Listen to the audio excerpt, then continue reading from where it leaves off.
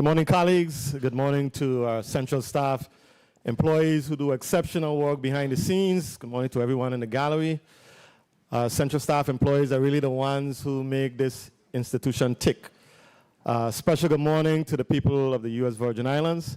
The legislative session of Wednesday, September 17th, 2025 is hereby called to order. Please rise as we ask our legislative chaplain, the Reverend Charles L. Brown, Jr., to lead us in the invocation, followed by the national anthem and the Virgin Islands March. Reverend Brown. Let every heart pray. Sovereign Lord, we call on for your guidance as the legislature convenes once again to cast critical votes that will have a lasting impact on Virgin Islanders. Thank you, Lord, for waking us up with a mind to work and for redirecting numerous storms surging toward us over these last 11 weeks. May your grace and mercy spare us from devastation as we enter into the height of the hurricane season.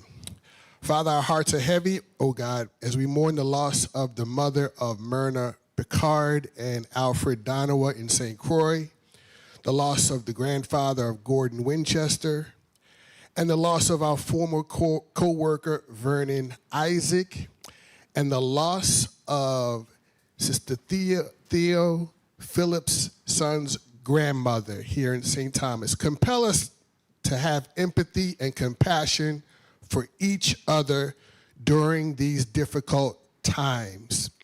Bless senators as they bring their individual perspectives to this discourse today, but give them the humility to consider others' perspectives even when they conflict with their own.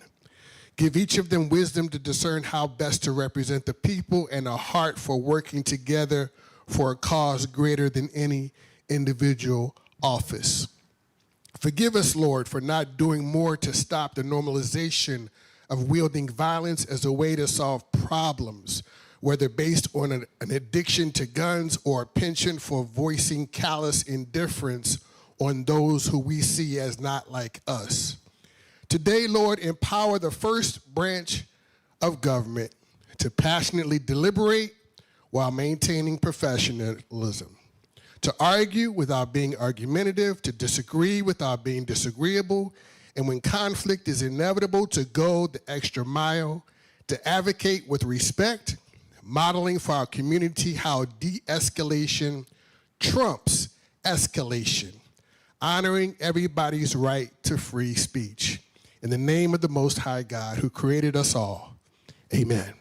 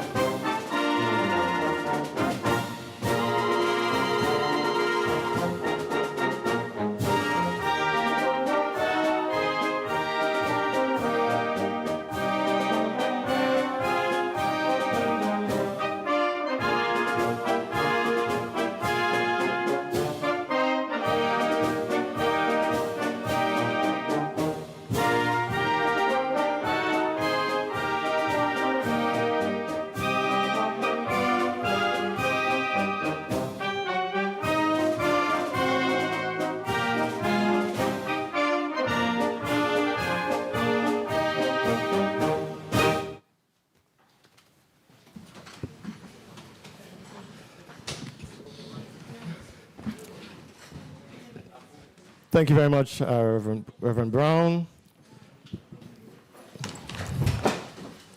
Colleagues, this is perhaps the most important session for the calendar year, where we take up a fundamental responsibility entrusted to this body, the passage of the FY 2026 budget.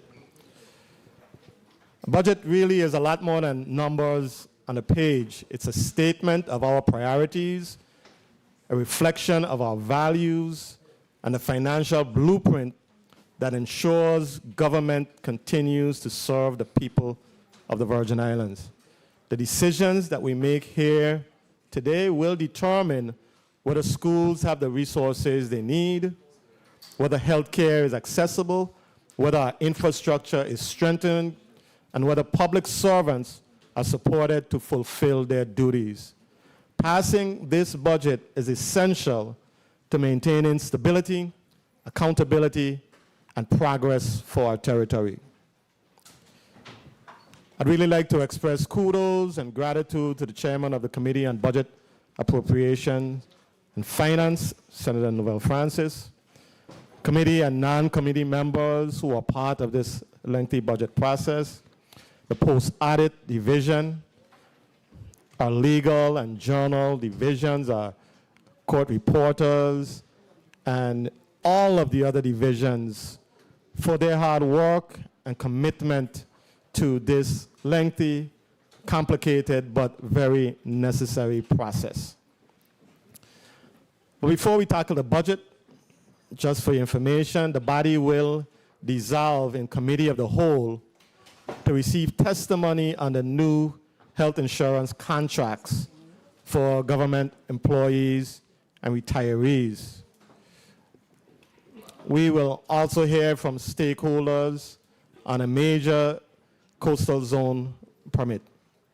At the conclusion of the committee of the whole, the body will reconvene into session where we will vote on the various budget bills. The ratification of the health insurance contract for the new fiscal year, nominations to various boards and commissions, and a few other pertinent items. Before we go any further, I'd like to extend birthday greetings to three very important Virgin Islanders in order of seniority. Former Senator, friend, and culture bearer, Mr. Myron Jackson, a guy who I call the mayor of Savannah. I don't see him here yet.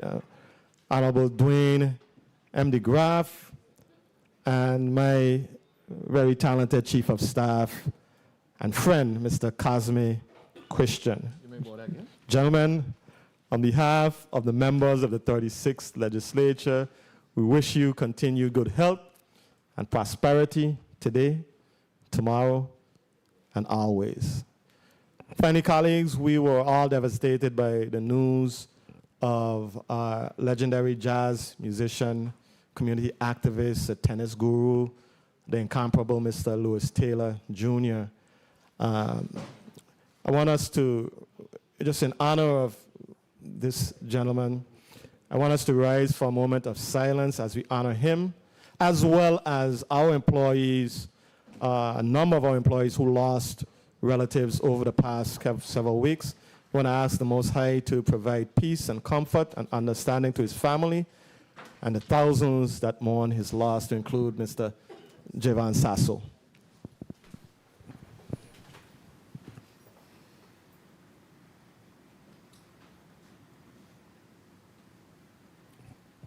Thank you.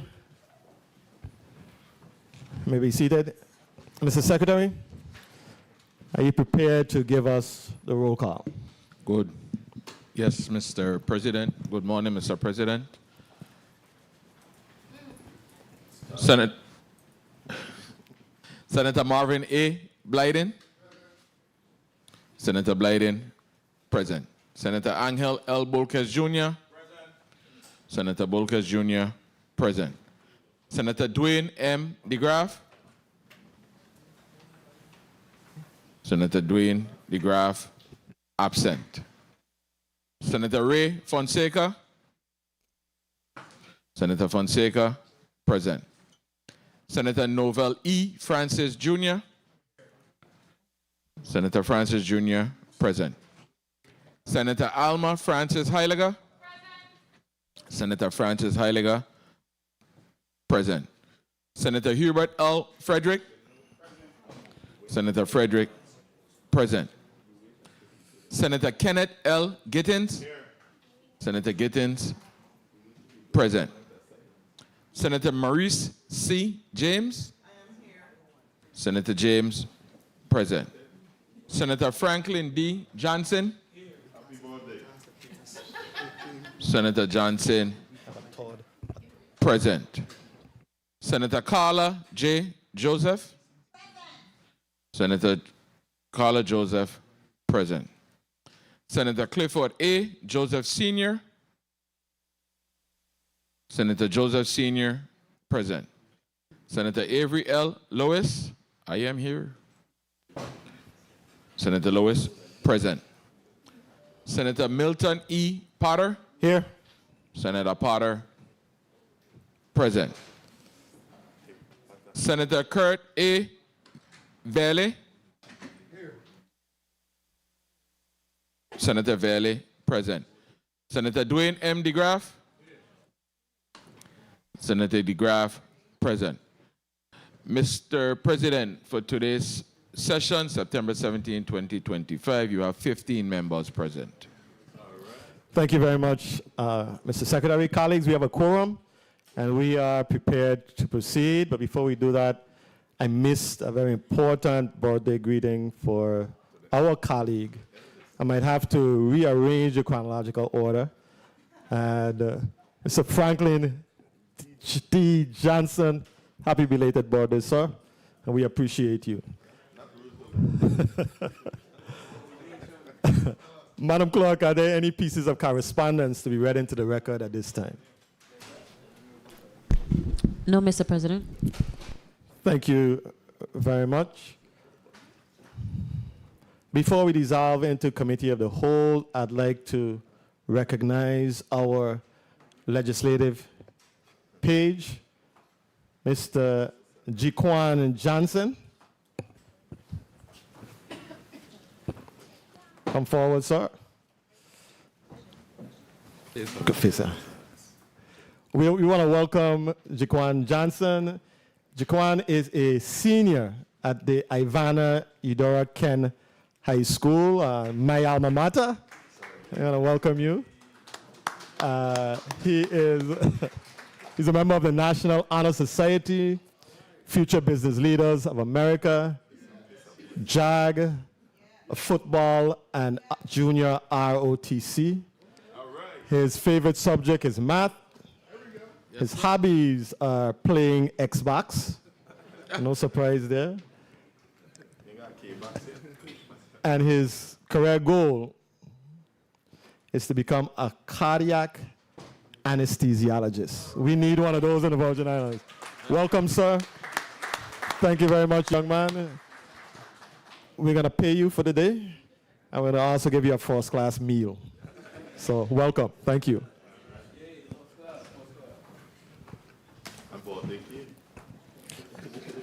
I want to recognize the Mayor of Savannah, Mr. Dwayne M. DeGraff. Please record Mr. Senator DeGraff as present. We did. We did. I called.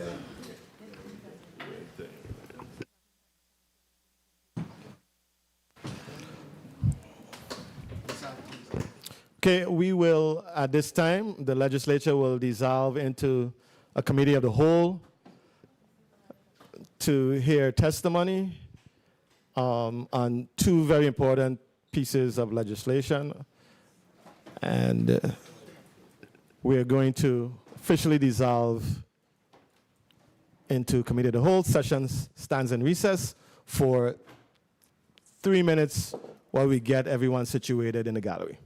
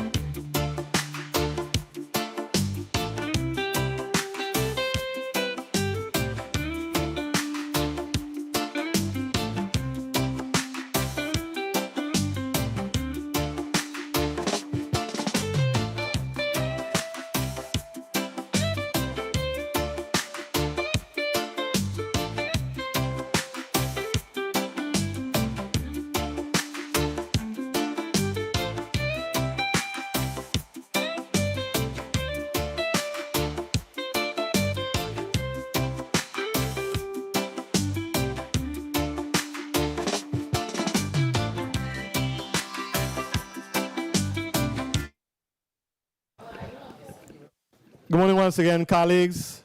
The Committee of the Whole meeting of Wednesday, September 17th, 2025 is officially called to order. Madam Clerk, can you please read the agenda into the record for the Committee of the Whole? The 36th legislature will convene in the Committee of the Whole to receive testimony on the following: consideration of major coastal zone permit, Bill number 36-0185, an act ratifying the Governor of the Virgin Islands' approval of major coastal zone permit number CZT-08-2 1W granted to Lime Out 2 LLC. Invited testifiers: Honorable John Pierre Oriol, Commissioner, Department of Planning and Natural Resources; Marlon Hibbert, Director, Virgin Islands Coastal Zone Management Division, Department of Planning and Natural Resources; Mr. Richard Baranowski, Founder, Lime Out. This concludes the reading of the agenda, Mr. Chair. Thank you very much, Madam Clerk. Testifiers, we're going to start, first of all, welcome. We're going to start from my right. I'm going to ask you to just put your name and who you're representing on the record. Once the four of you give your names and who you're representing, we'll go to the individual participating on video, Mr. Gregory Richards. So we'll start with you, sir. Angelo Ramandi, Lime Out 2. Chelsea Baranowski, Lime Out 2. Richard Baranowski, Lime Out 2. Dane Tar, Lime Out 2. Thank you very much and welcome. Mr. Richards? I think your mic may be muted when I hear you. Go ahead again. This is the assistant. Can you hear me now? I'm hearing you now, clearly. Okay. I'm Gregory Richards, the Assistant Director of Coastal Zone Management on behalf of DPNR. Thank you and welcome. We're going to start with the testimonies, and I think we should start with you, Mr. Richards. Are you prepared to proceed? Yes, I am. Okay. Good morning, Senate President Milton E. Potter, other members of the 36th Legislature of the Virgin Islands, legislative staff, and members of the viewing and listening public. My name is Gregory Richards, and I am the Assistant Director for the Division of Coastal Zone Management in the Department of Planning and Natural Resources. Today, we are present seeking ratification on the following CZM permit. Major CZM permit number CZT-08-21W issued to Lime Out 2 LLC. If ratified, this permit allows for the following: for the permittee to moor a floating takeout restaurant in Lindbergh Bay, St. Thomas, and to install 10 moorings for vessels visiting the restaurant. The floating restaurant will be 53 feet in length and 20 feet in width, and attached to 4 helix-type anchors with floating lines to avoid impacts to the seafloor. The restaurant will have holding tanks for gray and black water. A rental fee of $18,000 per year payable annually in advance shall be charged for the conduit covered under this permit occupying the submerged land area. The term of this permit is 20 years. The Commissioner of the Department of Planning and Natural Resources has deemed the permit listed above that the permit listed above meets the goals and policies of the Virgin Islands Code, Title 12, Chapter 21. Therefore, we respectfully request your ratification of this permit pursuant to Title 12, Virgin Islands Code, subsection 911E.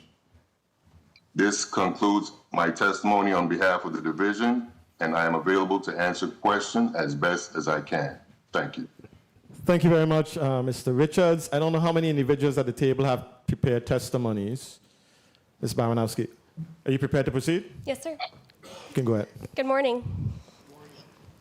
Dear Honorable President Milton E. Potter and members of the 36th Legislature, I want to thank Mr. President Milton E. Potter and the members of the Committee of the Whole, the 36th Legislature of the U.S. Virgin Islands, legislative staff, DPNR Commissioner Jean Pierre Oriol and his staff of the Department of Natural Planning and Natural Resources, Marlon Hibbert and his staff at Coastal Zoning Management, as well as the members of the viewing public for all the hard work and time put into our project thus far.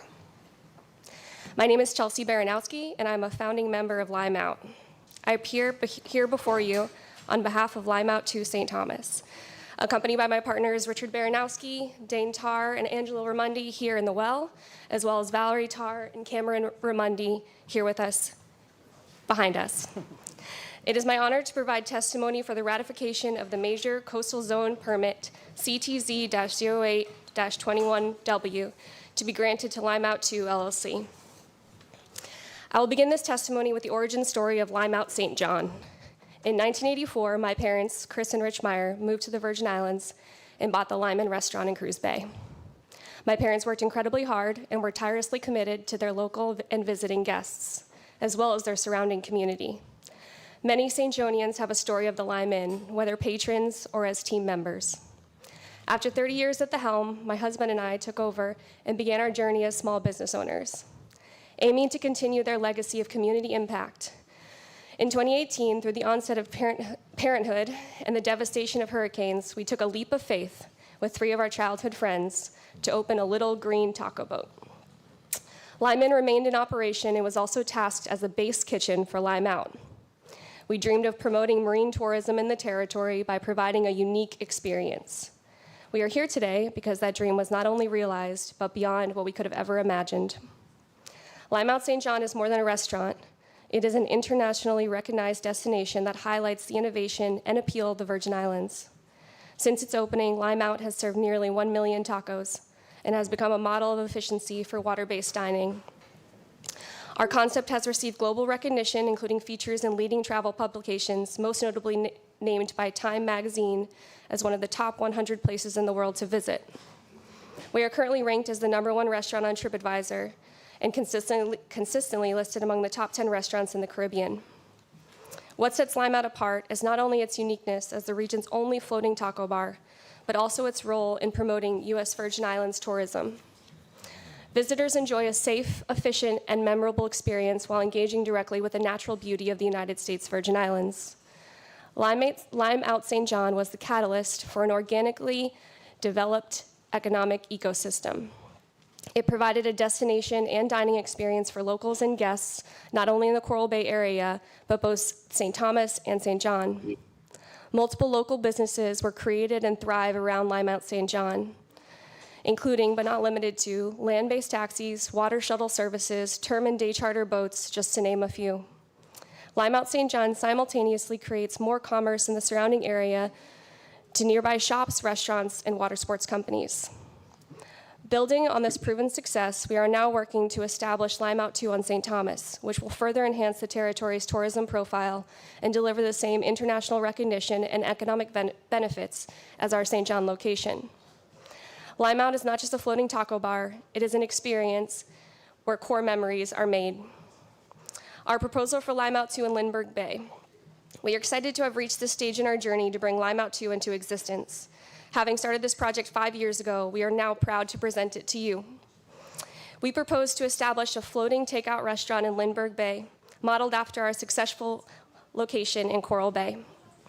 This new venture builds on the knowledge and experience we've gained operating Lime Out St. John.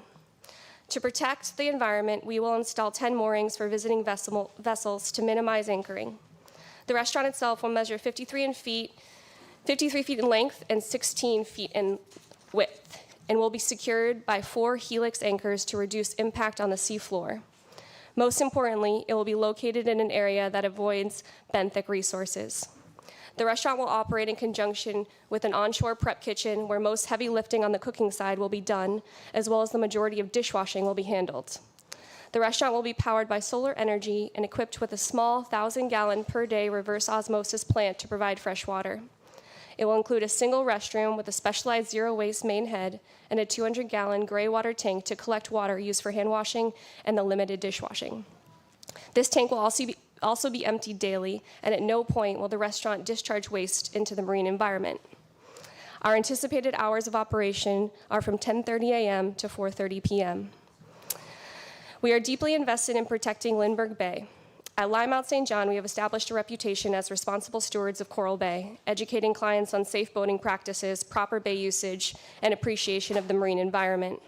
We regularly communicate with local boating community through monthly emails and actively use social media platforms to promote responsible practices. We have already built strong partnerships with Lindbergh Bay leaseholders and business owners.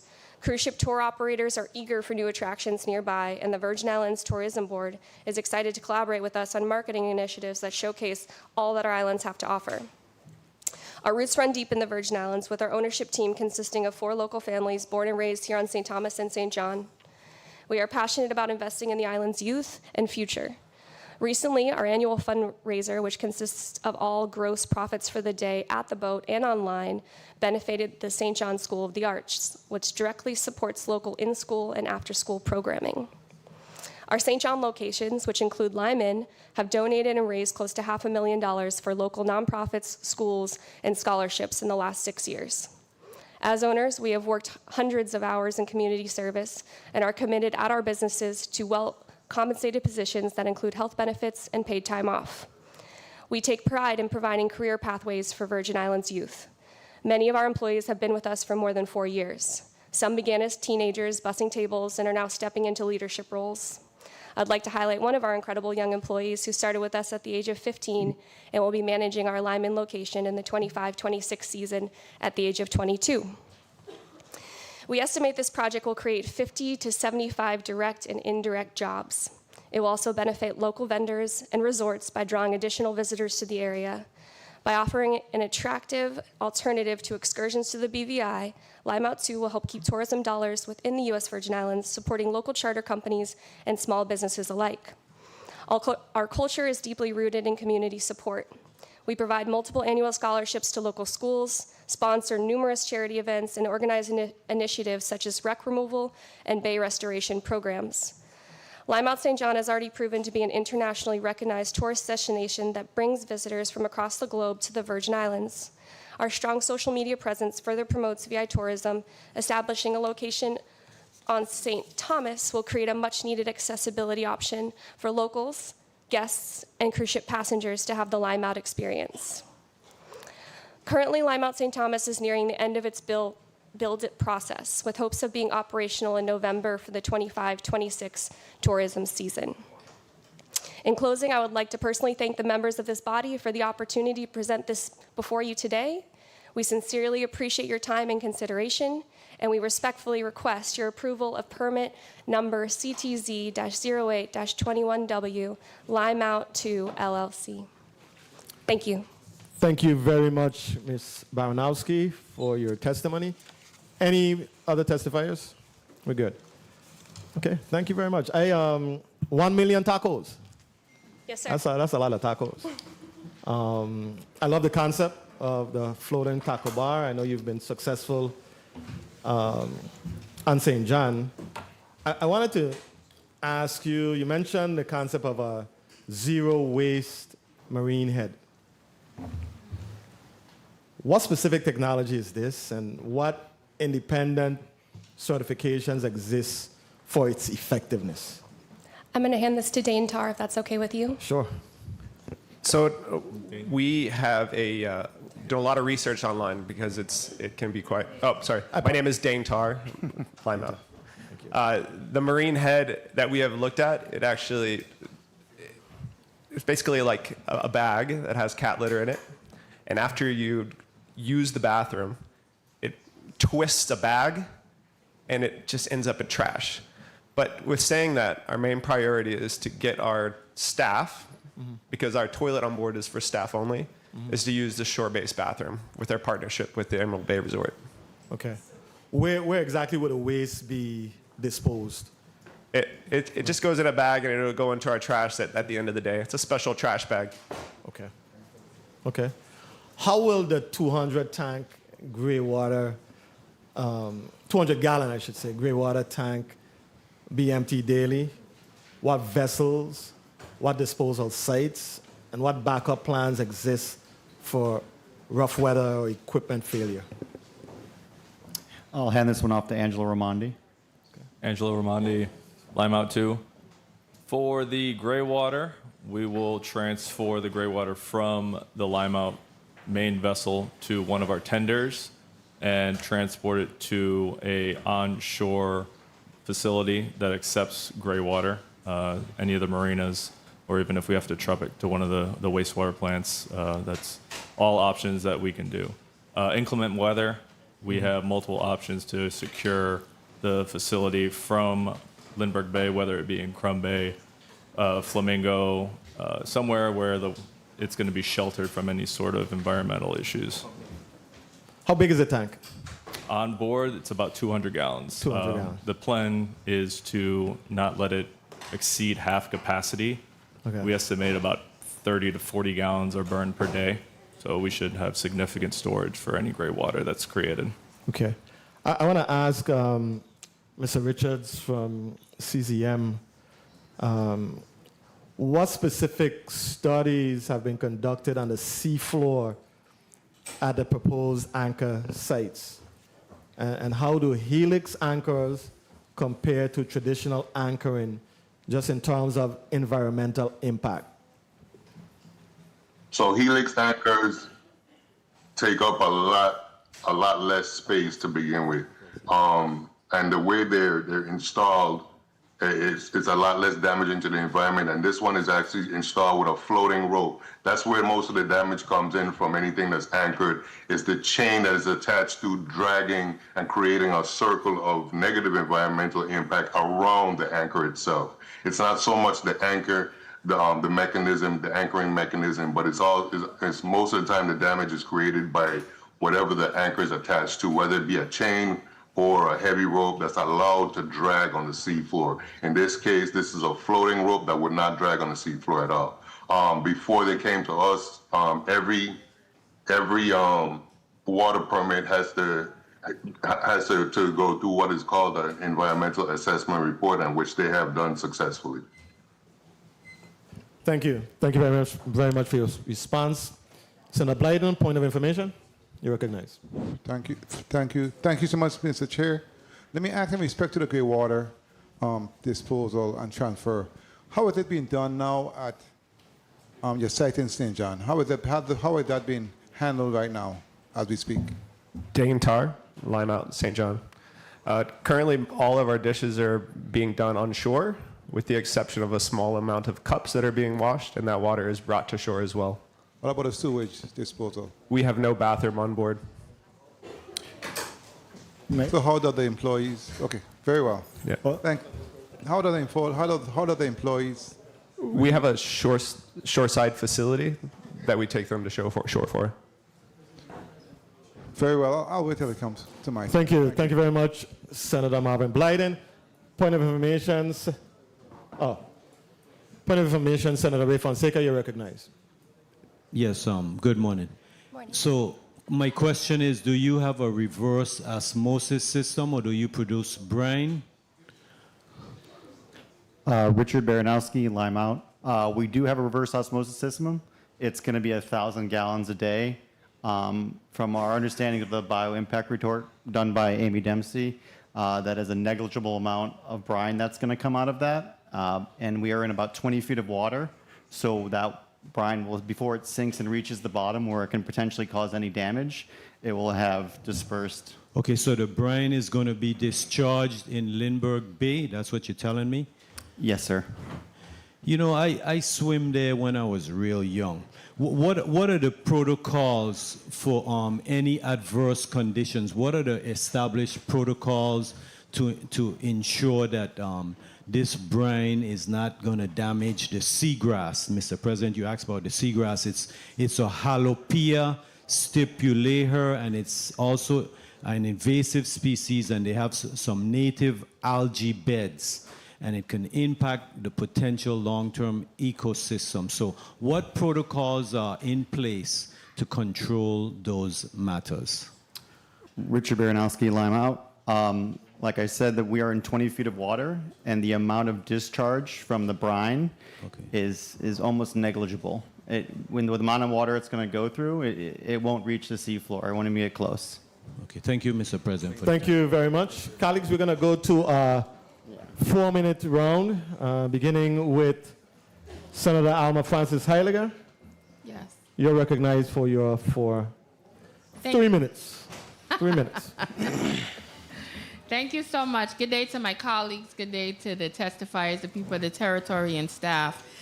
First, I must say that I do appreciate when we are attempting to expand tourism products here in the territory. Anything that could assist with even assisting with our marketability, I do support. I want to ask a little bit about the moorings. That's my first set of questions. What is can this business exist without it, or is it a necessity on your part, whether for additional finances to come in your direction? What's the purpose? Richard Baranowski, Lime Out. The reason for the moorings is to minimize impact on the seafloor. A traditional anchor is more like a plow moving through the ocean floor, whereas these helix anchors can be laser pointed to a point where we know there's going to be zero negative effect. It also makes ease of use for the captains who are going to be patronizing the business. So it's easier for them, and it makes it a lot easier for them to not hurt the environment. Like I said, a traditional anchor would be like, it's like putting a plow through the seafloor, whereas the helix anchors are laser pointed to an area that won't Okay, have so any effect. this also helps the system.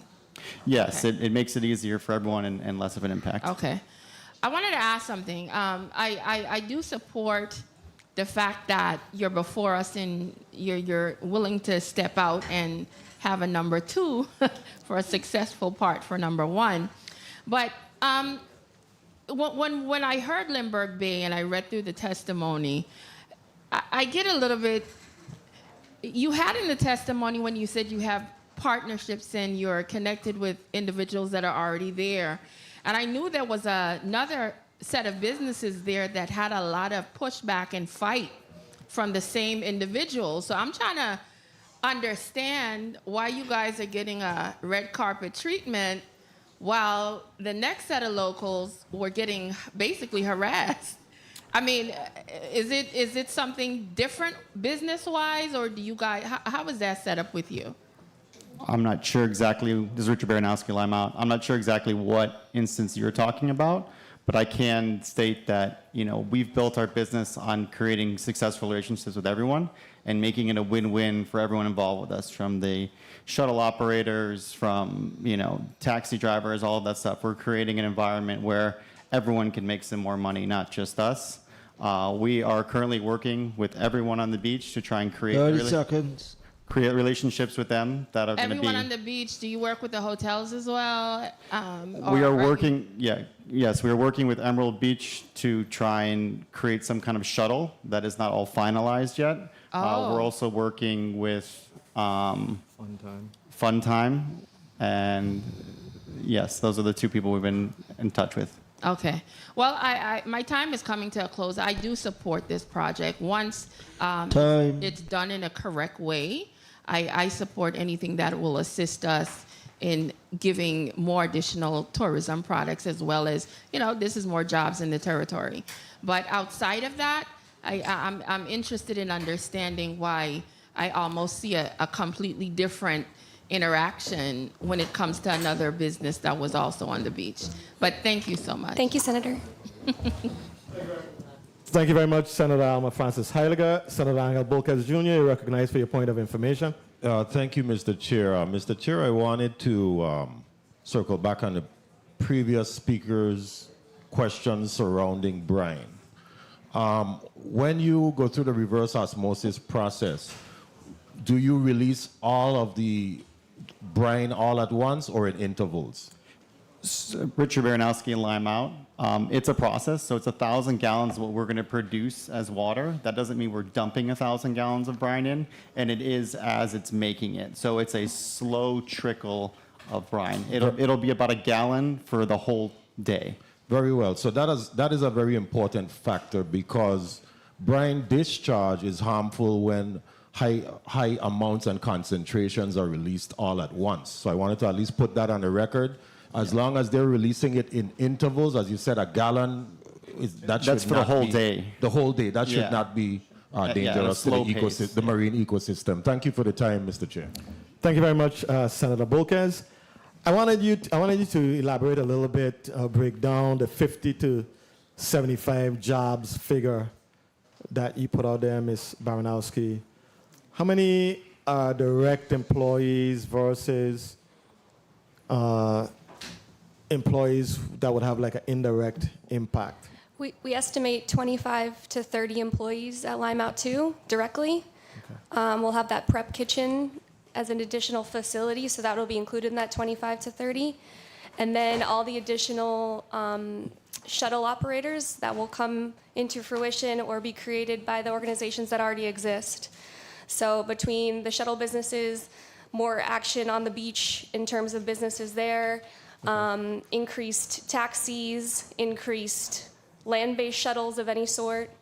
Any of the partnerships we create will create jobs. So I personally think it's a low estimate, but that's our guess. I mean, I know anytime we go to one of the Sea Trade conferences, the big thing about St. Thomas is we need to have some additional attraction, something new. That has always been the pushback that we've gotten from industry folks. So, this is potentially a welcomed addition to what we do here for tourism in the territory. What's the salary ranges, the wage ranges? So we have servers and bartenders and dinghy drivers that operate at a lower hourly rate, but it's based on tips. Right. We're a very busy restaurant, so it's a sought-after position. I would estimate that the servers make $100,000 a year. Whoa. You have openings? No, just kidding. For those that work full-time and stay through the whole season and, Okay. achieve all those things. Okay, thank you. Senator Franklin D. Johnson, you're recognized for your 3 minutes. Good morning. Thank you very much, Mr. Chair. Good morning to my colleagues. Good morning to the testifiers. Good morning to the viewing and listening audience. You just mentioned award dinghy drivers. Are you saying that you're going to have folks that are going to be picking? No, sir. What are dinghy drivers going to be doing? They deliver food, sir. From your boat to?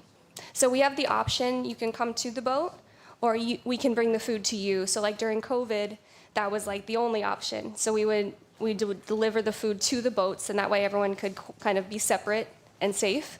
But it's continued on. People come and they just want lunch and they want to keep on their way. So we will bring you tacos. So anyone will be able to stay on the boat and eat? Yeah. And you said that your restroom is only for your staff. Correct. How many staff on the boat at one time? I would say 12, 8 to 12. 8 to 12. What do you do with the person that want to use your restroom? We'll have the restroom on board that we can. Oh, you're talking about the. Yeah, because you start out saying that the restroom is only going to be for staff. Okay, so you're talking about patrons. That's why I asked a question. If anyone that's on the boat can use your restroom, you're going to say sir. no? Yeah, no, they can't, because they have to. They're not allowed to physically get onto the boat. That's our stipulation for being a floating taco restaurant. Is that we can't let anyone on the boat who's not an employee. And you also spoke a little bit that you don't have no agreement with no one for that 200 gallons of gray water. So what are you preparing to put in place? Because you're doing some things on this boat that you have not done yet before. Is it right to say that? Some of this is new. The tank holding is new, yes. So have you started speaking to anyone? Because you're asking us to push this forward. And Yes, sir. you don't have a contractual agreement with anyone at this point. Is it fair to say that? You go ahead, Angelo. Angelo Raimondi, Lime Out 2. The process of transferring gray water between the main vessel and a holding tank on the dinghy or a service boat that is owned by Lime Out is not a serious process. It's a simple transfer of fluid from one to the other, and then transporting it to, per se, a marina where they accept wastewater and it's vacuumed out of the boat immediately. It's not a serious process. There is a company in St. Thomas that used to do pump outs on a regular basis, but due to not as much business for some reason, they don't do it regularly, but we are in talks with them to ramp that back up on their side, and they can provide that service for us. How soon you plan to open your doors? Sooner the better. Hopefully November 15th is the goal. All right, and that's why I'm asking this question, because if you do open, as we speak today, you don't have an agreement with no one for this water. No, but that's not required. That's something that the facility can handle on their own. Seeing our maritime background between all the owners and partners involved, we regularly have experience in transferring fluids between vessels and shoreside facilities. May I wrap up with one question, Mr. Chair? Yes, sir. We spoke about these moorings, and we also said there will be no anchoring of vessels in the area. Who will be the person responsible to make sure that once all your moorings are used up, that someone ain't gonna just come and throw an anchor? Who's Part of our permit process and part of the stipulations in the lease is that no anchoring is allowed. who will be responsible to make sure that it doesn't happen? We can discourage as much anchoring in the area as possible, and we will do that. If someone goes ahead and breaks in and is essentially trespassing on our thing, we can call the authorities. Well, just a little advice to Sir. all the employees that you're hiring. Make sure one of your dinky operators are there to look out for that, so that 100%. we don't end up in problems destroying the coral life and whatever is underneath there. I'm in full support of your number 2 boat and hope you. to see it expand and do good. I would Thank you like very to much. circle back on one question you asked Sure. earlier regarding the restrooms. I'd just like to clarify that no one is allowed on board the main vessel, and that is part of our liability and the safety aspect of our vessel. But when you come on another vessel, that is your restroom facility. If you come on a charter, they're required to have a restroom or a restroom option. They are required to go on their vessel. Thank you very much. Thank you very much, Mr. Chair. Thank you very much, Senator Johnson. Senator Dwayne DeGraff, you're recognized for your 3 minutes. Thank you, Mr. Chair. Good morning, colleagues. Good morning, testifiers, all of you listening and present. You know, when I think on Limburg Bay is but so big. Limburg Bay has a function down there with a big flotilla, children, people in the water all the time. Then they had another on the other end. Where will this go? 53 feet by 16 feet. Where would that go? Angelo Ramondi, Lime Out 2. So the vessel is going to be south of the already established mooring field. It's going to be about a quarter mile offshore. We have a slide show, if we can pull it up. There is a visual. It's also in the permit as well of where the vessel will be located. So it won't be directly on the beach itself. It won't be towards the obstacle course. There's one more slide. Okay, So it's fairly far out after the point right by the okay, lock. so the Contiki makes trips, so it won't have any effects on the Contiki making trips or anything? No, and from my understanding, I don't believe the Contiki is allowed to do the trips there anymore. Okay, Yeah. okay, just checking, because like I say, that's what I know now. And happy birthday. Hey, thank you very much. Now, has there been any opposition to this, putting it down in Limburg Bay? Not as of yet. We've had multiple meetings with CZM for our permit process. We haven't had any complaints as of yet. And just being in the area, I work in that general area for my normal job, and I'm speaking with local Okay, vendors and stuff. also you mentioned about gray water is not the thing. Persons in the Virgin Island government that deal with gray water have hazardous duty pay. Yes. So it's a big deal. It's not an easy deal. True. You dealing with waste. So you make it sound like I could just throw a bucket in the back of my boat and go over. No, it's a big deal. Yes. Persons have to do it. The gray water system issue is my one thing I'd like you to, smooth out. You smooth out the others, just smooth this one out for me. The gray water issue, there is no pump out service in the territory. There is a marine pump out boat operated by Playland Marine that their goal was to go to all the liveaboards and anyone on moorings and pump out gray and black On water. paper, it exists. Correct. It don't exist. He has real. He has the equipment to do it. He just doesn't have the contracts, and no one It calls. does not exist. All these boats you think here in this our harbor here, you think they're here for the good looks? They're here polluting our harbor. This is why it's a major issue. That's all I'm telling you. I don't argue with you there. I agree It's with not you. your conversation to get into. But I'm just saying, the gray water issue, I would like to find out how are you actually going to tell me the details of that, and I think that would be the gamut of you. Just to wrap up, Mr. Chair. just the gray water system, how we move the gray water system from the vessel where your 12 employees would be to wherever you're going to dispose of it, other than out in the ocean. We don't want it in the ocean. No. So how would that process be? So we have the holding tank on board the vessel, and there How will much be, gallons is the holding tank? So the maximum gallons is about 200 gallons. 200 gallons. We estimate about 30 gallons to 40 gallons being produced per day. Our goal is to never let it go above half, but we would also like to pump it out daily. There will be a transfer station on the boat with a catchment can where you connect a cam lock hose. That hose is stored in a secure area where it's not going to, on the small tender vessel, so it's not going to be anywhere on the establishment. Personnel that are going to be involved in the transfer are going to be required to wear plenty of PPE. We'll have a standard operating procedure for the transfer process. That hose will be connected to the boat accepting the waste. They will have a containment tank on there.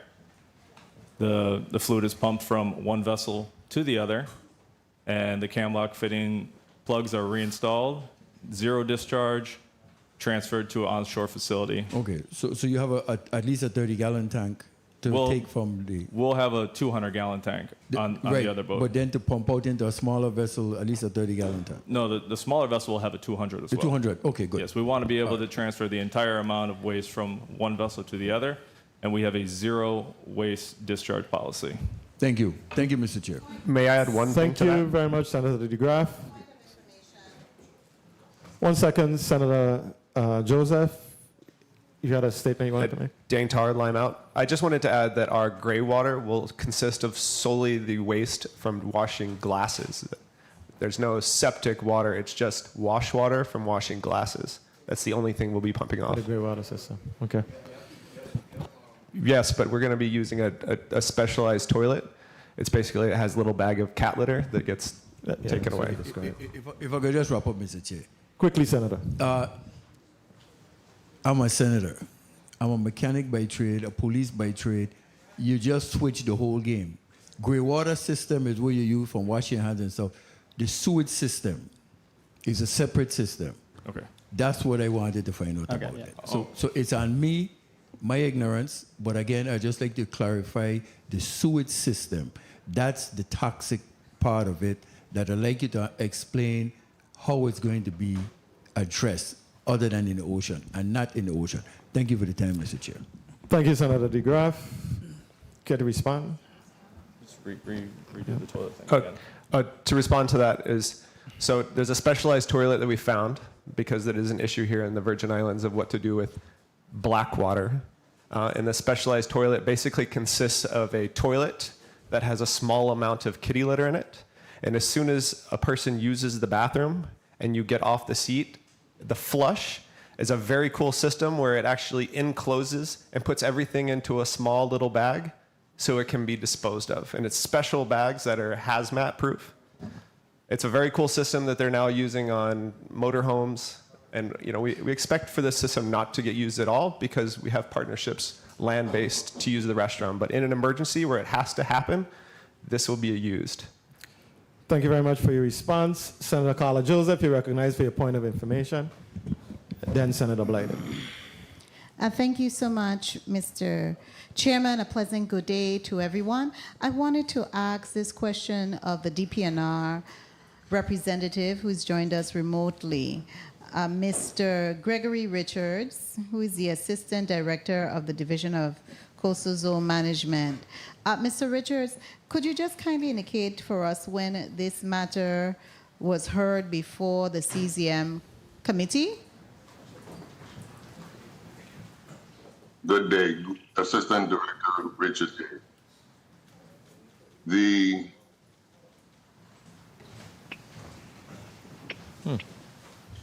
So what they had with us, what the actual public hearing took place on October 29th of last year.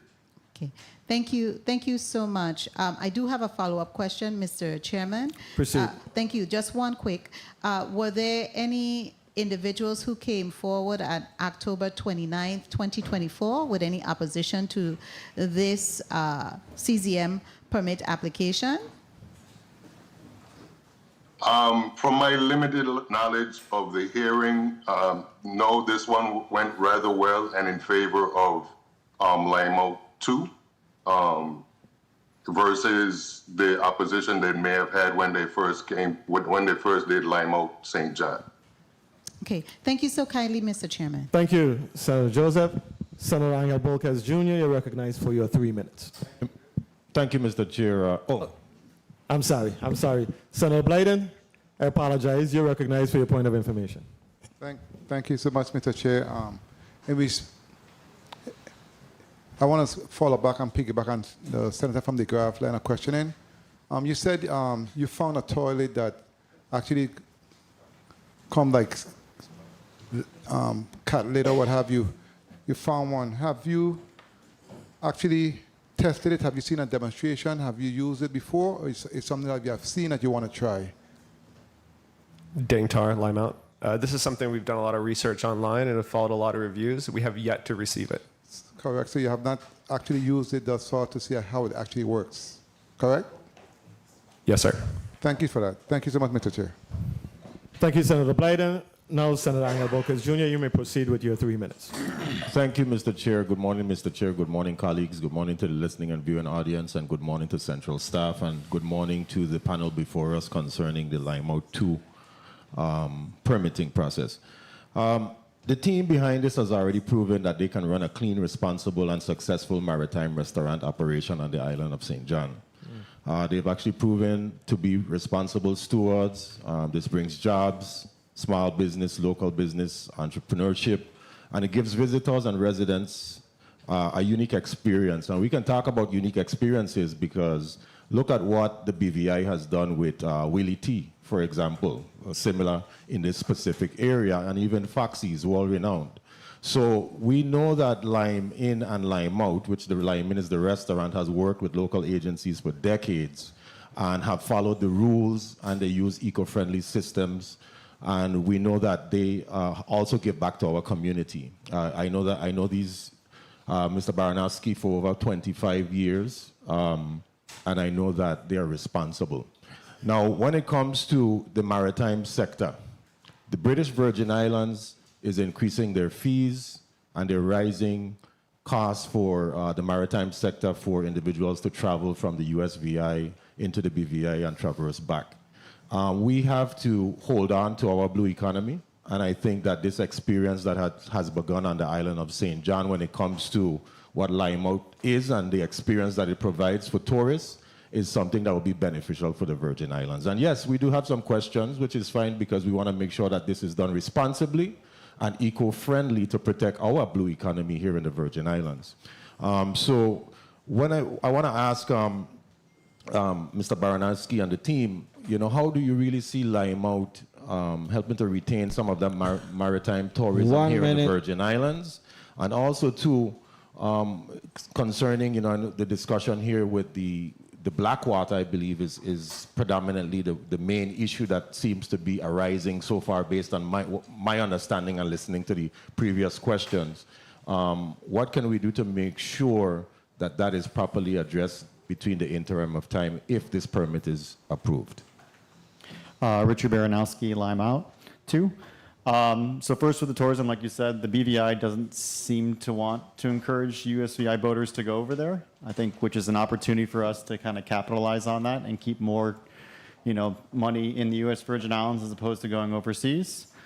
So I think it's a great opportunity for that. We've already proven that what we can do, and we're just going to continue on that.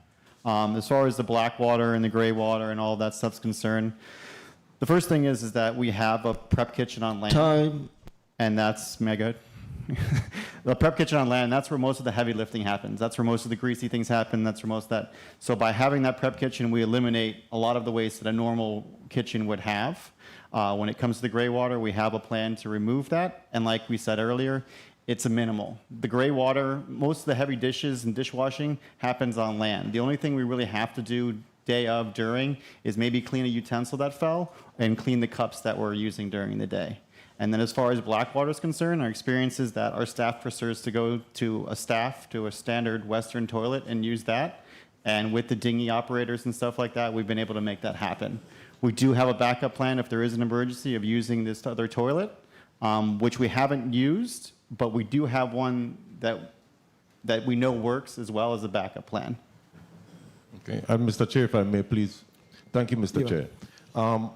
We know that your organization has given back close to almost $500,000 to nonprofits and schools and so forth. But for the island of St. Thomas, once Limeout 2 is established, assuming everything goes well here today, are you willing to support nonprofits and schools here on the island of St. Thomas?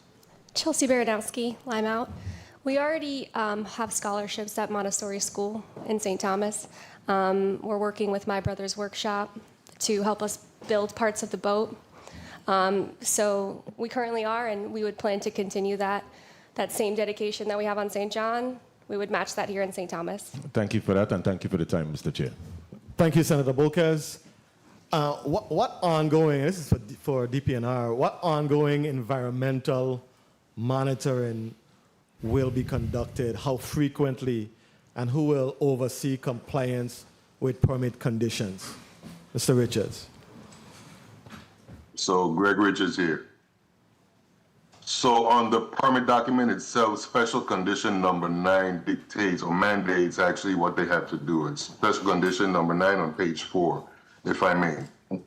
All gray/black water holding tank contents collected on the restaurant/vessel shall be disposed of at an approved pump-out facility or by an approved pump-out vessel, and when the holding tanks are at 50% capacity. No ocean dumping is allowed. The permittee shall provide proof of such contracts and logs of activities to the CZM division at least quarterly. So what's your capacity to monitor and enforce this? Do you have the manpower, the enforcement mechanism in place to? We do have an enforcement mechanism in place. Once these, we always have the option to revoke a permit if our conditions aren't being met. Okay, but you do have the manpower to routinely, on a regular basis, do the monitoring. Okay, thank you very much for your response. Yes, sir. Senator Hubert L. Frederick, you're recognized for your 3 minutes.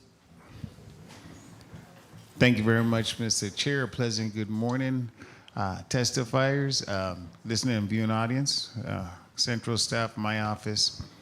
I am so excited about this application, not because I'm a businessman and a banker and a senator, but because as a citizen of the U.S. Virgin Islands, we need more opportunities like these. This is what we call additional revenues to the government without taxing anyone else. Economic growth. We need to attract as many businesses as we can. The testimony so far that I've read shows that you're great stewards. You're respected by the people of St. John. You are respecting our environment. And I thank you for that. And you're making some money. So I will vote in the affirmative when it's appropriate to support your business. All I ask is that you try, as a special ask, to use as much locally grown food products so that our farmers could benefit from the success that you're experiencing. It will do two things. It'll provide another avenue for them to sell their products, and it will give your customer a more unique taste, because that's what people are looking for, that taste, that experience. So if you can, I'm all over that. Have you sourced any yet? Yeah, Richard Limeout. At our current Limeout, we go to Josephine's Farms, which is right in the heart of Coral Bay.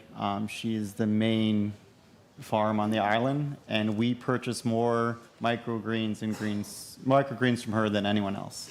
We are her #1 customer when it comes to microgreens, which we garnish almost every taco with. Awesome. And don't forget St. Croix. We got a lot too. So We'd love to hear more about that. yeah, just make sure everyone gets a little bit of this. And when you get to St. Thomas, likewise, those farmers in Bodo. 1 minute. They're wonderful, and I think they'll be happy that you do this. So congratulations. You've got my vote, my support. Any other unique experience that you guys have that will spawn economic growth and interest, swing by, and I'll be happy to talk with you guys.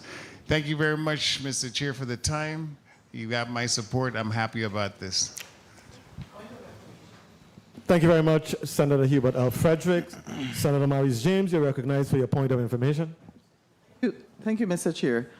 I was sitting here hearing my colleague from the island of St. John talk about the fact that the amount of engagement you have with nonprofits.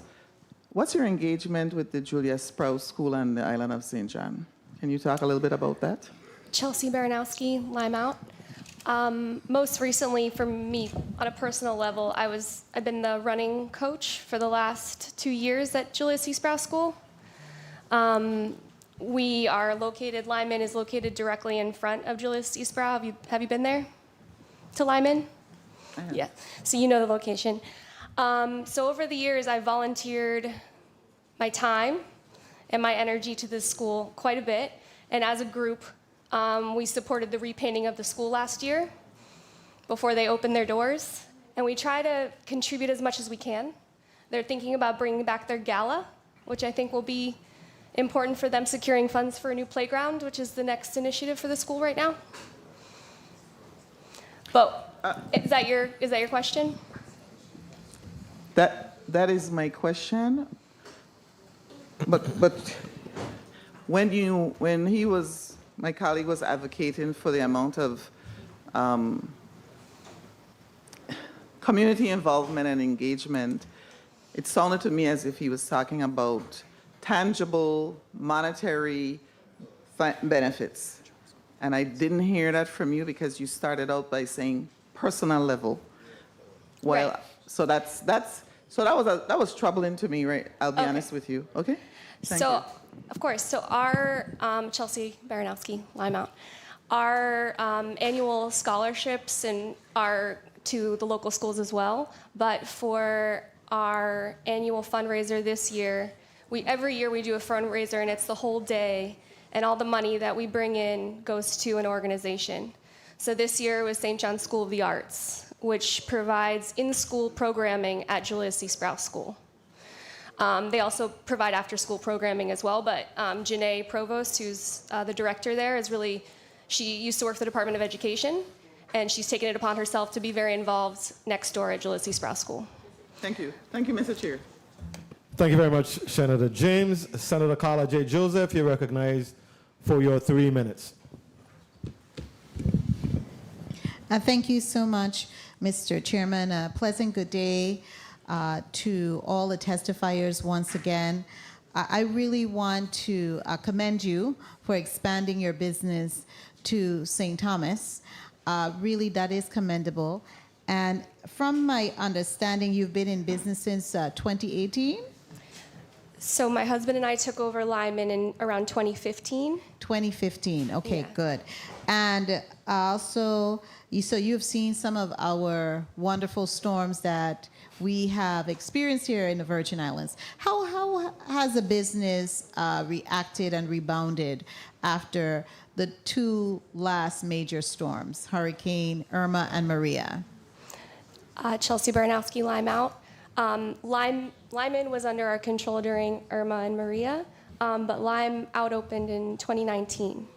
So the idea came about before the hurricanes, but we were unable to execute and achieve until we had taken some time to recover financially and physically.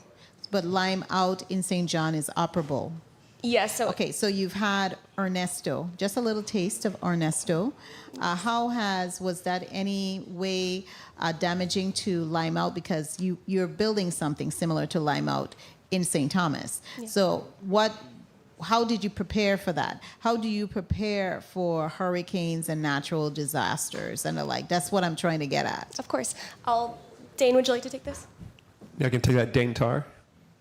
Myself and Angela Ramondi, we're both captains. I've had my master's license since I was 18, and Angela has an unlimited license.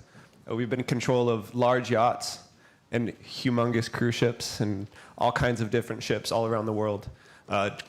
Storms is kind of our life. We've dealt with it on multi-million-dollar 1 minute. ships, and we know how to secure ships. After Ernesto, we were able to secure the ship with zero damage.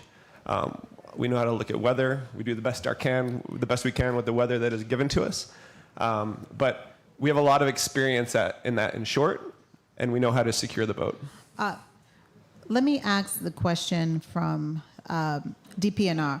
DPNR, I did not see the special conditions that goes along with the CZM permit.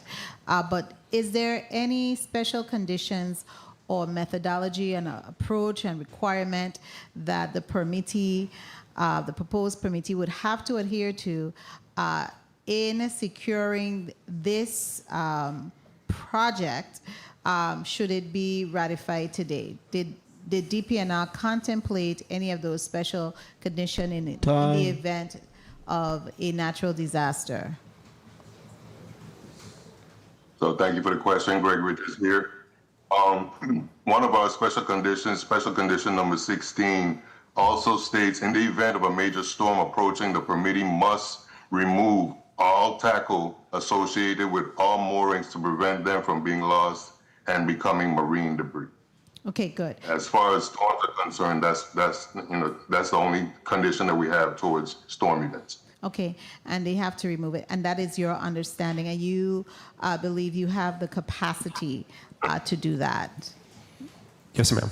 Okay, thank you so much, Mr. Chairman, for the time. Thank you very much, Senator Carla Joseph. I wanted to ask you what specific marine, environmental, and general liability insurance do you carry?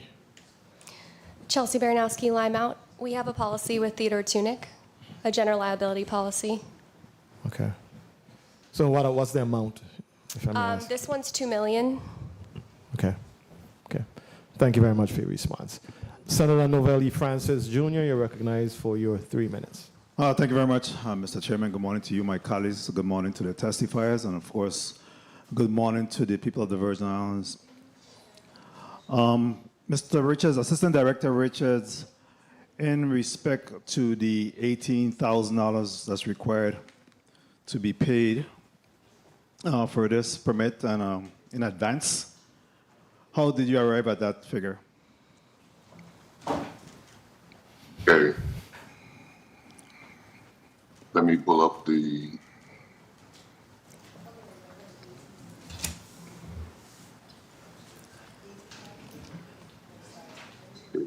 So what we have is a basis for negotiation. There are several factors involved in negotiating the fee, and they're all pursuant to Virgin Islands codes. The fee is based solely on the size of the vessel. The 10 moorings carry their own amount. The size of the vessel carries its own amount. The floating lounges carry their own amount, and again, moorings. We also take into consideration a swing circle, which is a radius of 60 feet for each of the moorings, and that covers an area of 11,310 square feet. And all these are factored into a and that's how we came up with this fee.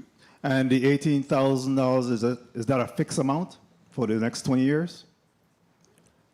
It's no. All permits are subject to a CPI? A fee. Yes, according to the CPI, and after 5 years, each 5-year intervals.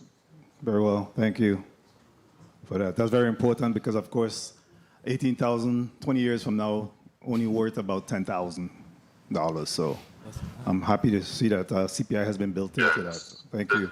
So on the anniversary of the 5th anniversary of the year, the rental fees payable under this permit shall be adjusted in accordance with the increase and the U.S. Department of Labor Consumer Price Index. Excellent, thank you for that.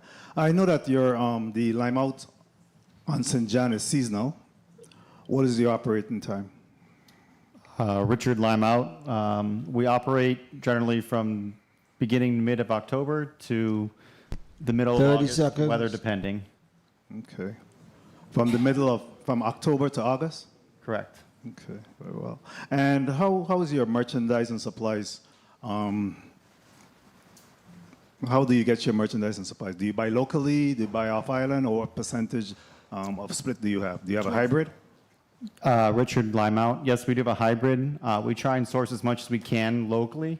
A partner of ours, Diamond, she has Rock City Printing, and We purchase as much Time. as she can pretty much handle, and she's had to grow her facility to accommodate the amount of orders we've given her. Okay. Mr. Chair, if I may just wrap up with two other points. Yes, you may, Senator. Thank you. In terms of besides taco, what else do you sell? So our main revenue streams are merchandise, food, which is tacos, and then drinks, which include non-alcoholic and alcoholic beverages. Any apparels or anything like that? Yeah, so within the merchandise category, we have hats, shirts, magnets, flags. There's a pretty wide array. Okay. And in respect to your philanthropic efforts, besides in-kind and voluntary services, what financial contribution have you provided to this Virgin Islands community? Richard Baranowski, Lime Out, too. Over the last 6 years, Lime Out has contributed almost $500,000 to local nonprofits. How much did you spend last year? How much did you contribute last year? And to who and where? I will defer to Chelsea on that. Chelsea Baranowski, Lime Out. So I was talking to Senator James about the St. John's School of the Arts. Financial contribution, how much? It was $24,000 To who? to St. John's School of the Arts this year. What But else? we offer 2 scholarships annually at Gift Hill School. As a result of a fundraiser? No, this is additional. Okay. So we offer one at Montessori as well as one at Gift Hill School in St. Let me John. get 2 others, please, real quick. 2 other places we donate to. Yes. St. John, Sing St. John, Friends of the National Park. Have you received any citation from Coast Guard or DPNR or any other entity for any violations? No, sir. No, sir. Very well. Thank you.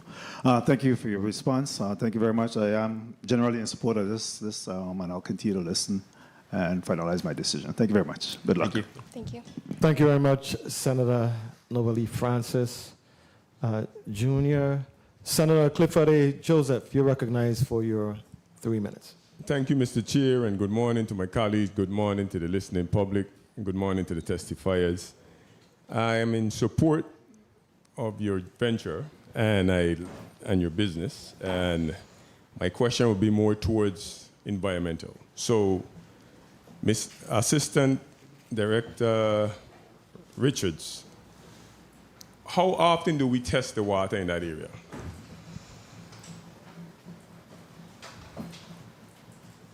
Sorry. Assistant Director Richards here. We have a water monitoring program with environmental protection. Our waters are tested every week, and more so closer to the shore. But our waters are tested weekly.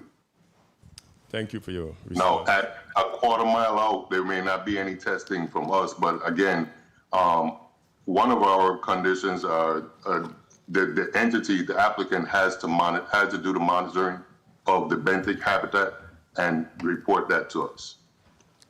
So, with this new venture coming on, don't you think it makes sense to test that area prior to them being in that area? The area is tested, and that's a part of the environmental assessment report that they submitted. Okay, good. To the testifiers, what safety mechanism do you guys have in place in case one of your tanks happen to be ruptured over time? Angelo Ramondi, Lime Out 2. Which tank? The gray water holding, for example? Yeah, the gray water holding, because So that one is solid. the gray water holding tank consists of, I think it's 6 layers of fiberglass with a foam core and then an additional 6 layers of fiberglass. There's 3 layers of primer or epoxy barrier coat and 2 1 minute. layers of tank coating on top of that. If there was a rupture in that tank, then the whole vessel would have to be hauled out of the water and repaired structurally. It is a major structural member of the one pontoon. Okay, thank you for that response. The next question I have is employees, because I got a bind to looking into the future, and the more I look into the future, we got small businesses. Do you guys have any health plans or 401k for the full-time employees? Chelsea Baranowski, Lime Out. We currently offer United Healthcare through our company for employees that have worked for 90 days or more and are considered full-time at 30 hours or more. Any pension? I heard you had somebody on from 19 to now they're 25 or 22 years Yeah, old. 15, and now he's 22. We don't have any pension plans currently in place, but it's something we've looked into with our CPA. We haven't quite figured out the best Time. method to apply them, but we currently do not have any pensions in place. Thank you for your response. I will be looking forward for my vote later. Thank you, Mr. Chair, for the time. Thank you very much, Senator Joseph. Senator Maurice James, you're recognized for your 3 minutes. Please, you got it. Thank you, Mr. Chair. Good morning. Good afternoon, Virgin Islands. Good afternoon, colleagues. Good afternoon, testifiers. Good afternoon, all inside and outside this room. I have a few questions. I was looking at this handout, and with the people sitting around the restaurant, how do you control the litter? I mean, it looks like they have plates and, I'm just wondering, how do you manage that to make sure that these people are not littering in our seas? Yep. Richard Baranowski, Lime Out. From the origins, we've tried to be as eco-friendly as we can. One of the ways we do that is by using stainless steel cups as opposed to plastic cups. We don't offer any straws or utensils. The tacos are suggested to be eaten with your hands unless you want to be creative. So those are the main ways we do it. We also dive the seafloor bottom to retrieve anything on almost a daily basis. We have people in the water cleaning the floats daily, and while they're in the water cleaning the floats, they're also doing a visual survey of the bottom to see if anything's got lost, and we try and retrieve those items.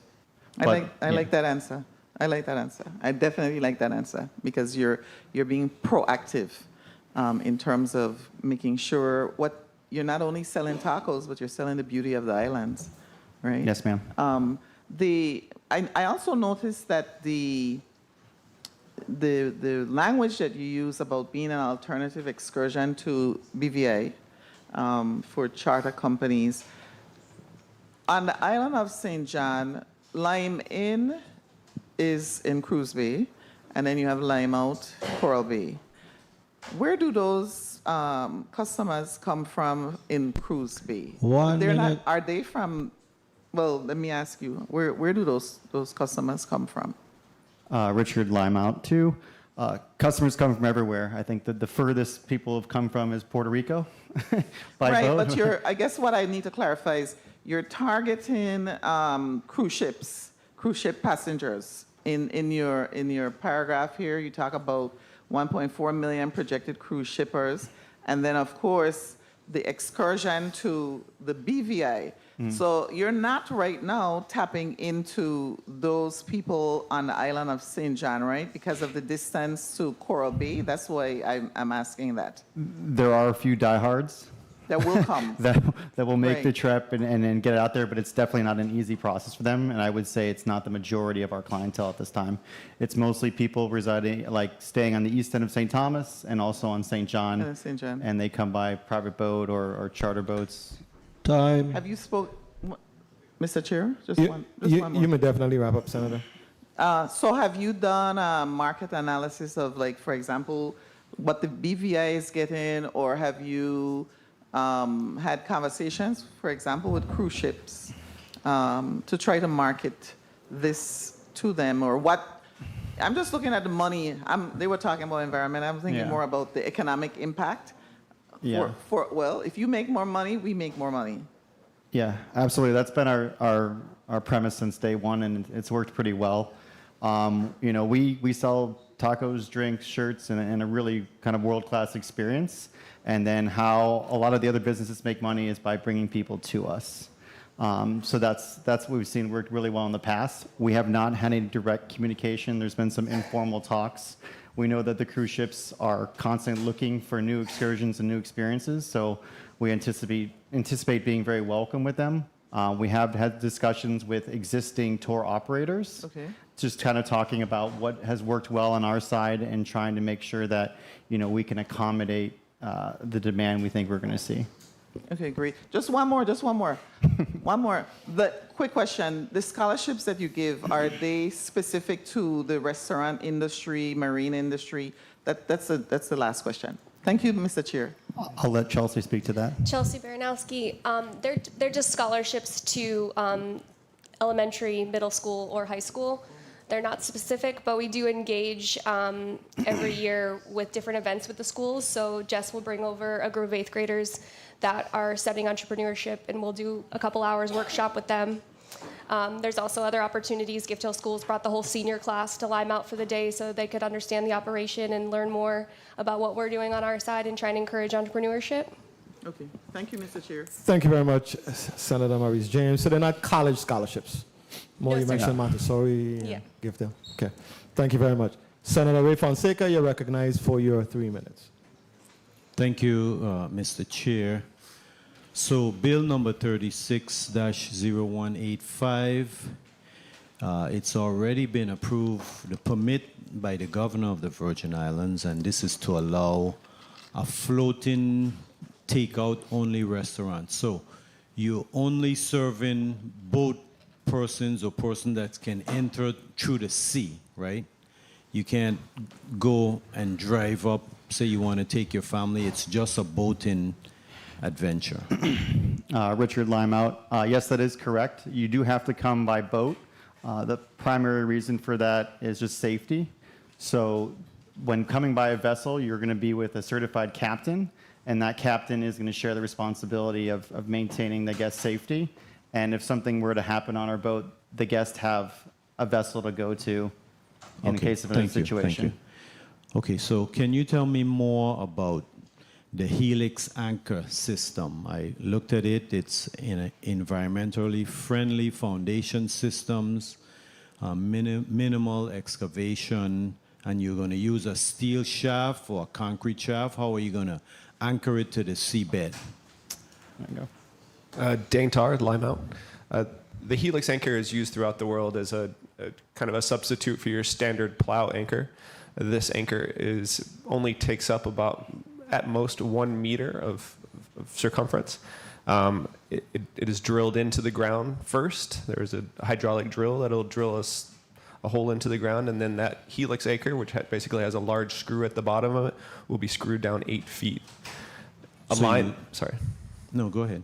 A line will be attached to it that is floating, so that the line that is attached to the anchor will not be touching the seafloor bed. So the only impact that particular mooring will have is a 1 meter circumference. So do you use a plate and you anchor through the plate on the bottom?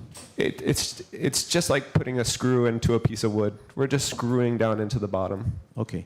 So I looked at Section 10 of the Department of Army Rivers and Harbor Act. Are you going to need a permit from the Army Corps of Engineers to begin this project? Richard Baranowski, Limeout 2. We've been working with the Army Corps of Engineers pretty much when we started this process, so 4 or 5 years ago. We are we're almost there. We just need like one more signature. We've been passed by Fish and Wildlife and all the other governing bodies. We're just kind of looking for it to be wrapped up. The delay was caused just by a change in positions and the work being handed off a couple times between the federal government. Okay. So I want to discuss Mr. Chair, can I wrap up? You may wrap up, Senator. Yes, I want to discuss your business plan. So tell me what's the biggest challenge of your business plan, and who are you going to get? Who are your target customers? Are they coming from Crown Bay Marina, etc.? Tell me about your business plan and your target customers. Richard Baranowski, Limeout 2. We anticipate this being a little bit different than Limeout St. John just because of the cruise ship passengers. That's going to be the primary difference, and it's just a little bit busier on this side of the island.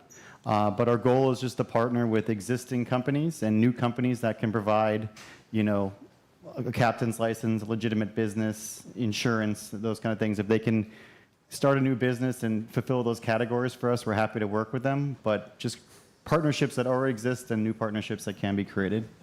Okay, well, thank you so much for the time, Mr. Chair.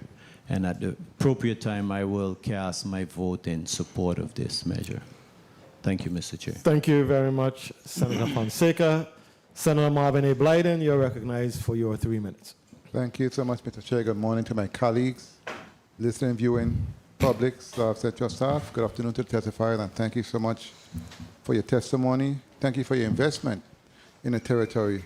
I believe, in terms of my colleagues spoke about a blue economy, it's important. We need to expand that area more. Let me ask, though, in respect to Lime 2, I think it was, from my point of view, I think it was a very strategic move. You're coming right in Limburg Bay, which is very close to Crown Bay and the cruise ship, which they always request for more excursions, etc., and that's a big part of your business. So I can see your business expanding even at a faster scale in the St. Thomas district. Let me ask you, Mr. Richards from DPNR, because he spoke to, and his testimony spoke to the monitoring of the sea floor and the environment surrounding the restaurant that should be monitored for a 3-year period. I wanted to know what the outcome of that was, because he said, with my colleague questioning in respect to the sea floor, he said that's been supposed to be done by the business. Have that been done in terms of the sea floor in the surrounding area? And what were the results of those monitoring? Richard Limeout, is this in regards to our existing location? No, yes, definitely. In regard to the existing location? Yes. There hasn't been requirements to monitor that. We've had environmental impact reports done. We see ourselves as a net positive. We've removed a lot of trash from the bay and stuff like that. Is DPNR still there? Because in his testimony, he stated that there should be monitoring after a 3-year period. DPNR? Just referring to. Has that been done? Yes, I'm here. I think it's just referring to Lime Out too. Was that done? So in terms of the permit requirement, they did do an EAR, an environmental assessment report. Give me 1 second. Yeah. And what was the result of that report? I'm talking about St. John, because St. John. So the report satisfied the conditions of DPNR, and hence we were able to move forward and present this to the CZM committee. Okay, very well. I believe this is an environmentally friendly operation, and it's different. I will be supporting it in that respect, and I look forward to actually visiting and testing your tacos. What kind of tacos do you sell at the manufacturer? No, I say that because, what kind of tacos do you sell? We have 8 tacos. Shrimp, beef, pork, chicken, vegetarian. There's a little something for everyone. Okay, very well. I'll put you to the test. Thank you so much. Thank you, Mr. Chair, for the time. Thank you, Senator Blyden. Nearly lunchtime. Don't worry about that. Before I recognize Senator Vele, I have one question. I see my colleagues was going down a road there asking you, where do you really send your charitable contributions? And while I can't tell you where to spend your money, I think in my heart, I'd like to hear things like the Pandragons of St. John. They could deserve a little change. Dynamic Dancers, Society 340, Love City Core Squad, Adrian Senior Center, St. Ursula's. That's the thing we want to hear, man. Reach out to the Connect. I can't tell you about the others. You're in St. Thomas now, and they're looking favorably from what I'm hearing here. Now, we have other things, man. We got the Garvey Tennis Club. We have Little League. We have a lot of groups, Don't just save it to save the trees and all of them. Let's deal with the children of the Virgin Islands. That's what I want to hear. I don't want nobody else. I want to hear tangible things. Our children, them, Ola Mola, Eudora Ken, Charlotte Amali, the schools. Thank you. Senator Vele, you're recognized. Thank you. Thank you, Mr. Chair. I thought you were going to give them an opportunity to answer in reference to your query. That'll be nice. Chelsea Baranowski, Lime Out 2. We contribute to Love City Pandragons as well. I was served on the board of Society 340 for 4 years. Okay. We've contributed to that organization as well. I just kind of got nervous when she asked me, and I couldn't think of them all. Relax. But we've donated to everyone that you mentioned. Already? Yes, sir. Well, I'll refresh the list and make sure my staff. Yes, sir. I can Thank send you you. an official list. Thank you. Senator Vele, you're recognized. Thank you so much, and good morning to the people of the Virgin Islands. I think the chair does want to make sure that local organizations that serve some of the needy are also receiving donations. But my big concern, I read in your, and I'm generally in support. However, I read in your testimony, we have already built strong partnerships with Lindbergh Bay leaseholders and business owners. Exactly who are you referring to at Lindbergh Bay? Who have you built these relationships with? Which entity? Angelo Raimondi, Lime Out 2. I got a mic. So Lindbergh Bay Hotel, Emerald Beach Hotel, I guess, we have partnered, are in talks with partnering with them to provide facilities on shore. Do you have a formal agreement with them? We are in the process of creating a operating agreement. We have a meeting with them, I believe, next week to finalize some stuff. This has been a process that has been going on for over 5 years. We know some of them personally, went to high school together with the kids. Okay, so hold up there. I'm not even worried about all apart. What I'm worried about is that Lindbergh Bay is a very dramatic site in reference of vendors. Oh, yes. To include court cases that have been filed with Emerald Beach and other food vendors on the beach. Now you bring in a next food vendor and you're saying you have that agreement with Emerald Beach. So we're not going to hear 6 months down the line that Emerald Beach is filing a case against Lime Out because additional selling of alcohol and food is taking place in that particular area. No, we will avoid that at all costs. We're also in talks with Funtime Jet Ski Rentals, the owner of them. He's in the process of procuring a shuttle boat so he can run that operation out of his. We've tried to speak with the other vendor on the beach. It's hard to get a hold of them sometimes. I'm only cautioning because Yes, sir. everybody started out just like how you started now. We are going Thankfully, to we have coexist on the beach. We're going to have a wonderful relationship. And the next thing we know, the police department is being called all the time to stop someone from selling drinks on this side or selling food. There's a case that is filed. And all the entities there went through the same legislature, whether it was sports park and recreation, DPNR, to get permission to be able to operate, and it's just chaos. So I'm hoping, and I really thought that you would have come with written confirmation from Emerald Beach and Lindbergh Bay that they are in agreement and fully support the opening of Lime Out 2. Unfortunately, we do not have those written agreements solidified yet, as we are in the process of getting this lease approved, which we can hopefully soon. But that agreement shouldn't be contingent on getting the lease approved. I mean, you went to CZM a year ago, and I know you've been speaking to Lindbergh Bay and Emerald Beach. I'm not worried about Lindbergh. Emerald Beach, you've been speaking to them for a while.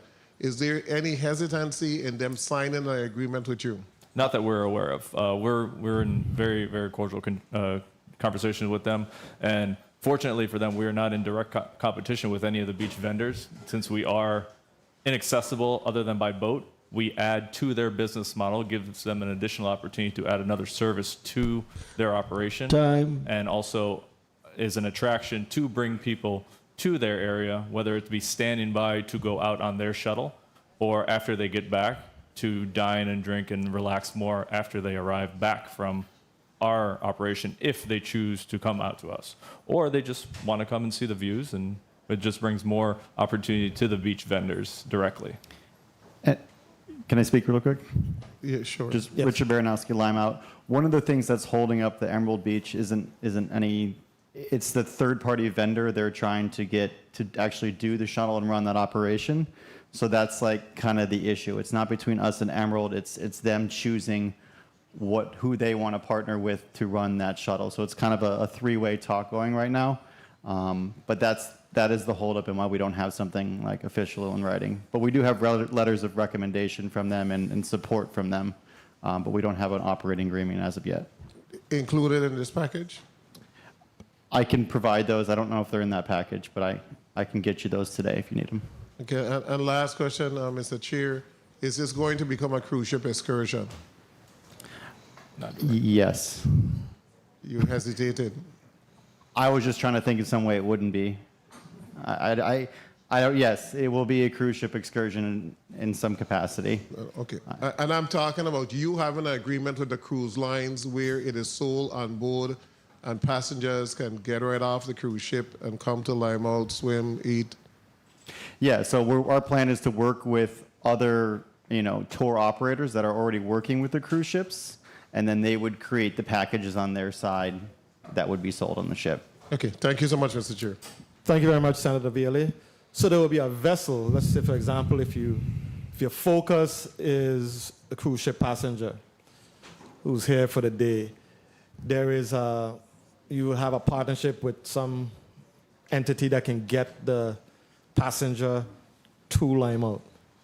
That's correct. So you don't have a vessel that would.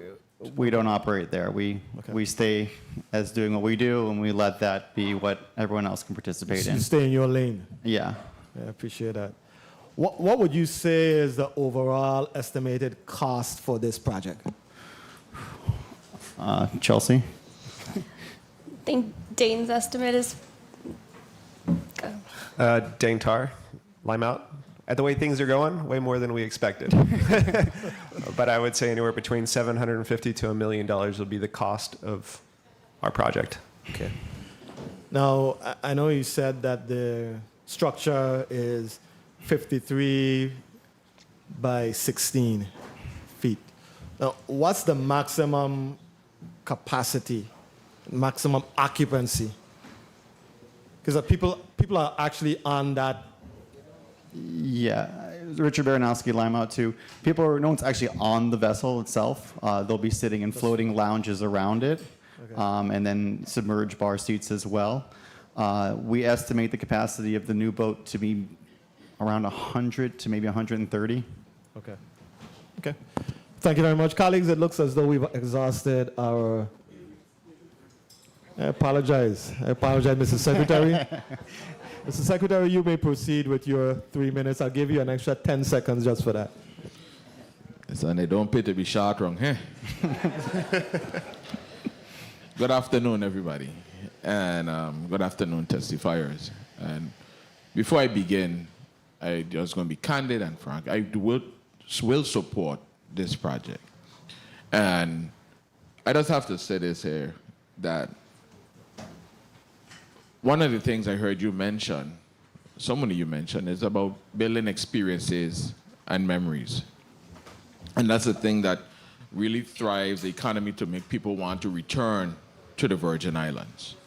I was happy when I heard you talk about trying to capture some of that market that's going to the BVI and so forth. That's where my heart is at. But I also know about diversifying our product. And down at the beach, while it's seemingly like the red carpet is being rolled out and everything is going good for you, and I'm hearing thus far that things may go well for you today in here.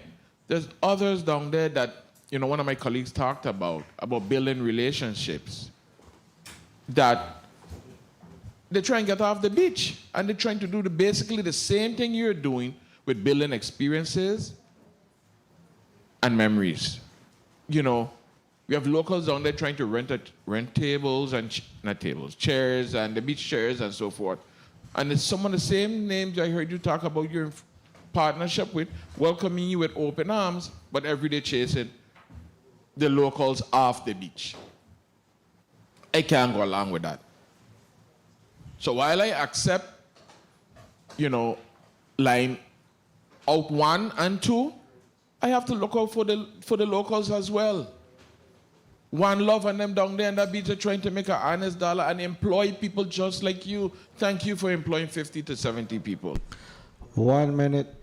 But we have to look out for our locals as well. We can't just continue running them and telling everybody, come in and sell your product, we love you. No. Dying flying with this senator. But again, I will vote up in a affirmative at the appropriate time. Good luck. Thank you, Mr. Chairman. Senator, a response? Thank you very much, Senator Lewis. You Angelo Raimondi, Limeout 2. We're open arms to anyone who wants to work with us. We provide the destination. If anyone wants to come to approach us to create partnerships, we are open arms. We are not turning anyone away. We're here for us. We're here for we. Thank you very much. A point of information, Senator Maurice James. Thank you, Mr. Chair. My question is, the onshore prep kitchen, is that a space that you're leasing from whom are you leasing that space? Richard Baranowski, Limeout 2. We are leasing that from Mr. Rodriguez. It's in the sub-base area next to JD Seafood. Okay, thank you. Thank you. Colleagues, any final statements? We've exhausted our round of questioning. We are going to ask you, Ms. Baranowski or Mr. Baranowski or someone from your team, we're going to give you an opportunity to offer us just a 30-second wrap-up as well as DPNR. There we go. We'd just like to thank everyone for being here today and taking the time to review this project with us. I said the best indicator of future performance is past performance, and I think we have a pretty steady track record of past performance to lean on. And we just hope to continue doing what we have been doing for the last 6 years and try and be a net positive for the community that we love. Thank you very much. Mr. Richards, any statements from DPNR? Yes, I would just like to thank the 36th legislature for the continued support with our blue economy, being that that's something that we're really trying to push in this administration, and also for ratifying and recognizing where and asking the right questions where it speaks to our environment and protecting our environment. And I appreciate that, and thank you all for your time. Thank you very much. Colleagues, the Committee of the Whole meeting for Wednesday, September 17, 2025 is now adjourned. The committee, relax. Exhale. The Committee of the Whole meeting will adjourn, but we will recess and we will move back into our official session. No, we will move. We're gonna ask the testifiers. Thank you very much for being here. You're officially released. We're gonna get the health insurance folks to come and assume the seats that you're now sitting in. Thank you very much for your time, ladies and gentlemen. Thank you. Thank you. We'll stand in recess for 5 minutes.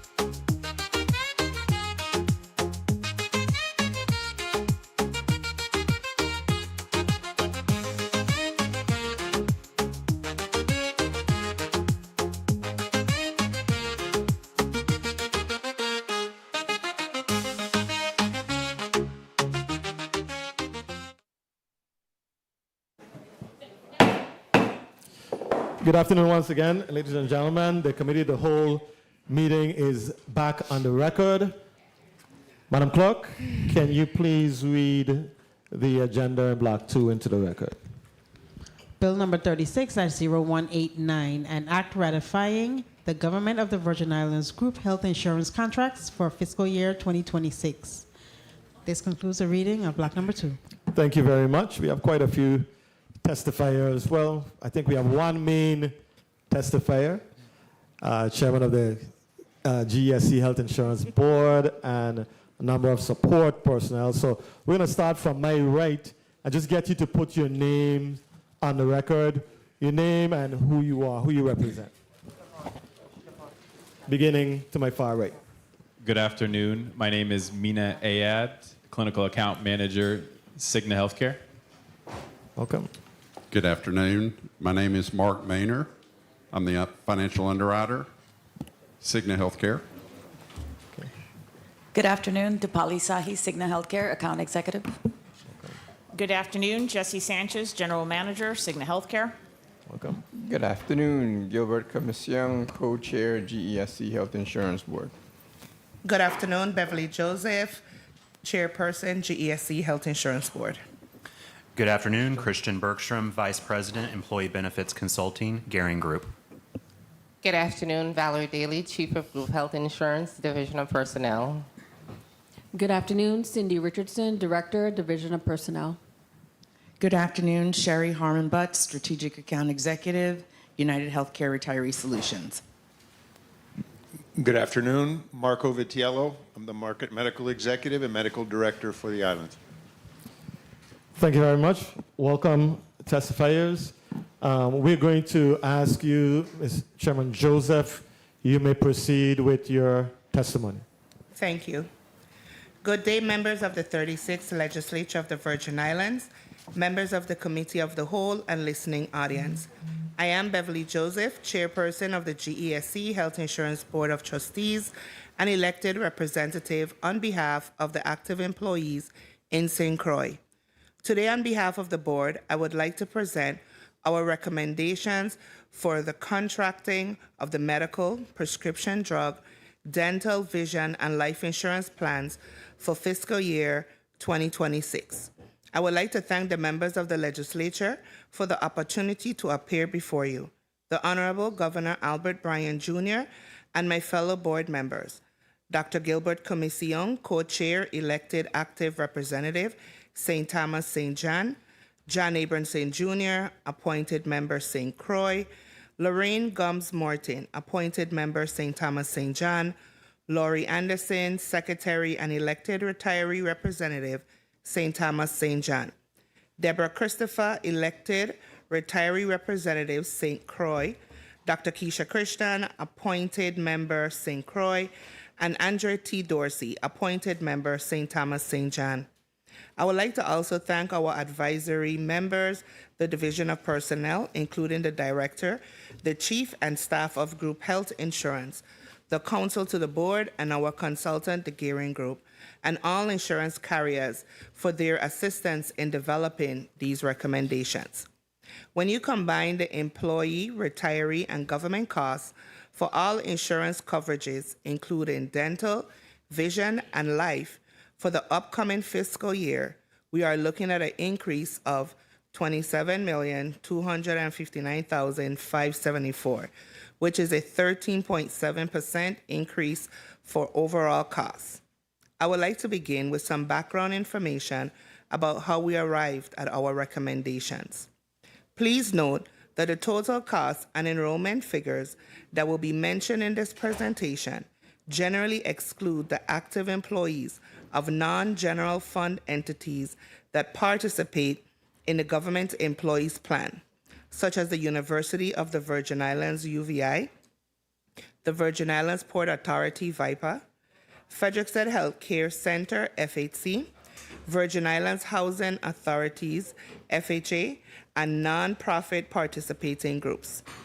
At least once every 5 years, the board is required to solicit competitive bids for the insurance program. Previously, bids were solicited for all benefits in 2021, in 2013, at the board's request in 2018 for the 2019 fiscal year, and we solicited bids in 2023 for 2024 fiscal year. This will be our second renewal after the RFP process that was completed in 2023. I would like now to summarize the Cigna medical and dental renewals for active employees and pre-65 retirees. Both the vision, insurance, and life accidental and dismemberment plans are in a pricing guarantee for the upcoming fiscal year, and there will be no changes. Based upon the most recent medical claims experience report through July 2025, the medical claim expenditures are 113% of the medical plan premiums, exclusive of other plan expenditures such as administrative costs. Claims costs per employee per month have increased 18.4% over the past year, while enrollment has decreased 1.3%. With losses such as our plan is experiencing, it would be anticipated of having an increase in access of plus 30%. Using Cigna's standard underwriting formula, the initial increase resulted in a 31% increase. Accordingly, the board, through its consultant, the Gearing Group, requested that Cigna use the underwriting formula that they have historically used, which generated a 24% increase. Subsequently, through negotiations, the board was able to negotiate the overall increase to a 17.5% increase. However, to achieve the savings, this would require the prescription drug plan to add prescription drug utilization management for certain medications, as well as the limitations or exclusion of weight management medications. In June, the board tasked its consultant with developing a plan that would provide a single-digit increase. At our July board meeting, the Gearing Group presented a high-deductible plan with a health reimbursement account to help offset the increased deductibles. This plan needed an overall 9% increase and will be known as Option 4. Individual deductibles would have increased $1,000 per person, and family deductibles would have increased $2,000 per family. In addition, the primary care copay would have increased to $30, and a specialist copay would increase to $60.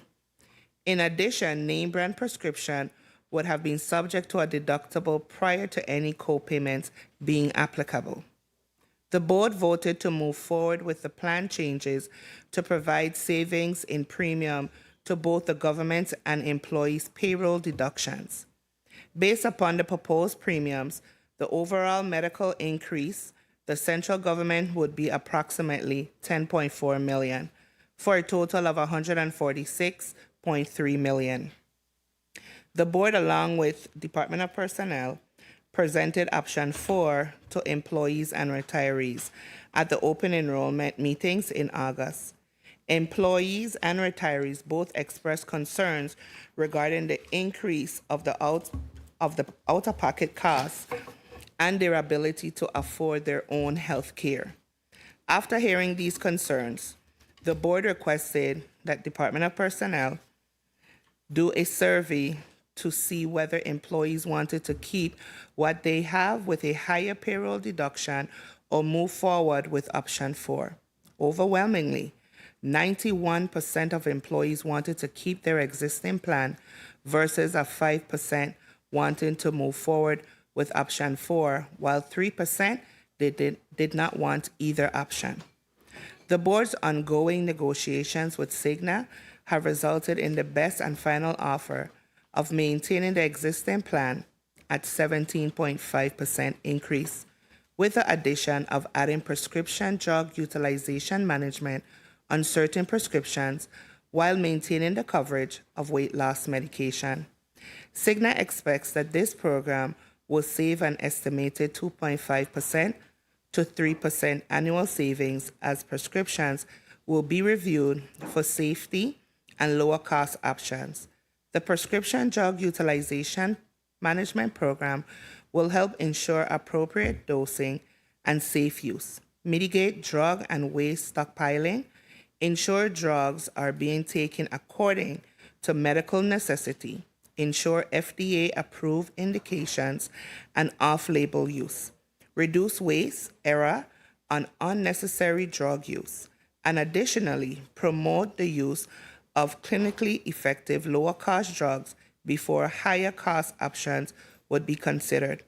This is the only change to the plan, as all deductibles, copays, and out-of-pocket maximums would remain the same based upon the proposed premiums to overall medical increase to the central government will be approximately $20.2 million for a total of $156 million. The total dollar amount includes a 3% increase to dental premiums. The premium is contractually capped annually throughout the term of the contract. Dental claims expenditures are 101% of the dental plan's premium, exclusive of other plans' expenditures, such as administrative costs. Claims costs per employee per month have increased 11.3% over the past year, and thus a 3% increase in premiums is justifiable. In addition to the above financial implications, Cigna will continue to include the following in their contract with the board. Support the USVI community by providing 6 two-year nursing scholarships to the University of the Virgin Islands in the amount of $6,250 per student per year, and providing $375,000 in grants to nonprofit agencies. Provide a wellness fund of $1 million, continuation of the 2 full-time on-site customer service representative, inclusion of Motivate Me, a turnkey wellness initiative program that gives employees and their spouses the opportunity to earn rewards for taking charge and improving their health while funding $300,000 in incentives. Continuation of OMATA, pre-diabetes prevention program, continuation of the 2 health improvement officers with 2 health coaches and 2 mobile vans, and placing 1.7 in premiums at risk for performance guarantees. Effective October 1, 2019, as part of Cigna's medical renewal offer, the board agreed to offer their voluntary worksite products to active employees to purchase at their own expense for accidental injury, critical illness, hospital care. Active employees can enroll in these products during open enrollment based upon the needs of themselves and their family. There is no cost to the board nor the government to offer these ancillary products.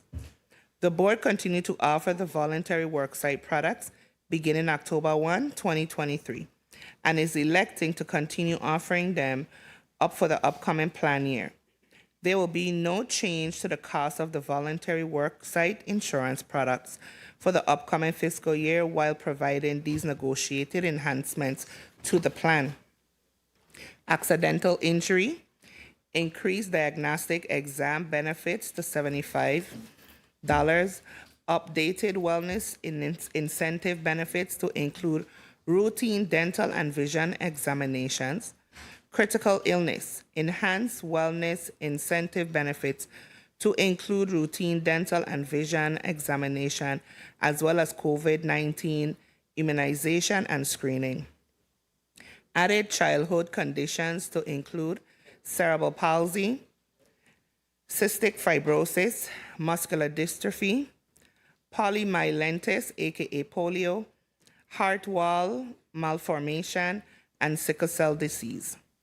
Hospital care. Added newborn nursery care, stay at $100 per day on either plan. Enhanced wellness incentive benefit to include routine dental and vision examinations. Cigna has also recently revamped their worksite product claims process to make it simpler and quicker for claimants to get paid due to ability to have direct deposit capabilities.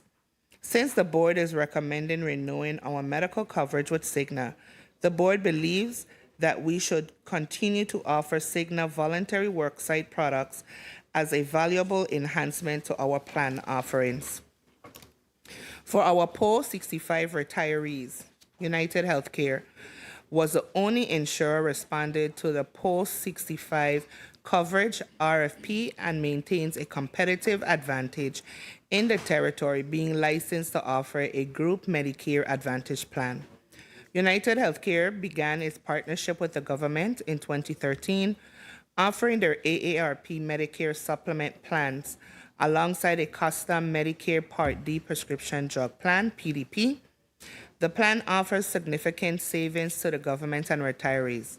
Over the years, we have worked with United Healthcare to ensure a long-term and sustainable program for the government and retirees. In 2017, the board recommended to offer the stateside retirees 2 Advantage plans with prescription drug coverage, MAPD, which further reduce the cost to the government and ease administrative burdens while maximizing benefits for stateside retirees. This proved to be extremely successful with a smooth transition and a retiree satisfaction score of 95%. For 2021, United Healthcare received approval for the territory retirees to participate in a group Medicare Advantage plan offered by United Healthcare, which covers everything covered by the original Medicare with additional benefits, including health and wellness routine vision checks, hearing checks, podiatry, chiropractic, and prescription drugs.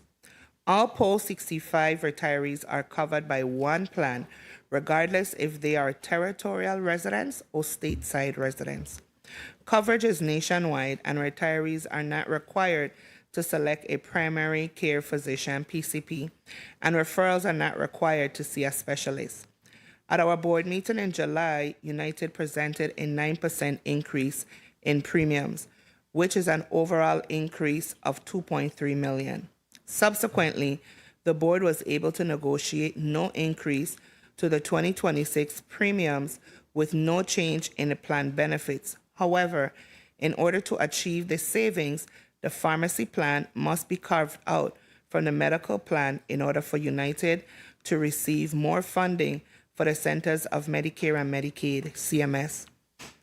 Essentially, retirees will be covered by 2 plans, meaning they will have 2 ID cards, one for medical and one for prescription, as they have had in the past before the board merged the plans into a single plan.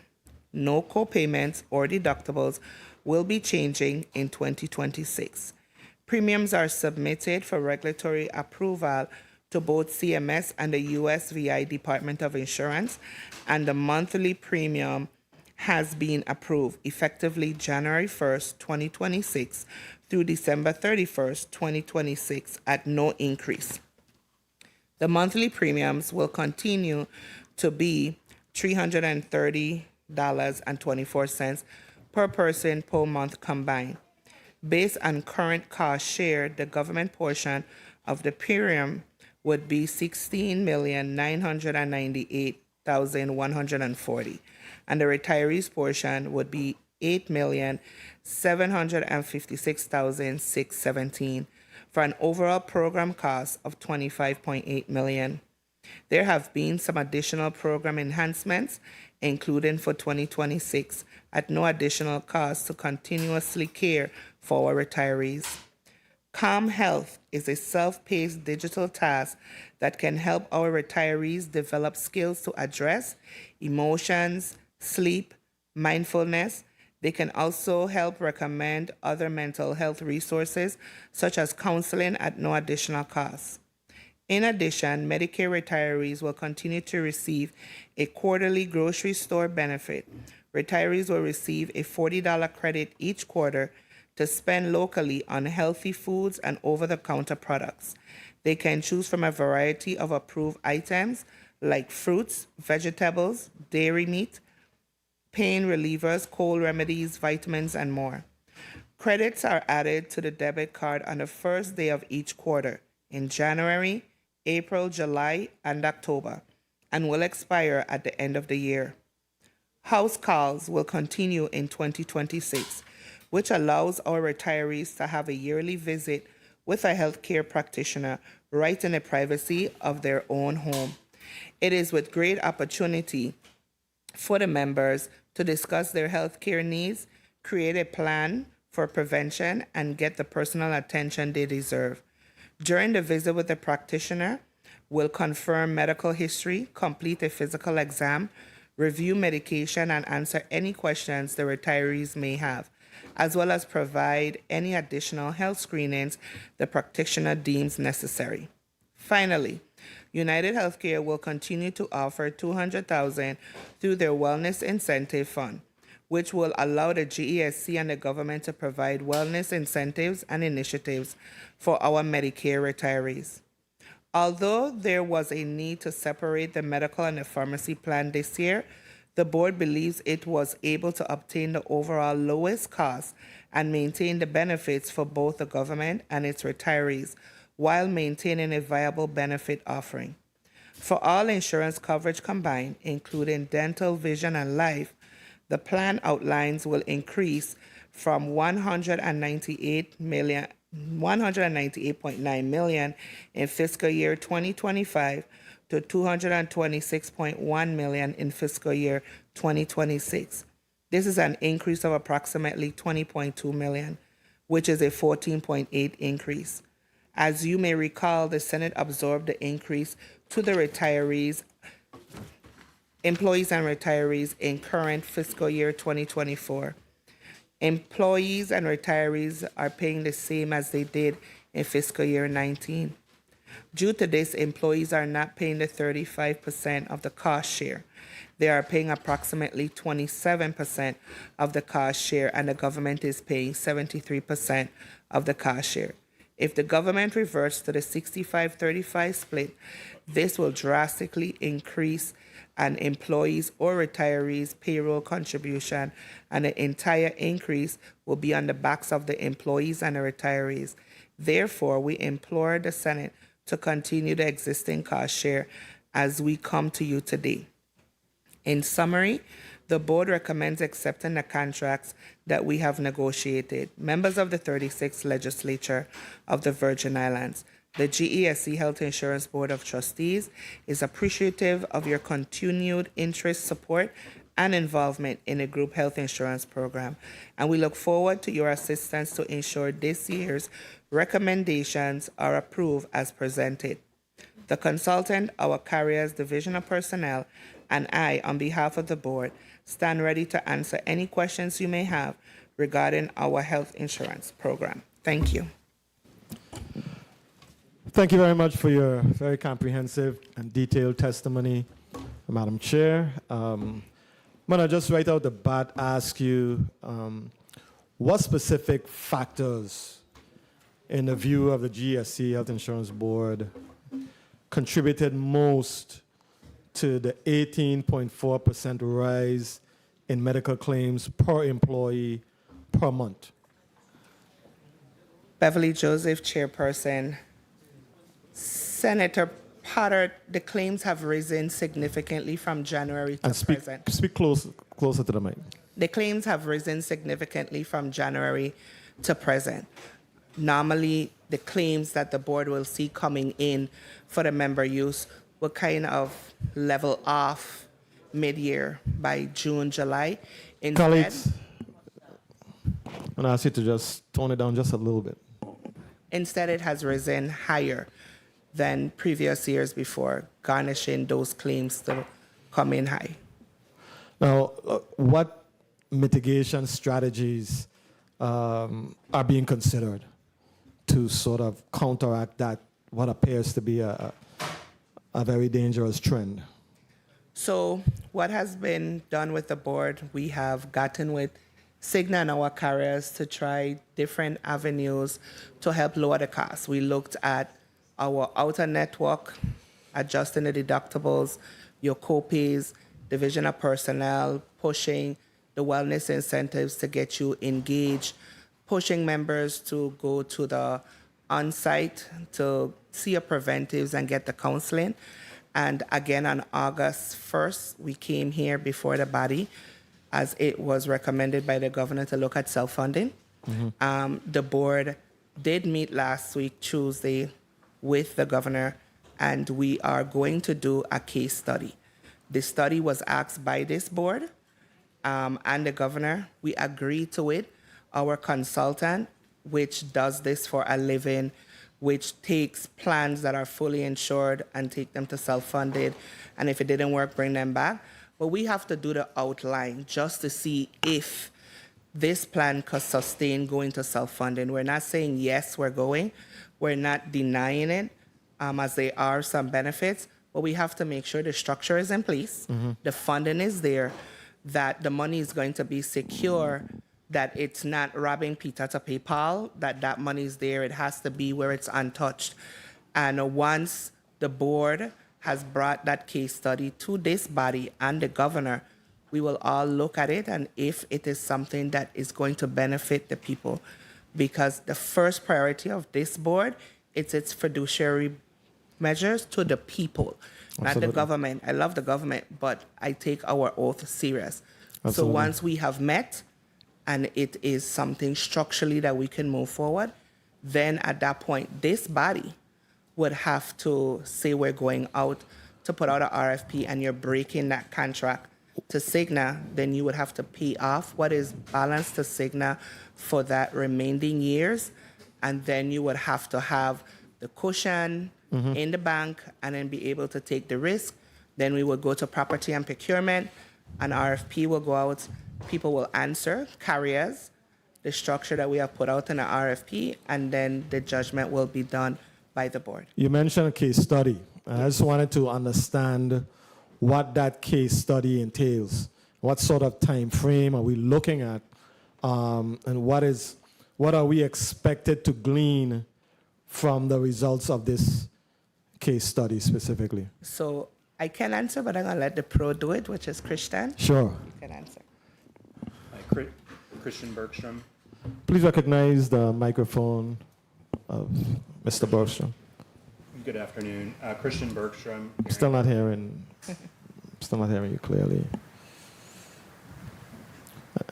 Maybe it might require you to. Okay, I think we're getting a thumbs up. Maybe it might require you to speak directly into the mic. Good afternoon, Senator Potter. Here we go. The case study is going to entail historical events that have occurred within the plan itself, looking at it based upon the existing benefits that you've had in place and the premiums that you've faced, and then converting them over into a self-insured arrangement and looking at the various different components of that.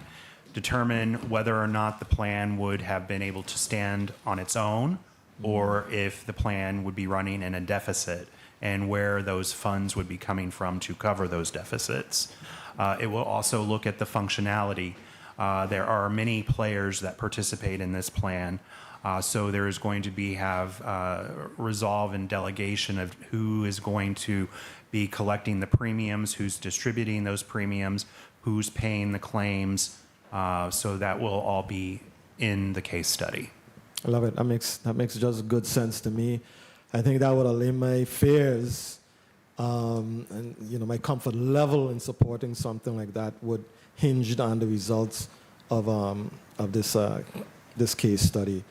Regarding the new prescription drug utilization management program, how will it be implemented and what mechanisms are in place to ensure medication access remains and that we avoid delays for those with complex needs? So I'm going to pass the question to Dr. V, the pharmacy mayor. Good afternoon, Mina Ayad, Cigna Healthcare. Afternoon. So Senator Potter, your question was specifically on how will it be administered, is that correct? Yes. So Cigna Healthcare has a team of clinicians that will review claims as they adjudicate on the pharmacy benefit to ensure that it follows the FDA protocols. So for a drug that is published or released that has indications, we will have our clinicians review as those claims come in to ensure that the medications are following the appropriate protocols. Okay. Can you clarify what types of medications will be subject to utilization management and how appeals for coverage will be handled? There is a number of medication classes that will be covered under this benefit protection. So essentially what happens, it is arranging across all drug classes, predominantly targeting branded medications as opposed to generic medications, which are more egregious in their cost. And those are going to be handled once again by our clinicians that will review. So in the event that a medication is deemed medically necessary, a patient does have a course in order to obtain those drugs. So if they have a medical necessity that is required by their physician, they still can get access to these medications despite denial of their coverage through an appeal process. What sort of time frame are we looking at for just navigating that sort of appeal situation? It really depends on the communications that we receive in a timely manner from the physicians. Typically can range anywhere from a few days to maybe short of 2 weeks. It just depends on the communication we receive from the physician's office. Thank you for your response. Colleagues, we will move to a 5-minute round. We're going to start with the Honorable Senator Alma Francis Heiliger. You're recognized for your 5 minutes. Thank you so much. Good day to my colleagues. Good day to the people of the territory, testifiers. My first set of questions has to do with Cigna.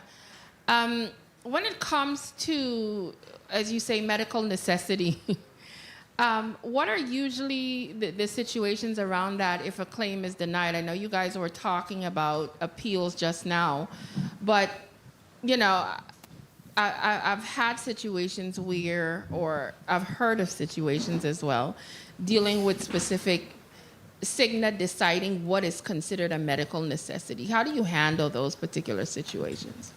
So Marco Vitiello, the medical director for Cigna.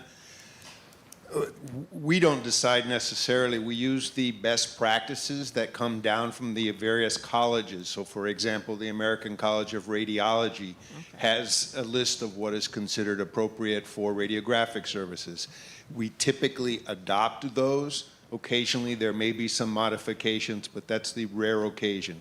So we take our cues from the various colleges and the best practices.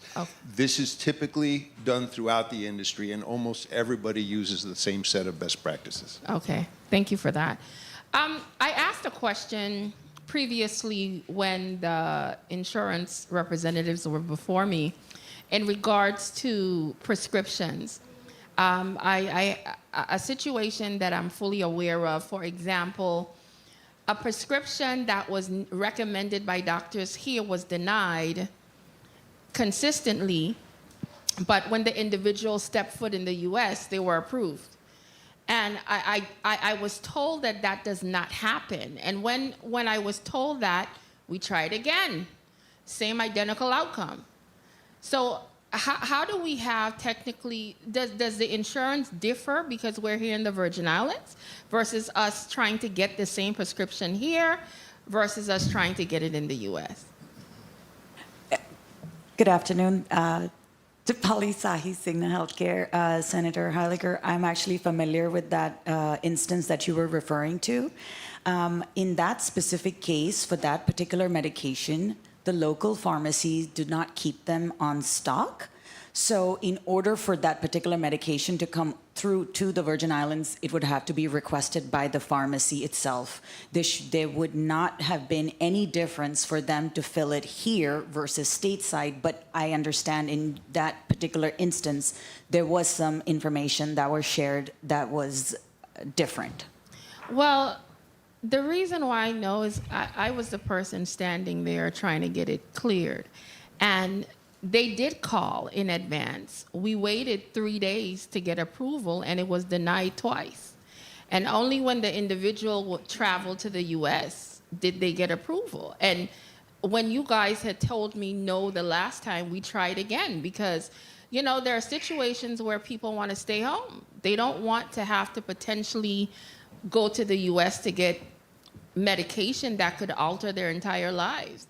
And unfortunately, that's the situation we had to do with that family member for them to get the medication they needed, because the one that they could get here in the territory that was not denied was giving them some bad reactions. The other one wasn't. So I need some clarity on that, because I'm being told two different things, and that's not the reality. That's what's actually happening. So I'm not going to hold you up with that, but you know, if I'm aware of it and it's happening to me and family members, I don't know other people that might be going through that same situation. That's why I brought it up. Did you guys say time? Mm-hmm. Oh. Good. You're coming close, but you still have time. The other question I wanted to ask about was, I know that based on voting and the decision-making process, the premiums will go up slightly this go round. And, you know, I understand why. And I understand that we have to have a happy balance and medium trying to provide insurance, but still making sure when it comes to funding, there's a happy balance.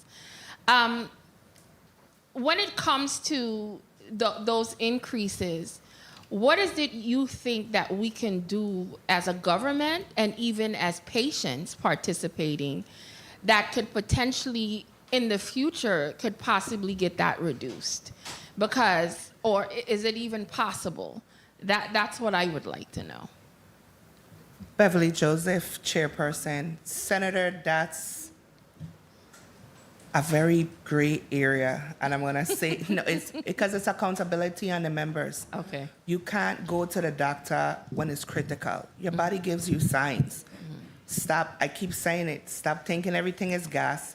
The pain is not stress because you had a bad day.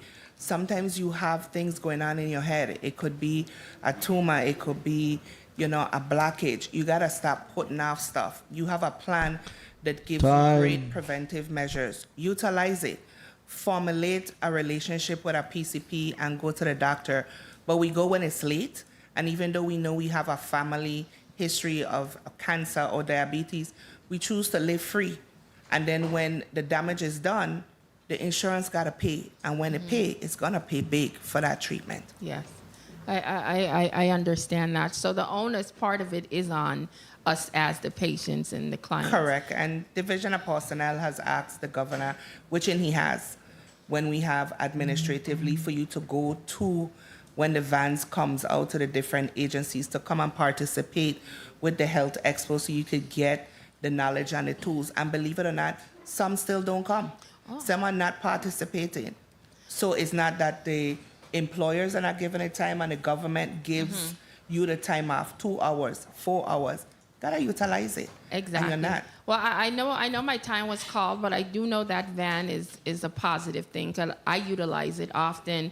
And because I did participate, I literally changed my whole vitamin regimen, included a lot of things that I didn't even know I was missing as a 51-year-old. So I do appreciate it. But thank you so much for the additional time, Mr. Chair. Thank you very much, Senator Alma Francis Heidegger.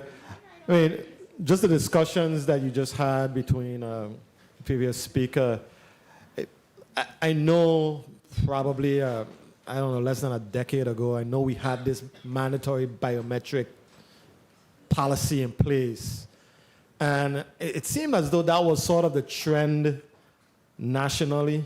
Correct. You know, there was just a lot of dialogue and debate about, you know, mandating and the carrot approach versus the stick and the stick versus the carrot, et cetera, et cetera. And I know, I'm curious as to how successful, how effective the approach that we had was.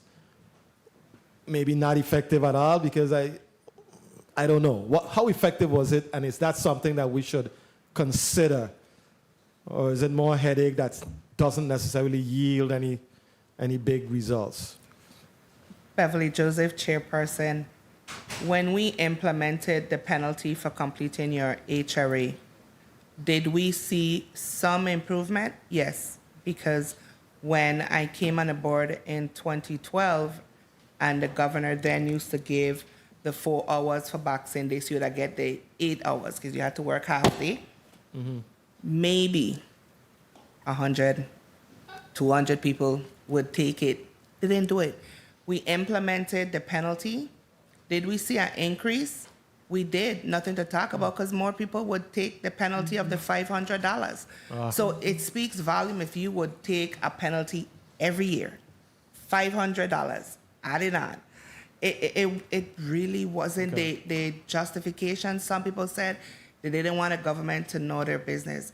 On the record, the board, this body, the government, does not get your records. We don't know whether you're happy, you're sad, you're sick, or you're poor. We just get numbers.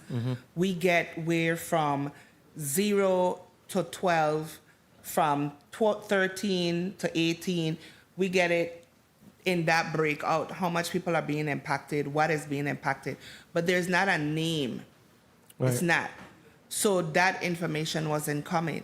But what was showing was a driving cost that's going on. And then you have members that would say, I think it's unfair that I'm in a group plan because I'm paying the same as someone that is in a family. No, you're not. But even if we tear it, and that has come, and we've had the discussion and looked at it. Even if you tear the plan, you would be surprised that you're a single person in that household. You're gonna pay more in claims than me who have a family of 4 because you're chronically sick. So your doctor visits, your medications, your line of treatment is gonna be more than me who have 5 people and nobody in my household sick. So you have to look at that. It's a group plan. We can tear it, but when you tear it, your line staff that's on the bottom of the food chain is gonna feel it that much, and you're gonna cripple your hospitals that's already crippling because they're gonna run there and flood them, and they're done already crying for supplies. You already don't have the doctors, so all of that you have to factor in. Got you. But what I gathered from what you're saying is that the biometric policing, or I don't know what the word is, did not necessarily move the needle in terms of our bottom line. Okay, thank you for your response. Senator Franklin D. Johnson, you're recognized for your 5 minutes.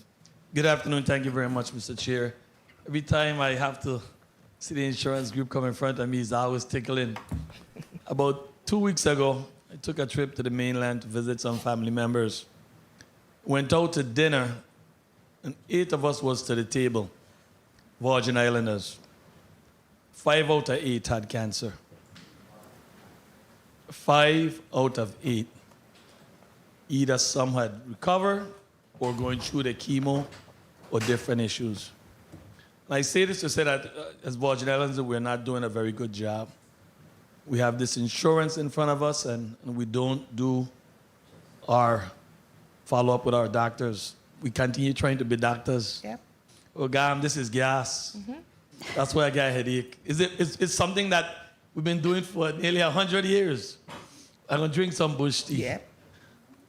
Instead of going to a physician. Correct. And as men, I always speak about my prostate cancer experience.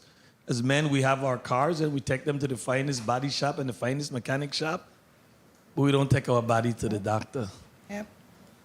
And I just urge that people in this territory, please pay attention. These rising costs ain't just because the insurance company wants to just get money. These rising costs is because a lot of us are not going on time, seeing our physician, and it comes a very more expensive cost. By me doing mines, It saved the government, the insurance, some money because I was diagnosed at a very early stage. Every time that stage of prostate cancer get to a higher, you get to stage 4, which I didn't reach to a stage. It was just a grade. When you get to that stage and you got to start talking about chemo and different procedures, it costs a whole lot more. Makes a big difference. Yes. So I definitely always want to say that to make sure that we, as men and women too, go and do your breast, check it out. The quicker you find out, the better it is and the less it costs. And these costs is going to continue to rise as long as we continue the pattern that I just feeling bad because me had breakfast. And tomorrow you're feeling bad and you had breakfast. So then it's something else. But I listened to your testimony very carefully and you spoke, you said some 91% of our members decide that they reject option 4. And I could understand that too. Everybody's looking at that cost. So I expect that this kind of report would have come out. But I also listened to your testimony. You spoke about the governor having this conversation about self-insurance. And I don't know if any of your members here, that your team here, can speak about any other areas that they know about self-insurance and really speak basically how it works. Because my fear and my little bit that I understand, money needs to be on the table. And if money is not on the table at all time, the risk that we will be taking. I don't want to save $1 to lose one life. I don't want to save $1 million to lose one life. I don't want to do that. And I want to make sure that our people always have coverage. So I want to, any one of your team members here, I want to speak about it. What would be the difference and how would it work if we do decide? Well, I know probably we're going right now, but I understand that this conversation is still going on. How would it work if we were supposed to determine that we're going to that self-insurance? So I'm going to start, and then I'm going to send it to Mark Maynard, the underwriter for Cigna. So right now, we are fully insured. We have a carrier, which happens to be Cigna, that is taking the risk 1 minute. on it. We have negotiated as a board on a percentage. And that percentage that we have negotiated locks the premiums in at $16.56 million. It can't go over that. They can bill us more than that. No. But your claims are coming in higher than that, more than 16 million. They assume the risk. That means they can't bill us. So when people are saying, oh, they're gaining, if they can't bill us but our claims are coming over that, that speaks volumes. When you go to self-funding, there is no risk. There is nobody to take that. So it's no longer locked at 16 million. So this month, you may pay 16 million. Next month, like how these claims keep climbing, it might be 21 million. You gotta have that money in that account to pay for it. And then I'm gonna let Mark expound more on how that works. So Mark, you can Mr. Chair, may I proceed? Yes, sir.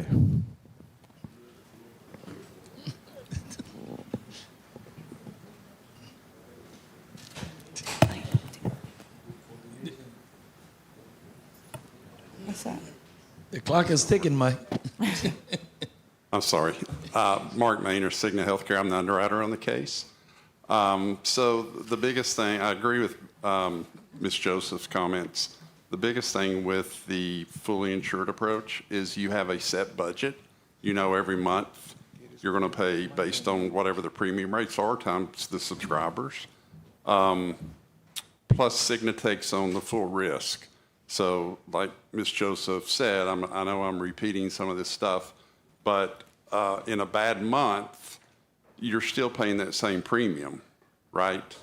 We're still paying the claims because Cigna takes on 100% of the risk. With ASO, there are cash flow advantages. If you have months where you have low claims, then you're not having to fund what we would call, we would give you similar rates to a fully insured plan. However, you don't pay those. You're responsible for funding the claims. So if you have a month in which the claims are lower, you have a cash flow advantage. You've got money still in reserve where you don't have to fund the claims. But in a bad month, if it's above those rates that we set for you, those funding rates, you have to come up with that money. So you have to set aside reserves to fund the claims. Because if you're unable to fund the claims, then Cigna's not going to be able to pay claims. So then your members are affected. So with ASO, and it's a different administration, right? So you're working with a bank account. So you've got to have a unit set up that's totally responsible for making sure that bank account is funded on a weekly basis. So you've got to account for what we call an impressed amount up front, which is about 7 days worth of claims, probably about $3 million. So there's just differences in how you administer the plan as far as paying premium versus managing a bank account and funding those claims. That's the biggest thing. I was going to say there's a little more with ASO. There's some other things like flexibility of plan design with the insured. You're sort of tied to some mandates as far as what coverage you can pick. With ASO, you get a little more flexibility. The administrative expenses are less under an ASO approach. Under the pharmacy, you would get the rebates back on the pharmacy plan. So there are advantages for the ASO, and probably the majority of the groups that I work on this size are ASO. But again, it all comes down to funding that bank account and having the funds in place. And I just want to wrap up with this last question. Another question, Senator? Yeah, to Ms. Joseph. Well, this is a serious situation. This body, Mr. Chair, doesn't take credit for what we do a lot of times. Proceed. And we have been funding a partial portion for our employees and our people.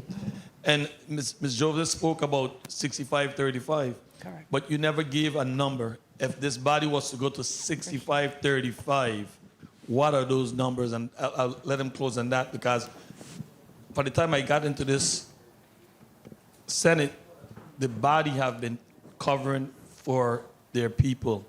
We have been putting the money where we need to put it to make sure that we could control the increase on our members and people in this territory. So I would like to hear the numbers so that people could hear the number. If it was to go to the 65-35, what it would be like. Thank you very much for the lean. Thank you, Senator. Thank you, Senator. Ms. Joseph? Christian Bergstrom, Gearing Group. So it would basically flip. So all of the increase would go to the employees and the government would save the money. So the government would save, basically be flat, keep 156 million, but $27 million would be passed on to employees.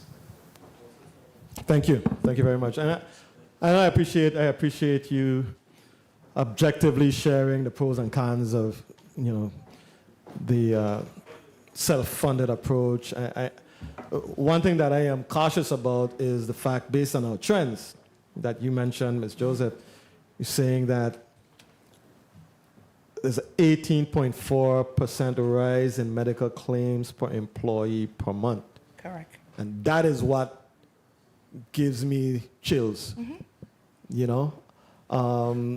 ought to have some level of stability before transitioning to a self-funded approach. And I love the concept of self-funded and the flexibility that you just mentioned, and the cost savings and the pharmacy savings. So it is something that we ought to look at. Yes. That would be the prudent thing to do. But before making the leap, we need to prepare ourselves and transition, have the reserves that we need, so that we don't put our employees at risk. Correct.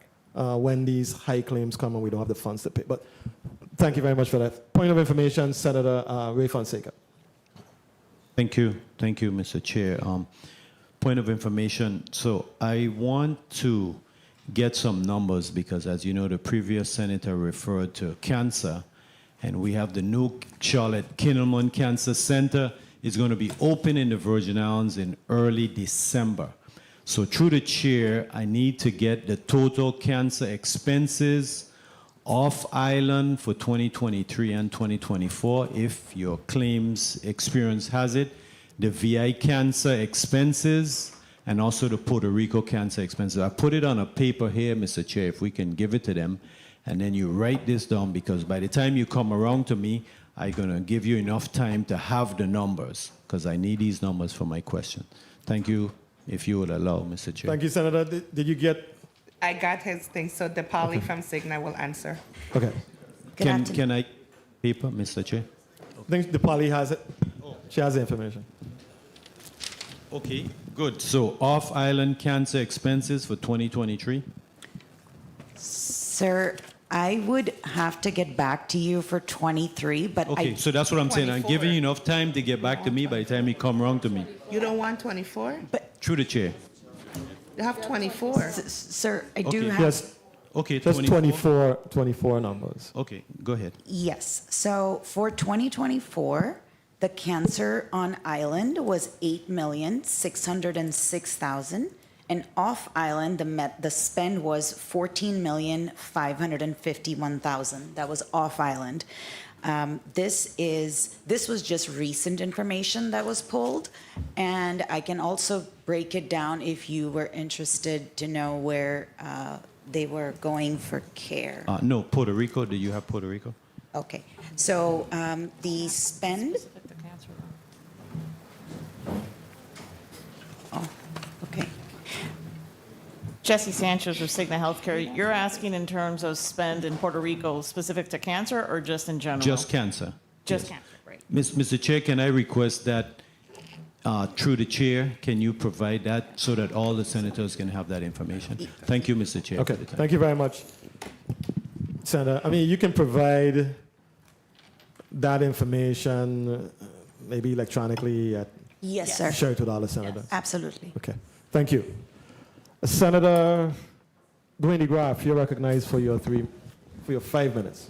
Thank you, Mr. Chair. Good afternoon, colleagues. Good afternoon, testifiers. All of you listening and present. You know, it's these kind of hearings put you in a position where one, I'm gonna be a senator on one side, and on the other side, I'm gonna be an actual client, like they tell you. You know, so I'm paying this note like everyone else. I think for me, I like facts. I think you have to stress the fact as to what the board has been doing for the community, the government employees, well, for the community as a whole, the children and family members, in terms of the services being provided. On the chair's time, I'd like you to make sure you put that on the record, because I don't want people to think it's just a matter of you have to come before the Senate and we got to pay another $20 million. Because if I pay for something, then I choose to use it how I want. And it seems like that's what happens in the Virgin Islands. I pay for health insurance, I want to raise it, I ain't worrying about it, you know? So I think in terms of facts. So the plan that was chosen for this year, which plan was chosen? Beverly Joseph, Chair. The first plan that was chosen was option 4. No, the one that we're going with. You're going with option 2. Okay, we're going with option 2. Who chose option 2? You, the people of the Virgin The Islands. people of the Virgin members Islands. on this plan chose option 2. Fact.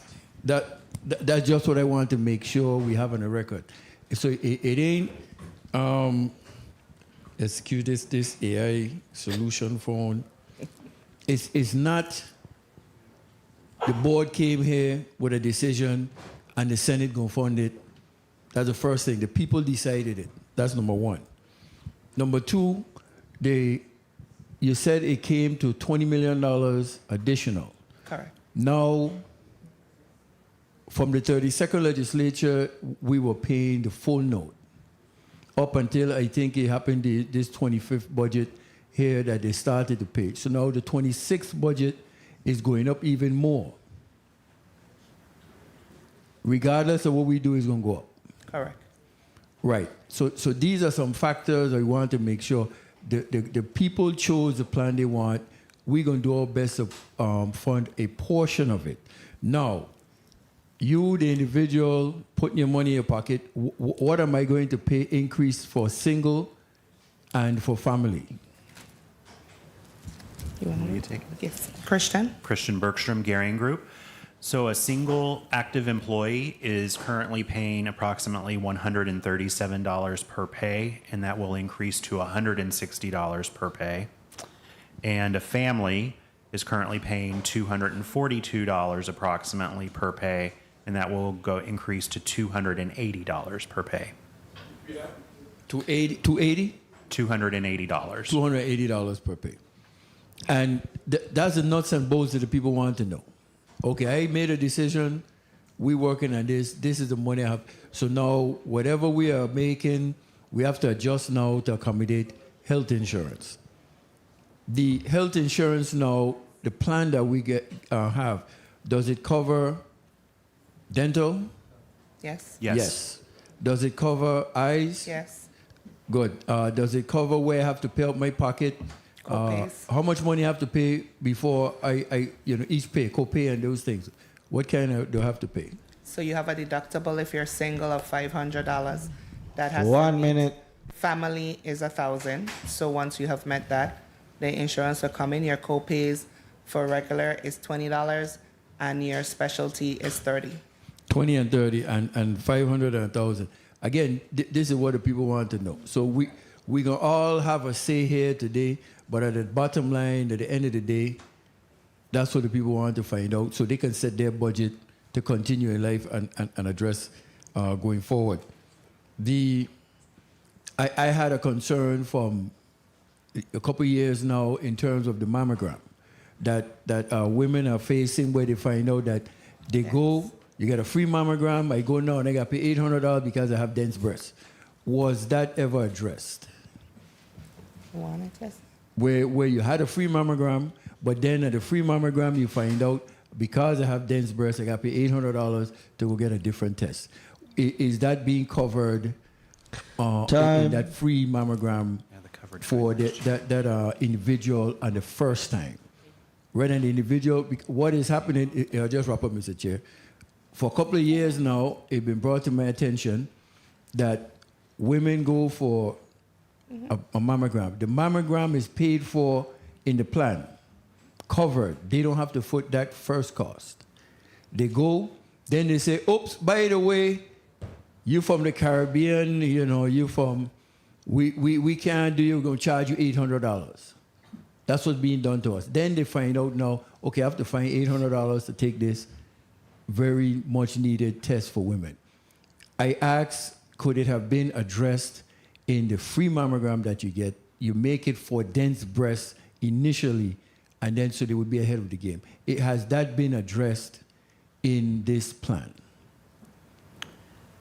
Good afternoon, Dipali Sahi, sir. I'll take part of the question and then I will transfer to our medical director. So I am very familiar with what you're talking about because I myself have been one of those people. So the free mammograms are still available. However, the mammograms that are provided for members or females who have the dense breast situation have to be covered through an ultrasound and a diagnostic mammogram.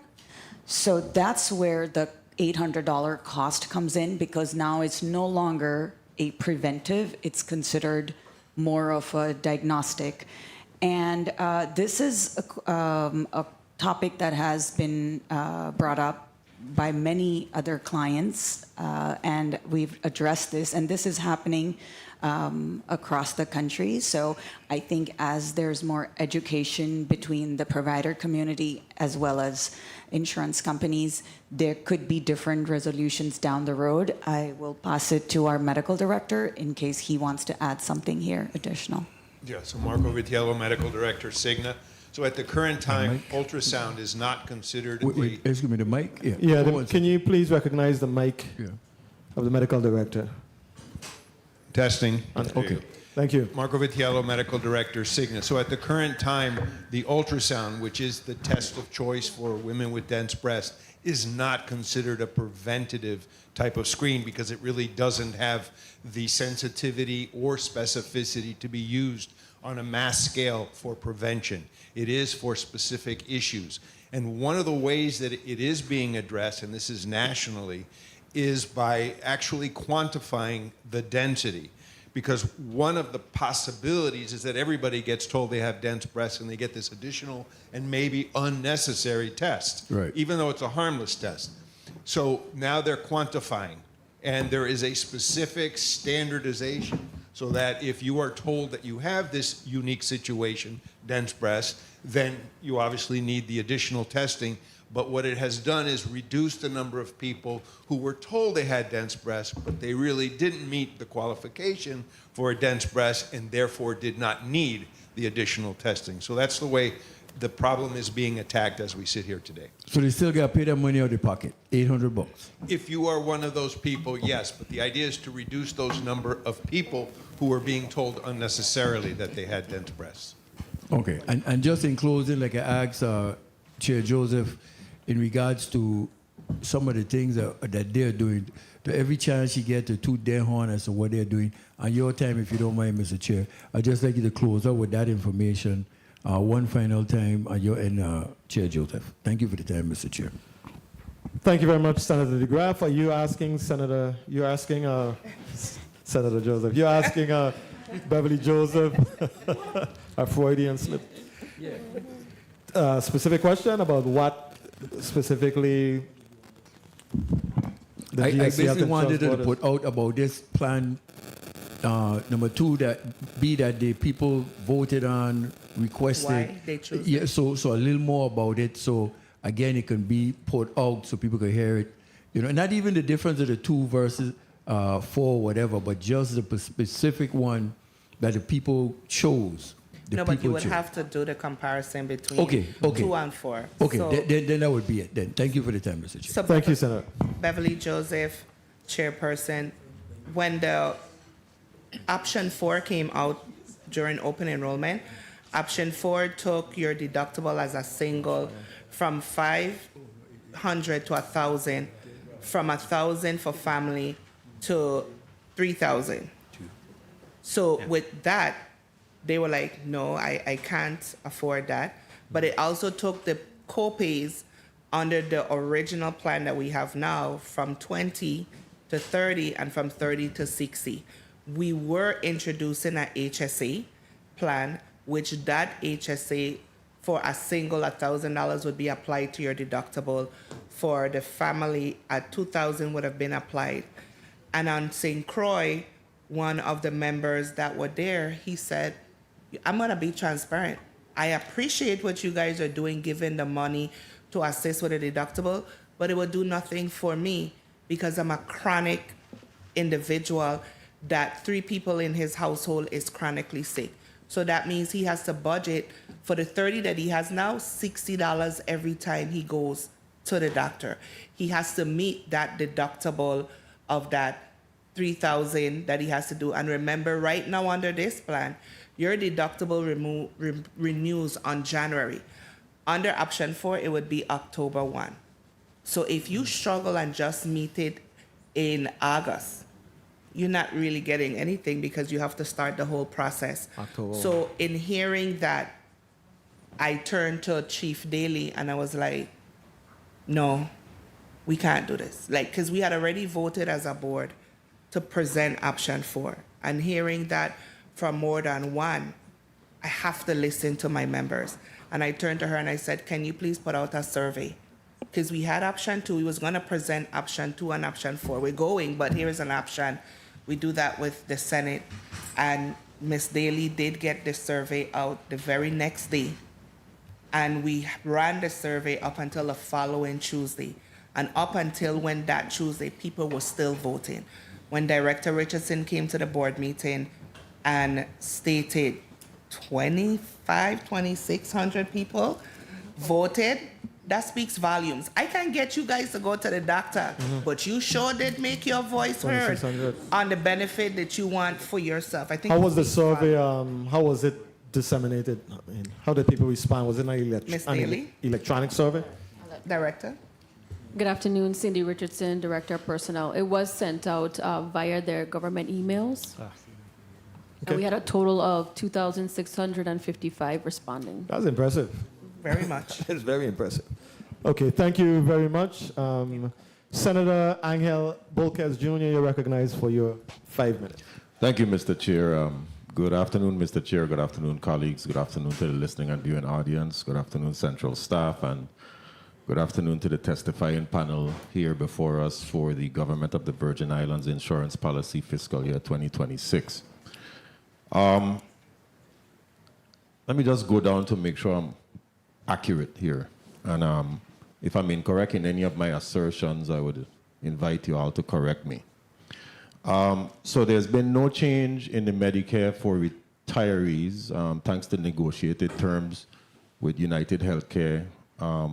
Premiums for over 65 retirees stay the same at $330. But now they have to utilize a two-card system, which was previously done, but then that was taken away, but now it's back. For active employees under 65, the core benefits remain the same under the Cigna plan. And you avoided any drastic increases. Instead of the 30% increase based on claims, you negotiated it down to 17.5% and medical to 3%. Dental. For dental. And the other side of it, with the cost escalation, we know that now this year it's $27.2 million more than it was last year. And I'm going to go back to one of my previous colleagues' statements, which I concur with, that each year since I have become a member of this institution, I have seen the increases myself as well. And the per employee cost has also gone up 18.4%, while the enrollment is down 1.3%. Okay? So it leads me to ask specific questions pertinent to how are we trying to control the healthcare costs associated with the government of the Virgin Islands. Are we just simply increasing premiums each year, or do we have a strategic plan surrounding a 3-year or 5-year plan on how we're actually going to try to control these costs? Because seemingly, as mentioned prior, and which I do concur, each year we continue to see the increases before us. So in short, because I know we only have 5 minutes, is there a strategic plan surrounding that? Beverly Joseph, Chairperson for the GSC Board. Senator, strategically, we want, one, to get more employees engaged. This is a group plan. I said it on August 1st.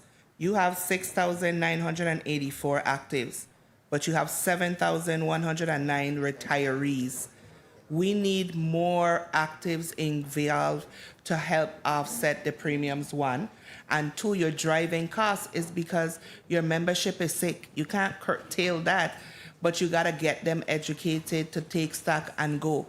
Your beneficiaries should not be utilizing the plan more than you, the policy holder, that's not going to the doctor. So do we engage members? Division of Personnel hits the ground, board does. If I may, Chairwoman Joseph, what is the percentage of what we're considering or defining as members that are sick? Is there a percentage associated You with only that have term? 8% of your membership that's healthy. 8%? Correct. Wow. Okay. At 156 million, this is one of the largest government contracts of the government of the Virgin Islands. Yet, I don't see any, and I know one of my colleagues would appreciate it, I don't see any KPIs, I don't see any no service guarantees, no value for dollar metrics. That means if claims keep rising, the government is going to continue to pay. 1 minute. No consequences for the carriers or the consultants. And I have a particular concern because we know that the focus is on the external premiums, but what about the cost of managing the plan itself, the consultants, the admin costs, etc.? We know that the Gehrig Group is deeply involved in the plan and design and the bidding selection and the negotiations surrounding this insurance plan. But what is the transparency about the compensation for them as well, just so that we can understand what portion of what we're venturing to support the plan goes to that endeavor? Senator Bolkes, Beverly Joseph, chairperson, our consultant fees is not included inside of the cost for the health insurance. That's a separate cost. Okay, very well. But can you disclose that? Currently, what does it cost with the consultation? Time. Go ahead. $315,000. And that's every single year, correct? Correct. How many years has the Gehrig Group been with? 2017. From 2017. And we've never experienced any deduction in our insurance plan. You're not going to get a deduction, Senator, if your members keep becoming sick and driving a cost. Your cost is being raised by claims. Claims is a utilization of your members. You have a high population that's no longer cancer 1 and 2, but 4. Your neurology has gone up, your diabetes is skyrocketing, and your blood pressure is high. And all of those calls for high cost medication to get your members well. Very well, but in this plan, I don't see anything addressing the chronic illnesses of the Virgin Islands, like diabetes and hypertension, that they're being managed, even though they're the leading cost driver of the public health plans. On the plan, Senator, in my testimony, we have OMARA, which is a diabetes management program that the members sign up for. We also engage them with Motivate Me. Cigna has all of the tools that they call the members when they see that they have been impacted, to counsel them, to gauge them on ways to get their health under control. You also have EAP, a strong force that's there.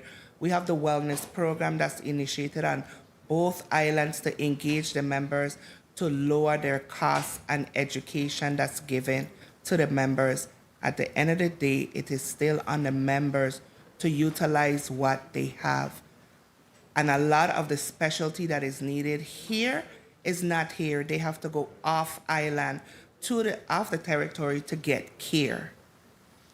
Okay, very well. And really quickly, Mr. Chair, because I think my time was called, if I may. You may wrap up, Senator. Thank you, Mr. Chair. Going back to the two-card system, is there going to be any education again in the event that some of the seniors may now be used to the one-card system? Is anything being done in that space to accommodate now that we're going to implement the two-card system once again? Sherry, you can answer on the Healthcare. chair's time. Thank you very much. Yes, thank you. Good afternoon, Sherry Harmon Butts, United Healthcare. Yes, we are going back to the two-card system for 2026, and the reason being was when the final call letter came out from CMS for 2026 funding, it was more cost savings that we can pass off to the customer for them to separate the prescription drug benefits from the Medicare Advantage benefits, where in the past it was combined, where the funding would be greater for Medicare Advantage plus prescription drug combined, but for 2026, the savings would be in separating the prescription drug benefits from the Medicare Advantage benefits. There's no change to the actual benefits. The drug coverage is going to remain the same. The copays remain the same. The medical piece of the plan also remains the same. The only difference now is that we've got administratively where the DOP now has to manage 2 different enrollment files for us, and members will get 2 different ID cards. And we are planning on educating. In fact, October 1st, we will drop the announcement letter to the retirees that will talk about, what's happening. In addition to during the open enrollment meetings back in August, it was heavily communicated. Correct. Thank you. If I might just add one point to your previous question about how we might reduce the trend and not have to just keep increasing costs every year. Marco Vitiello, Medical Director, Cigna. 2 weeks ago, I did meet with some of the providers locally here, including the hospital and some of your medical professional providers as well. And one of the gaps has always been an interventional cardiologist. My understanding is that 2 are actually being interviewed at this time for an on-island service that formerly had to be, in many cases, brought to the mainland. And number 2 is we are in discussions very early, but my hope is very strong that we can develop a value-based payment initiative with our providers, meaning we keep their costs the same, the expense for their services the same as it has been for previous years, and for them to earn extra money, they have to save money. So to create a dollar of savings means that we save 50 cents, and they can make 50 cents. But they have to create the pool upon which to get that benefit. And so we're hoping to get to that as an endpoint. Thank you for your response. Thank you, Senator Bolkes. And listening to that discussion, this is very much so concerning. And of course, the more people you have sick, your cost is going to go up. Yep. And we just heard 8% of the people are healthy.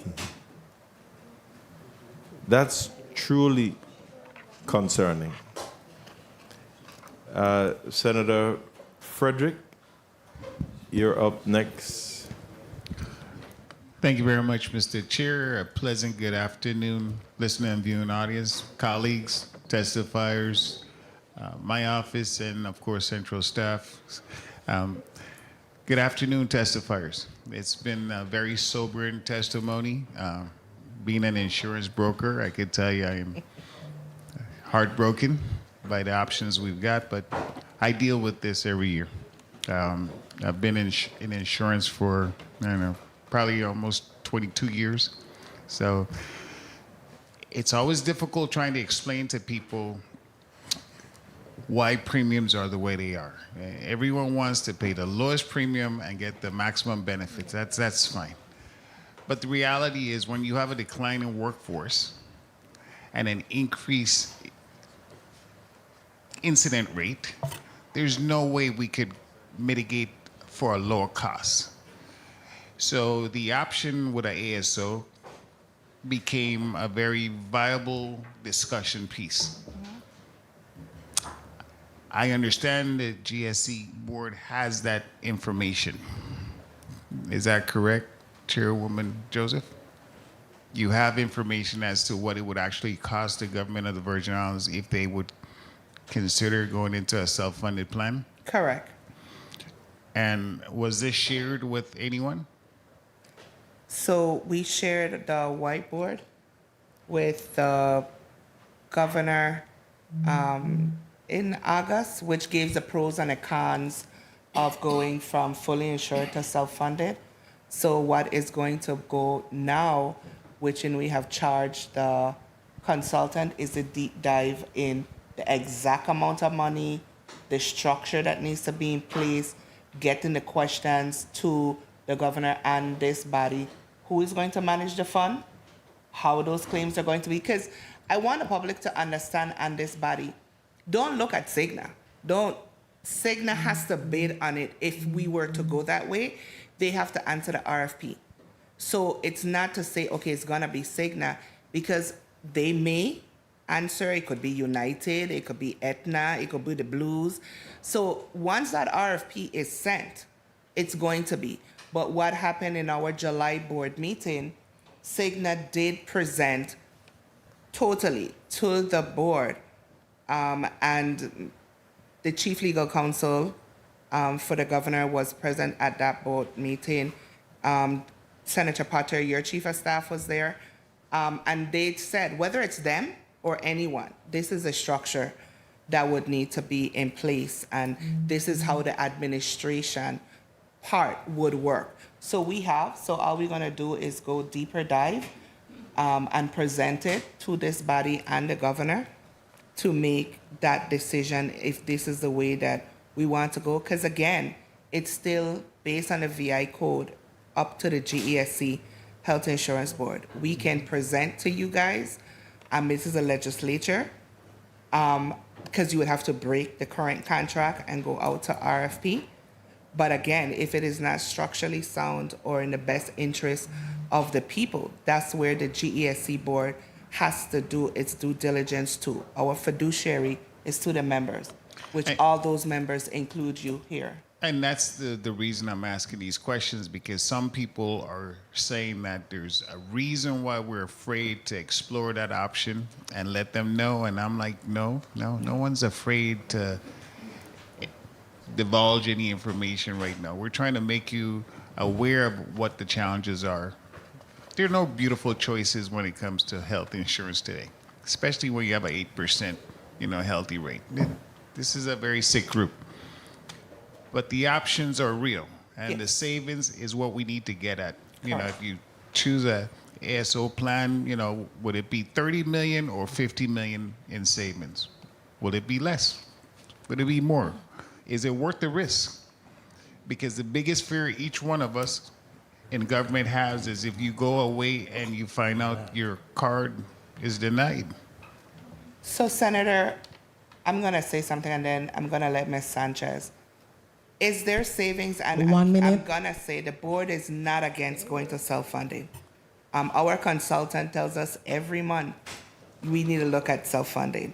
It's the cost and securing that funding is a big thing. But bear in mind, even with the deep dive, you're not going to see the cost savings in the first year.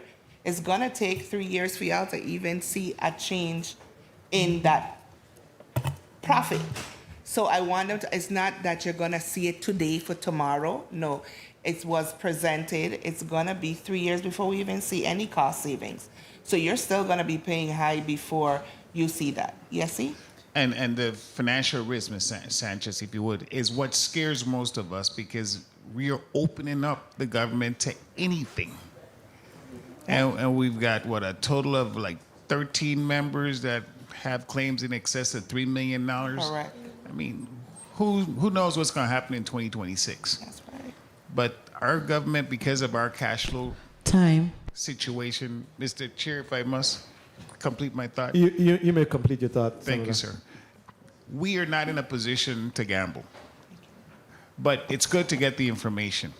So I would strongly ask the board to continue working on getting the information. And when we get it, we could look at it and do a deeper dive into it. But for right now, this body thinks this is the most prudent pathway forward. And we'll watch the numbers as we go along. Thank you very much, Yes, Mr. Chair. Yes, Sanchez. Ms. Sanchez, Yes. yes, please. On the board's time. Yes. You may proceed, Ms. Ms. Sanchez. Sanchez. The chair's time. Jesse Sanchez with Cigna Healthcare. I'm going to try to keep it to like a minute to wrap up both questions, but I wanted to bring up one quick thing. Senator Potter mentioned the stabilization of claims, and then we talked about the savings and the difference of ASO, and Mark talked about the differences. To reiterate comments made, we are not against anyone going self-insured. We want to just level set and provide you with all the information. At the end of the day, as you shared and stated, we need stabilization. You all need stabilization of claims. Today, claims are the claims, right? And right now, I just took a quick peek at DePauli's reports. Annually, you're about 145 million in medical claims and 50 million in pharmacy. So while Mark discussed rebates being returned, remember, rebates is just a little piece, and then you're still paying medical claims. Then you have the administration portion. So at the end of the day, what we want to control is the utilization, but get members engaged in the healthy part. So to Ms. Joseph's comments before, Dr. Vitiello as well, we want to see members getting engaged. The Department of Personnel has tons of programs out there available to engage members in their wellness, to engage them in OMADA, to engage them in diabetes, but you have to get them engaged so that utilization gets controlled. We want the healthy to stay healthy, and we want the chronics to get stabilized. And I think we've abandoned the incentive to get people to try to be healthy, right? Yeah. Because that turned out to be a problem. Ms. Richardson, Director Richardson, when we did try it, what was the participation rate? You want to go ahead? The participation rate is on Motivate Me. I don't have that actual number For Motivate Me? for Motivate Me right now. I don't know if DePauli DePauli has it. that. Yes. But it was dismal, right? Motivate Me is for your, Motivate Me is the incentives Yes. for the members that they get paid for everything that they do health-wise, going to the doctor, their preventive measures. So DePauli? Yes, thank you. Good afternoon, Pali Sahi, Cigna Healthcare. So, sir, for the period of October 1st, 2024 through September 2nd, 2025, we had 5,119 people complete biometric screenings. That would be getting their blood work, et cetera, done. And of that, about 1,400 people completed their health assessment. 2,192 actually went for their preventive annual exams, and for the ladies, there was about 1,099 who completed their OBGYN. Mammograms was about 771 people who completed those tests, and I have more screenings, but you know, one of the screenings where one of the senators had previously talked about, the screening levels for colon cancer and for prostate cancer are significantly lower. Considering your entire population, there was only 433 people who completed those screenings. Crazy. And for the prostate, it was 431. For the colon cancer, it was 433. So colon cancer and prostate cancer are are in the top conditions for where the majority of the claim spend is going in terms for the cancer. Wow. That's men. Thank you very much for the responses. I appreciate the additional time, Mr. Chair. Thank you. Thank you very much, Senator Frederick. Senator Carla J. Joseph, you're recognized for your 5 minutes. Thank you so much, Mr. Chairman. Pleasant good day to the testifiers and, of course, our listening and viewing audience, as well as my colleagues. I want to go back on a question that one of my colleagues asked the senator at large with this 8%. This is a startling number to me. Very startling, 8%. You are saying are healthy in the government. When you say healthy, what do you mean by healthy? No. Just clarify that. Beverly Joseph, no chronic conditions, not on any medication. Chronic, say, you break it down. We're talking to our people now. Break it down to our vernacular when you're talking about chronic. You want to do it, DePauli? Go ahead, DePauli. Good afternoon, Senator DePauli Sahi, Cigna Healthcare. So I do actually have a report that breaks it down. There's about 13% of your membership that has never gone to the doctor. That's a problem. That's And number one. So is that grouped into the 8%? No. So how, okay, so you don't group that in. So we have the 8% who is healthy. Those are the people who have gone to the doctor and you have deemed them healthy. They're not chronic. And then you have 13% that is who have not gone to the doctor at all. We have no claims. We don't know what's going on with that membership. If they're healthy, they're not healthy. That's 13%. Okay. Now let's go break it down further. Chronic percentage is 47% of your population. 47% is chronic. And when you say chronic, I mean, I have an idea what chronic is, but break it down so we could understand clearly and our listening and viewing audience could understand. And these are the 47%. They go to the doctor. Correct. Okay. So 47% of your population has a chronic condition that includes diabetes, hypertension, and that is equating to 52% of the medical claims spend that Ms. Sanchez had referred to when she talked about the $144 million. Okay, what about those who are diagnosed with cancer? Is this included in the 47%?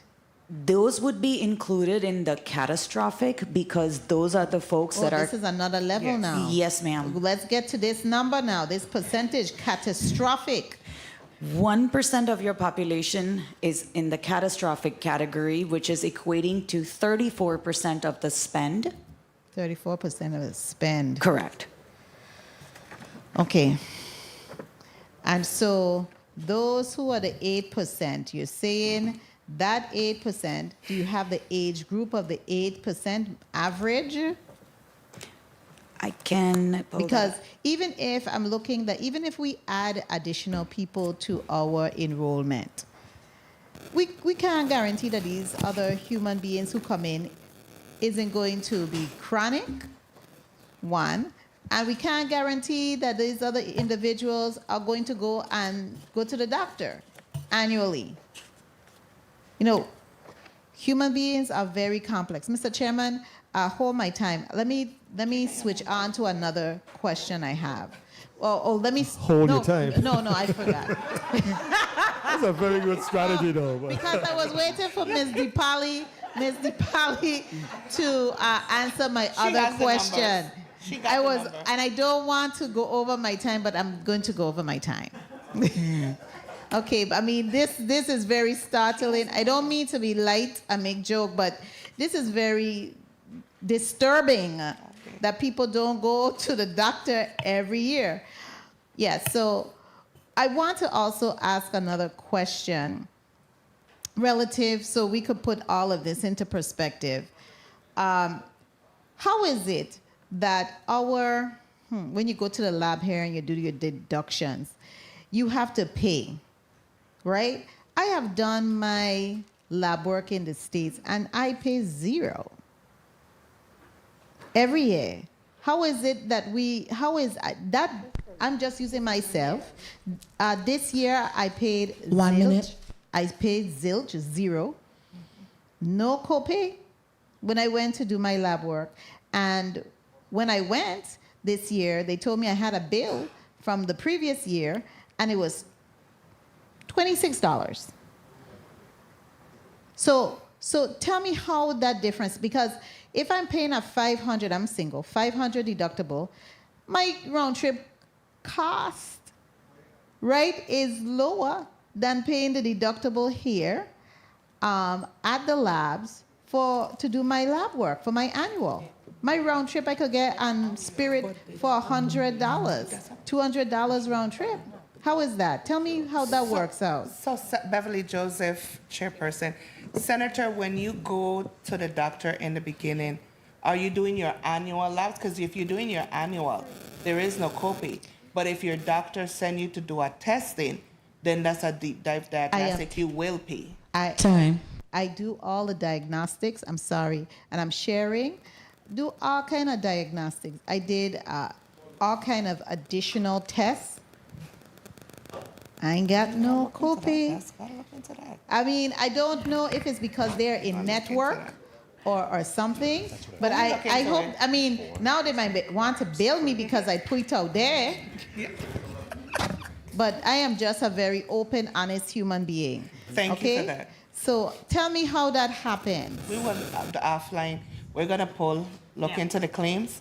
They're writing it down, Cigna. So we're gonna pull and see. Okay. Mr. Chairman, if I could have one wrap-up question, please. One wrap-up question, Senator. Yes, okay. Proceed. Thank you. Now, I had this question regarding this here we go. This 1.7 in premium at risk for performance guarantees. What is that? When do you reach that 1.7 in premium at risk? What is that? Can you explain on the chair's time what that is, what the percentage is, so that, you know, does this 1.7, if we go below it, do we get back that money? Explain that to us, because I'm really concerned about that. Any little money we get back is a help to our people. Thank you so much, Mr. Chair. Thank you, Senator. Thank you for the question. Mark Maynor, Cigna Healthcare Underwriting. So yes, you have performance guarantees. That portion of our expenses are at risk, the access fees and expenses totaling the 1.7. You have metrics, and I apologize, I don't have all the metrics in front of me, but they're performance and service metrics. So how fast are we paying the claims, you know, the turnaround times. I mean, it goes into detail for each of these metrics, and I apologize I don't have it in front of me. But if we fail on any of those metrics, there's a payout per metric. And so like I said, the 1.7 at risk, you could get all that back if we felt all, however many there could be 20 or 25 metrics, and it's broken down by claim payment, member service, account team, how they're performing. And we can get you a copy of the actual document, if that would help.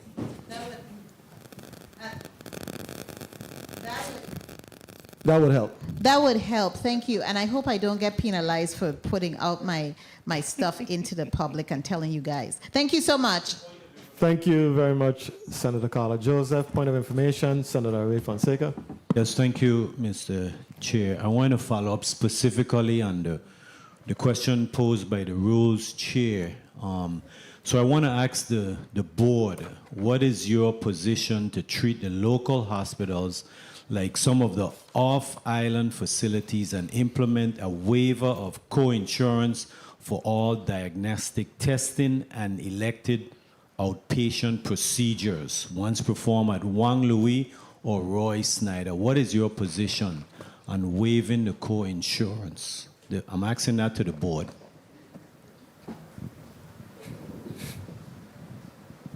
Senator Fonseca. We have had Please speak in the mic. Senator Fonseca, Beverly Joseph, GESC Health Insurance Board. This plan is open access. Members have freedom of choice. I can't force members to go to either hospital, and waiving the copays is a conversation that we at Cigna is going to have, but still, half of the equipment that they would utilize is not operational and working. Why would I send the members there for them to have to be referred off island to get the services done? But that's not your choice. They have a choice of where they want to go. I'm They're saying gonna that go we someplace need that to, don't wait a work. minute, this is my time. I'm saying that why not waive the co-insurance for the members if they go to the hospital, have no co-insurance, like how it is if they go to the States, they have no co-insurance. Let's do that for our local hospitals. Thank you, Mr. Chair. Thank you, Senator Fonseca. I wanted to just circle back at some of the numbers that you were mentioning. I know you said that 47% of our group have a chronic condition. You mentioned that 1% of the group would be considered catastrophic, and they're responsible for 10% of the spend. I wanted to get a sense as to how that compares to similar groups that you might be associated with. Is it unusual what you're seeing here, or is this pretty typical? Good afternoon, Dipali Sahi, Cigna Healthcare. Sir, I think the catastrophic claimants are relative to the size of the group that is in question.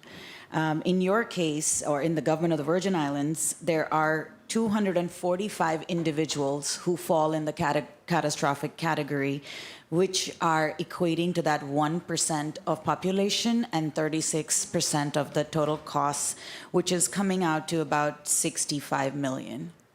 That combines the medical and the pharmacy costs.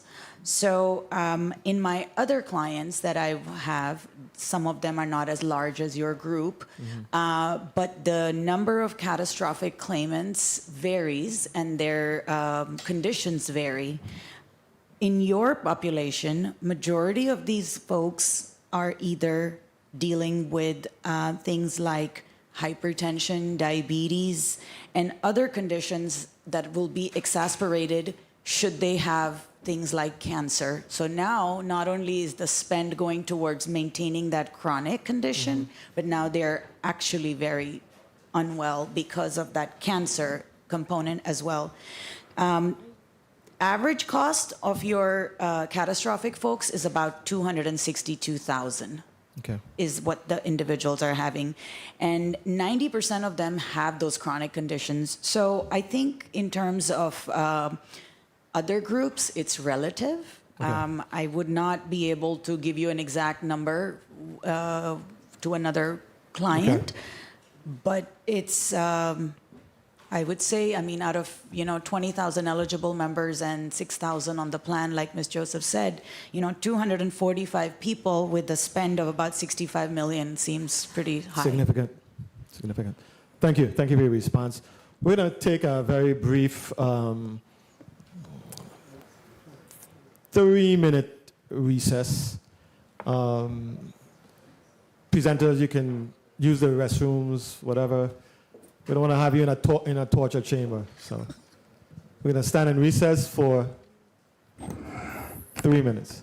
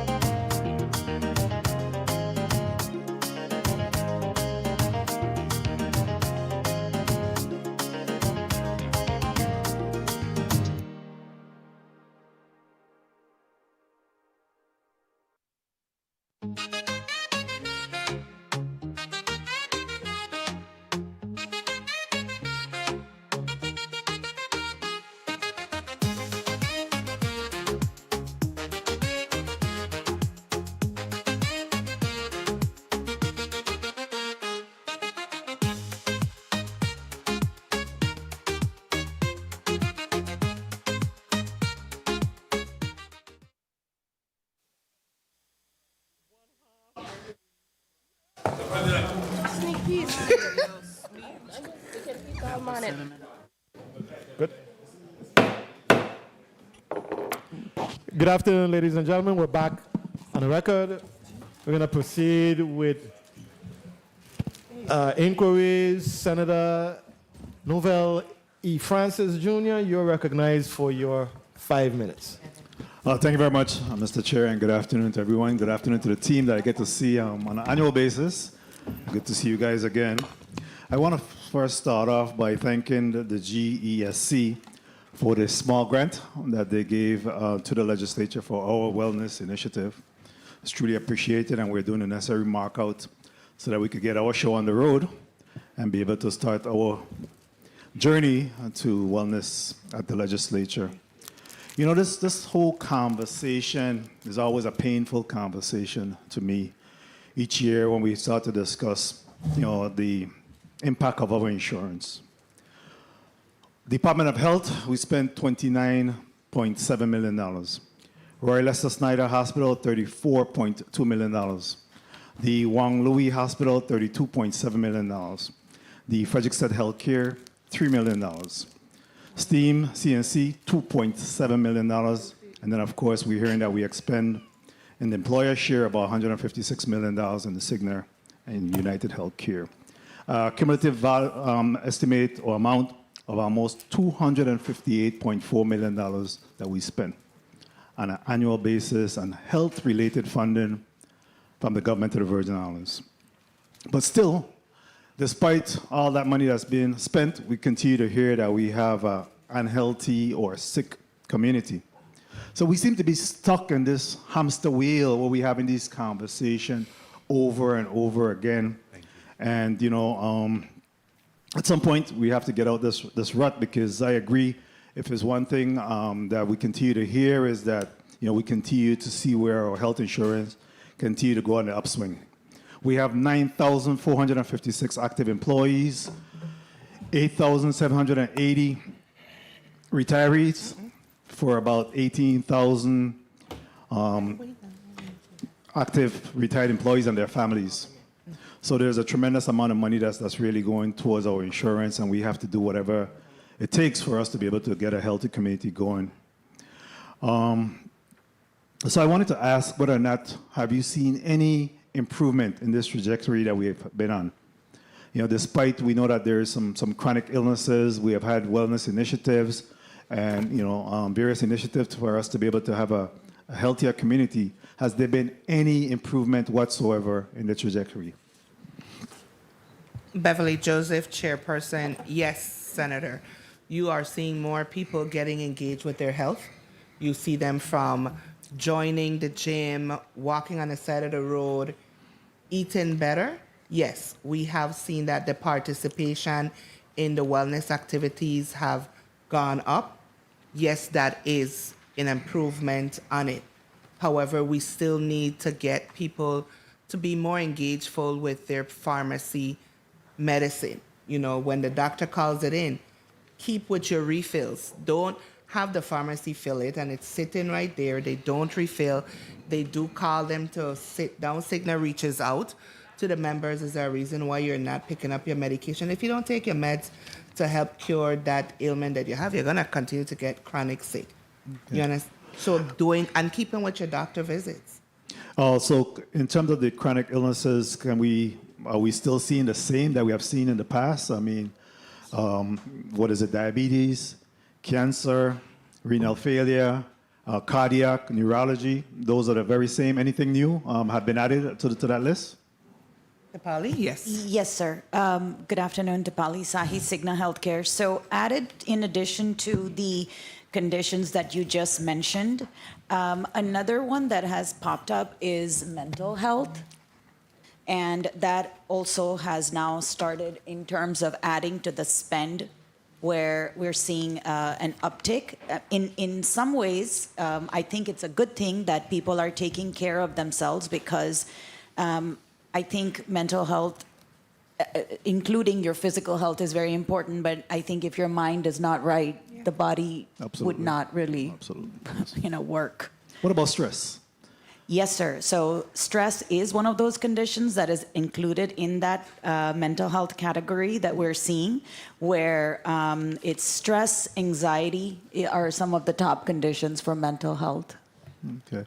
And there have been, you wanted to add something, Doc? Marco Vitiello, yes, medical director. Bring the mic a little closer to your mouth. Reactive stress was the number one behavioral issue that we saw. As it relates to quality and improvements, we saw that 10 out of 14 metrics that I follow have been improved since the previous time we looked at it. So that's very encouraging. Those metrics are typically closures of gaps. So getting those mammograms, you know, those types of things, filling your medication on schedule, very, very, very strong improvement. And the final thing I want to add, we're seeing a lot of obesity.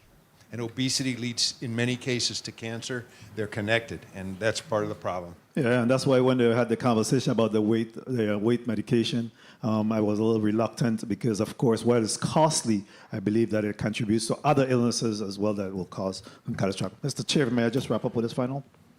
Yes, you may, Senator. In respect to the, thank you. In respect to the out of network, there was a lot of conversation about that as we contemplated this renewal. Especially in light of the lack of specialties that we have here in the Virgin Islands. Have we been able to close the loop or close the gap in respect to the out-of-network issues that were discussed by our constituency? So, Beverly Joseph, Director of, oh my gosh, I didn't hear my other job, Chairperson, GASC Health Insurance Board. So, yes, under option 4, we would have removed going to the out of network, but in option 2, you can still go. Those numbers for who was visiting the outer network was 147. It wasn't a high number, but it was still significant enough that was utilizing. Okay, very well. If I had an opportunity, I would ask you a little bit about the pharmacy situation, what we're seeing there, but my time is up, so maybe the chair would allow you to answer his time. Yes, you may. You want to pose a specific question? You can. I just wanted to, I mean, pharmaceutical was one of the big issues in terms of cost and saving factors. What is the current position in terms of a pharmaceutical? I think you just basically touched on it a little bit in one of your response. But what are we seeing in terms of pharmaceutical, the utilization of it or the non-utilization of pharmaceutical areas? Sure. Christian? Good afternoon, Senator. Christian Bergstrom, Garing Group. So we, in the whole 18.4% increase discussion that we've had, that's combined medical and pharmacy. And actually, pharmacy is higher. Pharmacy is at 25%, and medical spend is at 16%. So that's how we get the combined 18.4. To address a previous point that you made, the negotiated option 2 keeps weight management medications in the program, whereas option 4 was going to be to eliminate them. So those will be kept. And then we are putting in, the recommendation is to put in the Cigna Pharmacy Utilization Management Program, which they call the Essential Program, which we estimate will save about 2.5% to 3% in overall pharmacy spend. Thank you. Thank you, Mr. Chair. Thank you very much. Senator Navali Francis, Senator Clifford A. Joseph, you're recognized for your 5 minutes. Thank you, Mr. Chair, and good afternoon to the listening public, good afternoon to my colleagues, and good afternoon to the panel in front of us here this afternoon. The first question I'd like to ask is, when is self-insurance a good fit?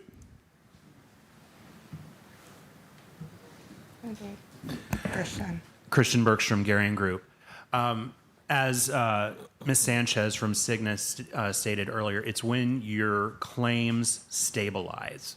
And so right now, the claims have been fluctuating greatly month to month.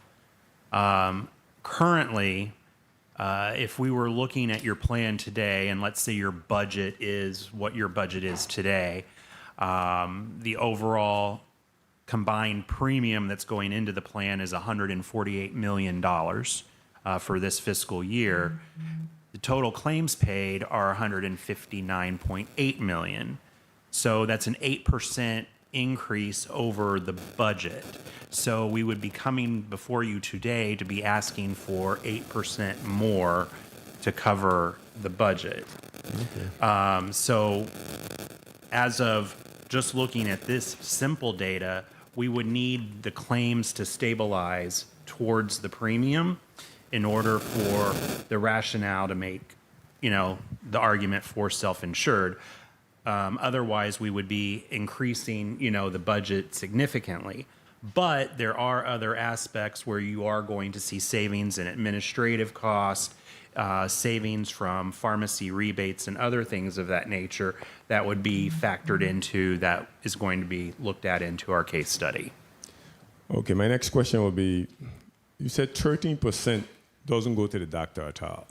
So any encouragement from maybe personnel or any other group that might be able to help this 13%, so we can have them in a different category, either they go in the 8%, which is in good health, or we fall into chronic, or... Speak directly into the mic, Senator. Oh, well. Yeah. So we want to make sure with the 13%, if we get them we could reach out to them somehow. Go ahead, Director.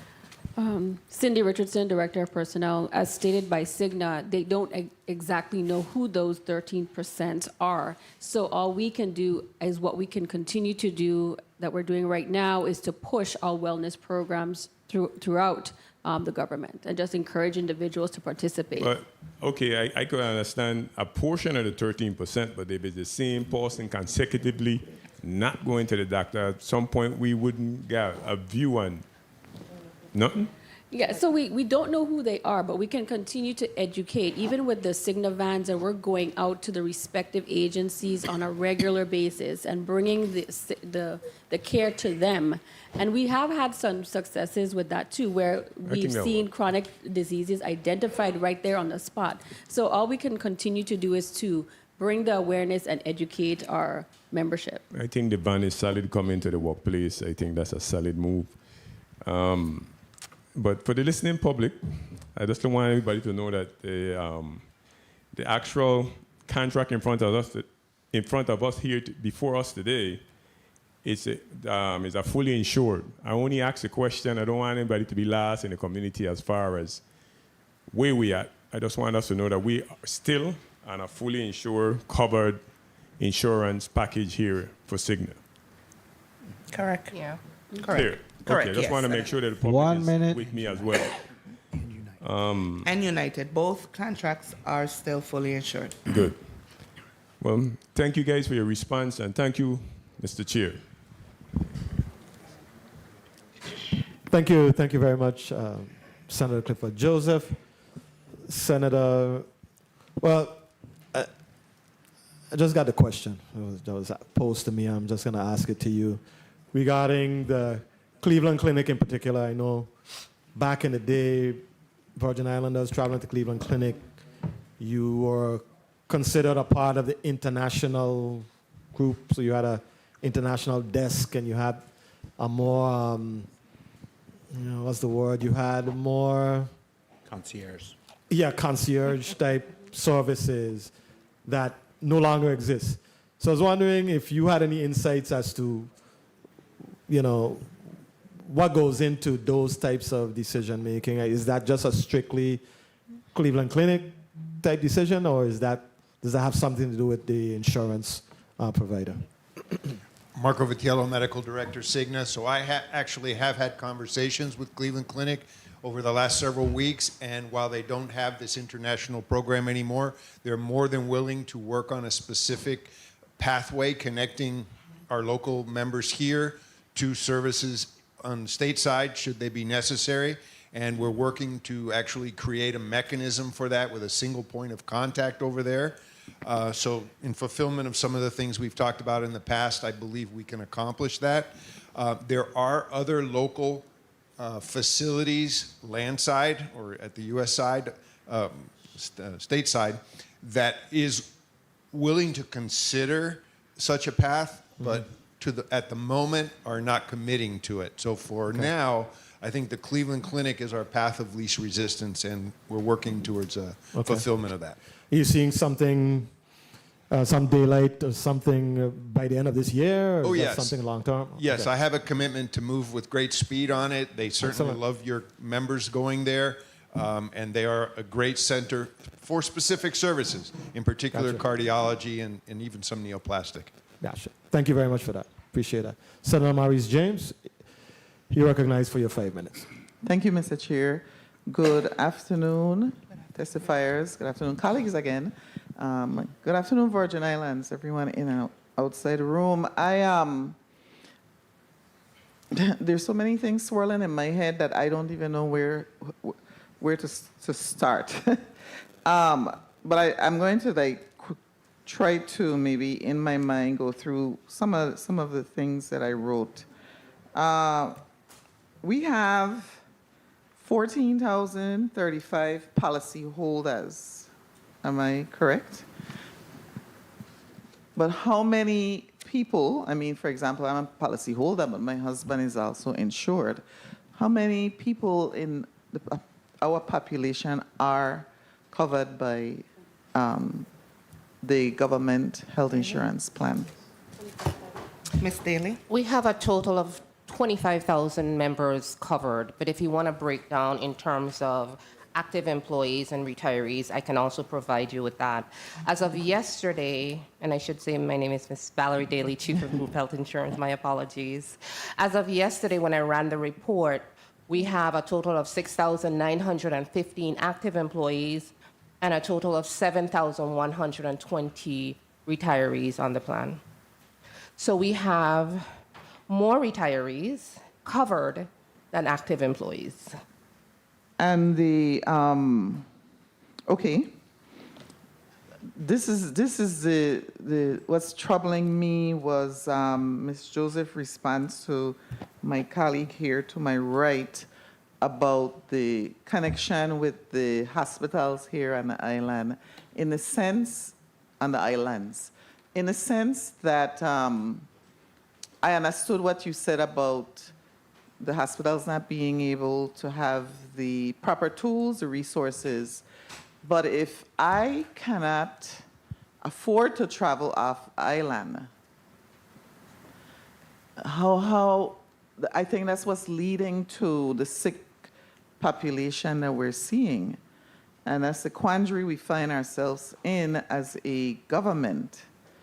Because, and that's why the hospital is also not able to get the equipment and resources it needs.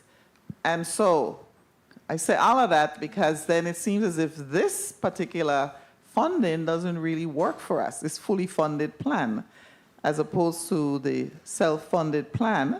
And I'm going out on a limb with this because I'm trying to understand, this is my other question. We don't have the reserves. I notice there's a lot of people saying we don't have the resources as government, but if you were under a self-funded plan, and this is my trying to understand this entire thing, would we not, the government, have then the premiums that are paid, would those not then constitute the reserves that we would need or not?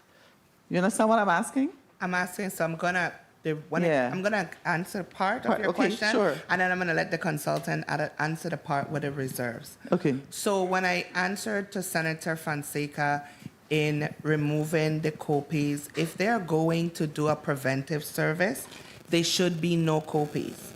So again, if they're being charged when they're going to do a preventive and they're being charged, they need to look at the codes that's being billed. And Patty Vincent from Cigna, the provider relations, she goes out and educate them and making sure. We have also told both hospitals they need to reconcile their books and capture the information. 1 minute. You can't just keep saying you want increase in funding. You got to capture the data to show why that need is there. They requested an increase more in payment from United. They start with United. United is paying them more. Okay. You know, they had the conversation with Cigna. So it's not, but whether it's Cigna or any carrier, it's not going to bail the hospitals them out of their financial deficit. they can add, but you have a lot of uncompensated care. You have a lot of Bingo. I don't want you to go anymore because my time too is running out. We know that. That's where I'm getting at though. That's where I'm going because everybody here sitting in this room need to understand that 25,000 people is, you made a statement earlier that you are here for the people versus the government, but the people are 80,000 people. Time. Remember that. Correct. And so we as a body always need to remember that there are a lot of people out there too who are not working for the government, not under the government health plan, not insured, and will go to our hospitals. So we need to understand that entire problem. But my time, go ahead. Can I want to say point of information. I want to clarify. Jesse Sanchez, Cigna Healthcare. I want to just connect the dots of what you asked and what Ms. Joseph said, and I think Please some do. conversations we're having about the ASO and the self-insured. Uh-huh. So while we've had discussions with the hospital as well as our competitors to, they want increase. One thing you want to keep in mind as you deliberate. Please put the mic a little closer to you. As you deliberate, one of the things you want to keep in mind as you deliberate going self-insured is that you will be the fiduciary. Right. So if you contract with Schneider or Juan Louis or any other hospital, Cleveland, recognize that as they're asking for increases, that's coming straight from your bank account. Right. So if they want to get paid $3,000 for the MRI versus $2,000, keep that in mind as you're looking at self-insured and the contracts and what you potentially could save. Right, and the statement was made though by Ms. Joseph that every month the consultant is saying to the board, consider self-funded. So where does that come from? If you're the consultant and you're saying to me that every month, that was a statement, I wrote it down, consider self-funding, then, why should we then consider self-funding? Why is that? Why are we being advised to consider it? when you look at Beverly Joseph Chair, when we have the consultant, it's to help guide us in making good choices for our members. That's also savings. Yes, we have a fiduciary duty to the members. We also are getting our funding from this body. And every year when we come, yes, we get hit. The cost is rising. Funding is going up. We have to look at what is taking place in the financial area of this government to do sustainability for our insurance. And as a consultant, they're going to give us options. And one of the options is self-funding and the structure. But just as you heard our consultant say, you have to look at those claims and the sustainability. And just like Ms. Sanchez said, the government is going to assume that risk. So when you are looking like what Senator Fonseca in helping the hospital sustain, this body has to understand even if you save, you're going to pour it back out, because when they ask for more rates, so you're not going to see a savings because you got to pour it right back out because of your claims and the utilization of your members. Thank you. So said in a different way, if the total cost for that claim is $3,000, and now you're removing the deductible and coinsurance, the government is still paying for the $3,000. Right. Not the member. Yeah. And I'll just underscore. Senator, I'll get you to just. I'm just wrap going up. to underscore. All I'm going to do is underscore for everybody in the Virgin Islands. When we say government is going to foot it, we're talking about taxpayers. And taxpayers do not include government employees alone. So we need to remember that going forward always, because there are private people, small contractors, who don't have insurance. Sure. And I need to stress that about hospitals being fully funded hospitals also, but also that at some point in these islands, we're probably going to have to increase taxes, period. And people don't want to hear that. Thank you, thank you, thank you, thank you. Thank you very much, Senator Mary C. James. Point of information, Senator Dwayne DeGraff. Thank you, Mr. Chair. Denied. I vote against that bill. Okay. I wanted between Chair Joseph and Chief Daly to get the active and retiree numbers again, because I think Chair Joseph, you put out 6,984. That was at August 1st, and then Ms. Daly corrected me and said as of yesterday she got new numbers. So those new numbers are actives are 6,915, and retirees are now 7,120. So your actives dropped and your retirees increased from since August 1. But bear in mind, like Ms. Daly said, you have more people going to retire. We haven't hit the end of December yet. Right. Okay. No, I just heard the discrepancy in the number. So thank you. Thank you for the time, Mr. Chair. Thank you very much, Senator DeGraff. When did that happen? When did that phenomenon happen? The fact that the shift from a majority active being covered to a majority retired being covered. Ms. Daly? Valerie Daly, Chief of Group Health Insurance. I think we've been seeing this in the last 3 to 4 years. We've been seeing that shift where we're having more retirees than active employees between the last 5 years or so. Thank you. Thank you very much, Ms. Daly. Senator Ray Fonseca, you're recognized for your 5 minutes.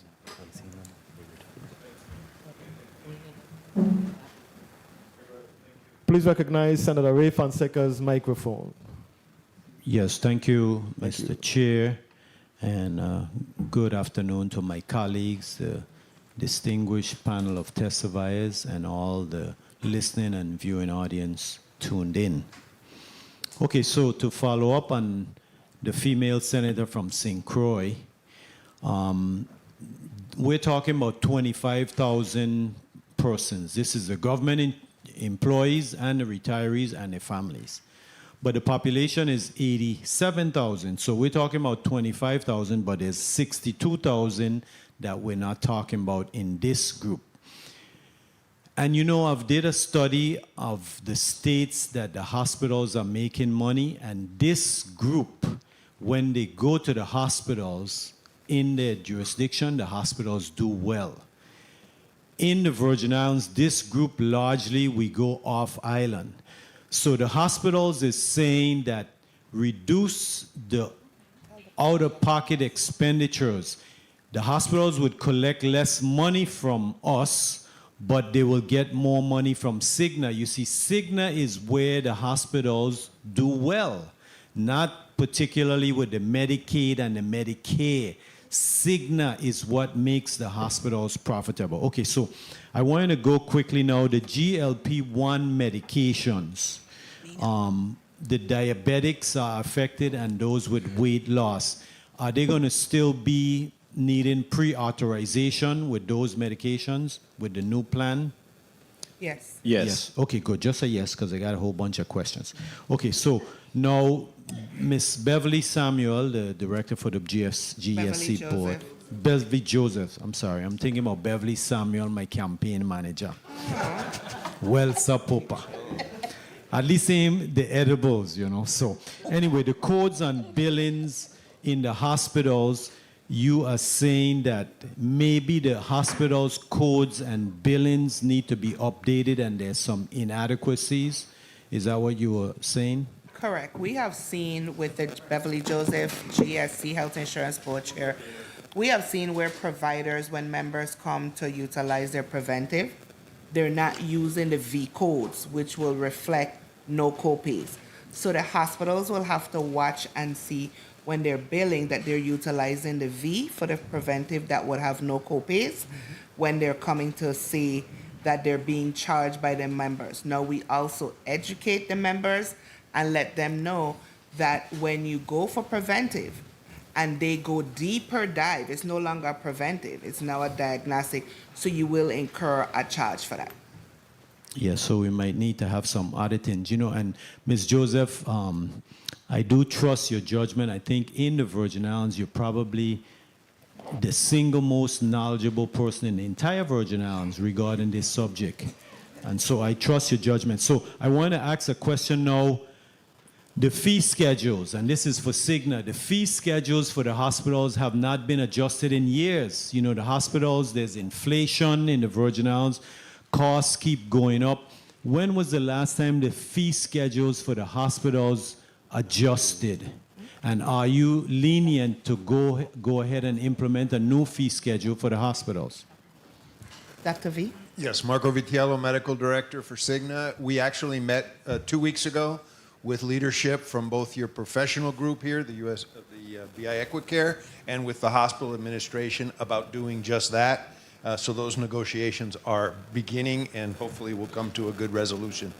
Okay, see, but that's good and well, but you ain't give me a date. You met and 1 negotiations and all that. You see, the hospitals need the money right now because, you know, we are in a crisis mode. I want to mention one thing here. My time was called? Okay, good. Okay, good. So the fee schedules were in negotiation and it should be able to come good. Now, so let me explain what I was saying now with the out-of-pocket expenses, right? The hospitals charge you now. The hospital is saying waive that so it can be just like if you're going to Cleveland Clinic. You know, I've had a colonoscopy done in Roy Snyder Hospital and I've had one done in Cleveland Clinic. Cleveland Clinic costs me less than the local hospital. So I've been through it. The hospital is saying waive that so that more persons will go to the hospital and the hospital will be able to build Cigna more. But on the other side of it, what it does is that the persons now would go who can't afford that deductible would go here locally and they wouldn't have to wait until they become a stage 3 or a stage 4 cancer. And that saves lives. So this is what we're looking at. We're increasing the revenues for the hospital. We're reducing the uncompensated care, Mr. President, for the government, and we're also saving lives. So this is good all around. And thank you, Mr. Chair, for the time. So, Thank you very much, Senator Fonseca. To the chair, Mr. Pali Sahi is going to give some numbers and answer the question. Pali. Okay. Good afternoon, Dipali Sahi, Cigna Healthcare. So, sir, I'm going to address your comment in a couple of different ways, but it'll also expound on what Dr. Vitiello and Ms. Joseph spoke about a few minutes ago. Our contracting team just recently, in fact, earlier this month, met with with Schneider Hospital's team to talk about the rate schedule that you are referring to, and there was a conversation that took place on a number of different things. It was regarding the rate methodologies, the strategies, billing challenges, infrastructure upgrades, etc., as well as the cancer hospital that is coming up.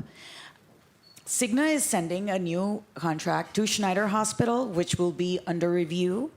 But in turn, Schneider Hospital will also be sending a rate proposal to Cigna, which will then be further discussed and negotiated to come to a common agreement. A similar conversation was supposed to have been had with Juan Louis Hospital on September 3rd, but the meeting was canceled due to a mandatory meeting with the territorial board of directors. So the meeting did not take place with Juan Louis Hospital. To add to your other comment where you said to waive the copay where they would go rather to the local hospitals than fly stateside, we're actually working on that internally at Cigna because currently the contract is, our plans are filed in the Virgin Islands and Cigna Healthcare is working to work with the local the Virgin Islands Insurance Board to see if we have that ability to waive that copay so that members could have the option. Now, that would not necessarily mean that every person would voluntarily choose to go there, but they could have that option. However, it's still in the works and it requires a lot of filing requirements and state legislative requests. Dipali, can you put on the record how many people visit the hospital service-wise?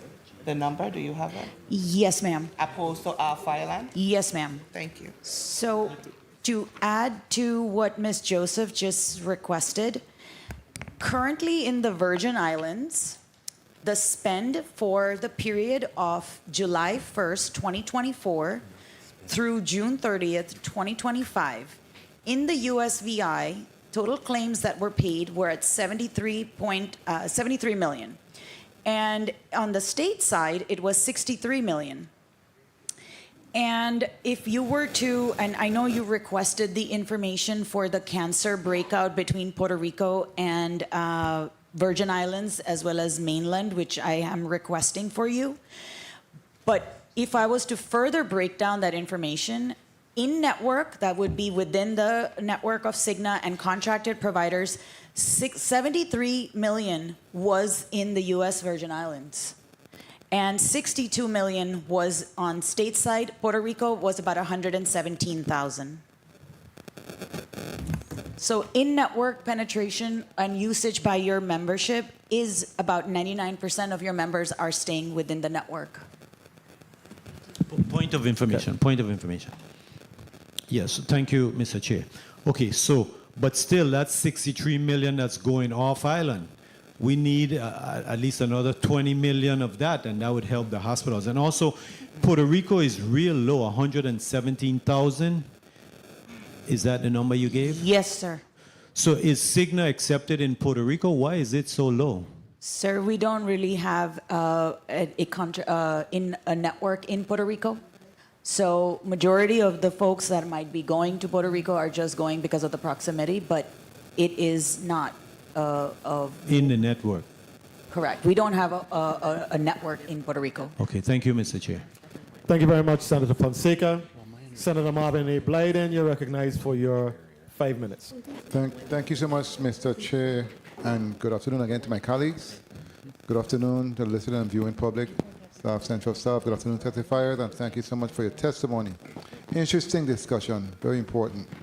And one thing I can say honestly, based on the conversation thus far, we need to honestly change our focus because good health is wealth. That's very critical, and we need to make that a statement in terms of people getting in the brain that good health is wealth because we have a bunch of people walking around, hair done, nails done, everything did, best name, fast name brand, clothes, shoes, and many of them are unhealthy. Many of them. And that's unfortunate. You know, I must say that based on the testimony, said 92% of government employees on a plan are sick, basically. Only 8% are not. Those numbers are staggering, very staggering. And you ask the question, how do we get them engaged? And that's a very important question, a good question. And also it was said 13% additionally do not even go to the doctor. And I must say that's key because I myself, I worked for the government health authority, as a matter of fact. I was on Cigna from 95. For 21 years, I didn't go to the doctor, you know. I never called in sick, never. I always felt good, always showed up early, left late, and I feel I was good. I was healthy. The first time I started actually going for annual checkup when I came to this body in my life. Honestly, I'll be honest with you, I've been very honest. And it says a lot about people's mindset. You know, we think we feel good, we're good, but something just drop down dead. So it's important for us to do annual checkups. I go on an annual basis now, twice a year as a matter of fact, which is very important to me because I love me some me, so I have to make sure I'm good. You know, but nonetheless, yeah, it's very important. But let me ask a question though, in terms of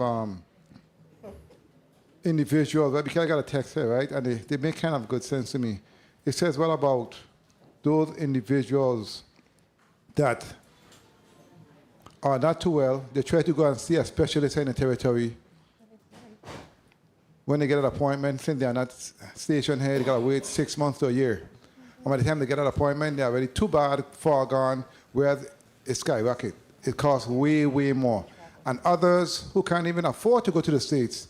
So here it is now that they are left in a position where it have actually increased the cost of the network because of our situation here in the territory. What can be done in terms of, from a perspective of bringing in specialty doctors and more on a regular basis so people can get the attention,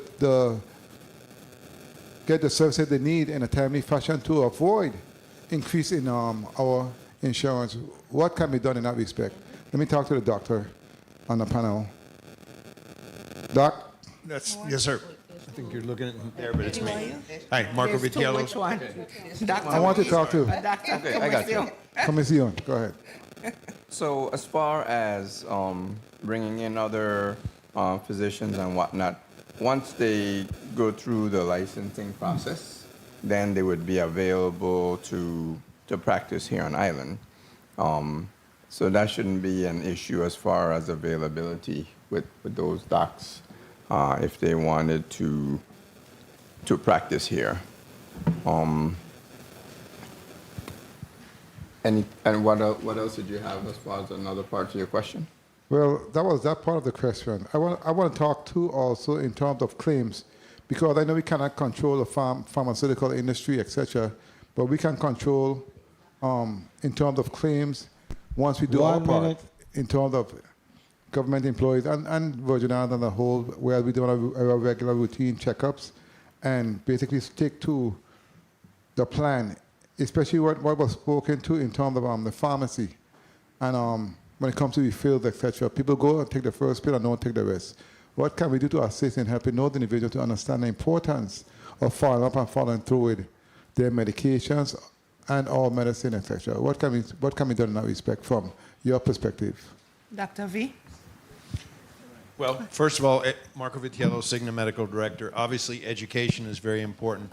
We're also trying to motivate the clinicians to make sure that their patients, your membership, is doing what they're supposed to do. So having outreach and having community contact with these individuals is really very important.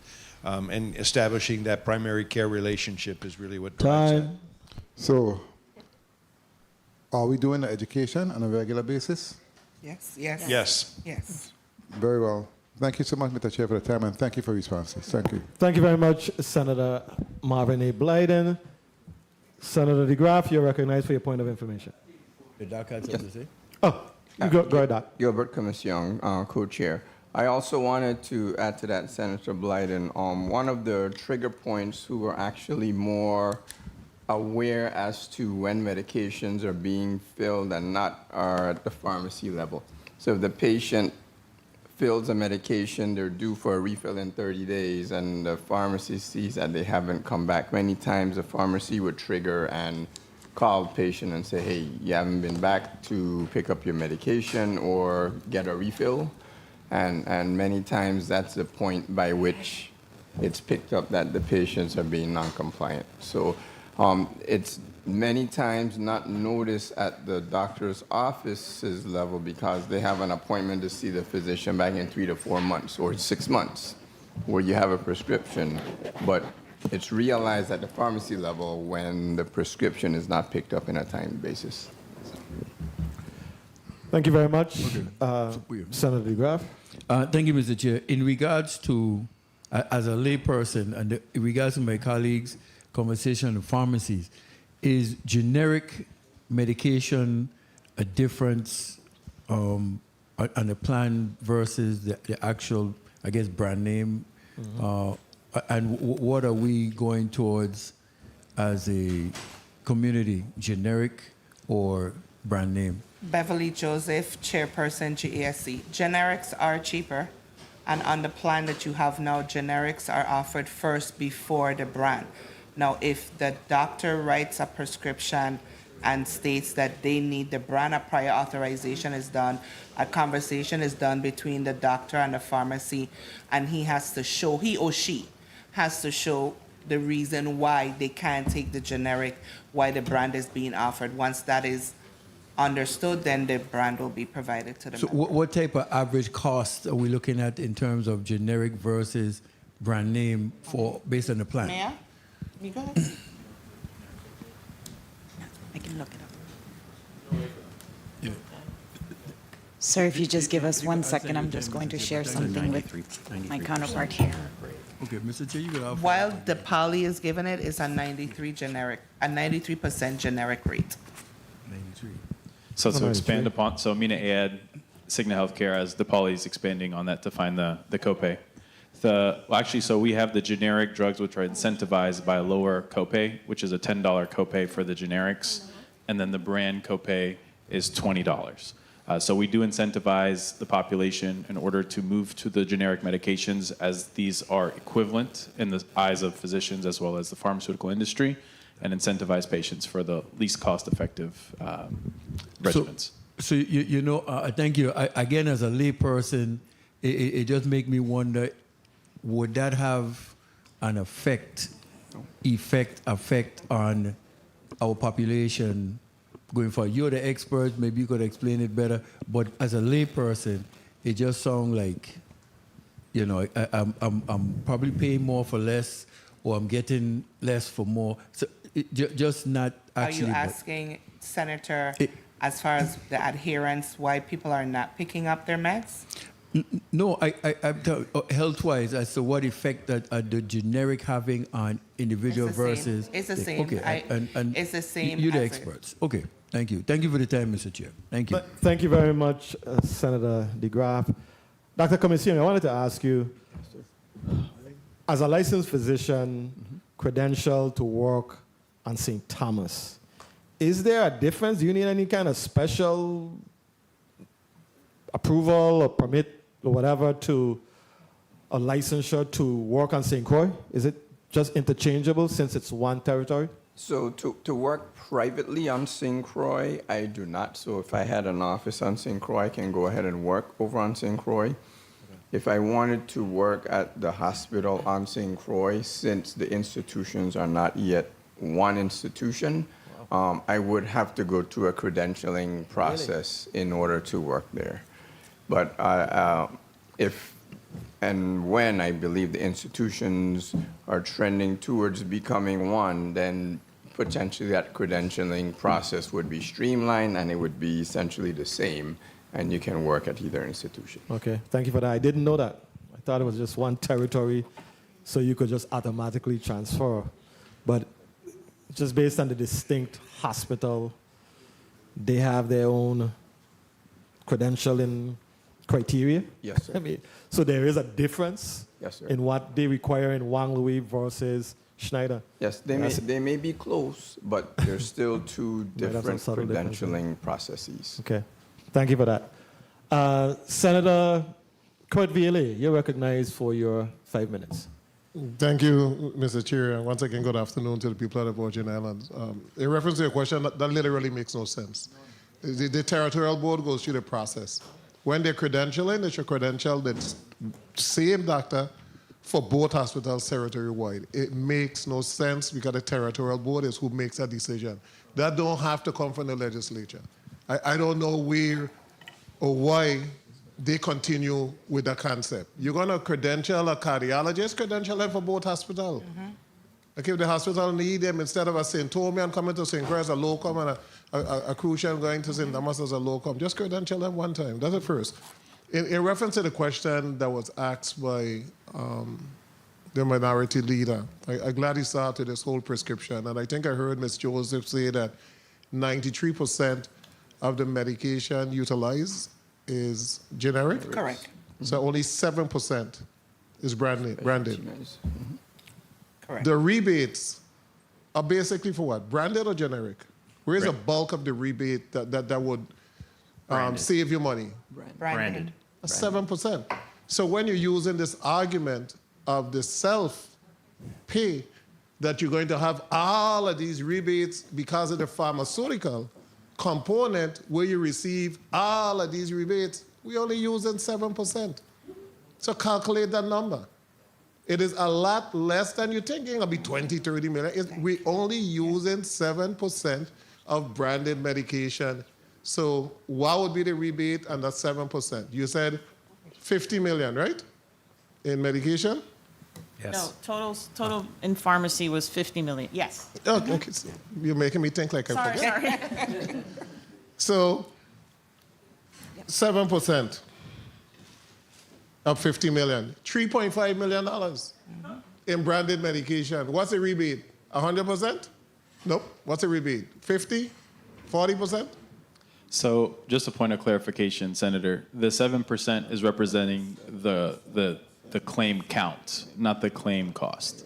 So in your example, the 7% doesn't technically of the 50 million represent 3.5 million. The 7%? Right, because there's a different cost. Correct. Okay. So the 7% might represent 14% of the total cost. Okay. So I'm still back to there where if you say that the total cost is 14 million, you know, what rebate would a $14 million get that would contribute to savings? So we just need to work out all of those factors as we go along, because I think that there's an idea or ideology that you're going to get this rebate on all 50 million, and it's going to be a tremendous amount. Now, in reference to the rates, I hear you keep on saying, and if you could quickly explain, the health reimbursement account, it was 1,000, under the plan that we're not using, was 1,000 for single and 2,000 for family, correct? Correct. Correct.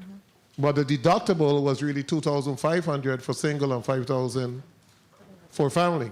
Correct. So I wanted out there is really 2,500 and 5,000. In the 1,003, it's 2,500 and 5,000. Now the health reimbursement account would benefit someone that didn't see the doctor. Correct. Because it would roll over to the next year. Correct? Correct. But you seeing the doctor on a regular basis, you have to go up now to literally that higher amount, so you're going to be paying a lot more.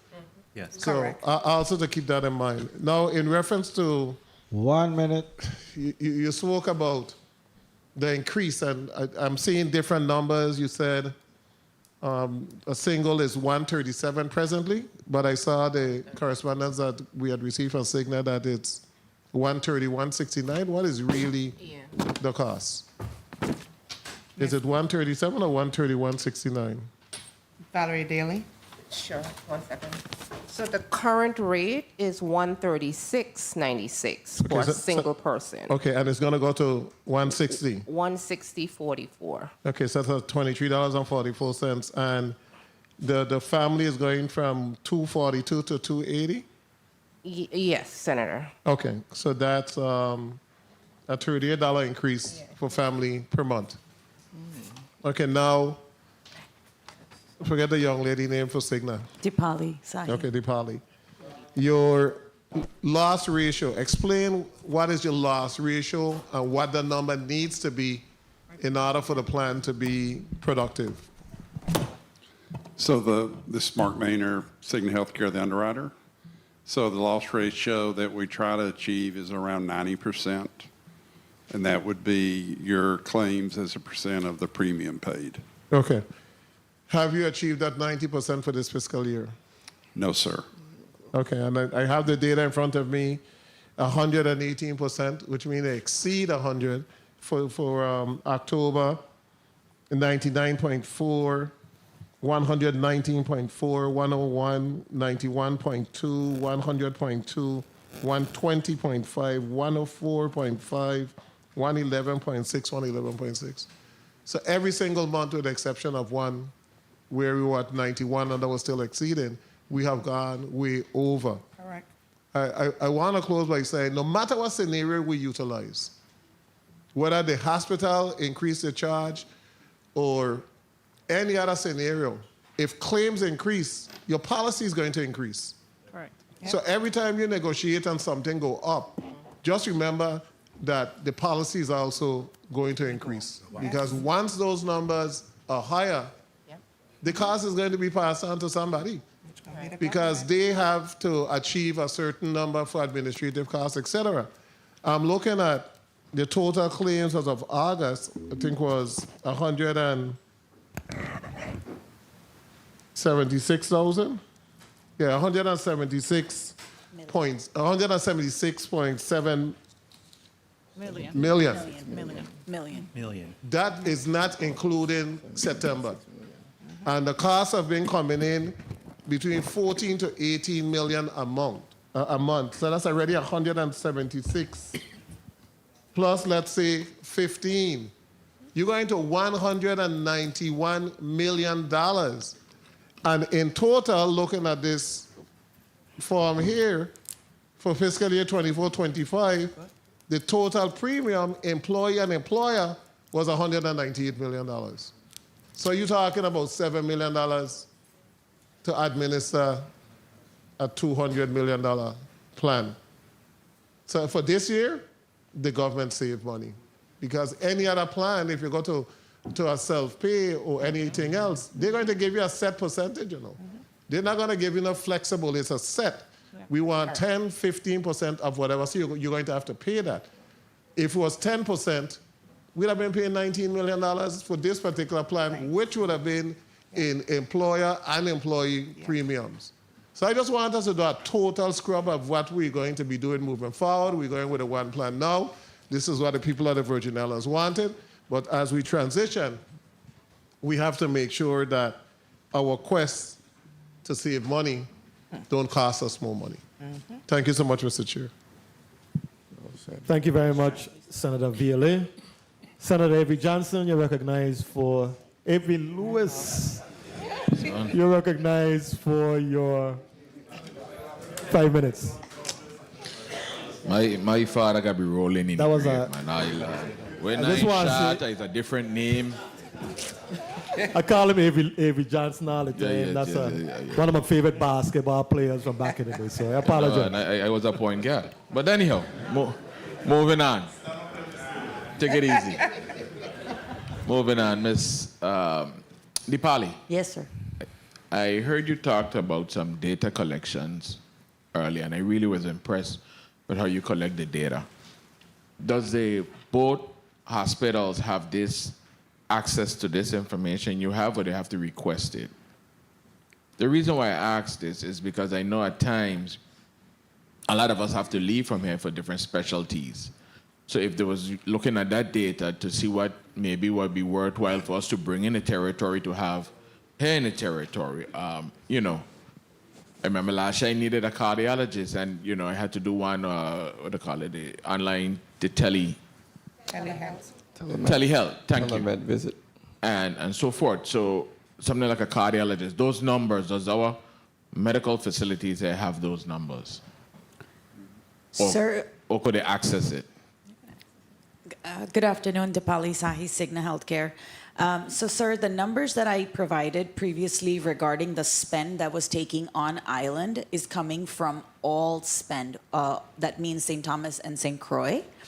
And that is including the hospitals, it's including the local providers, etc. But I thought your data was broken down by, okay, who needed to see a cardiologist, who needed to see a neurologist or something. We can break that down further. That's what I was asking, if the hospital Yes. have that to see what type of specialty needs we need here in the Virgin Islands to Yes. remain here. We can break that down further, the spend amount, and Wait. that we can share that with the hospital. Ms. But Joseph?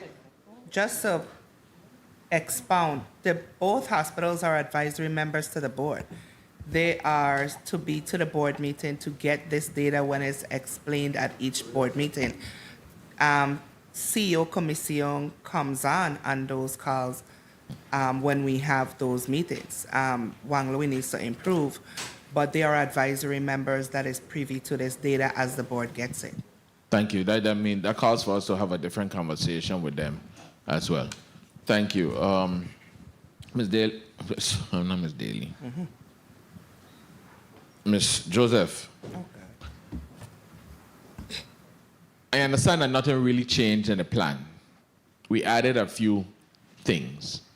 So in page 6 of your testimony,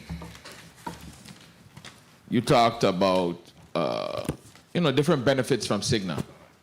One was support USVI community by providing 6 two-year nursing scholarships to the University of the Virgin Islands in the amount of $6,250 per student per year, and providing $375,000 in grants to nonprofit agencies. Just out of curiosity, the scholarships to the university, how does that work? How the university is free? Dipali? Good afternoon, Dipali Sahi, Cigna Healthcare. So, sir, we actually, I met personally with UVI to understand the dynamics behind the scholarship, since the education at UVI for local students is free. There's no cost associated with it. The way our scholarship works is that not all the students are eligible for this scholarship, and we are actually focusing more on the nursing scholarship. Also, for Mr. Bali, I understand that part. Yes. But how is it impacting the children of the Virgin Islands? Oh, okay. So, sir, our goal and our hope is that the students who are receiving those scholarships will in turn serve at the local hospitals and the community here first, should they I think we have a disconnect in my question. I'm asking, the university is free for the children of the Virgin Islands. Do the children still receive the $6,250 to attend the university? Not all students receive it, so the ones that are selected to receive the scholarship. So, for example, we paid out $37,500 to UVI for 6 students for the plan year of 2025 to 2026. Okay, I ain't going to answer you looking here today, but I'm going to have to come at a different angle. We talk about $375,000 in grants to nonprofit agencies. Who are some of these agencies? Yes. Sir, so the Cigna Foundation received an application through our Education and Workforce Grant, and it was awarded to the Department of Health, Community, and Social Grants in the amount of $400,000 for the period of January 2019 through April 30th of 2025, broken out each. So in 2019 to 2020, they were paid $133,000. For May of 23, they were paid another $133,000, and in October of 2024, they were paid $134,000. If it's okay with you, I can expound further as to how that grant impacted the Virgin Mr. Chair, Islands. could I request that through the chair, please? Yes, you can. Yes, you can. Thank you, and I You can provide it to us. If I through may the chair. just ask my last follow-up question to Director Richardson.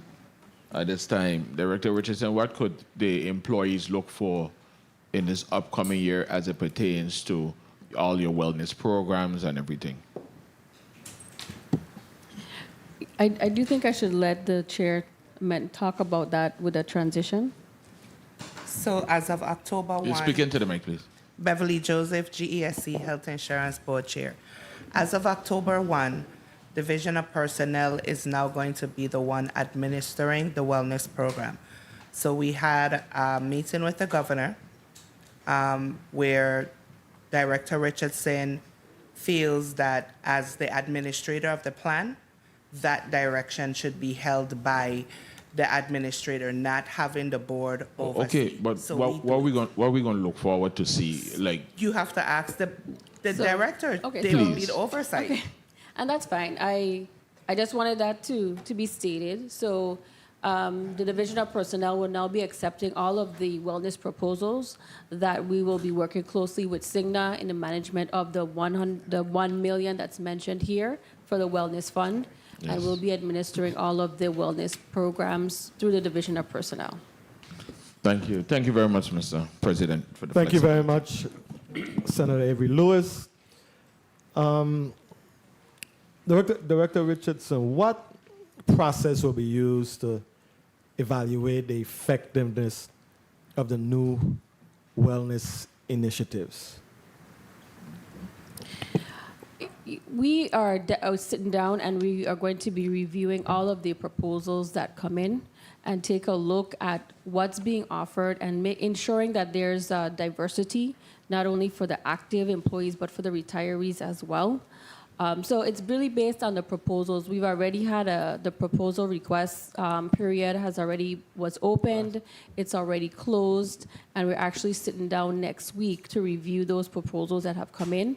I am going to be taking a little bit of a different approach as far as what's coming out of the Division of Personnel and how the wellness activities are going to be managed.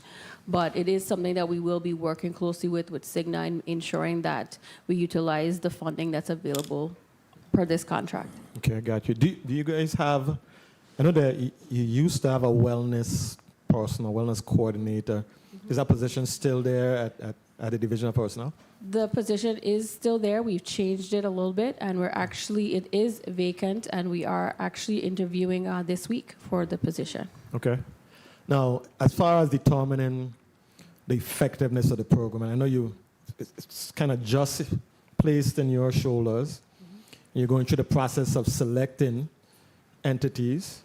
Now, and let's just consider this year one. Now for year two, how will you determine whether that program that you approved was effective in affecting our bottom line, just from a health and wellness perspective? Any thoughts on how you plan to approach whether a program was effective? So I think the first thing that we can do with that, as far as managing and looking at the effectiveness, is looking at the participation rates. And then also, in collaboration with Cigna, look at some of the numbers that were presented here today and see if there's any sort of an increase or decrease in any of the specific areas mentioned. But I think participation will also play a role in how we look at the effectiveness, and then also look at the ways in which we're communicating and getting the word out, and seeing what other types of incentives that we could offer from the Division of Personnel to encourage participation. But, this is something that's been going on. We've had wellness activities, and we're still seeing the numbers where they are at over the years, but it's something that we could just continue to pushing this data and bringing it forward. We saw it through open enrollment when we started to talk about the fact that we are not a healthy community, or that the retirees are actually healthier than our active employees. Wow. That opened a lot of eyes for a lot of individuals. And I do have to say, with open enrollment this year, this is the most that since I've been here that we've seen in attendance. So even to that little incentive of giving the hours, the 2 hours to attend, did in fact bring the population out. And of course, they saw the changes that were coming and they wanted to know more. So the education will definitely have to play a role in this initiative. Excellent. Thank you for your response. Senator Kenneth Gittens, you're recognized for your 5 minutes. Thank you, Mr. Chair. And again, after 13 have spoken, what is there for me to ask? But hopefully, after hearing from 13 other colleagues, hopefully we have realized that we have the best GEC director and board in town. And I want to publicly thank them for all that they do on behalf of the people of this territory and their families, specifically those government employees. So today's discussion on government employees' health coverage reminds us that health policy isn't just about cost, but it's also about consequences. Yes. And so we can't lose sight on what's truly at stake. And that's the well-being of those who serve this government and their families. That said, I continue to say, you have to call a spade a spade. And that's why I'd like to hear when Ms. Joseph talk. And we as a people can't continue to say, when your clothes don't fit you no more, that the clothes get too small. Mm-hmm. Did the clothes actually get too small? Nope. Or you get too big? So it's so much easier for us to say that our clothes get too small. But in actuality, the clothes didn't make any adjustment. It's you. So again, we have to look at the consequences. I have no questions for the panel at this time. Again, 13 others spoke before me. So I just want to say again, thank you to all of you who have been a part of this process and brought us this far. And again, not only thanking Ms. Joseph and her team, to include Laurie Anderson, who's sitting back there, sticking her every minute and keeping her on her toes. But I also want to thank my colleagues who I know worked feverishly in the Finance Committee, led by Senator Francis, and even assisted by, Senator Francis and his co-chair, Senator Blyden, And they were assisted still on the sideline by our majority leader who was just pushing. And at this point, we are at the point now where we are going to assist our people and put your money where your mouth is. My phone have been blowing up from morning with people just saying, Senator, we cannot afford this self-pay business. Thank you. We cannot afford it. And we are already between a rock and a hard place as to whether you're going to buy medication or you're going to pay this entity down there, what I used to call it a criminal enterprise.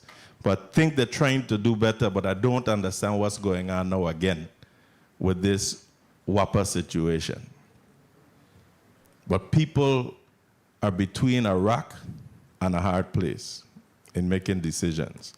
But today, I am proud that my colleagues are ready to move forward in assisting our people so that we can take a little ease off of them. But again, I want to remind all of us, again, it's not just about the cost, it's about the consequences. So I am going to ask the GSC board to continue and the Division of Personnel to continue I was told that the battle of the agencies went off well. A lot of people came out, but we need to do things round the clock, excuse me. I wasn't able to attend the one on St. Croix. My brother was buried that same day in Miami, but I heard that it went off well. And all I'm doing is asking you all to please continue to nag everyone to go to the doctor, get healthy, and leave what injection is they're taking now that setting up the price all the time. Leave them thing alone. And get out on the promenade and get on the roadside and thing and walk, do some exercise. I just came out of Mombiju Park yesterday with the Sports Parks and Recreation Commissioner, who will be working alongside the Public Works Commissioner and some others to, so we could spruce up our parks. But let's try to get our people to get out there and just get healthier. Thank you all so much. Thank you, Senator. Thank you. Thank you very much, Senator Gittins. I wanted to ask you just, I think you mentioned someone from the team mentioned Omada Prediabetes Prevention Program. Omada Prediabetes Prevention Program. I wanted to hear a little bit about what that program is about, and are employees of the government participating actively in that program? Dipali. Good afternoon, Dipali Sahi, Cigna Healthcare. Sir, the Omada program was implemented in 2018, and it is a diabetes prevention program in conjunction with our partnership with the company Omada, which continues to help the government of the Virgin Islands and their eligible members. So the way the program works is that it encourages and educates on improved lifestyle choices. They have a virtual coach, and that also allows for some meaningful changes around eating, activity, sleeping, and stress management. The focus members are also able to work with the coach directly. And for the period of October 1st, 24 through September 9th of 2025, we had about 882 applications that were submitted. That means 882 people completed a questionnaire. That's the first vetting process. Accepted members who were included in that program were about 566. And the rejected members were about 302. That means that they did not meet those requirements on that questionnaire completion. But just because they were not allowed to be in the Omada program, that does not mean that they don't have any resources. So Cigna has our nurse coaches that are on both islands. We have 2 coaches here in St. Thomas. We have 2 in St. Croix that do coach members on chronic conditions. But in addition to those folks that are based on island, we do have some telephonic coaches that are available. We have our nurse line that can help out members, and that's 24/7. So there is a lot of access that is available to those members should they be interested. In addition, our doctors, including Dr. Vitiello, when he met with the providers on island recently, that was one of the topics to bring up, because your membership's majority of the conditions are related to diabetes, hypertension, cholesterol, and those were the top conditions. That's where majority of the non-catastrophic spend is going. And it is also adding to the cost of the GLP medications that Senator Gittens just brought up. So do you track the effectiveness of the program to know, is this just a program that we have on the books that we're doing, or is it actually impacting the numbers with regards to staving off full-blown diabetes or bringing people from the pre-diabetes stage to the non-pre-diabetes stage? What we do is we are providing the coaching and the education and the hand-holding as much as possible. I think these numbers would be very different should those programs have not been in place. So today we're saying that, there's a certain percentage that has diabetes or, hypertension. But should those programs have not been in place or the folks have not joined OMADA, that means 866 people would be out there with pre-diabetes or diabetes and not being managing that. That would add to the spend for the claims more than what it already is today. So, Senator, if I may, we have gotten testimonials, like I've gotten people that call me to say thank you for OMADA, because they do send you a digital scale.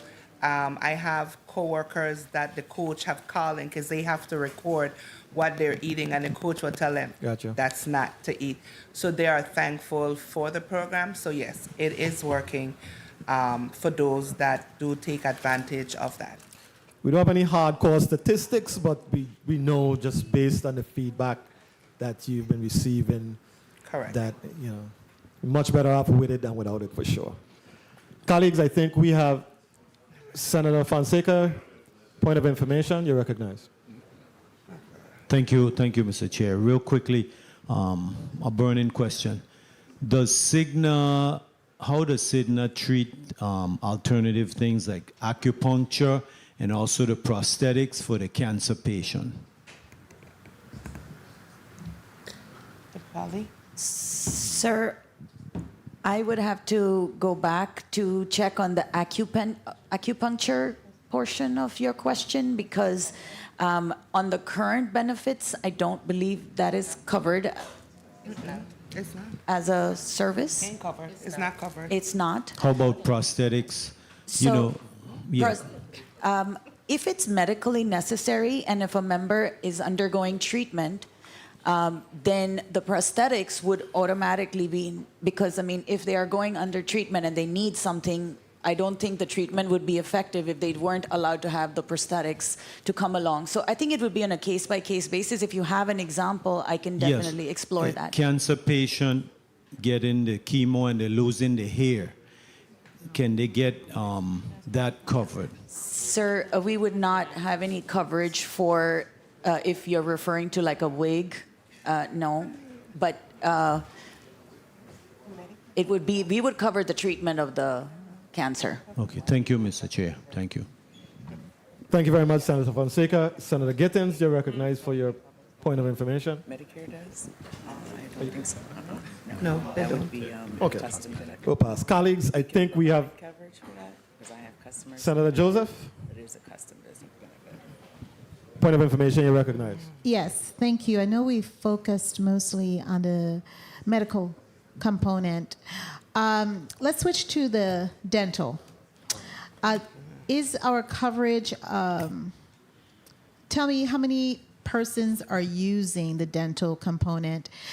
Does our dental component also, because dental also has an impact, an adverse impact on our overall health. What are we looking at relative to the usage? How many persons are going to the dentist regularly? Do you have any statistics on that, Dipali? Yes, ma'am.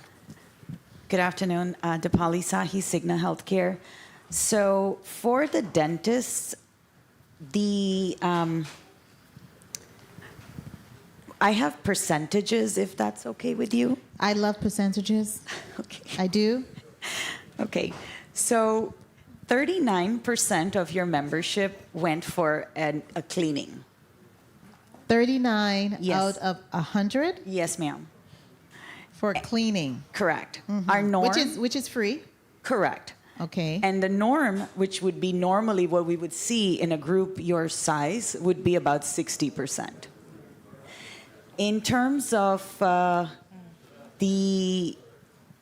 and then it further breaks it down in terms of, diseases and root canals, etc. Okay, so do you have it with the diseases? Because I know from talking to medical professionals, they said if you have like cavities, all of those things, it also affects adversely your heart, etc. I'm seeing the physicians shaking their head in the affirmative. So tell us about that, because that's a critical thing. So we're just thinking is about people eating and not doing well, but also your dental hygiene health has an adverse impact if it's not treated. So share with us those breakdown, Dipali.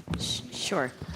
So in terms of the cleanings, there were about 36.6% of the people got their cleanings, 35% got their exams, 10% had fluoride treatments, periodontal cleanings were about 3%, and then the major stuff like fillings, crowns, root canals, for the fillings it was about 9.5%, crowns 3.7%, and then extractions was about 3%.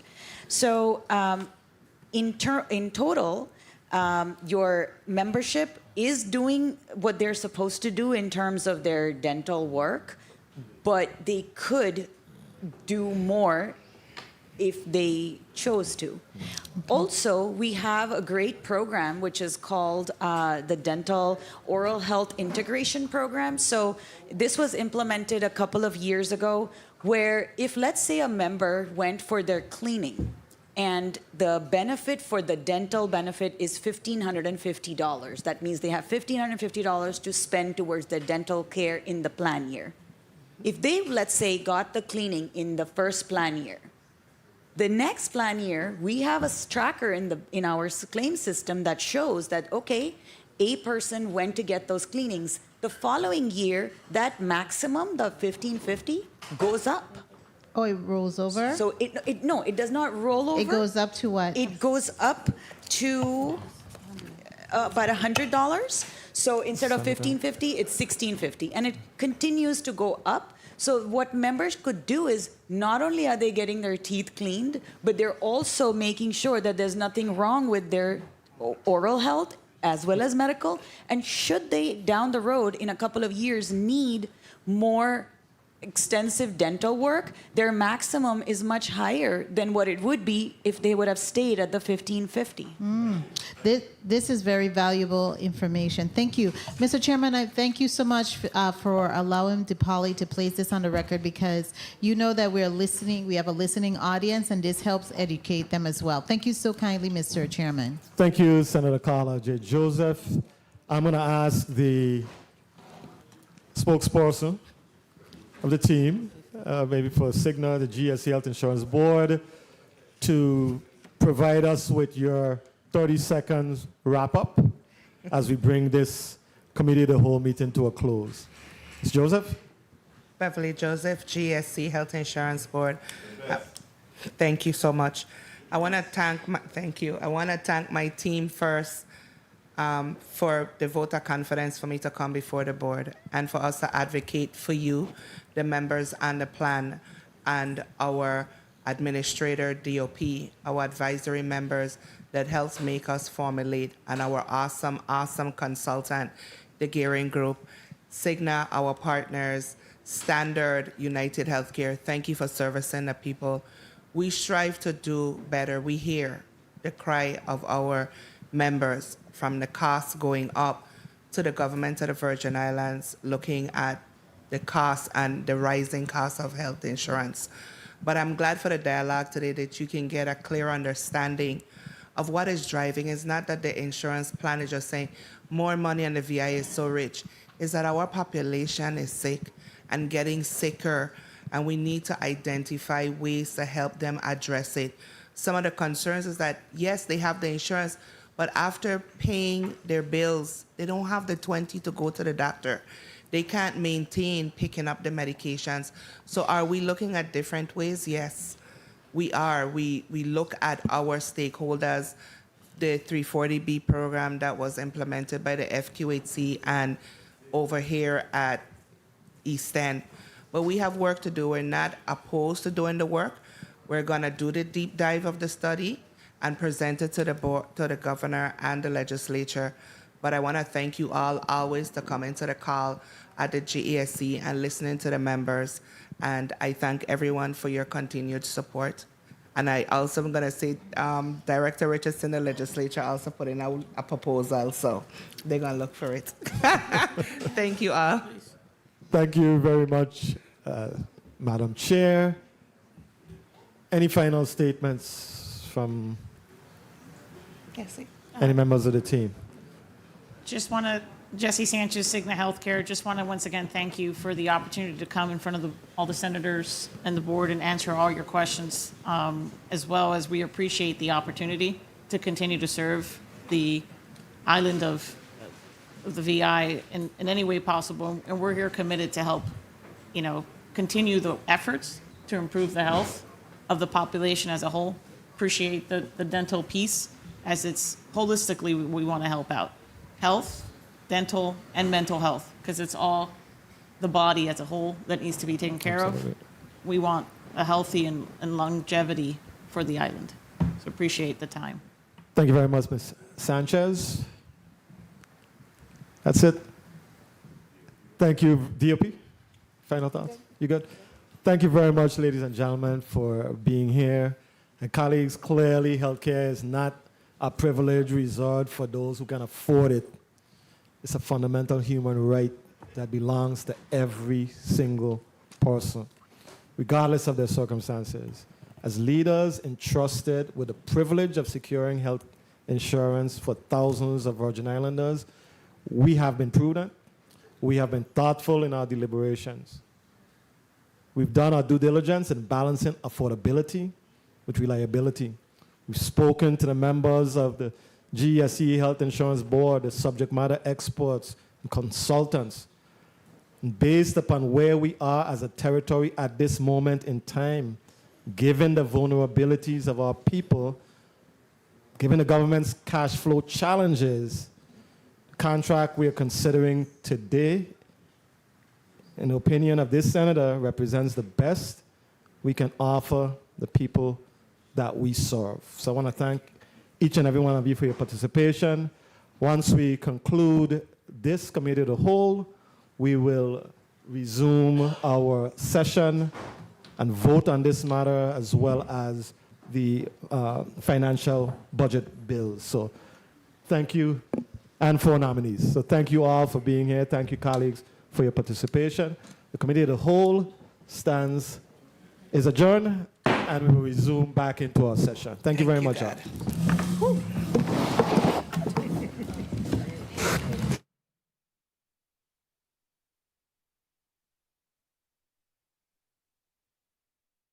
Stand in recess for 10 minutes. 10 minutes.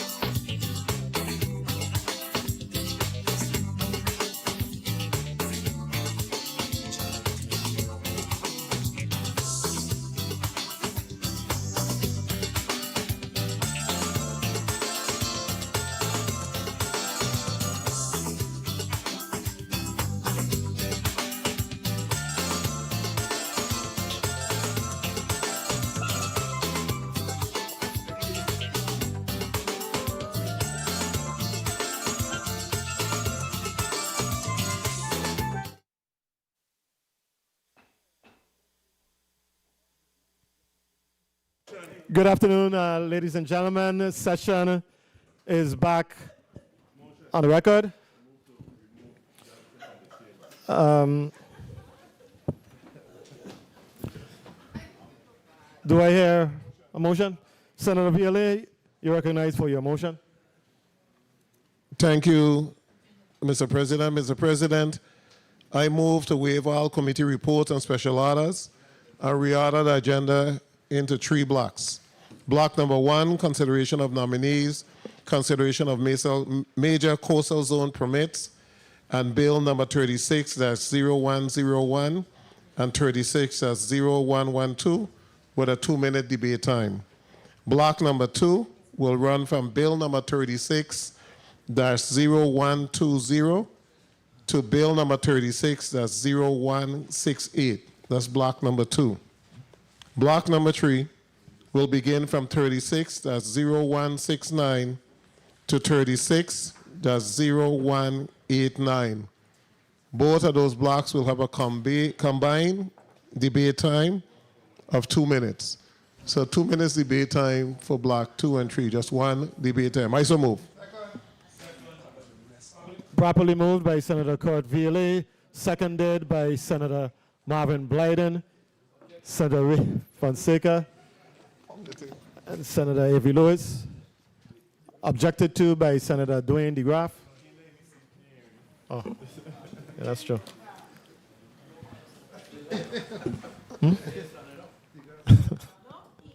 Roll call. Senator Marvin A. Blyden? Yay. Senator Blyden, yay. Senator Angel L. Bocas Jr.? Senator Bocas Jr., yay. Senator Dwayne M. DeGraff? Senator DeGraff, nay. Senator Ray Fonseca? Yay. Senator Fonseca, yay. Senator Novelli Francis Jr.? Yay. Senator Francis Jr., yay. Senator Alma Francis Heiliger? Yes. Senator Francis Heiliger, yay. Senator Hubert L. Frederick? Yes. Senator Frederick, yay. Senator Kenneth L. Gittens? Yes. Senator Gittens, yay. Senator Maurice C. James? Yes. Senator James, yay. Senator Franklin D. Johnson? Yes. Senator Johnson, yay. Senator Carla J. Joseph? Yes. Senator Joseph, yay. Senator Clifford A. Joseph Sr.? Yes. Senator Joseph Sr., yay. Senator Avery L. Lewis? Yes. Senator Lewis, yay. Senator Milton E. Potter? Yes. Senator Potter, yay. Senator Kurt A. Viola? Yeah. Senator Viola, yay. Mr. President, 14 yeas, 1 nay. Thank you very much, Madam Clerk. The motion carries.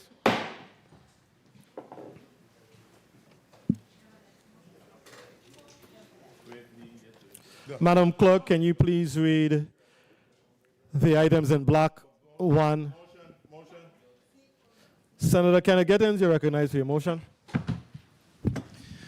Thank you, Mr. President. Mr. President and colleagues, I move to override the governor's veto of Bill number 36-0227, an act amending Title V Virgin Islands Code. I so move.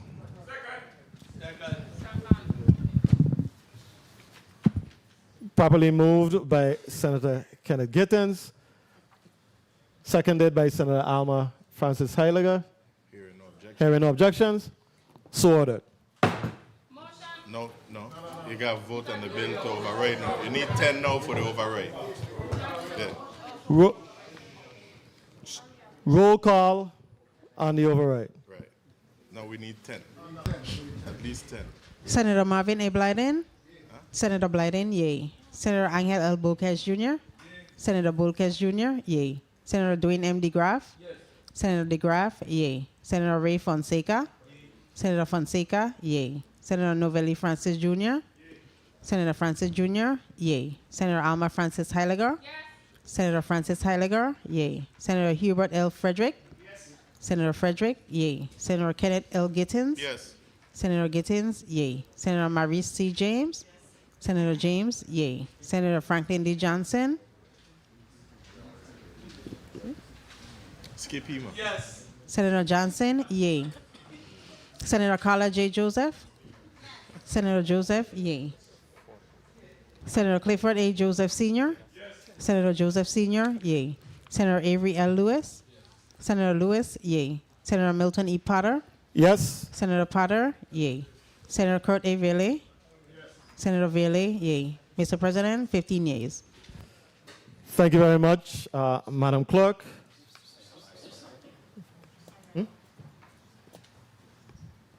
We'll now have a vote on the actual override. That was it just now.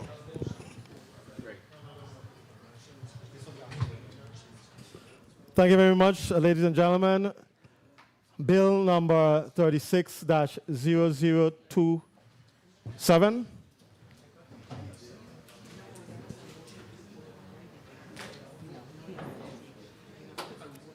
We're going to take a brief recess for 2 minutes.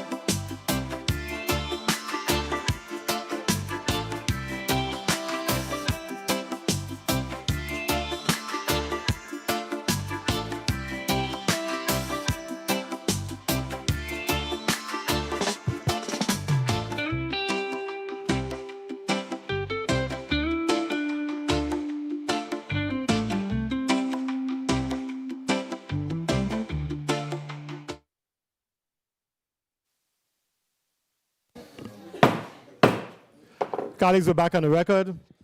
We just considered the move to consider the override, which required 8 votes. We are now going to vote on the actual override, which requires 10 votes. A minimum of 10 votes. Madam Clerk, can we please have a roll call? On bill number, the override of bill number 36-0027. 0027.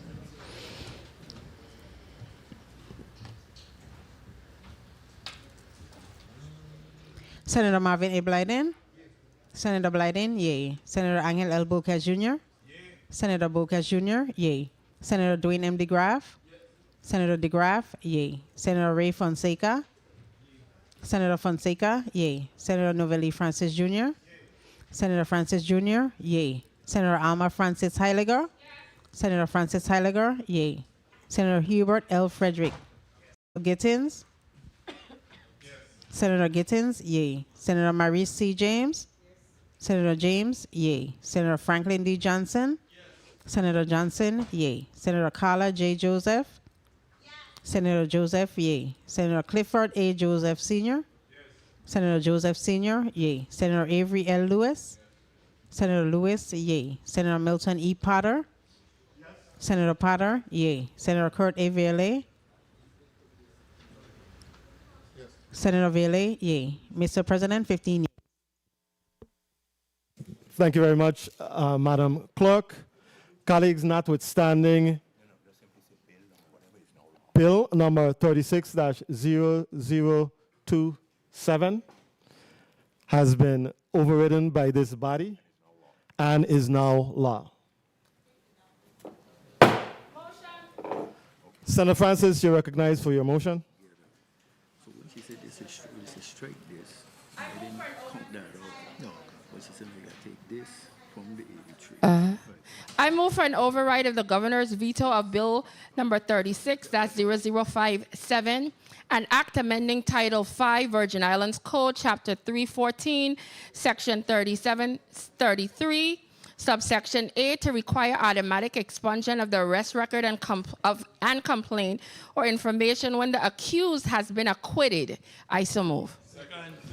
Properly moved by Senator Alma Francis Heidegger, seconded by Senator Franklin Johnson, Senator Dwayne DeGraff.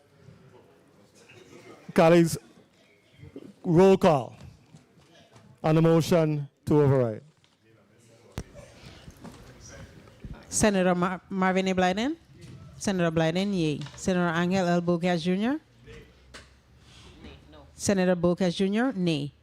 Senator Dwayne M. DeGraff? Senator DeGraff, yea. Senator Ray Fonseca? Senator Fonseca, yea. Senator Novelli Francis Jr.? Yea. Senator Francis Jr., yea. Senator Alma Francis Heiliger? Senator Francis Heiliger, yea. Senator Hubert L. Frederick? Senator Frederick, yea. Senator Kenneth L. Gittins? Senator Gittins, yea. Senator Maurice C. James? Senator James, yea. Senator Franklin D. Johnson? Senator Johnson, yea. Senator Carla J. Joseph? Senator Joseph, yea. Senator Clifford A. Joseph Sr.? Senator Joseph Sr., yea. Senator Avery L. Lewis? Senator Lewis, yea. Senator Milton E. Potter? Yes. Senator Potter, yea. Senator Kurt A. Vele? Senator Vele, yea. Mr. President, 14 yeas, 1 nay. Thank you very much, Madam Clerk. Colleagues, shall Bill number 36-0057 pass, notwithstanding the governor's veto? Roll call.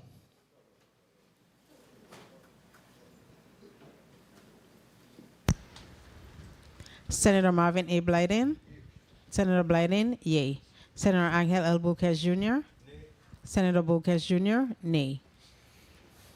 Senator Dwayne M. DeGraff? Senator DeGraff, yea.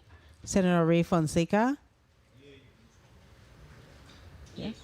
Senator Fonseca, yea. Senator Novelli Francis Jr.? Senator Francis Jr., yea. Senator Alma Francis Heiliger? Senator Francis Heiliger, yea. Senator Hubert L. Frederick? Senator Frederick, yea. Senator Kenneth L. Gittins? Senator Gittins, yea. Senator Maurice C. James? Senator James, yea. Senator Franklin D. Johnson? Senator Johnson, yea. Senator Carla J. Joseph? Senator Joseph, yea. Senator Clifford A. Joseph Sr.? Senator Joseph Sr., yea. Senator Avery L. Lewis? Senator Lewis, yea. Senator Milton E. Potter? Yes. Senator Potter, yea. Senator Kurt A. Vele? Senator Vele, yea. Mr. President, 14 yeas, 1 nay. Thank you very much, Madam Clerk. Colleagues, the governor's veto of Bill number 36-0057 has been overridden by the 36th legislature and has become law. Thank you. Madam Clerk, can you please read items in block 1?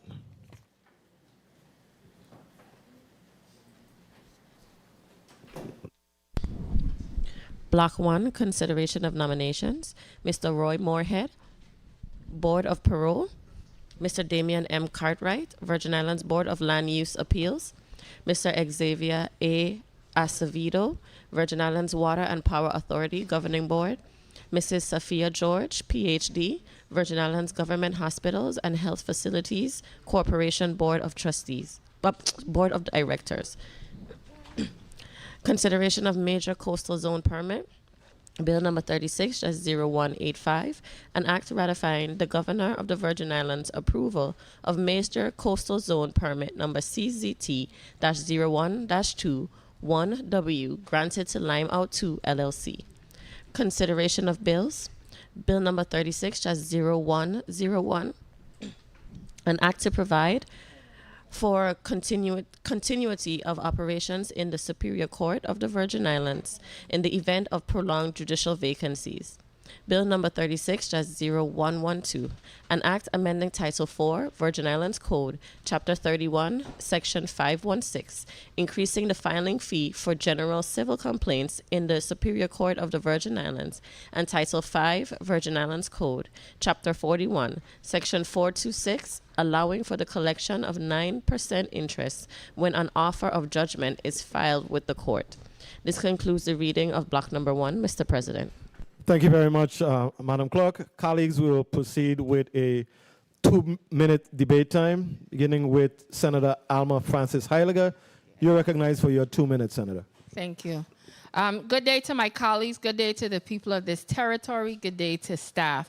I rise for support in all of the pieces in this block. We had an opportunity in the Rules Committee to really vet and really have conversations with all the nominees for the various boards. As it relates to Mr. Roy Moorhead for the Parole Board, Mr. Damian Cartwright for the Virgin Islands Board of Land Use Appeals, Mr. Xavier A. Acevedo for the Virgin Islands Power Authority Governing Board, and Ms. Sophia George, PhD, for the Virgin Islands Hospital and Health Facilities Corporation Board of Directors. I hope that my yes vote today will be giving these people an opportunity to go on these boards, to help these boards in a way that at the ultimate time that it will benefit the people of this territory. As it relates to 360185, we had an opportunity to hear Limeout 2 share with us what their vision is for this particular project. While I do support the project, I think that there has to be some type of parity and fairness across the board, how we deal with different vendors here in the territory. 1 minute. Because it seems that while one was given a red carpet rollout, another local business was taken to task and attempted to strip them away from the same identical beach. Fair is fair. As it relates to 360101, I am in support of this. As you know, we have had discussions here on the Senate floor about the backlog as it relates with our court system. And this piece of legislation is going to assist with keeping judges in place 30 seconds. so that we could get some of these court cases moving forward. 36.0112, this piece of legislation has to do with increase as it relates to payment in order to file within the court. It's doubling it from 75 to 150, as well as making the 9% across the board as it relates to settlements, the settlement interest. So I do support all of these pieces of legislation, and I look forward to voting in the affirmative. Thank you, Mr. Chair.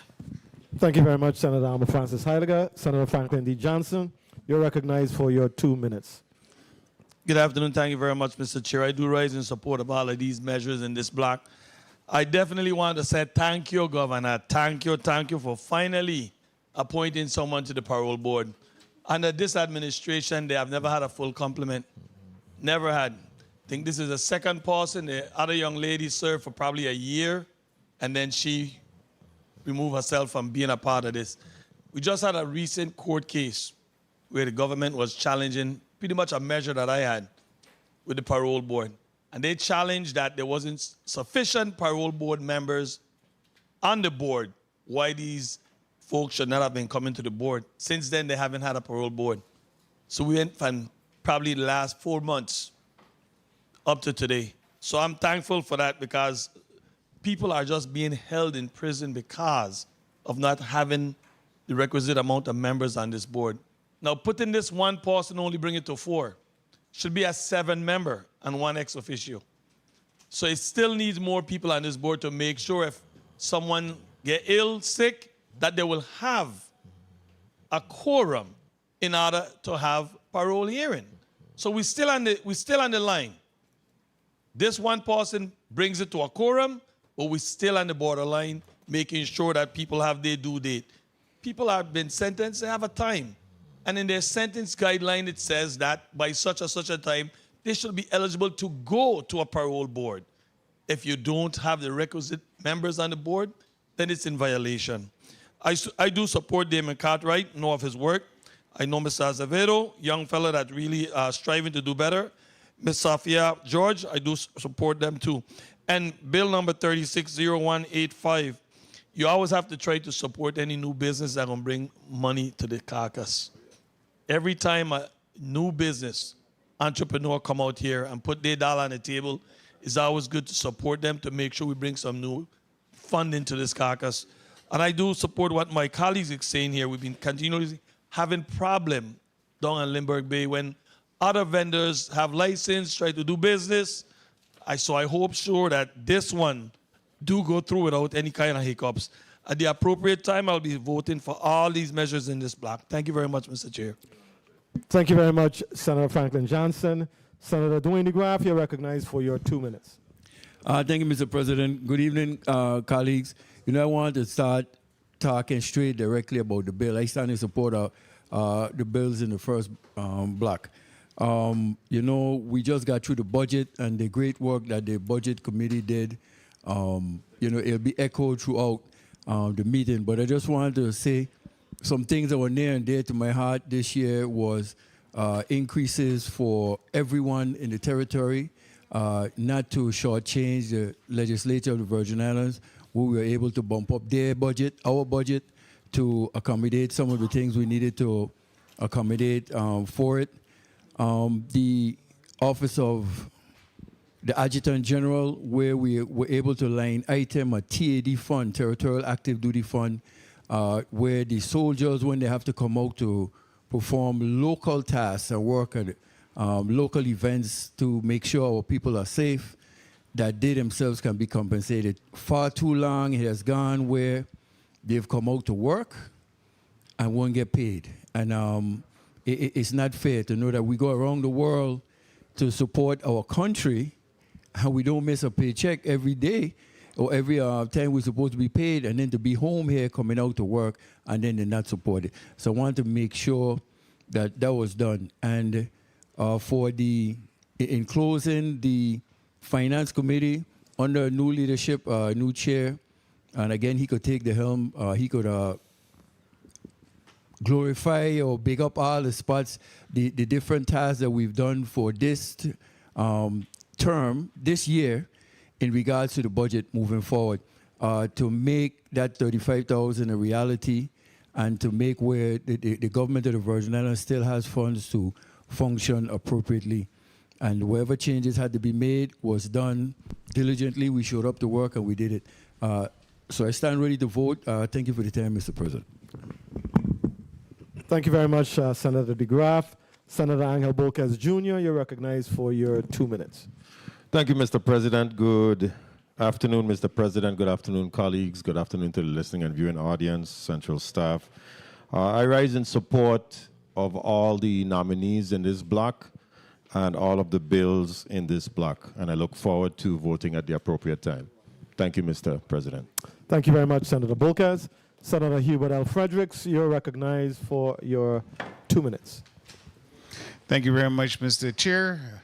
Pleasant good afternoon, colleagues, listening and viewing audience, central staff, and my staff too. I want to really speak highly of one of the nominations for the Virgin Islands Board of Land Use Appeal, Mr. Damien Cartwright, who I know personally.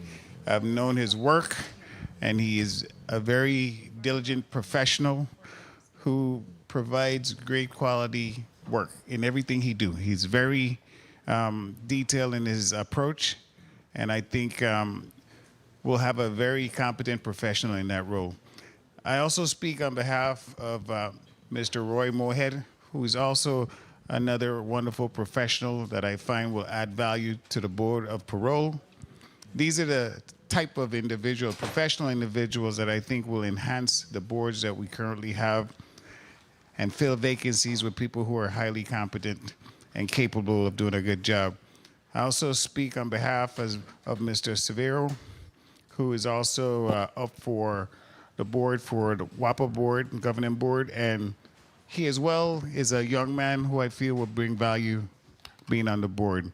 Dr. George, Sophia George, is, as we all know, a very competent, capable professional that will add value 30 being on seconds. the Virgin Islands Hospital and Health Facility Corporation Board.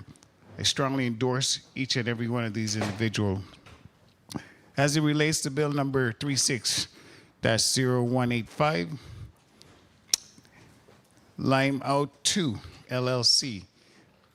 Anything that will provide economic development growth to our community, expand the revenue base for gross receipts, increase our employment, and overall activity for tourists visiting our territory, I fully support. Time. Also, let me wrap this up, Mr. Chair, if you may. Also, I support fully Bill number 36-0101.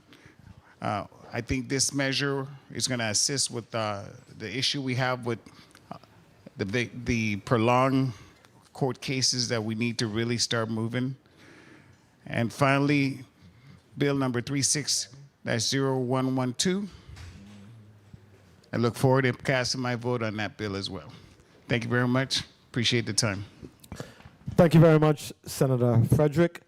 Senator Carla Joseph, you're recognized for your 2 minutes.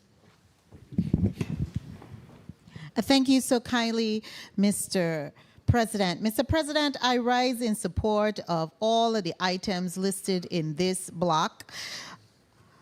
The nominees for the various board, Mr. Roy Moorhead for the Board of Parole, Mr. Damian M. Cartwright for the Virgin Islands Board of Land Use Appeals, Mr. Xavier A. Acevedo for the Virgin Islands Water and Power Authority Governing Board, and Dr. Sophia George for the Virgin Islands Government Hospitals and Health Facilities Corporation Board of Directors. These are people who have worked in government service, who know the function of each of the boards that they have been nominated to. And for me, it states that they have that level of commitment and dedication and the time to put into work into these boards. So I'm in full support of them. They all were vetted in the committee which I chaired, the Committee on Rules and Judiciary. Relative to the major coastal zone permit, 1 minute. We have an opportunity to expand the visitors' experience here in St. Thomas. So I really welcome the opportunity that this CZM permit will afford not only for the business, but also for those individuals who are visiting our beautiful shores, as well as employment opportunities for our people. 30 seconds. Next, I rise in support of 360101, which deals with filling judicial judges' vacancies. And having a senior judge so that we don't have that long a long time of backlog. And finally, the bill that I sponsor, 36-0112, we really want to be able to see and provide justice swiftly. And this measure helps because, one, we're increasing the for filing civil cases. Time. Mr. President, I will wrap up. And not for small claims, but for those larger claim cases. And also, we are putting in a percentage that once you have an agreement, you have to be able to negotiate it and make sure that it sticks, because we are having a lot of delays, which is costing persons money. So justice delayed in these two bills will not be justice denied. Thank you so much, Mr. President. Thank you very much, Senator Carla Joseph. Senator Novell E. Francis, Jr., you're recognized for your 2 minutes. Thank you very much, Mr. President. I rise in support of all 7 measures in this block, and I want to say that I believe that the governor hit a grand slam in the selection of these nominees, 4 for 4. Certainly Mr. Roy Moorhead, Damian Cartwright, Xavier Acevedo, as well as Ms. Sophia George, Dr. Sophia George from UVI is also excellent selection. I believe that they'll do well in the area of responsibility, which is a real awesome responsibility in, again, creating policies for their respective boards there. In respect to Limeout 2 LLC, it brings another tool in the toolbox of our blue economy, and certainly another excursion opportunity for individuals that visit our shores. And from what I've heard, they have great tacos. So we're looking forward to them being able to serve that to some of our tourists and local alike. In Bill number 36-0101, of which I'm the bill sponsor, and of course, we heard from the Superior Court a number of times where they spoke about some of these backlogs of cases that continue to be pending, and some of it has been attributed to the lack of senior citizen judges or the ability to be able to appoint senior citizen judges. So we look forward to them being able to do that. And we hope that will transcend into less of a backlog of cases pending before the Superior Court of the Virgin Islands. I also stand in support of Bill number 36-0102, which speaks to some additional funding that will be made available. 30 seconds. 36-0112. That will be available for a judgment filed in the court and collection of additional fees to help to, again, be able to bring some additional revenues into the court on the coffers of the government of the Virgin Islands. So I stand in support of all 7 measures in this particular block. Thank you very much, Mr. President, for the time and opportunity. Thank you very much, Senator Francis. Senator Clifford A. Joseph, you're recognized for your 2 minutes. Thank you, Mr. Chair. I too rise in support of the 7 measures in front of us. I had the opportunity, being part of the Rules and Judiciary, to vet the individuals who are in front of us, which is Mr. Roy Moorhead, Mr. Damian Cartwright, Mr. Xavier Acevedo, and Miss Dr. Sophia George. So again, the coastal zone, I'm in support for sure. I personally believe that I hope the owners for sure continue with the way they're active in the community right now, as far as giving back to our community as a good steward to our environment as well. And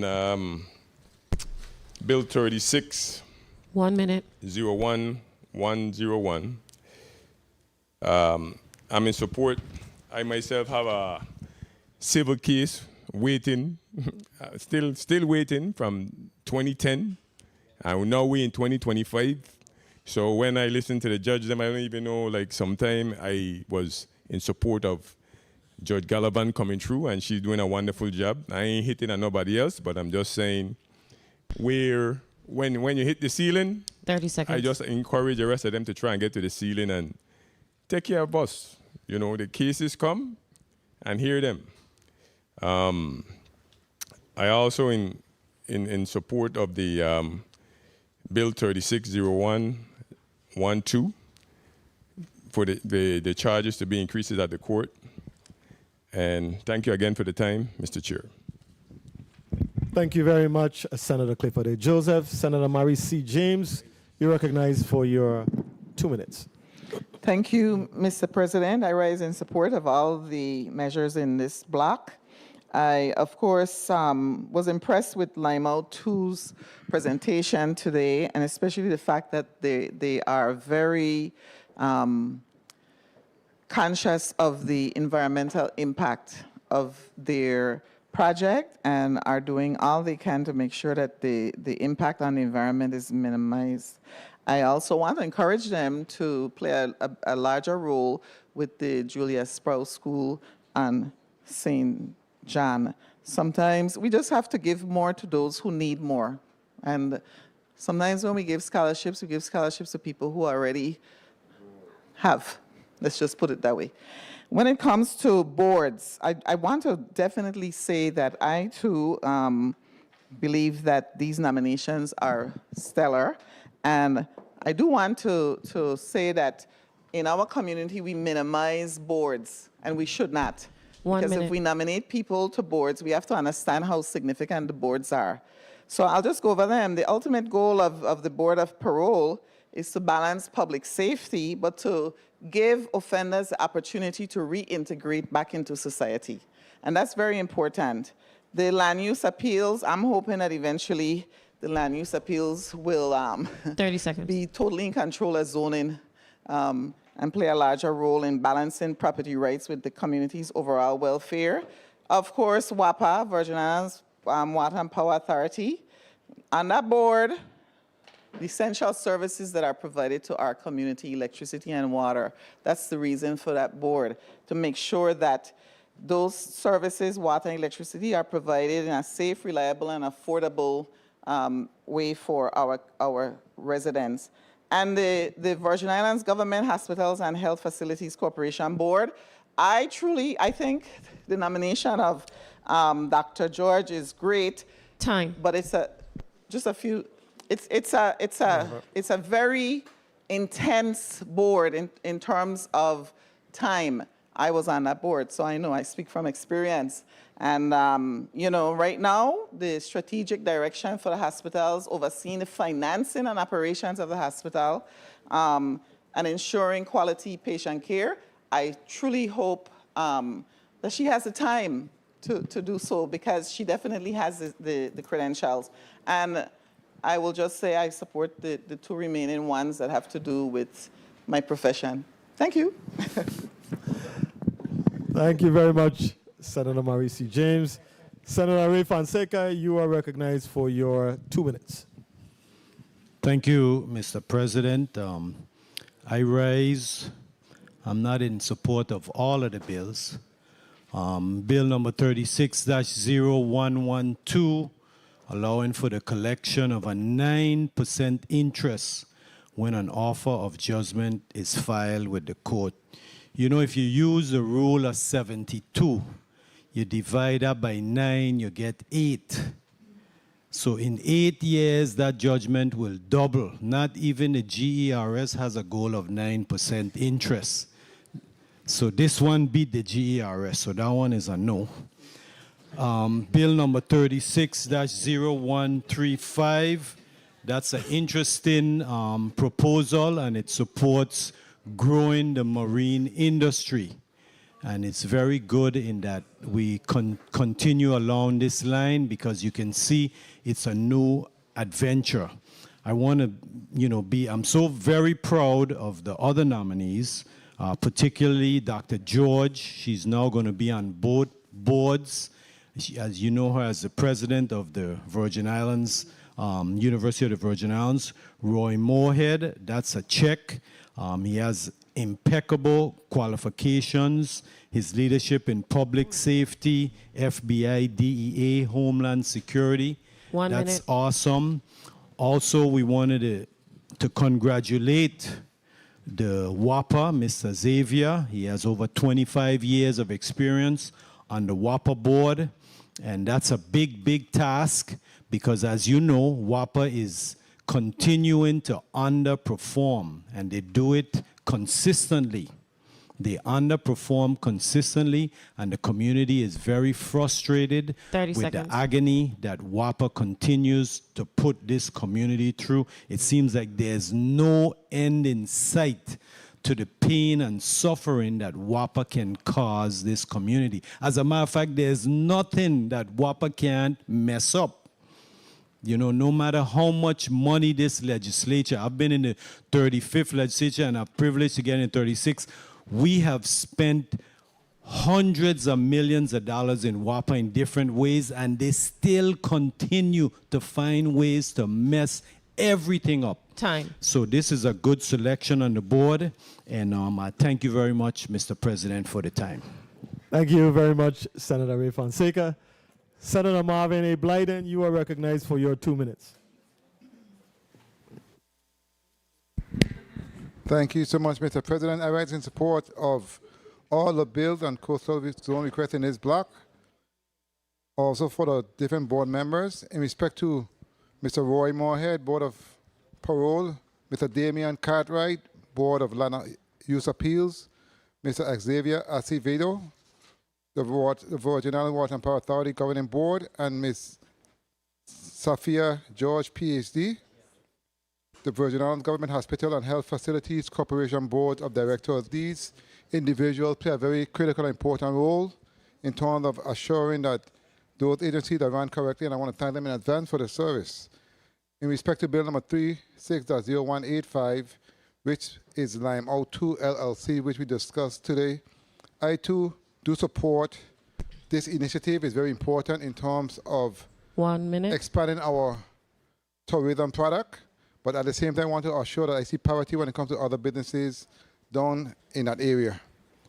And lastly, Bill number 36.0101 in respect to filling vacancies at our court, and Bill number 36.0112 in respect to collection of fees in terms of an adjustment. But at the end of the day, it's important that we put measures in place to assure that our different government agencies run effectively and that they can operate 30 seconds. expeditiously again. Thank you so much for the time, Mr. President, and I stand in support of all of these measures in this block. Thank you so much. Thank you very much, Senator Blyden. Senator Cort Violet, you're recognized for your 2 minutes. Thank you, Mr. President. Mr. President, I rise in support of the items in block number 1. However, the nomination of Ms. Sophia George, Dr. Sophia George, which I will support, but my trepidation is the low enrollment at UVI and the tremendous amount of work that it takes to be able to get UVI back moving in the right direction. And now having this tremendous responsibility on the hospital board, I really just hope that you would be able to mix both. But it's a tremendous responsibility to get UVI going despite free tuition, enrollment at an all-time low, despite free tuition. I'm going to move off of that and go to the budget, because the budget is important. Under the Office of Management and Budget, there are 2 line items. Line item number 1, minimum salary increase for Act 8995 for personnel, $3,986,872. Minimum salary increase for Act 8995 for fringe benefits, $1,196,062. $5 million. In every budget passed for fiscal year 2018, 19, 20, 21, 22, 23, 24, there have been a line item for salary increases, included by this legislature. To include proposed salary increases in case a union ratify a contract during the fiscal year. So this is included, no different 30 to seconds. what was done before. No different. So there cannot continuously be that conversation as to where you're going to find the money. It's embedded in the budget. It's a part of the fiscal year 2026 budget. Stop making excuses in reference to paying that minimum salary of $35,000. Stop it. The legislature ruled on that particular measure, and now we need full compliance. So instead of making excuses and putting everything back to the $35,000, we want to hear the plan as to when those NOPAs are going to be produced and individuals are going to be paid. Time. That's what we need to know now. And that's the responsibility of this body to make sure that is done. Thank you so much, Mr. Chair. Thank you very much, Senator Violet. Senator Avery Lewis, you are recognized for your 2 minutes.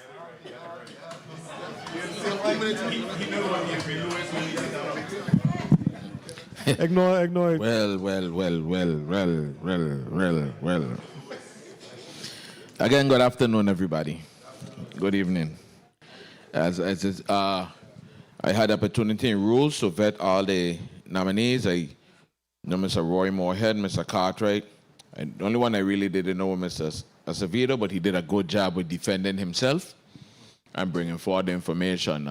People spoke highly about him. I am going to get the homie a try. I going to give him a shot. Right? As it pertains to 360185, the coastal zone management, I for business, I for, memories and experiences and so forth, but also for supporting the local entities and things. So I want to encourage them, please, don't forget the local ones. Some of them call me and say, you never give them anything. I'm looking 1 minute. forward to holding you to your word.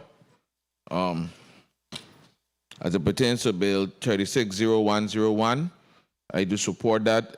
Colleagues, and 360112, colleagues, I think moving forward, we also need to look into how we could address this, the probate issue. I think there's enough judges there that we could maybe do something to assign one in St. Thomas, one in St. Croix to address the probate folder to move the needle forward. That's something 30 seconds. critical. I think that's something what's hampering a lot of these abandoned and derelict buildings around here. Families are held up in probate. I think it's I do have legislation in, hope I'm not preempted, but to try to address these matters. And I think we should collectively, as a body, look forward to working with it to move forward. And at the appropriate time, I'll be voting accordingly. Thank you, Mr. President. Thank you very much, Senator Lewis. Senator Kenneth Gittins, you're recognized for your 2 minutes. Thank you, Mr. Chair. Tough act to follow after the secretary there. But Mr. President and colleagues, I too rise in support of the nominations before us. Mr. Roy Moorhead to the Virgin Islands Parole Board, Mr. Damian Cartwright to the Virgin Islands Board of Land Use Appeals, Mr. Xavier Acevedo to the WAPA Governing Board, and Dr. Sophia George to the VA Health and Hospitals Facilities Board. I've had the privilege of working alongside Mr. Roy Moorhead in law enforcement, so I know he's a man of integrity and sound judgment, so I'm looking forward to seeing him in this role. Mr. Damian Cartwright is a longtime friend and a true professional whose analytic skills will serve the Land Use Appeals Board well. While I don't know Mr. Acevedo, I too, like the secretary, is willing to give the homie a chance. 1 minute. You know, personally, his presentation before the Committee on Rules and Judiciary the other day clearly demonstrated his qualifications. So kudos to you, Mr. Acevedo. And man, we're sure looking forward to some solutions there at WAPA. And Dr. Sophia George, whom I've known since childhood, has risen through the ranks all the way to now the president of our university. 30 seconds. I have no doubt she'll bring the same excellence to the Health and Hospitals Facility Board. So I also want to thank the governor for appointing these well-qualified and suitable candidates. With regards to the support of the ratification of the major coastal zone permit, granted to the Limeout 2 LLC, I firmly believe that any economic progress, especially in the marine and tourism sectors, that complies with the regulatory requirements of the government of the Virgin Islands deserves our full support. Where I have a problem is when they have these side deals, and then you have all the problems that comes with it. So they have gone through the process, and I'm willing to support it.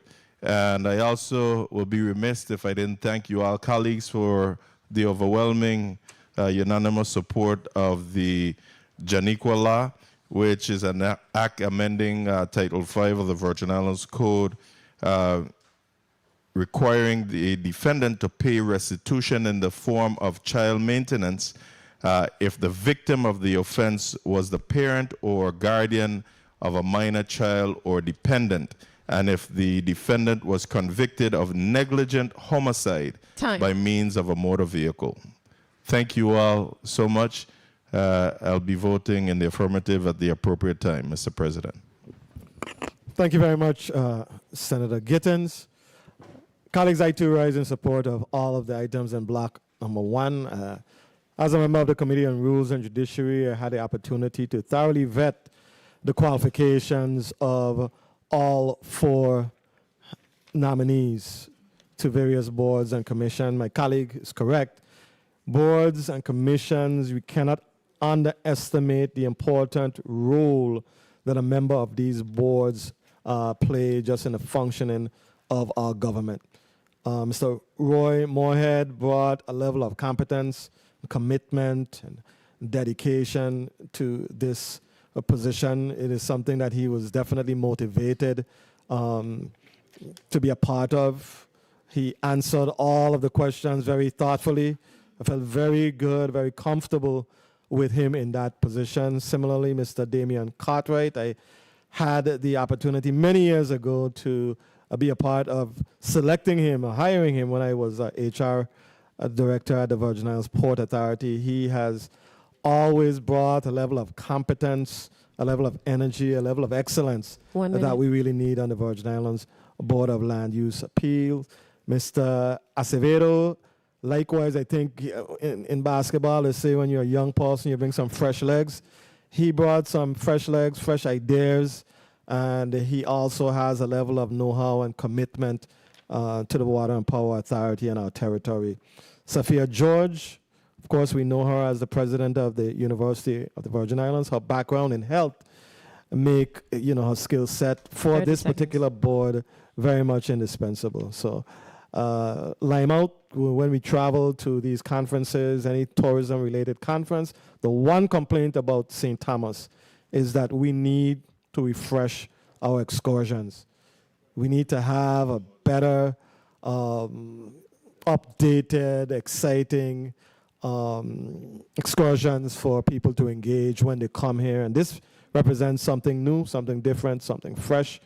The proprietors of the establishment, family-oriented entity, seem high energy, seem committed to preserving our environment. I was comfortable with the fact that the CZM folks are fully on board with it. They were very comfortable with their environmental measures that they put in place to be positive and responsible stewards of our environment. I also support the last two bills regarding the Superior Court. I know the biggest complaint was that their hands are tied with regards to the judiciary. This really gives us an opportunity to move the docket in furtherance of justice. So I'm very comfortable with that. Likewise, the new fees for the Superior Court will help to make the court a lot more self-sufficient. So at the appropriate time, my vote will be yes for all of the items in this block. Colleagues, we have exhausted our round of debate time, and we will proceed to the vote. Madam Clerk, can you please call up the first item in block number 1? Block number 1, nomination of Mr. Roy Moorhead, Board of Parole. Can we have a roll call, please?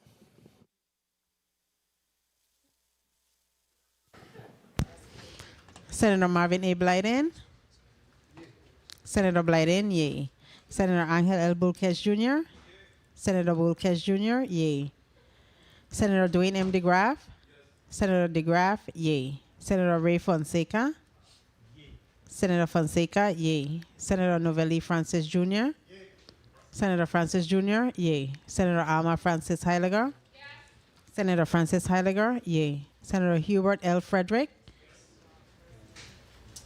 Senator Frederick, yay. Senator Kenneth L. Gittins. Senator Gittins, yay. Senator Maurice C. James. Senator James, yay. Senator Franklin D. Johnson. Senator Johnson, yay. Senator Carla J. Joseph. Senator Joseph, yay. Senator Clifford A. Joseph Sr. Senator Joseph Sr., yay. Senator Avery L. Lewis. Senator Lewis, yay. Senator Milton E. Potter. Senator Potter, yay. Senator Kurt A. Vele. Senator Vele, yay. Mr. President, 15 yeas. Thank you very much, Madam Clerk. Colleagues, the nomination of Mr.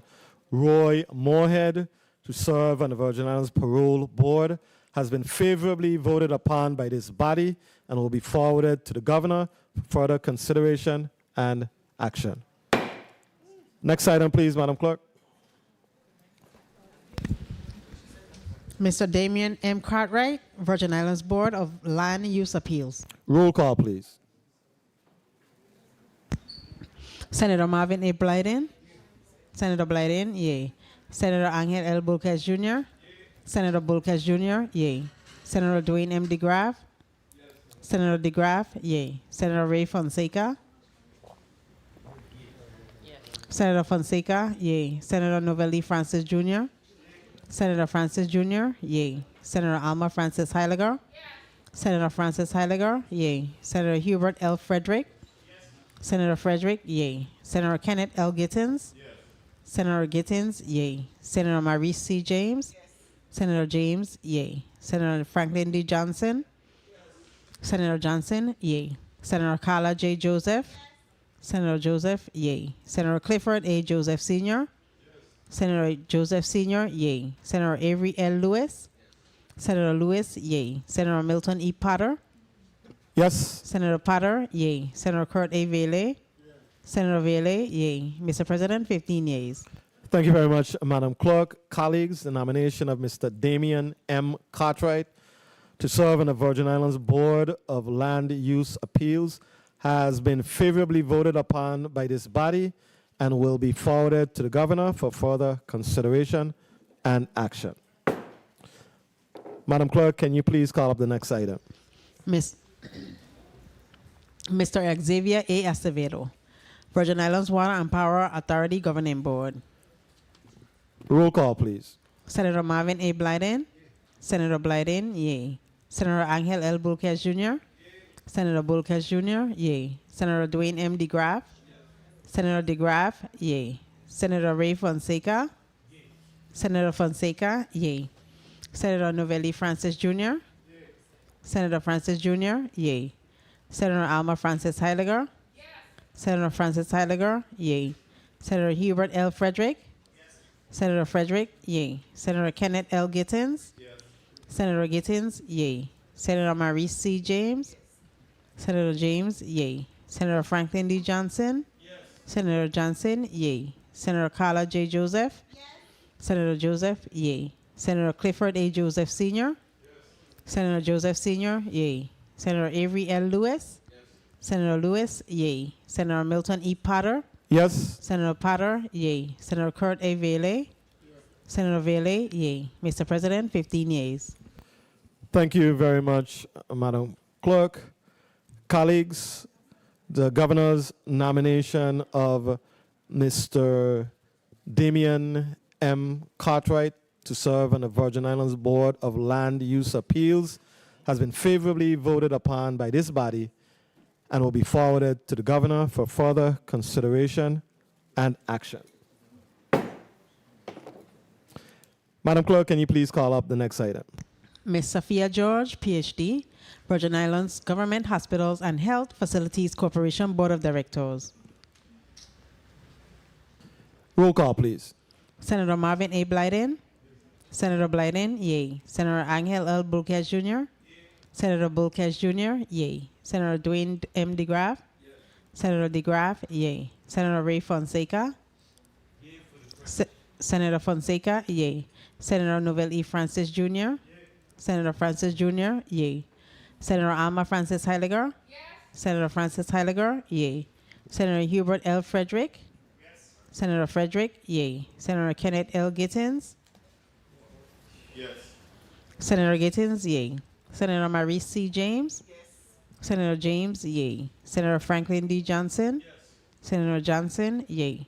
Senator Carla J. Joseph, Senator Joseph, yay. Senator Clifford A. Joseph Sr., Senator Joseph Sr., yay. Senator Avery L. Lewis, Senator Lewis, yay. Senator Milton E. Potter, Yes. Senator Potter, yay. Senator Kurt A. Vele, Senator Vele, yay. Mr. President, 15 yeas. Thank you very much, Madam Clerk.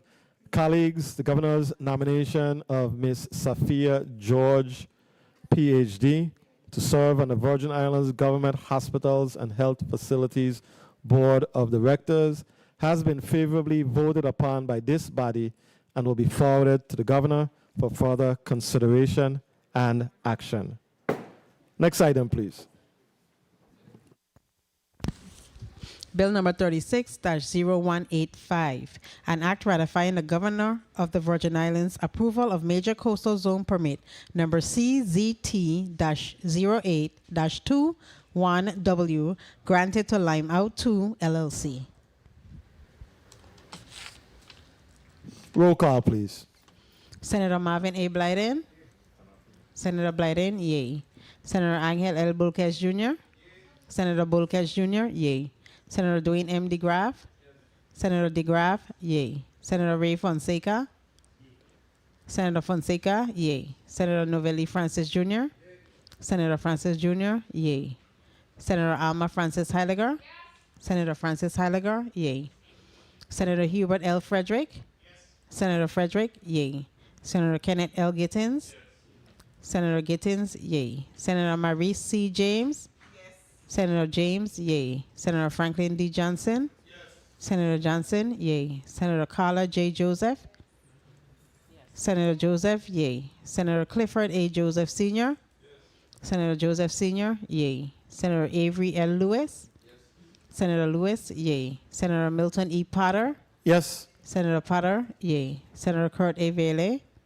Senator Vele, yes. Mr. President, 15 yeas. Thank you very much, Madam Clerk. Colleagues, Bill number 36-0185, an act ratifying the Governor of the Virgin Islands approval of major coastal zone permit number CZT-08-21W granted to Lime Out 2 LLC has been favorably voted upon by this body and will be forwarded to the Governor for further consideration and action.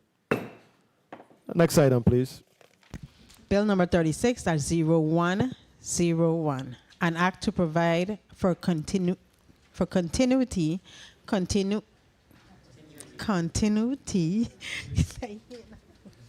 of operations in the Superior Court of the Virgin Islands in the event of prolonged judicial vacancy.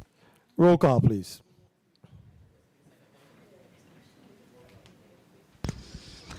Senator Marvin A. Blyden. Senator Blyden, yay. Yeah. Senator Angel L. Bulkes Jr. Senator Bulkes Jr., yay. Senator Dwayne M. DeGraff. Senator DeGraff, yay. Senator Ray Fonseca. Senator Fonseca, yay. Senator Novelli Francis Jr. Senator Francis Jr., yay. Senator Alma Francis Heiliger. Senator Francis Heiliger, yay. Senator Hubert L. Frederick. Senator Frederick, yay. Senator Kenneth L. Gittins. Senator Gittins, yay. Senator Maurice C. James. Senator James, yay. Senator Franklin D. Johnson. Senator Johnson, yay. Senator Carla J. Joseph. Senator Joseph, yay. Senator Clifford A. Joseph Sr. Senator Joseph Sr., yay. Senator Avery L. Lewis. Senator Lewis, yay. Senator Milton E. Potter. Yes. Senator Potter, yay. Senator Kurt A. Vele. Senator Vele, yay. Mr. President, 15 yeas. Thank you very much, Madam Clerk. Colleagues, Bill number 36-0101, an act to provide for continuity of operations in the Superior Court of the Virgin Islands in the event of prolonged judicial vacancies has been favorably voted upon by this body and will be forwarded to the Governor for further consideration and action. Next item, please. Bill number 36-0112, an act amending Title IV, Virgin Islands Code, Chapter 31, Section 516, increasing the filing fee for general civil complaints in the Superior Court of the Virgin Islands, and Title V, Virgin Islands Code, Chapter 41, Section 426, allowing for the collection of 9% interest when an offer of judgment is filed with the court. Thank you very much. Roll call, please. Senator Marvin A. Blyden. Senator Blyden, yay. Senator Angel L. Bulkes Jr. Senator Bulkes Jr., yay. Senator Dwayne M. DeGraff. Senator DeGraff, yay. Senator Ray Fonseca. Senator Fonseca, yay. Senator Novelli Francis Jr. Senator Francis Jr., yay. Senator Alma Francis Heiliger. Senator Francis Heiliger, yay. Senator Hubert L. Frederick. Senator Frederick, nay. Senator Kenneth L. Gittins? Senator Gittins, yay. Senator Maurice C. James? Senator James, yay. Senator Franklin D. Johnson? Senator Johnson, yay. Senator Carla J. Joseph? Senator Joseph, yay. Senator Clifford A. Joseph Sr.? Senator Joseph Sr., yay. Senator Avery L. Lewis? Senator Lewis, yay. Senator Milton E. Potter? Yes. Senator Potter, yay. Senator Kurt A. Vele? Senator Vele, yay. Mr. President, 14 yeas, 1 nay. Thank you very much, Madam Clerk. Colleagues, Bill number 36-0112, an act amending Title 4 Virgin Islands Code, Chapter 31, Section 516, increasing the filing fee for general civil complaints in the Superior Court of the Virgin Islands, and Title 5 Virgin Islands Code, Chapter 41, Section 426, allowing for the collection of 9% interest when an offer of judgment is filed with the court, has been favorably voted upon by this body and will be forwarded to the governor for further consideration and action. Madam Clerk, can you please read the next items in block number 2, the agenda for block 2 and 3 into the record? Block number 2, consideration of budget bills. Bill number 36-0120, an act appropriating the sum of $341,460 from the Virgin Islands Education Initiative Fund to the Virgin Islands Department of Education in the fiscal year ending September 30th, 2025, for the purpose of conducting evaluations to determine students' eligibility for special education services. Close rule. Bill number 36-0154, an act providing a lump sum appropriation from the Health Revolving Fund to the Virgin Islands Department of Health and a contribution to the General Fund of the Treasury of the Government of the Virgin Islands for fiscal year October 1st, 2025 through September 30th, 2026. Close rule. Bill number 36-0155, an act providing a lump sum appropriation from the General Fund to the Virgin Islands Fire and Emergency Medical Services Fund for the fiscal year October 1st, 2025 through September 30th, 2026. Close rule. Bill number 36-0156, an act providing an appropriation from the Business and Commercial Properties Revolving Fund to the Virgin Islands Department of Property and Procurement for operating expenses for the fiscal year October 1st, 2025 through September 30th, 2026. Close rule. Bill number 36-0157, an act providing an appropriation for the Virgin Islands Lottery as a contribution to the General Fund of the Treasury of the Government of the Virgin Islands for the fiscal year October 1st, 2025 through September 30th, 2026. Close rule. Bill number 36-0158, an act providing an appropriation from the District Public Road Fund of the Government of the Virgin Islands to the Department of Public Works for operating expenses for the fiscal year October 1st, 2025 through September 30th, 2026. Close rule.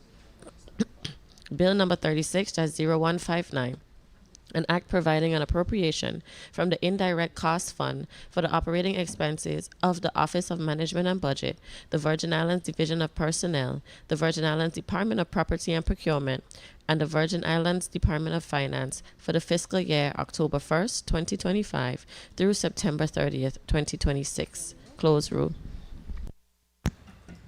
Bill number 36-0160, an act providing an appropriation from the General Fund of the Treasury of the Government of the Virgin Islands to the St. Croix Capital Improvement Fund and the St. Thomas Capital Improvement Fund for fiscal year October 1st, 2025 through September 30th, 2026. Close rule. Bill number 36-0161, an act appropriating $25,500,000 to the Legislature of the Virgin Islands in the fiscal year October 1st, 2025 through September 30th, 2026. Close rule. Bill number 36-0162, an act appropriating $20 million from the Virgin Islands Insurance Guarantee Fund as a contribution to the general fund of the Treasury of the Government of the Virgin Islands in the fiscal year October 1st, 2025 through September 30th, 2026. Close rule. Bill number 36-0163, an act providing an appropriation for salaries and expenses of the Virgin Islands Board of Elections and the Office of the Supervisor of Elections in the fiscal year October 1st, 2025 through September 30th, 2026. Close rule. Bill number 36-0164, an act providing a lump sum appropriation from the School Construction, Maintenance, and Capital Fund to the Bureau of School Construction and Maintenance for repair, renovation, and maintenance of public schools and facilities in fiscal year October 1st, 2025 through September 30th, 2026. Close rule. Bill number 36-0165, an act appropriating $6 million from the Caribbean Basin Initiative Fund as a contribution to the general fund of the Treasury of the Government of the Virgin Islands in fiscal year October 1st, 2025 through September 30th, 2026. Close rule. Bill number 36-0166, an act providing an appropriation from the Tourism Advertising Revolving Fund to the Virgin Islands Waste Management Authority, the Office of the Governor, the Virgin Islands Department of Education, the Virgin Islands Police Department, the Virgin Islands Department of Public Works, the Virgin Islands Department of Agriculture, the Virgin Islands Department of Sports, Parks, and Recreation, the Virgin Islands Department of Licensing and Consumer Affairs, the Virgin Islands Public Broadcasting System, and the Virgin Islands Department of Tourism during the fiscal year October 1st, 2025 through September 30th, 2026. Close rule. Bill number 36-0167, an act providing an appropriation for the salaries and expenses of the University of the Virgin Islands for the fiscal year October 1st, 2025 through September 30th, 2026. Close rule. Bill number 36-0168, an act providing an appropriation for the operating expenses of the Public Employees Relations Board and the Virgin Islands Labor Management Committee for the fiscal year October 1st, 2025 through September 30th, 2026. Close rule. This concludes the reading of block number 2, Mr. President. Thank you very much. Session stands in recess for 1 minute for the changing of the reporters.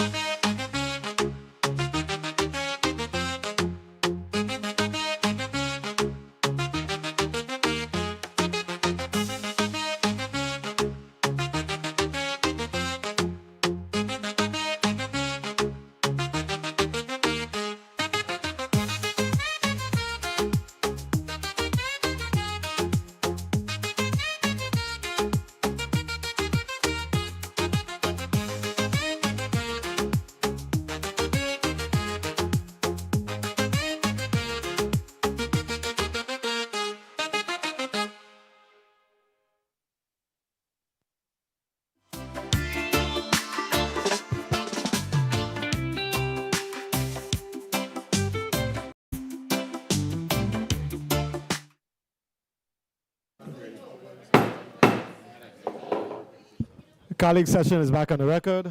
Madam Clerk, can you proceed with the reading of block number 3?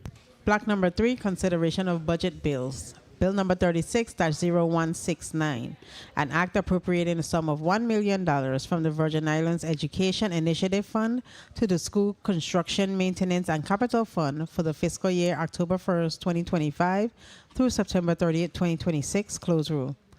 Bill number 36-0170, an act providing an appropriation for the operating expenses of the Waste Management Authority from the Sewer Wastewater Fund of the Government of the Virgin Islands for the fiscal year October 1st, 2025 through September 30th, 2026. Close rule. Bill number 36-0171, an act providing an appropriation for the operating expenses of the Virgin Islands Hospital and Health Facilities Corporation from the General Fund of the Treasury of the Government of the Virgin Islands during the fiscal year October 1st, 2025 through September 30th, 2026. Close rule. Bill number 36-0172, an act providing an appropriation for the operating expenses of the Virgin Islands Office of the Inspector General from the General Fund of the Treasury of the Government of the Virgin Islands for the fiscal year October 1st, 2025 through September 30th, 2026. Close rule. Bill number 36-0173, an act providing an appropriation for the operation of the Judicial Branch of the Government of the Virgin Islands, the Judicial Council, and the Office of the Territorial Public Defender during the fiscal year October 1st, 2025 through September 30th, 2026. Close rule. Bill number 36-0174, an act providing an appropriation from the General Fund of the Treasury of the Government of the Virgin Islands for the operation of the Government of the Virgin Islands during the fiscal year October 1st, 2025 through September 30th, 2026, and amending Title III, Virgin Islands Code, Chapter 27, requiring legislative approval for the increased employer and employee contribution amounts to the government employees retirement system. Close rule. Bill number 36-0175, an act providing an appropriation for the operating expenses of the Public Services Commission for the fiscal year October 1st, 2025 to September 30th, 2026. Close rule. Bill number 36-0176, an act providing an appropriation from the General Fund of the Treasury of the Government of the Virgin Islands to the St. John Capital Improvement Fund for fiscal year October 1st, 2025 through September 30th, 2026. Close rule. Bill number 36-0177, an act providing an appropriation for the operating expenses of the Virgin Islands Board of Education from the General Fund of the Treasury of the Government of the Virgin Islands during the fiscal year October 1st, 2025 through September 30th, 2026. Close rule. Bill number 36-0178, an act providing an appropriation from the Transportation Trust Fund as a contribution to the General Fund and for the operating expenses of the Virgin Islands Bureau of Motor Vehicles and the Department of Public Works during the fiscal year October 1st, 2025 through September 30th, 2026. Close rule. Bill number 36-0179, an act providing an appropriation for the operating expenses of the Virgin Islands Career and Technical Education Board from the General Fund of the Treasury of the Government of the Virgin Islands during the fiscal year October 1st, 2025 through September 30th, 2026. Close rule.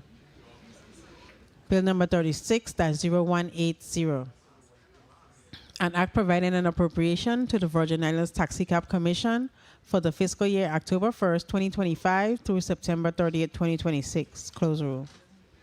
Bill number 36-0181, an act providing an appropriation from the Anti-Litter and Beautification Fund to the Virgin Islands Waste Management Authority and the Virgin Islands Department of Public Works for operating expenses during the fiscal year October 1st, 2025 through September 30th, 2026. Close rule. Bill number 36-0182, an act providing an appropriation for the operating expenses of the Virgin Islands Waste Management Authority from the General Fund of the Treasury of the Government of the Virgin Islands during the fiscal year October 1st, 2025 to September 30th, 2026. Close rule. Bill number 36-0186, an act appropriating $6,074,209 from the GVI JPMC Charitable Fund to the General Fund of the Treasury of the Government of the Virgin Islands for the fiscal year October 1st, 2025 2025 through September 30th, 2026. Close rule. Bill number 36-0189, an act ratifying the second renewal of group medical health insurance agreement between the Government of the Virgin Islands, GVI, and Cigna Health and Life Insurance Company, Cigna, and the second renewal of group dental health insurance agreement between the GVI and Cigna, the first renewal of voluntary critical illness, voluntary accidental injury, and voluntary hospital care insurance between the Government of the Virgin Islands and Cigna, and the second amendment to the agreement of for medical insurance between GVI and United Healthcare Insurance Company and its affiliates. Mr. President, this concludes the reading of block number 3. Thank you very much, Madam Clerk. That was a lot of reading. Thank you. Senator Alma Francis Heiliger, you are recognized for your 2 minutes. Thank you. We have 2 minutes to speak about 32 bills. I don't think it's possible. So I would just like to say thank you to the Finance Committee, as well as my colleagues for all the hard work. As you know, as members of this institution, one part of our jobs is to make sure that we put forward a balanced budget.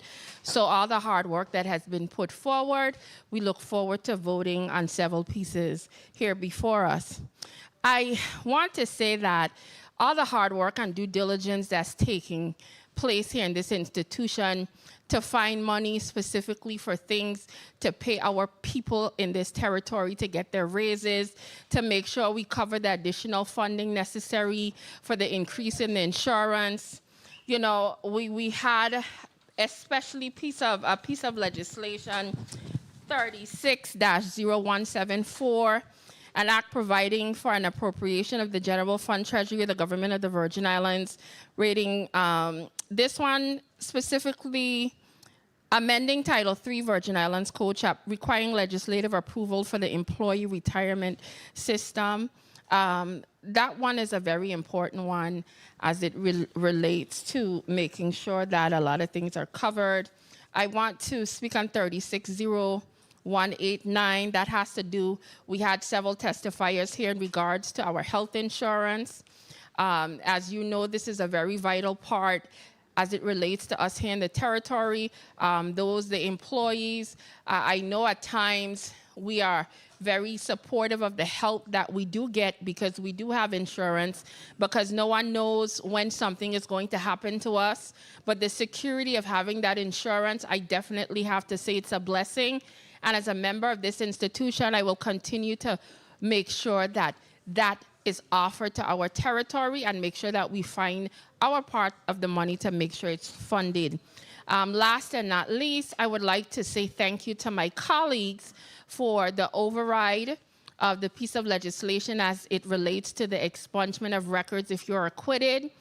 I think that this piece of legislation really helps those because we did not change anything in the law except to say that it's for automatic expungement for individuals once they're acquitted or dismissed with prejudice, mean that it will never be called again. That simply means that individuals no longer have to come up with funding to go to the court to ask them to do something that our code already says must be done once you require it. We left in place the options for the judges to make their decisions if there are other alternatives. But at the end of the day, this is an excellent thing, and I thank my colleagues for the support. Thank you very much, Mr. Chair, for the time.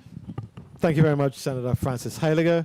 Senator Franklin Johnson, you're recognized for your 2 minutes. Thank you very much, Mr. Chair. Good evening to all.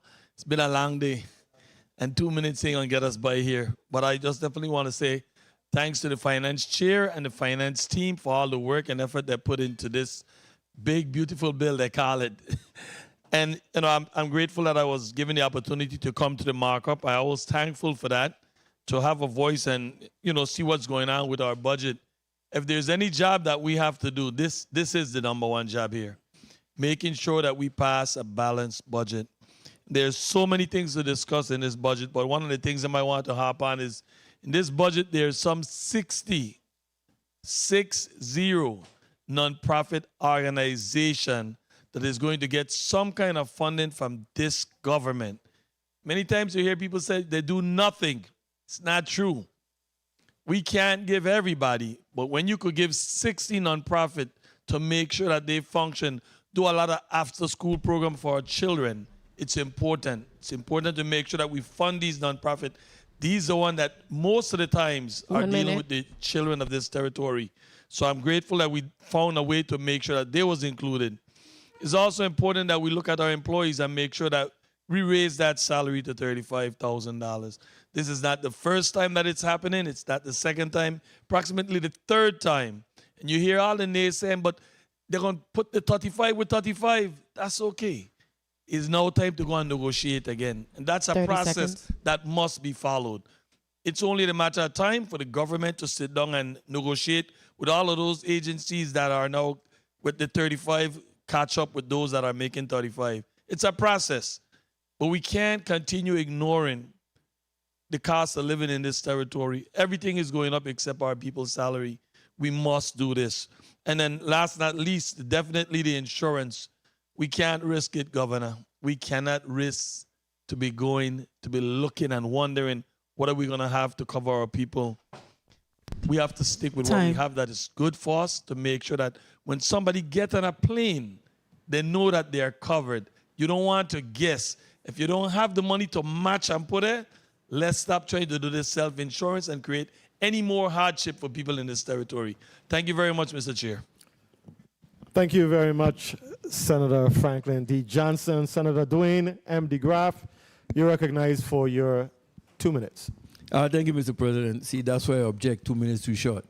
First, I'd like to start off with thanking everyone, thanking the Lord for giving me another year of blessings. To everyone who wished me a happy birthday, thank you very much. Highly appreciate it.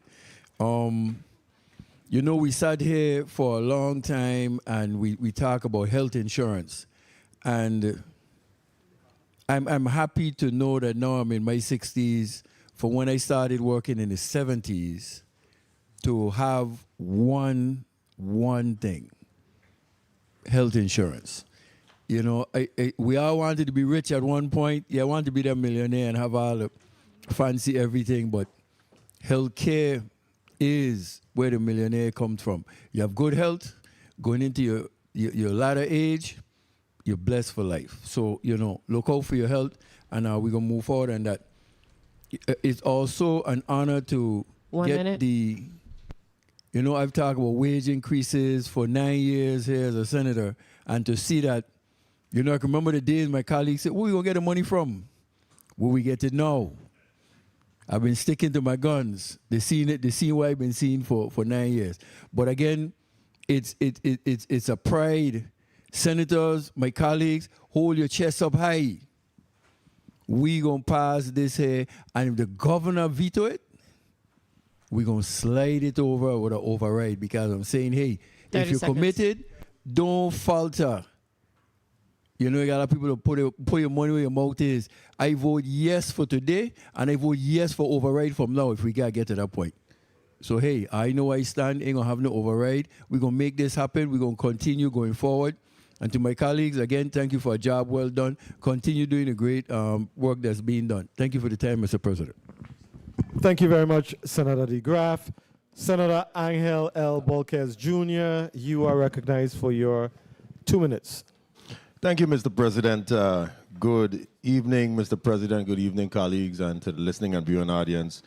And I want to start off by saying congratulations to everyone on the Finance Committee for hard work on this budget. And in addition to that, which we all know is a very important aspect of what a legislator does, it is also imperative that I must put on the record that we're also responsible for revenue generation. And colleagues, I know that in this specific economy that we're in here today, we have spoke about revenue generation bills, finding new streams of revenue for this territory, innovative ways of creating funds so that we can support not only the operations of our departments, agencies, and instrumentalities, but also for programs and services that directly benefit our people of the Virgin Islands. So while some of the work has been done in that area, I look forward to seeing the work that's going to be done on the revenue generating side by this body. Thank you for the time, Mr. President. Thank you very much, Senator Bulkers. Senator Hubert L. Frederick, you are recognized for your 2 minutes. Thank you very much, Mr. President. Pleasant good evening again to all the listening and viewing audience, my colleagues, definitely my office, and the great people at our central staff here at the legislature. Mr. President, I rise to compliment my colleagues on the Finance, Budget Appropriation, and Finance Committee for doing an awesome job. At times we were in disagreement about some things, but guess what? That's the process. It's not a perfect process. No family out there is perfect, but at the end, we could all coalesce and come up with a bill that we think meets the need of this government. And more importantly, it's an equitable distribution of the funds that we anticipate we will receive. Is it enough? It's never enough. Some agencies are gonna have issues hoping to get more. Some 1 minute. are gonna tell you they can't operate without a certain number, but in every budget, you know there's some wiggle room. And I could assure you that we did the best we can with what we got. We could always use an extra $2 or $3 or $4 or $5 million more. But if it's not there, it's not there. Can't create something out of nothing. And I can tell you, the 22 agencies we reviewed, sometimes I was tough on them. I asked them, could they find ways to reduce costs? But that's because 30 seconds. One of the things we're responsible for is not only figuring out how to spend the money, but to make sure it's spent correctly. And they have a responsibility that when we come up with the money and we give it to them to do their job, they're not wasting it. You hear about people complaining about driving the streets of government vehicle late at night and in places they shouldn't be. People having junkets with government money. Time. Well, it comes from somewhere. And we have to keep our hands on that dial to make sure people don't take advantage of our monies. So I'm not going to preach to the choir. I know everybody's going to be thankful with what they got and be very stingy with the money they have to spend. So thank you again, my colleagues, for working through this process, and I look forward to voting on these initiatives. Thank you very much, Mr. Chair. Thank you very much, Senator Hubert L. Frederick. Senator Carla J. Joseph, you're recognized for your 2 minutes. Thank you so much, Mr. President. Mr. President and colleagues, I rise in support of all of the measures in this block, namely because we have worked collectively very hard, and with the leadership of the chairperson of the Budget, Appropriation, and Finance, our post-audit team, as well as all of the members of that committee, the Committee on Budget, Appropriation, and Finance. We have really done, I believe, a yeoman job of scrubbing the numbers, sitting down late evenings, having real discussion to try to balance this budget, and it is balanced based on what we have seen. I want to congratulate all of the persons who were involved. What in particular I want to make sure that we are clear on is that we must collect the monies. And this body has put in place mechanisms based on what was represented by the tax assessor's office and the like, so that they are beefed up so they can collect the money. That is a critical portion. We also just voted on a revenue generating mechanism for our third branch by raising the fees. So that is something that we're doing so that they could take care of their maintenance and their facilities. So I want to say kudos to us and to this branch. Now, let's go to this hard question with raising our hardworking government employees' pay to $35,000 annually for the minimum. We're going to need all hands on deck. We have to come to a common ground that we realize that our people deserve to get paid well, and our people, we are counting on you to do the work. This is how it's done. I like to say plenty hands make the work light. We worked together as a body to get this done. We work with legal counsel, we work with all journals to get this done. So these are critical things, but we have to make sure at the end of the day that those, I'll wrap up now, Mr. President, those raises for our hardworking people, government workers, are in place. And that's the executive branch responsibility, but we have to hold their foot to the fire. They cannot be reluctant. We have to have that common ground and that conversation. I really want to just conclude by saying that this branch of government is committed to working with everyone so that we could be able to move our economy and our people forward. Thank you so much, Mr. President, for the time. Thank you very much, Senator Alma. Senator Carla J. Joseph. Senator Novell E. Francis, Jr., you're recognized for your 2 minutes. Thank you very much, Mr. President. I rise in support of all of the measures in this block number 2 and 3, and of course, teamwork make the dream work. So I want to commend the team.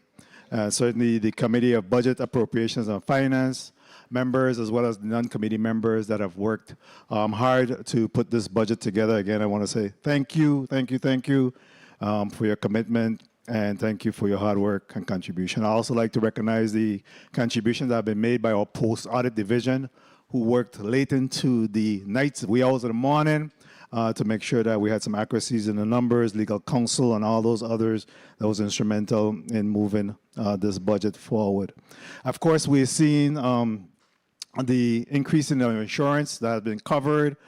We see funding, additional funding for our hospital and our healthcare during this budget. Of course, the minimum salary increases to $35,000 that we worked hard to ensure that occur, and bring some relief to our community members. Those grunt workers that continue to put in the hard work and was only earning $27,000, despite a good 40 to 44% of that goes towards fringe off the top. So that's almost half of the money that they'll be taking home. These individuals had to get extra employment, a lot of part-time jobs or whatever. We're hoping that this salary increase now could have them spend a little bit more time with their family, their children, and like. Street lighting, so we've provided some funding to ensure that we light up this Virgin Islands. The place is just too dark. 1 minute. As we get older, it's more and more difficult to drive at night. So certainly we provided some money for some street lighting. Community interior roads, we'll also get some money for that. The nonprofit organization under the miscellaneous section of our budget. And you heard my colleagues spoke about the TAD, those military individuals that have been called upon during the time of needs that had difficulties in being able to ensure that they get paid. We designated a line item for the territorial active duty 30 seconds. section. Vacancy savings, there's 846 funded vacancies within the government of the Virgin Islands as we comb these numbers. 846, close to $119 million, again, of funding. And so, hence, that's where we found some of the money to ensure that we were able to close the loop with these 35,000. But, we still have some issues in being able to get people hired up and get people work because it contributes to GRS and other means in our community and bring some additional funds into it. This budget represents $1.7 billion. $1.7 billion, of course, for general fund, non-lapsing fund, as well as the disaster recovery funds that goes into the budget. So revenue collections, we can't say enough about that, the importance of us being able to ensure that we're collecting our revenues, and we made sure that we beefed up. I'll just wrap up right now, Mr. President. Make sure that we beefed up those areas for revenue collections, our BIR, department. Kudos to them, the Lieutenant Governor's office. Kudos to them for the work that they continue to do to ensure that we're collecting our revenues. They do the heavy lifting, as well as Department of Finance. But we have to collect our revenues, and in order for us to be able to meet. All of this is projection. All of this is for naught if we're not able to collect our revenues. It's a simple math. Revenues versus expenditure is our 2026 budget. Thank you very much, and again, kudos to my colleagues. Thank you very much, Senator Novell E. Francis, Jr. Thank you for the work that you and the members of the team have done regarding the budget. Senator Clifford A. Joseph, you're recognized for your 2 minutes. Thank you, Mr. Chair, for the time. Mr. President, for the time. Well, Mr. President, I must report I was privileged to have the opportunity to participate in the budgeting process, and it was a whole lot of work. And I ain't even the one that doing most of the work, and I still was just looking around at the folks from Post Audit and others, and sitting in a room. I mean, you had a chance to put in your perspective, because that's one thing I know I'm learning about this 36th legislature. We're giving everybody a chance to hear what they have to say and what they're contributing to the effort. And effort was a long effort. And for the individuals at the $35,000 for the increase, and others who are already screaming, yes, it might be some negotiation, but within this same process, we're looking at what the other construction that's supposed to come online 1 minute. that could create some more monies to make sure that everybody be whole at some point. Because we starting at the bottom, and if you ask yourself or your neighbor that making the $27,000 for sure, I mean, others are maybe making 33, 34, so they may only be recovering $1,000 in this increase. But the 30 person seconds. who's at $27,000 for sure, I visited on Sunday a bakery, and a young lady turned and tell me, hey, once I get this $35,000, I'm going to be able for the first time in 15 to 20 years to get a weekend off. Because with that little change, I'm going to be able to, from now on, start to take a weekend off. So it is a serious situation in the Virgin Islands and other places in the world, but I like to focus on where I live. This is home, and ain't no place like home. So thank you, Mr. Chair, for the time, and I'll be in support of all the measures in this block. Thank you very much, Senator Clifford A. Joseph. Senator Mari C. James, you're recognized for your 2 minutes. Thank you, Mr. President. I rise in support of all the bills in this block. I truly enjoyed working on the Finance Committee. I truly enjoyed understanding the process, the teamwork that went into it. I want to thank my colleagues for putting some money towards the MIH program, because today, more than any other day with the health insurance board with us, we realize how everything is interconnected. You know, we talk about health is wealth, but if we don't have productive residents, employees in good health, then the government isn't going to operate like it should. If we don't have people who have the ability to spend a little more of their disposable income, people who probably don't have any disposable income, like sometimes we hear, you know, you don't have any money at the end of the month, you have more month at the end of the money. And 1 minute. That's the situation for most of these people. I like that. So, sorry about that. Yeah, right. But no, seriously though, think about it. It's very difficult in the Virgin Islands with the high cost of living for even people who consider themselves middle income to survive. And I cannot imagine someone who's making 27 being able to make ends meet. And we have to be conscious of that. So they can't even have enough money sometimes for prescriptions, which again is related to health. And when it comes to the board, one of the things that was said today was enrollment is declining. Well, enrollment declines because employment is declining. Time. So there we go again, it's all connected. We need to have more people working, getting better wages, focusing on improving our health. And then we will, I hate today to hear that we have a sick community. I did not like that word at all. So let's aim for a healthy, vibrant community where we all can live a better quality of life. Thank you, Mr. President.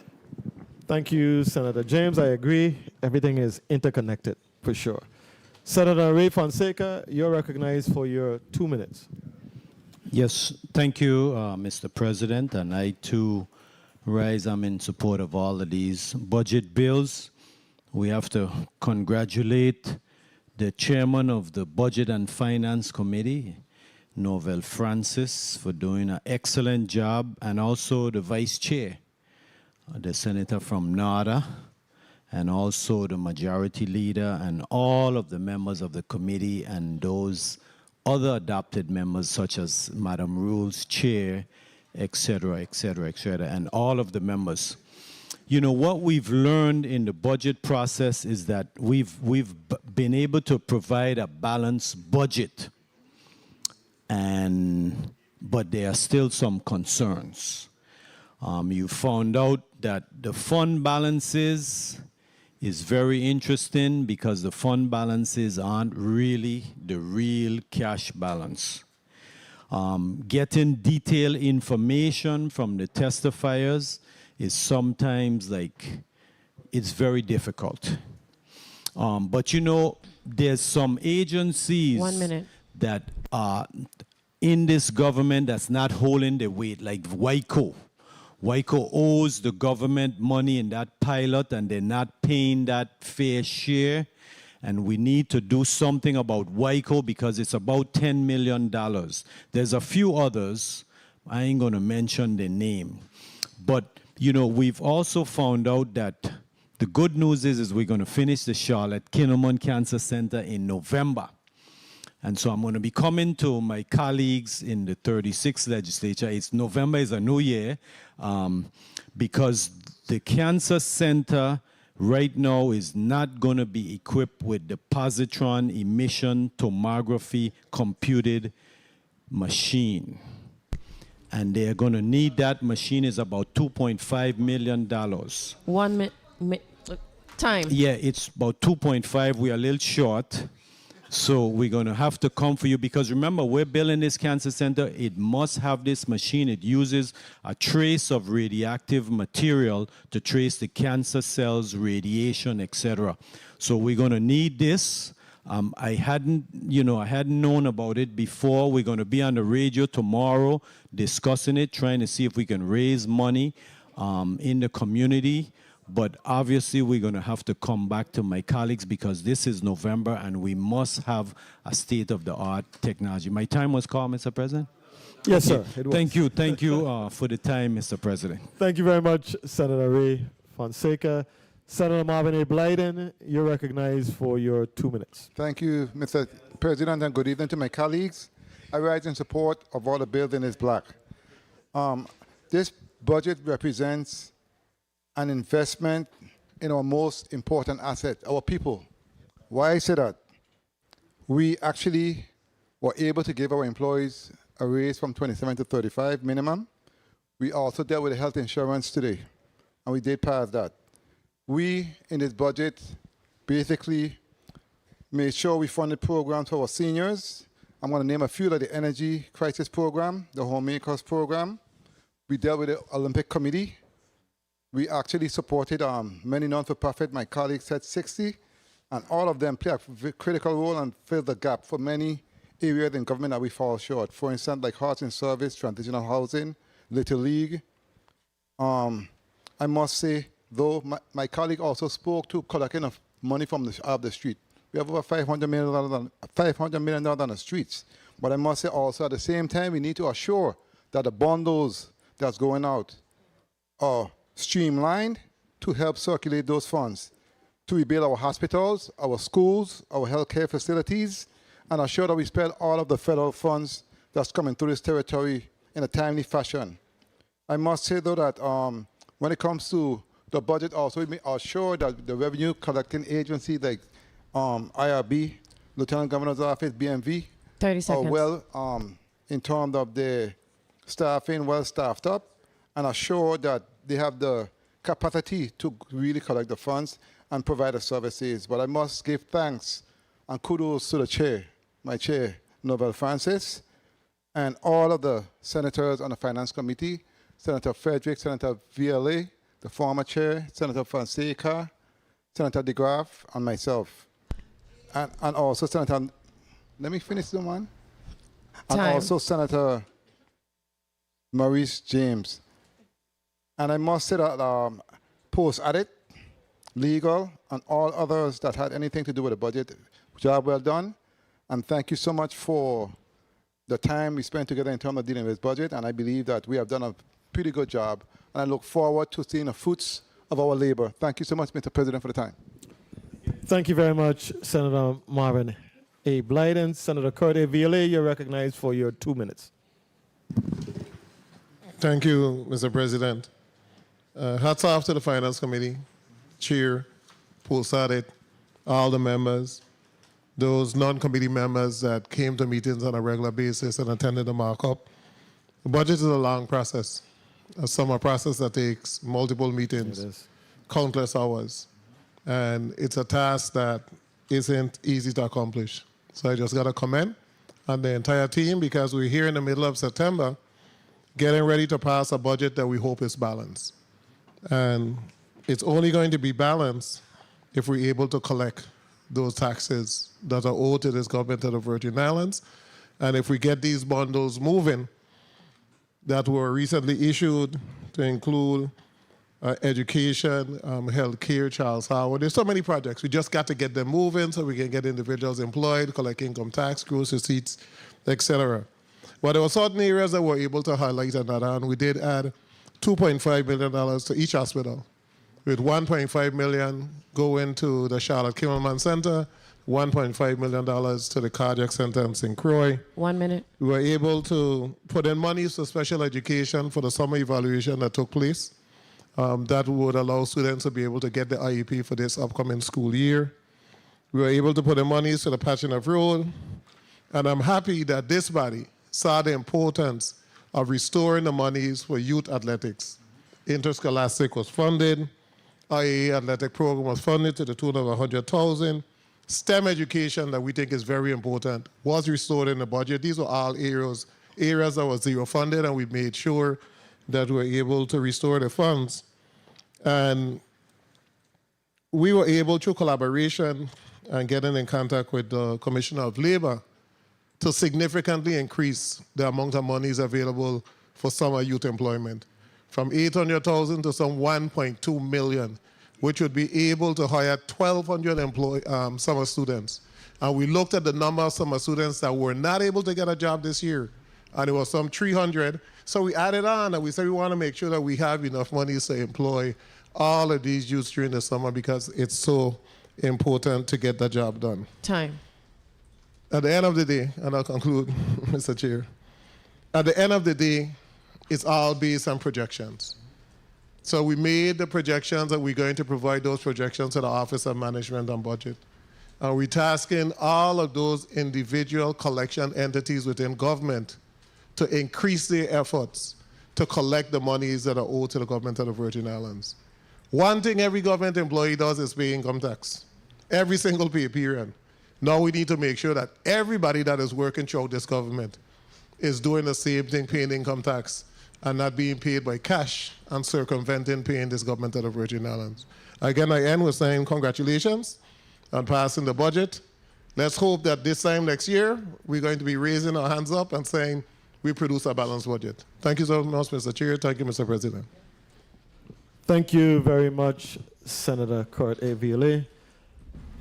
Senator Avery Lewis, you're recognized for your 2 minutes.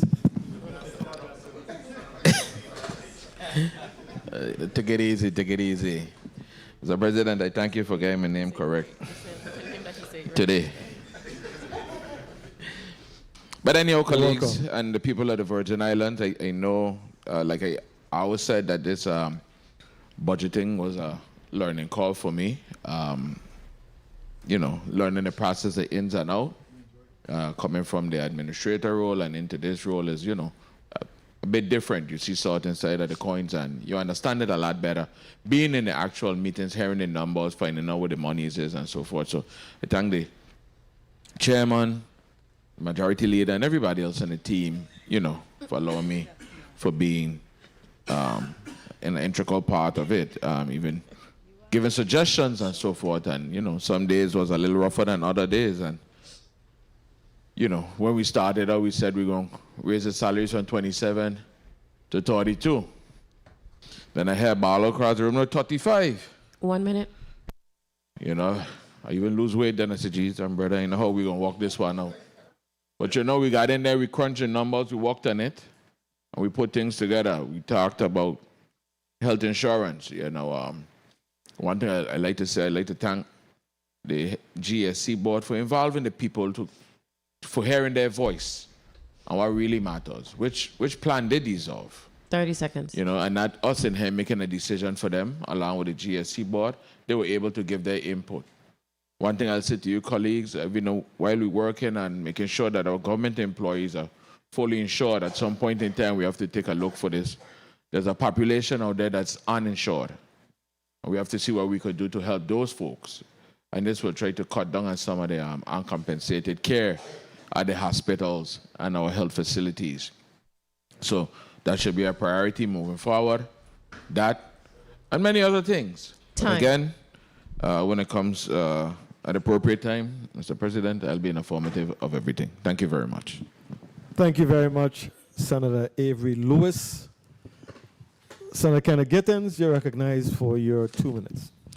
Thank you, Mr. Chair, and good evening to Mr. President, and good evening to all. I also want to express strong support of Bill number 36-0189, the government insurance. You know, this legislature worked diligently on this to allocate approximately some 20 million in today's budget that we'll be voting on, or that we voted on, to ensure that the plan remains viable and affordable for our government employees, retirees, and their families.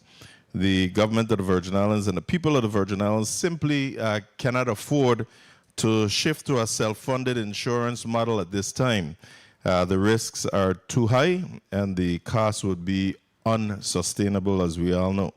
The risks are, again, we got to keep this critical coverage intact. As I look at the other bills, I'm also in support of most of them, not all, but the consideration to advance this year's budget bills for the government of the Virgin Islands. And while every agency and department represented in these bills today have a vital role in the functioning of our territory, I want to especially highlight the urgent importance of the full funding of our hospitals, our first responding agencies, and the Department of Education.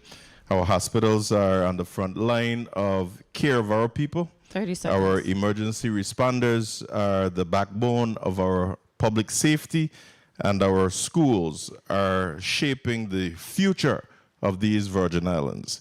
So again, thank you, colleagues. These areas are not just a line item in a budget, but they're lifelines for our community.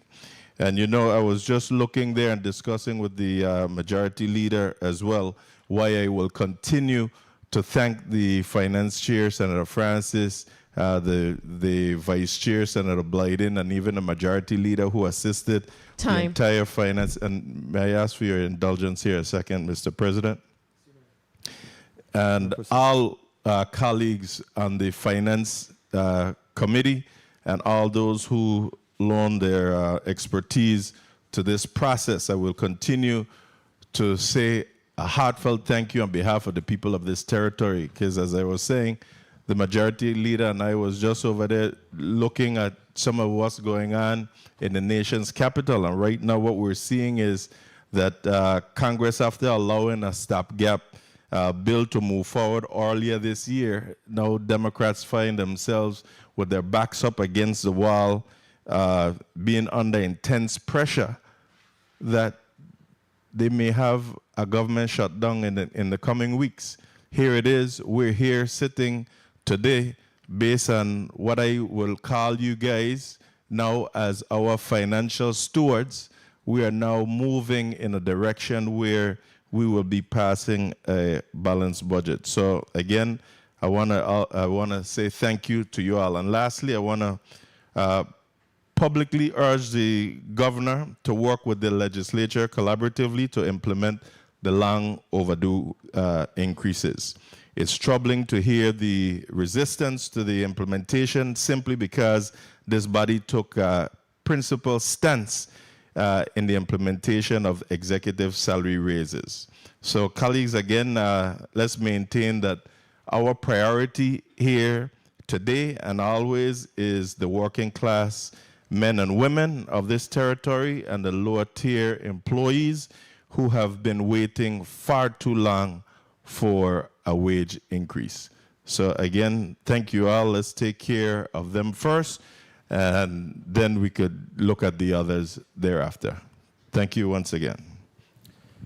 Thank you very much, Senator Kenneth L. Gittins. Colleagues, I definitely want to put on the record that I am, as president of this institution, I am very proud of the work that this body has done with respect to the passage of this budget. I am very proud. I just want to again echo the sentiments of my colleagues in expressing kudos and gratitude to the chairman of the Committee on Budget, Senator Novell Francis, as well as the members of that committee, to include Senator Maurice James, Senator Hubert Frederick, Senator Dwayne DeGraff, Senator Ray Fonseca, Senator Marvin Blyden, and Senator Court Violet. The work, along with the many other senators who have been involved and engaged in most of the sessions that took place this summer, most of the meetings that took place this summer. We absolutely have to give kudos to our illustrious post-auditor, Dr. Theodora Phillip, as well as the entire post-audit team, to include the assistant post-auditor, Ms. Nakia Fleming. The work that you and your team has done was indispensable in terms of our ability to get this budget passed in record time. We have a budget that we are about to deliver to Government House, and today is the 17th of the month of September. So we're very proud of that. I'm proud of each and every one of you, ladies and gentlemen, who participated in this process. With regards to healthcare. 30 seconds. And I said it before, healthcare is not a privilege. It is really a right. It's a human right that every person deserves, a fundamental human right. Regardless of their circumstances, they're deserving of quality health care. As leaders of this institution, it is important for us to be prudent, for us to be circumspect, for us to be diligent and thoughtful in our deliberations when it comes to the health care that's affecting literally thousands of Virgin Islanders. I think we have been very prudent and very thorough in our evaluation of the options that were before us. Time. We understand the vulnerable state of our healthcare system. We understand that we have a community that is struggling with major catastrophic illnesses, suffering from cancers, colon cancer, prostate cancer, breast cancer, diabetes, renal disease, major diseases that require us to have reliable health insurance. Like I mentioned before, nobody in this institution has said that they are opposed to a self-funded product. But the experts, every expert that we have engaged with has mentioned to us that you guys have to stabilize your system first. The catastrophic claims are spiraling. If you're transitioning to a healthcare, a self-funded program, those numbers have to first stabilize. Because what looks good on the front end can have some deep-seated, long-term consequences. We cannot risk that with our people. Is there a pathway to us getting to a self-funded initiative? Absolutely yes. But is that moment now? Absolutely no. And I hope that we can work together with the Health Insurance Board, with the Governor of the Virgin Islands, the executive branch, to define a path forward so that eventually we can get there. And when we get there, it is sustainable. So on that note, I just once again want to echo my gratitude to this entire body for the hard work that has gone into producing this budget. Thank you very much. Madam Senator Gittens, you're recognized for your motion. Thank you, Mr. President. Mr. President and colleagues, I move to override the governor's veto with the corrected bill number 36-0027, an act amending Title 5 Virgin Islands Code, Subtitle 3, Part 1, Chapter 311 by enacting Janiqua's Law. I so move.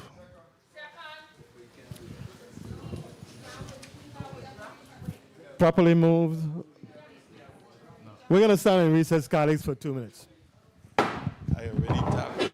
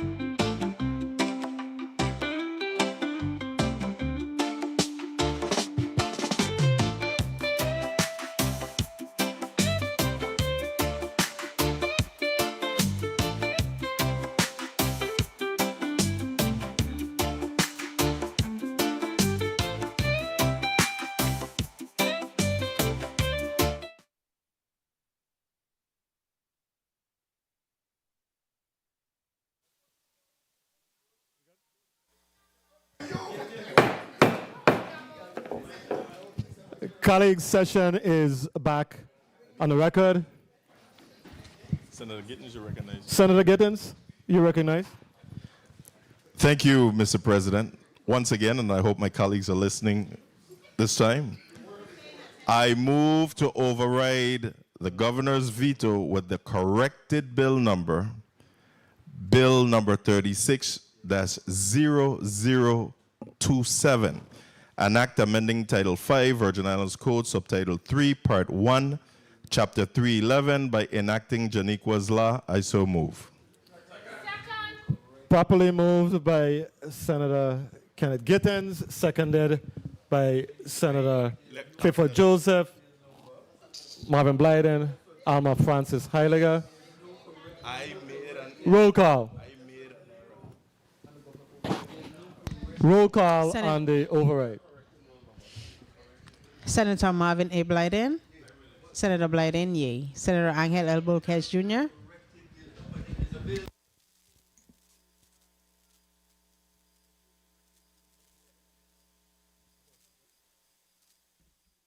Please proceed with the roll call.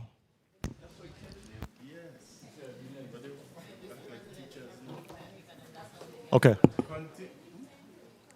You may continue. Thank you. Senator Angel L. Bolquez Jr. Yeah. You say yes? Yes. Senator Bolquez Jr., yay. Senator Dwayne M. DeGraff? Yes. Senator DeGraff, yay. Senator Ray Fonseca? Yay. Senator Fonseca, yay. Senator Novelli Francis Jr.? Senator Francis Jr., yay. Senator Alma Francis Heiliger? Alma? Senator Francis Heiliger? Senator Francis Heiliger not voted. Senator Francis Heiliger, yay. Senator Hubert L. Frederick? Senator Frederick, yay. Senator Kenneth L. Gittens? Yes. Senator Gittens, yay. Senator Maurice C. James? Yes. Senator James, yay. Senator Franklin D. Johnson? Yes. Senator Johnson, yay. Senator Carla J. Joseph? Yes. Senator Joseph, yay. Senator Clifford A. Joseph Sr.? Yes. Senator Joseph Sr., yay. Senator Avery L. Lewis? Yes. Senator Lewis, yay. Senator Milton E. Potter? Senator Potter, yay. Senator Kurt A. Vaile? Yes. Senator Vaile, yay. Mr. President, 15 yeas. Thank you very much. The motion to consider the override succeeds. Colleagues, shall Bill number 36-0027 pass notwithstanding the governor's veto? Roll call, please. Senator Marvin A. Blyden? Yay. Senator Blyden, yay. Senator Angel L. Bolquez Jr.? Yay. Senator Bolquez Jr., yay. Senator Dwayne M. DeGraff? Yes. Senator DeGraff, yay.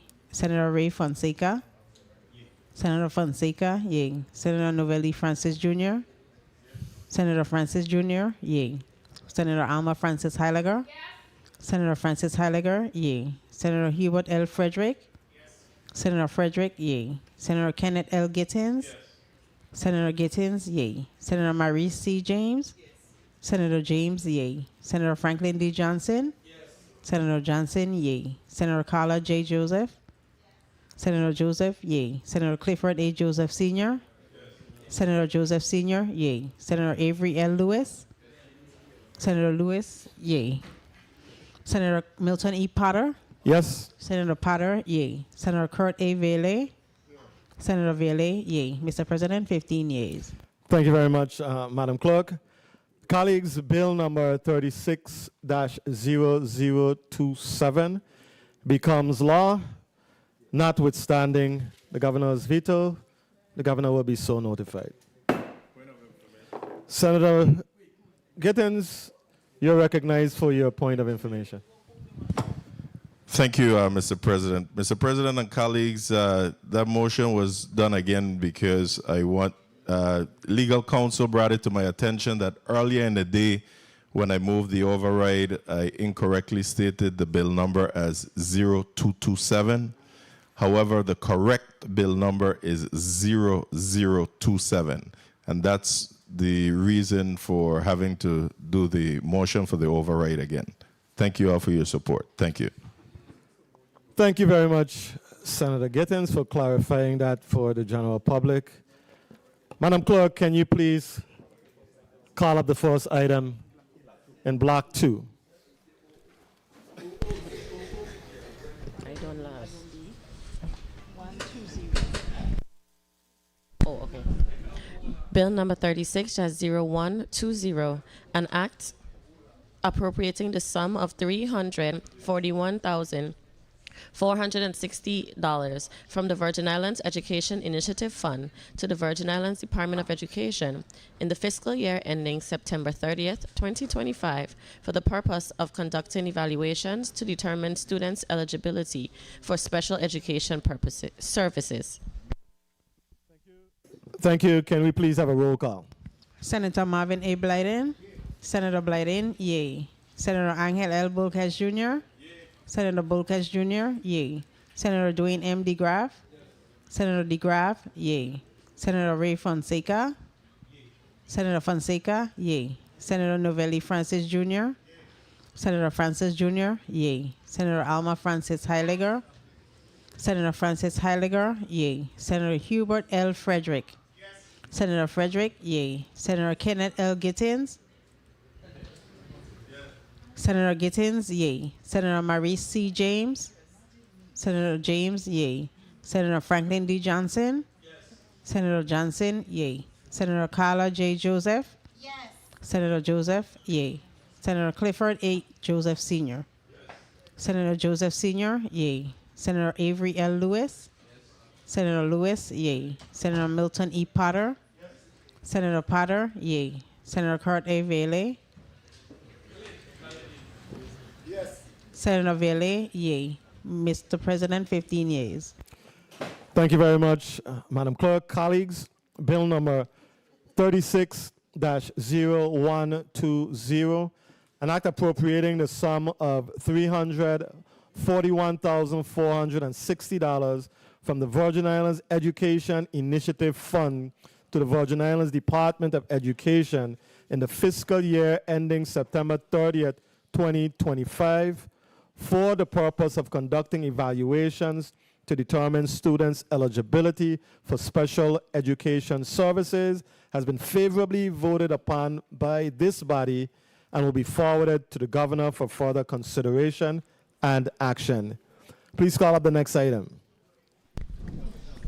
Bill number 36-0154, an act providing a lump sum appropriation from the Health Revolving Fund to the Virgin Islands Department of Health and a contribution to the General Fund of the Treasury of the Government of the Virgin Islands for fiscal year October 1st, 2025 through September 30th, 2026.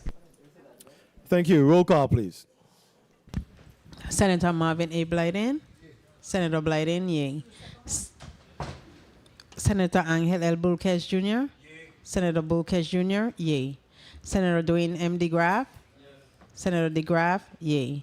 Senator Ray Fonseca. Senator Fonseca, yay. Senator Novelli Francis Jr. Senator Francis Jr., yay. Senator Alma Francis Heiliger. Senator Francis Heiliger, yay. Senator Hubert L. Frederick. Senator Frederick, yay. Senator Kenneth L. Gittins. Senator Gittins, yay. Senator Maurice C. James. Senator James, yay. Senator Franklin D. Johnson. Senator Johnson, yay. Senator Carla J. Joseph. Senator Joseph, yay. Senator Clifford A. Joseph Sr. Senator Joseph Sr., yay. Senator Avery L. Lewis. Senator Lewis, yay. Senator Milton E. Potter. Yes. Senator Potter, yay. Senator Kurt A. Vele. Senator Vele, yay. Mr. President, 15 yeas. Thank you very much, Madam Clerk. Colleagues, bill number 36-0154, an act providing a lump sum appropriation from the Health Revolving Fund to the Virgin Islands Department of Health and a contribution to the General Fund of the Treasury of the Government of the Virgin Islands for fiscal year October 1st, 2025 through September 30th, 2026, has been favorably voted upon by this body and will be forwarded to the governor for further consideration and action. Please call up the next item. Bill number 36-0155, an act providing a lump sum appropriation from the general fund to the Virgin Islands Fire and Emergency Medical Services Fund for the fiscal year October 1st, 2025 through September 30th, 2026. You want?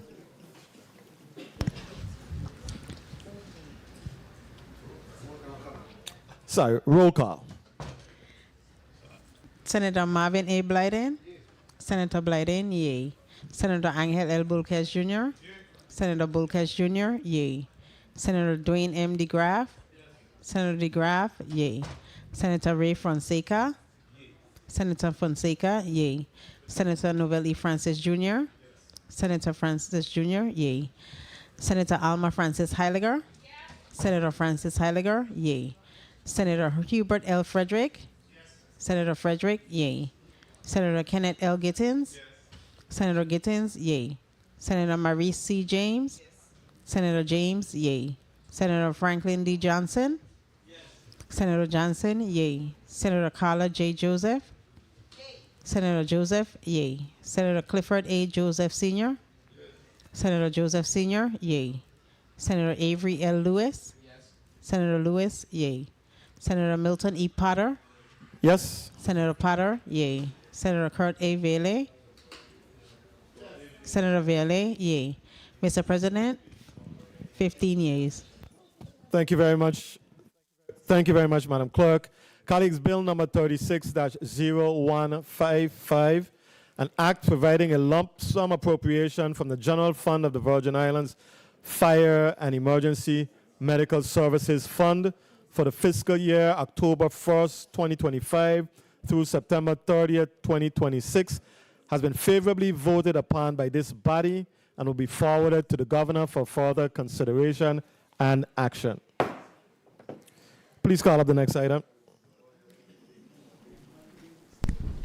Bill number 36-0156, an act providing an appropriation from the Business and Commercial Properties Revolving Fund to the Virgin Islands Department of Property and Procurement for operating expenses for the fiscal year October 1st, 2025 through September 30th, 2026.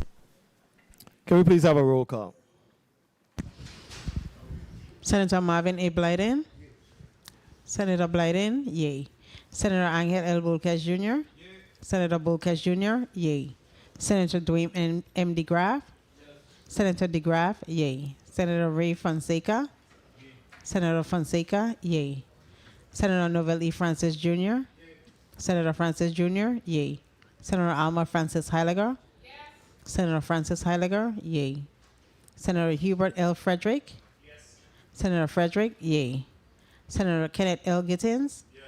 Senator Gittins, yay. Senator Maurice C. James. Senator James, yay. Senator Franklin D. Johnson. Senator Johnson, yay. Senator Carla J. Joseph.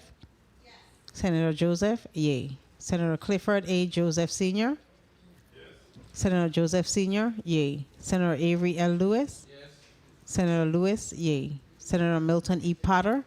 Yes. Senator Potter, yay. Senator Kurt A. Vele.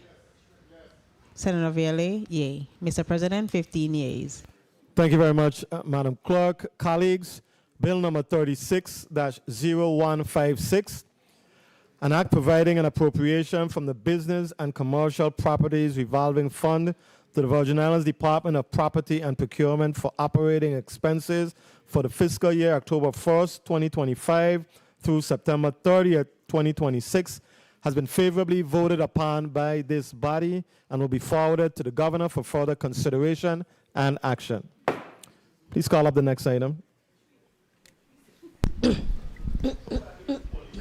Bill number 36-0157, an act providing an appropriation from the Virgin Islands Lottery as a contribution to the general fund of the Treasury of the Government of the Virgin Islands for the fiscal year October 1st, 2025 through September 30th, 2026. Can we please have a roll call? Senator Marvin A. Blyden. Senator Blyden, yay. Senator Angel L. Bulkes Jr. Senator Bulkes Jr., yay. Senator Dwayne M. DeGraff. Senator DeGraff, yay. Senator Ray Fonseca. Senator Fonseca, yay. Senator Novelli Francis Jr., Senator Francis Jr., yay. Senator Alma Francis Heiliger, Senator Francis Heiliger, yay. Senator Hubert L. Frederick, Senator Frederick, yay. Senator Kenneth L. Gittins, Senator Gittins, yay. Senator Maurice C. James, Senator James, yay. Senator Franklin D. Johnson, Senator Johnson, yay. Senator Carla J. Joseph, Senator Joseph, yay. Senator Clifford A. Joseph Sr., Senator Joseph Sr., yay. Senator Avery L. Lewis, Senator Lewis, yay. Senator Milton E. Potter, Yes. Senator Potter, yay. Senator Kirk A. Vaile, Senator Vaile, yay. Mr. President, 15 yeas. Thank you very much, Madam Clerk. Colleagues, Bill number 36-0157, an act providing an appropriation from the Virgin Islands Lottery as a contribution to the general fund of the Treasury of the Government of the Virgin Islands for the fiscal year October 1st, 2025 through September 30th, 2026, has been favorably voted upon by this body and will be forwarded to the Governor for further consideration and action. Please call up the next item. Bill number 36-0158, an act providing an appropriation from the District Public Road Fund of the Government of the Virgin Islands to the Department of Public Works for operating expenses for the fiscal year October 1st, 2025 through September 30th, 2026. Can we please have a roll call? Senator Marvin A. Blyden, Senator Blyden, yay. Senator Angel L. Bulkes Jr., Senator Bulkes Jr., yay. Senator Dwayne M. DeGraff, Senator DeGraff, yay. Senator Ray Fonseca, Senator Fonseca, yay. Senator Novell E. Francis Jr., Senator Francis Jr., yay. Senator Alma Francis Heiliger, Senator Francis Heiliger, yay. Senator Hubert L. Frederick, Senator Frederick, yay. Senator Kenneth L. Gittins, Senator Gittins, yay. Senator Maurice C. James, Senator James, yay. Senator Franklin D. Johnson, Senator Johnson, yay. Senator Carla J. Joseph, Senator Joseph, yay. Senator Clifford A. Joseph Sr., Senator Joseph Sr., yay. Senator Avery L. Lewis, Senator Lewis, yay. Senator Milton E. Potter, yes. Senator Potter, yay. Senator Kurt A. Vaile, Senator Vaile, yay. Mr. President, 15 yeas. Thank you very much, Madam Clerk. Colleagues, Bill number 36-0158, an act providing an appropriation from the District Public Road Fund of the Government of the Virgin Islands to the Department of Public Works for operating expenses for the fiscal year October 1st, 2025 through September 30th, 2026, has been favorably voted upon by this body and will be forwarded to the Governor for further consideration and action. Please call up the next item. Bill number 36-0159, an act providing an appropriation from the Indirect Costs Fund for the operating expenses of the Office of Management and Budget, the Virgin Islands Division of Personnel, the Virgin Islands Department of Property and Procurement, and the Virgin Islands Department of Finance for the fiscal year October 1st, 2025 through September 30th, 2026. Thank you. Roll call, please. Senator Marvin A. Blyden, Senator Blyden, yay. Senator Angel L. Bulkes Jr., Senator Bulkes Jr., yay. Senator Dwayne M. DeGraff, Senator DeGraff, yay. Senator Ray Fonseca, Senator Fonseca, yay. Senator Novell E. Francis Jr., Senator Francis Jr., Senator Francis Jr., yay. Senator Alma Francis Heiliger, Senator Francis Heiliger, yay. Senator Hubert L. Frederick, Senator Frederick, yay. Senator Kenneth L. Gittins, Senator Gittins, yay. Senator Maurice C. James, Senator James, yay. Senator Franklin D. Johnson, Senator Johnson, yay. Senator Carla J. Joseph, Senator Joseph, yay. Senator Clifford A. Joseph Sr., Senator Joseph Sr., yay. Senator Avery L. Lewis, Senator Lewis, yay. Senator Milton E. Potter, Senator Potter, yay. Senator Kurt A. Vaile, Senator Vaile, yay. Mr. President, 15 yeas. Thank you very much, Madam Clerk. Colleagues, Bill number 36-0159, an act providing an appropriation from the Indirect Cost Fund for the operating expenses of the Office of Management and Budget, the Virgin Islands Division of Personnel, the Virgin Islands Department of Property and Procurement, and the Virgin Islands Department of Finance for the fiscal year October 1st, 2025 through September 30th, 2026, has been favorably voted upon by this body and will be forwarded to the governor for further consideration and action. Madam Clerk, can you please call up the next item? Bill number 36-0160, an act providing an appropriation from the general fund of the Treasury of the Government of the Virgin Islands to the St. Croix Capital Improvement Fund and the St. Thomas Capital Improvement Fund for fiscal year October 1st, 2025 through September 30th, 2026. Roll call, please. Senator Marvin A. Blyden.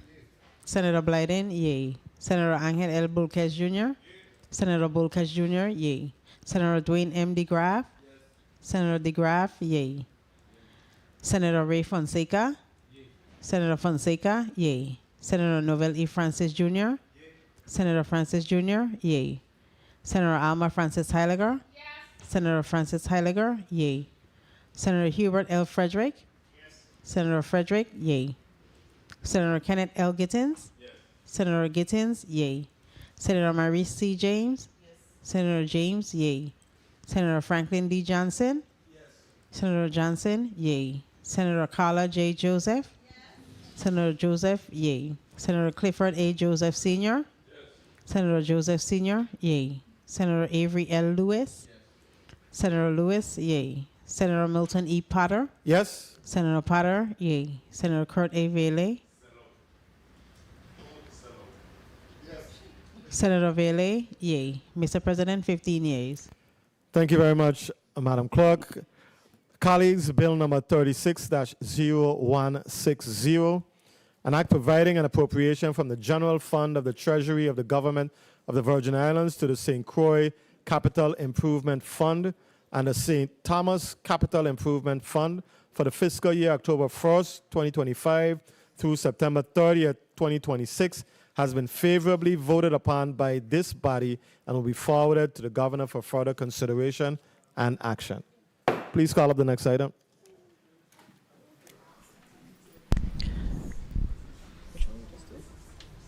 Okay. Bill number 36-0161, an act appropriating $25,500,000 to the legislature of the Virgin Islands in the fiscal year October 1st, 2025 through September 30th, 2026. Roll call, please. Senator Marvin A. Blyden. Senator Blyden, yay. Senator Angel L. Bulkes Jr. Senator Bulkes Jr., yay. Senator Dwayne M. DeGraff. Senator DeGraff, yay. Senator Ray Fonseca.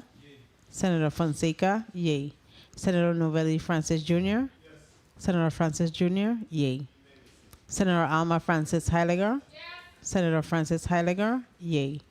Senator Hubert L. Frederick. Senator Frederick, yay. Senator Kenneth L. Gittins.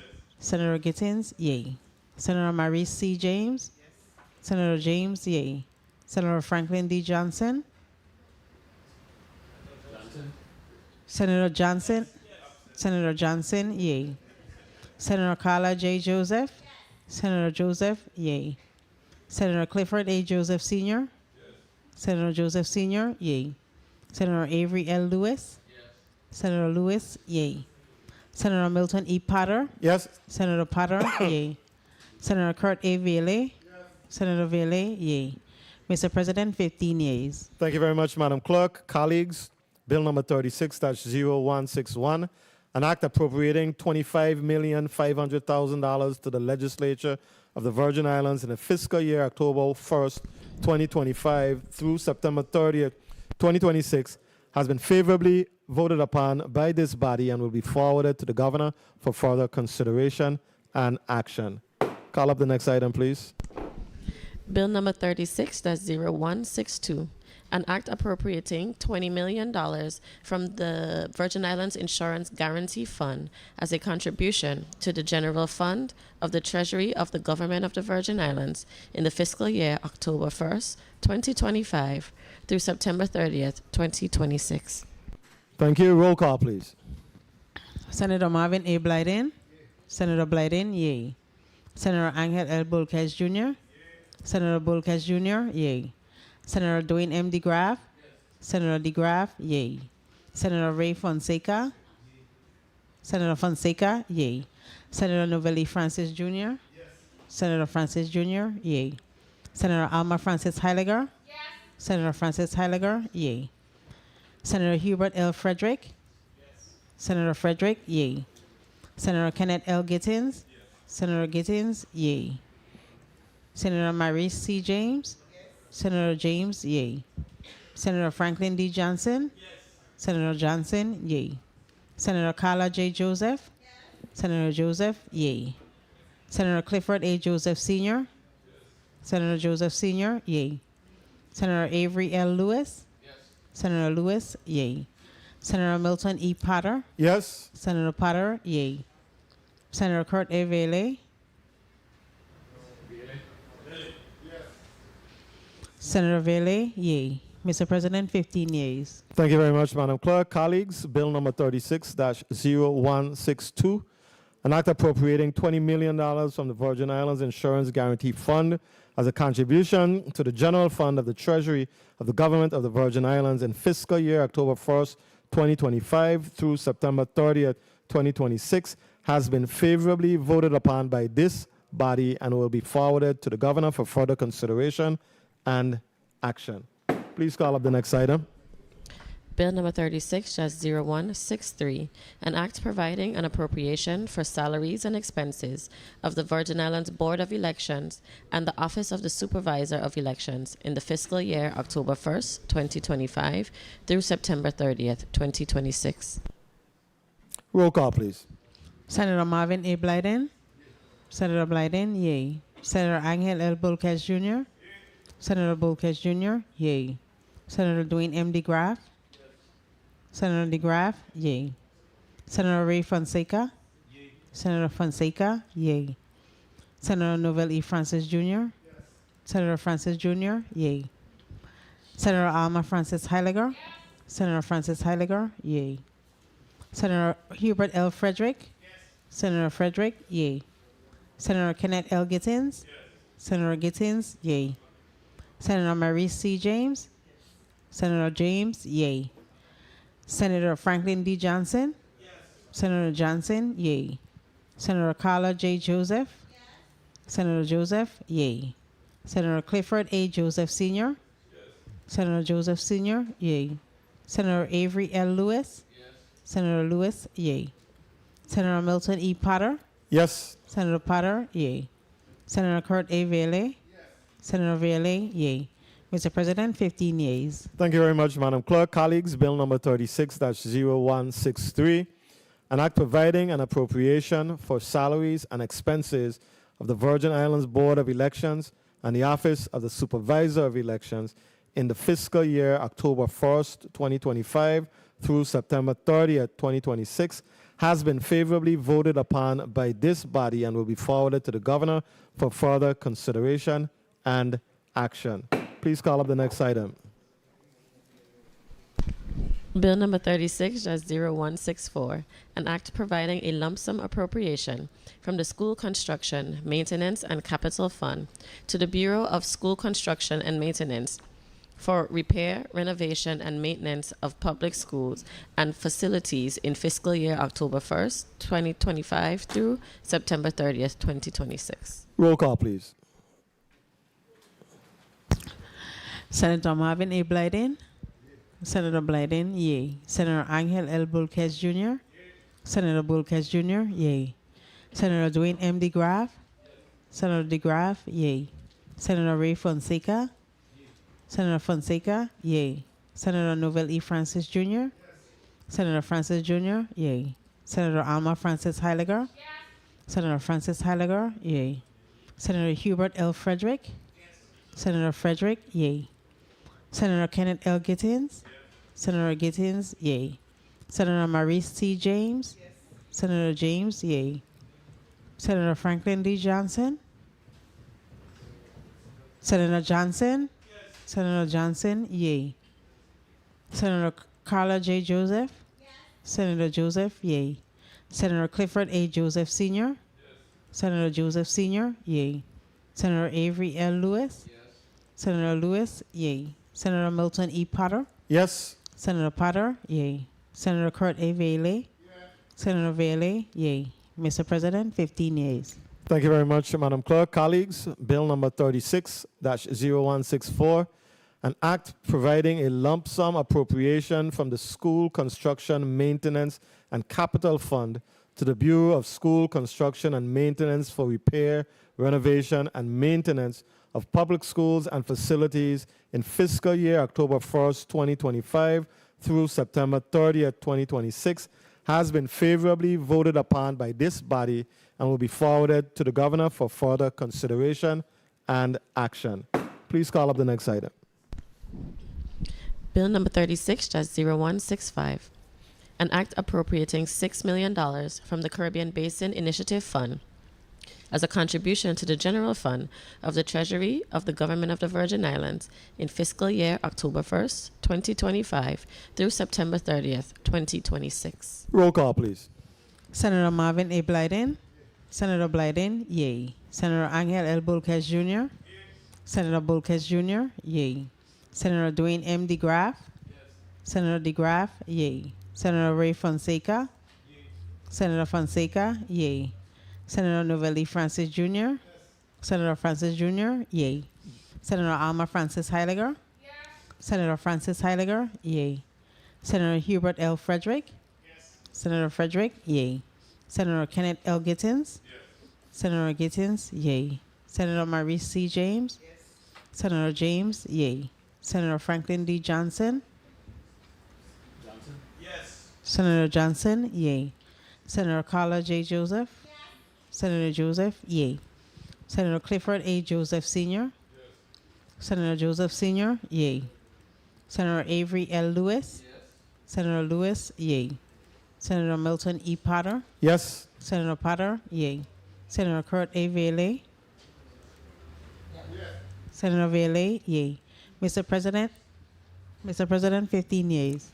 Thank you very much, Madam Clerk. Colleagues, Bill number 36-0165, an act appropriating $6 million from the Caribbean Basin Initiative Fund as a contribution to the general fund of the Treasury of the Government of the Virgin Islands in fiscal year October 1st, 2025 through September 30th, 2026, has been favorably voted upon by this body and will be forwarded to the governor for further consideration and action. Please call up the next item.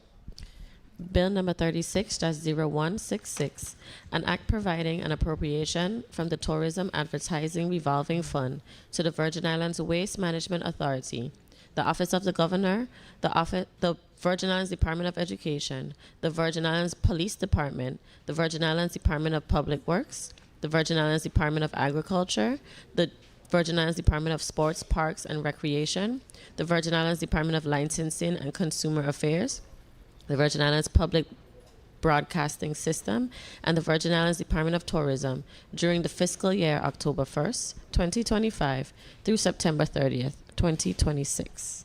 Thank you. Roll call, please. Senator Marvin A. Blyden. Senator Blyden, yay. Senator Angel L. Bulkes Jr. Senator Bulkes Jr., yay. Senator Dwayne M. DeGraff. Senator DeGraff, yay. Senator Ray Fonseca. Senator Fonseca, yay. Senator Novelli Francis Jr. Senator Francis Jr., yay. Senator Alma Francis Heiliger. Senator Francis Heiliger, yay. Senator Hubert L. Frederick. Nay. Senator Frederick, nay. Senator Kenneth L. Gittins. Senator Gittins, yay.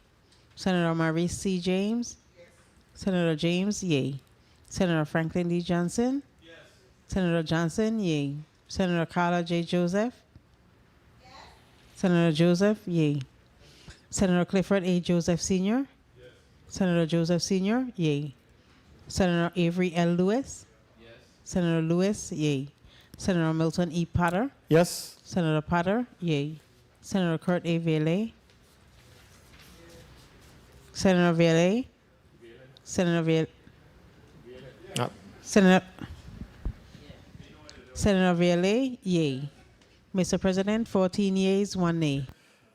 Thank you very much, Madam Clerk. Colleagues, Bill number 36-0166, an act providing an appropriation from the Tourism Advertising Revolving Fund to the Virgin Islands Waste Management Authority, the Office of the Governor, the Virgin Islands Department of Education, the Virgin Islands Police Department, the Virgin Islands Department of Public Works, the Virgin Islands Department of Agriculture, the Virgin Islands Department of Sports, Parks, and Recreation, the Virgin Islands Department of Licensing and Consumer Affairs, the Virgin Islands Public Broadcasting System, and the Virgin Islands Department of Tourism during the fiscal year October 1st, 2025 through September 30th, 2026, has been favorably voted upon by this body and will be forwarded to the Governor for further consideration and action.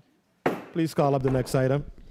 Bill number 36-0167, an act providing an appropriation for the salaries and expenses of the University of the Virgin Islands for the fiscal year October 1st, 2025 through September 30th, 2026. Roll call, please.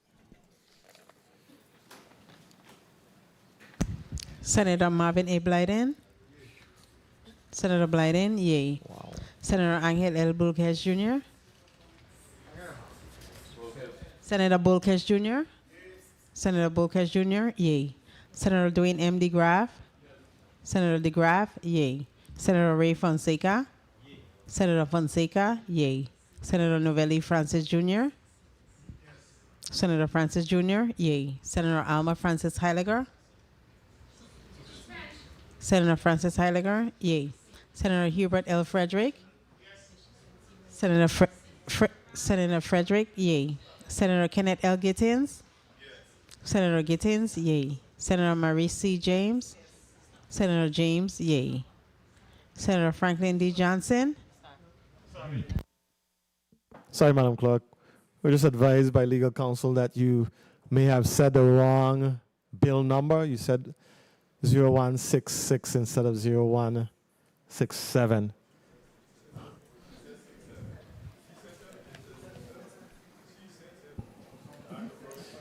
So we're going to have to just redo it just for safety purposes. Sorry. Bill number 36-0167, an act providing an appropriation for the salaries and expenses of the University of the Virgin Islands for the fiscal year October 1st, 2025 through September 30th, 2026. Thank you. Roll call, please. Senator Marvin A. Blyden? Senator Blyden, yay. Senator Angel L. Bulkes Jr.? Senator Bulkes Jr., yay. Senator Dwayne M. DeGraff? Senator DeGraff, yay. Senator Ray Fonseca? Senator Fonseca, yay. Senator Novelli Francis Jr.? Senator Francis Jr., yay. Senator Alma Francis Heiliger? Senator Francis Heiliger, yay. Senator Hubert L. Frederick? Senator Frederick, yay. Senator Kenneth L. Gittins? Senator Gittins, yay. Senator Maurice C. James? Senator James, yay. Senator Franklin D. Johnson? Senator Johnson, yay. Senator Carla J. Joseph? Senator Joseph, yay. Senator Clifford A. Joseph Sr.? Senator Joseph Sr., yay. Senator Avery L. Lewis? Senator Lewis, yay. Senator Milton E. Potter? Yes. Senator Potter, yay. Senator Kurt A. Valet? Senator Valet? Senator Valet, yay. Mr. President, 15 yeas. Thank you very much, Madam Clerk. Colleagues, Bill number 36-0167, an act providing an appropriation for the salaries and expenses of the University of the Virgin Islands for the fiscal year October 1st, 2025 through September 30th, 2026, has been favorably voted upon by this body and will be forwarded to the Governor for further consideration and action. Please call up the next item.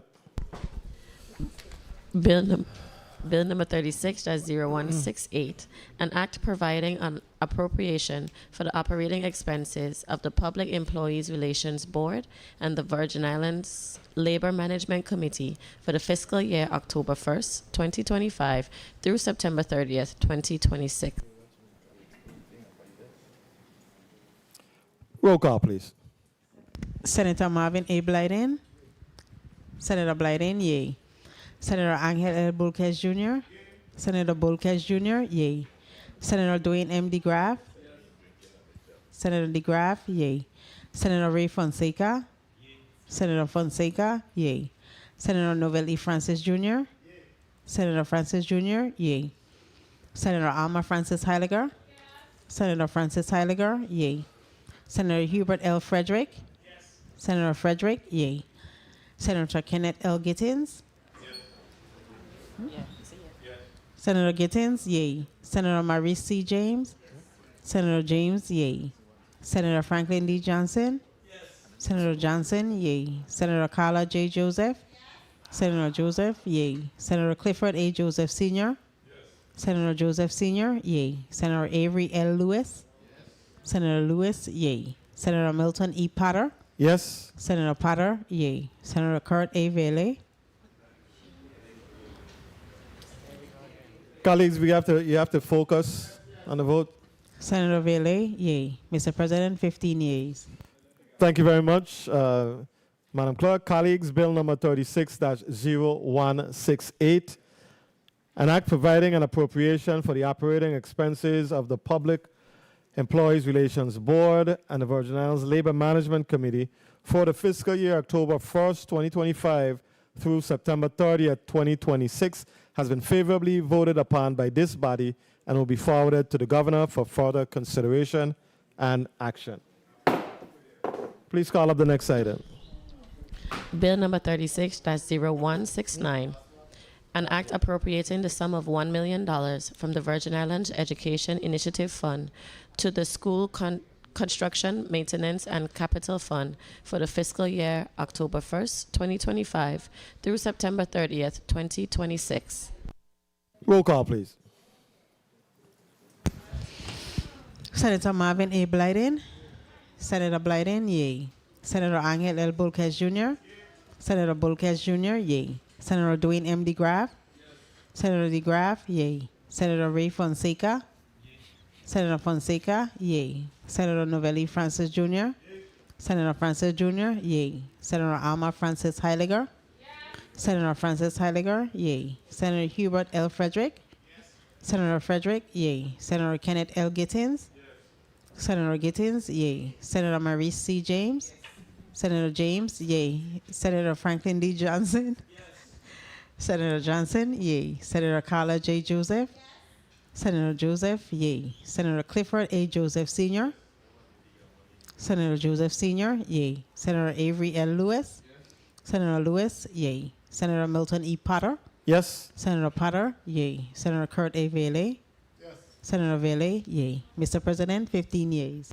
Thank you very much, Madam Clerk. Colleagues, Bill number 36-0169, an act appropriating the sum of $1 million from the Virgin Islands Education Initiative Fund to the School Construction, Maintenance, and Capital Fund for the fiscal year October 1st, 2025 through September 30th, 2026, has been favorably voted upon by this body and will be forwarded to the Governor for further consideration and action. Please call up the next item. Bill number 36-0170, an act providing an appropriation for the operating expenses of the Waste Management Authority from the Sewer Wastewater Fund and the Government of the Virgin Islands, an act providing an appropriation for the operating expenses of the Waste Management Authority from the Sewer Wastewater Fund of the Government of the Virgin Islands for the fiscal year October 1st, 2025 through September 30th, 2026. Roll call, please. Senator Marvin A. Blyden. Senator Blyden, yay. Senator Angel L. Bulkes Jr. Senator Bulkes Jr., yay. Senator Dwayne M. DeGraff. Senator DeGraff, yay. Senator Ray Fonseca. Senator Fonseca, yay. Senator Novell E. Francis Jr. Senator Francis Jr., yay. Senator Alma Francis Heiliger.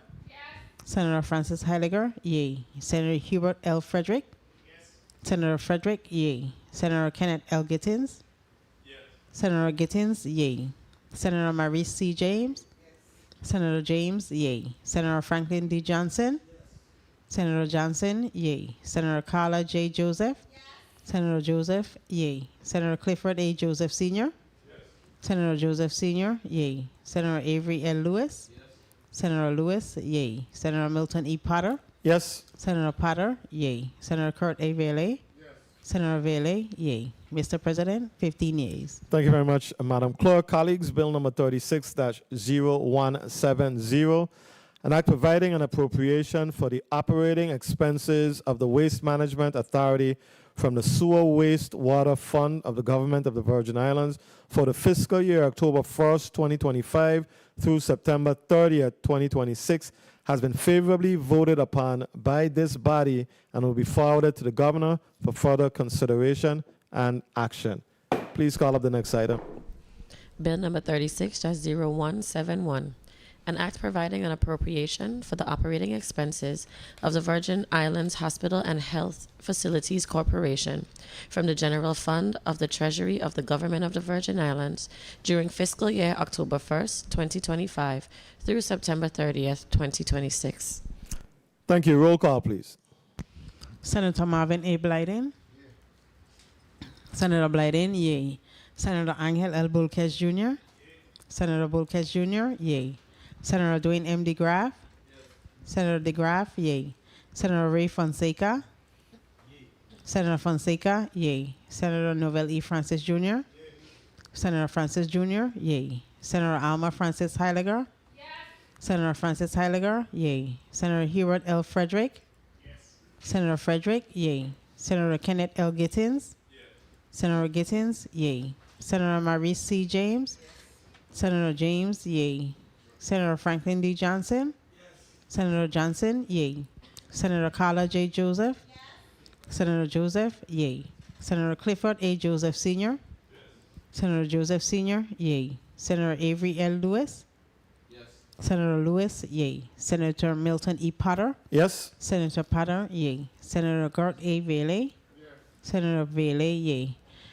Mr. President, 15 yeas. Thank you very much, Madam Clerk. Colleagues, Bill number 36-0171, an act providing an appropriation for the operating expenses of the Virgin Islands Hospital and Health Facilities Corporation from the General Fund of the Treasury of the Government of the Virgin Islands during the fiscal year October 1st, 2025 through September 30th, 2026 has been favorably voted upon by this body and will be forwarded to the governor for further consideration and action. Next item, please. Bill number 36-0172, an act providing an appropriation for the operating expenses of the Virgin Islands Office of the Inspector General from the General Fund of the Treasury of the Government of the Virgin Islands for the fiscal year October 1st, 2025 through September 30th, 2026. Roll call, please. Senator Marvin A. Blyden. Senator Blyden, yay. Senator Angel L. Bulkes Jr. Senator Bulkes Jr., yay. Senator Dwayne M. DeGraff. Senator DeGraff, yay. Senator Ray Fonseca. Senator Fonseca, yay. Senator Novell E. Francis Jr. Senator Francis Jr., yay. Senator Alma Francis Heiliger. Senator Francis Heiliger, yay. Senator Hubert L. Frederick. Senator Frederick, yay. Senator Kenneth L. Gittins. Senator Gittins, yay. Senator Maurice C. James. Senator James, yay. Senator Franklin D. Johnson. Senator Johnson, yay. Senator Carla J. Joseph. Senator Joseph, yay. Senator Clifford A. Joseph Sr. Senator Joseph Sr., yay. Senator Avery L. Lewis. Senator Lewis, yay. Senator Milton E. Potter. Yes. Senator Potter, yay. Senator Kurt A. Vele. Senator Vele, yay. Mr. President, 15 yeas. Thank you very much, Madam Clerk. Colleagues, Bill number 36-0172, an act providing an appropriation for the operating expenses of the Virgin Islands Office of the Inspector General from the General Fund of the Treasury of the Government of the Virgin Islands for the fiscal year October 1st, 2025 through September 30th, 2026 has been favorably voted upon by this body and will be forwarded to the governor for further consideration and action. Please call up the next item. Bill number 36-0173, an act providing an appropriation for the operation of the judicial branch of the Government of the Virgin Islands, the Judicial Council, and the Office of the Territorial Public Defender during the fiscal year October 1st, 2025 through September 30th, 2026. Thank you. Roll call, please. Senator Marvin A. Blyden. Senator Blyden, yay. Senator Angel L. Bulkes Jr. Senator Bulkes Jr., yay. Senator Dwayne M. DeGraff. Senator DeGraff, yay. Senator Ray Fonseca. Senator Fonseca, yay. Senator Novelli Francis Jr. Senator Francis Jr., yay. Senator Alma Francis Heiliger. Senator Francis Heiliger, yay. Senator Hubert L. Frederick. Senator Frederick, yay. Senator Kenneth L. Gittins. Senator Gittins, yay. Senator Maurice C. James. Senator James, yay. Senator Franklin D. Johnson. Senator Johnson, yay. Senator Carla J. Joseph. Senator Joseph, yay. Senator Clifford A. Joseph Sr.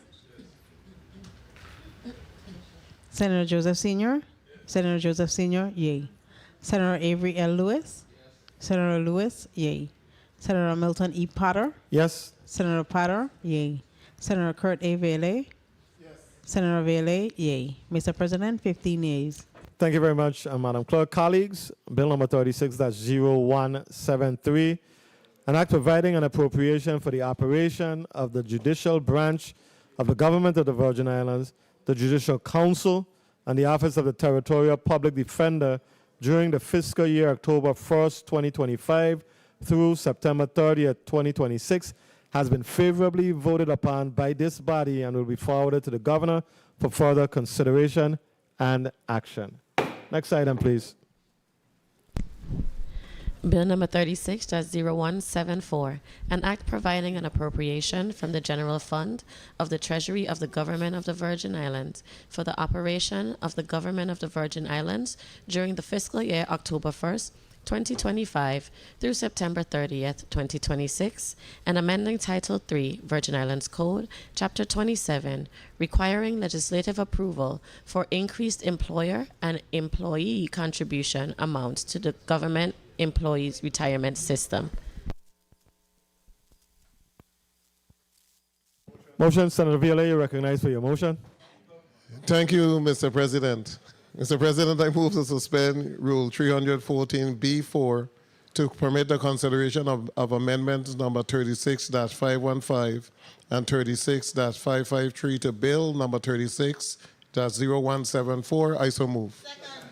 Properly moved by Senator Viola, seconded by Senator Avery Lewis. Senator Carla Joseph.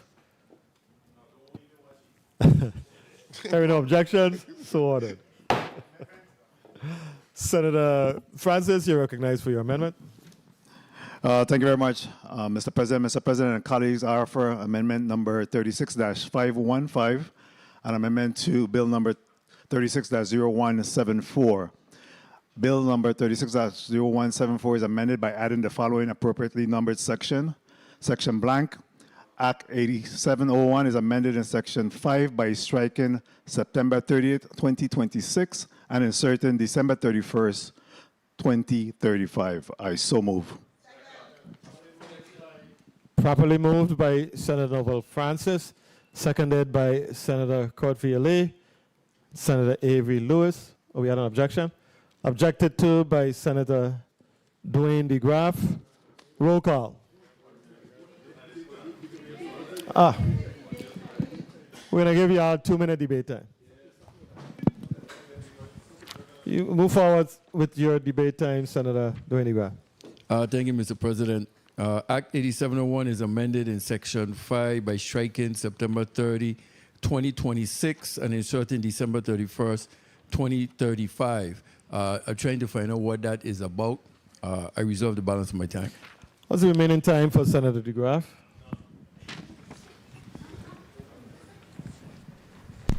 One minute, 45 seconds. 1 minute, 45 seconds. Senator Francis, you may proceed with your 2-minute debate time. Thank you very much, Mr. President. Mr. President, this amendment seeks to, again, we had a previous sunset date on the line of credit for the disaster recovery projects, and this amendment seeks to strike September 30th, 2026, and extend that out to December 31st, 2035, which will be consistent with the federal program, which allow for 2% offset of our disaster recovery programs. I reserve the balance of my time.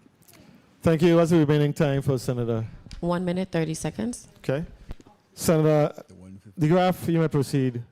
Yes, with your remaining time. You know, to 26 to 35, it's 9 years. We're going to corral this line of credit going forward now into our next administration, and I think it's a bit much to do right now. I reserve the balance of my time. 1 minute, 15 seconds for Senator DeGraff.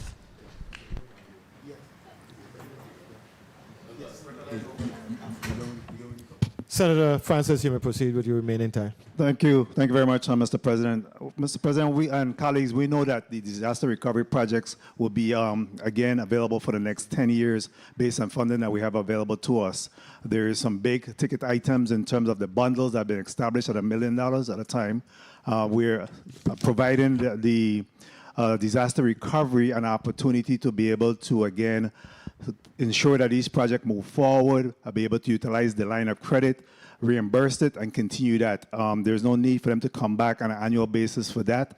We want to ensure, and of course, it'll surpass the current administration. That is fully well known because, of course, that expired in December of 2026. However, the projects and our disaster recovery will continue for the next 10 years. I reserve the balance of my time. Thank you. Remaining time for Senator Francis. 40 seconds. 40 seconds. Senator DeGraff, you may proceed. How much time? What's the remaining time for Senator DeGraff? 1 minute, 15 seconds.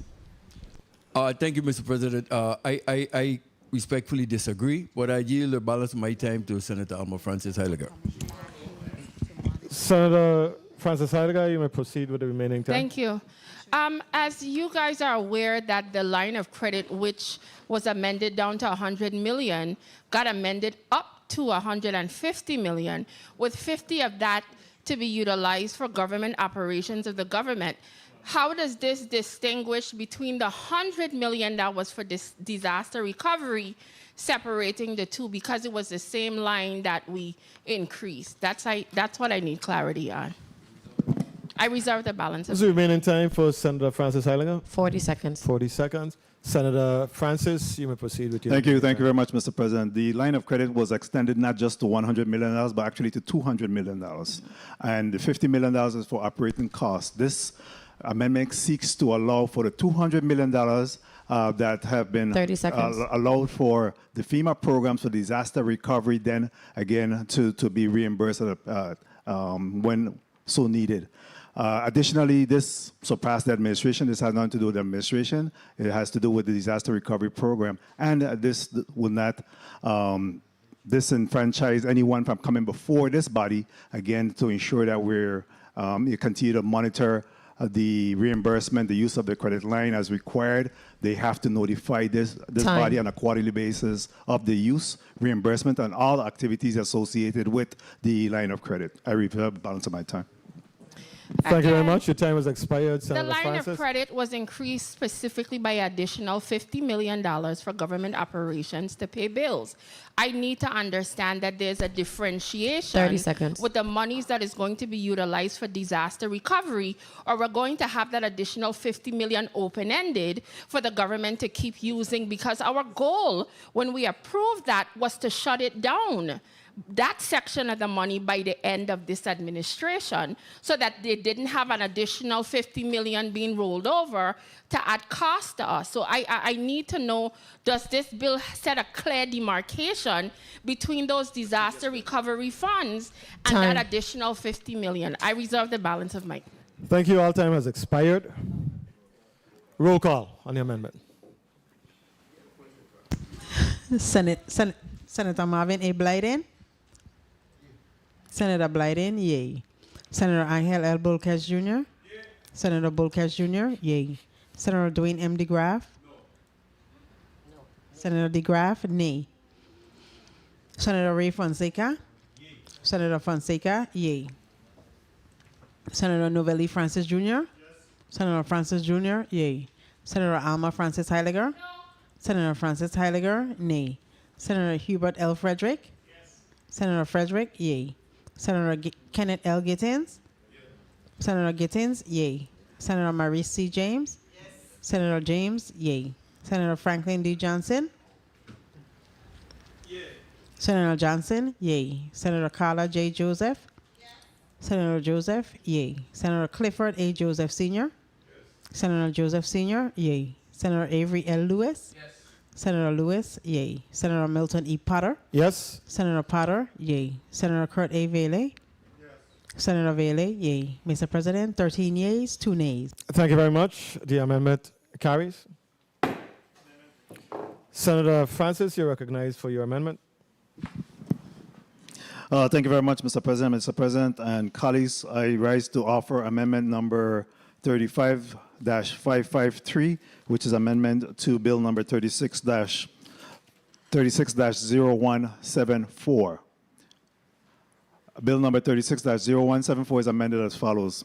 A, Section 1, in E, Org 220 Division of Personnel, strike health insurance increase, $16,655,891. 2, E, Org 220. Senator Lewis, you're recognized for your motion. Good day. Yes, sir. Mr. President, I move to waive the reading of Amendment 36553 to Bill number 360174. I so move. Properly moved by Senator Avery Lewis, seconded by Senator Clifford A. Joseph, objected to by Senator Dwayne M. DeGraff. Roll call. Yes, roll call. Senator Marvin A. Blyden. Senator Blyden, yay. Senator Angel L. Bulkes Jr. Senator Bulkes Jr., yay. Senator Dwayne M. DeGraff. Senator DeGraff, nay. Senator Ray Fonseca. Senator Fonseca, yay. Senator Novelli Francis Jr. Senator Francis Jr., yay. Senator Alma Francis Heiliger. Senator Francis Heiliger, nay. Senator Hubert L. Frederick. Senator Frederick, yay. Senator Kenneth L. Gittins. Senator Gittins, yay. Senator Maurice C. James. Senator James, yay. Senator Franklin D. Johnson. Senator Johnson, yay. Senator Carla J. Joseph. Senator Joseph, not voting. Senator Clifford A. Joseph Sr. Senator Joseph Sr., yay. Senator Avery L. Lewis. Senator Lewis, yay. Senator Milton E. Potter. Yes. Senator Potter, yay. Senator Kurt A. Vele. Senator Vele, yay. Mr. President, 12 yeas, 2 nays, 1 not voting. Thank you very, very much, Madam Clerk. The motion carries.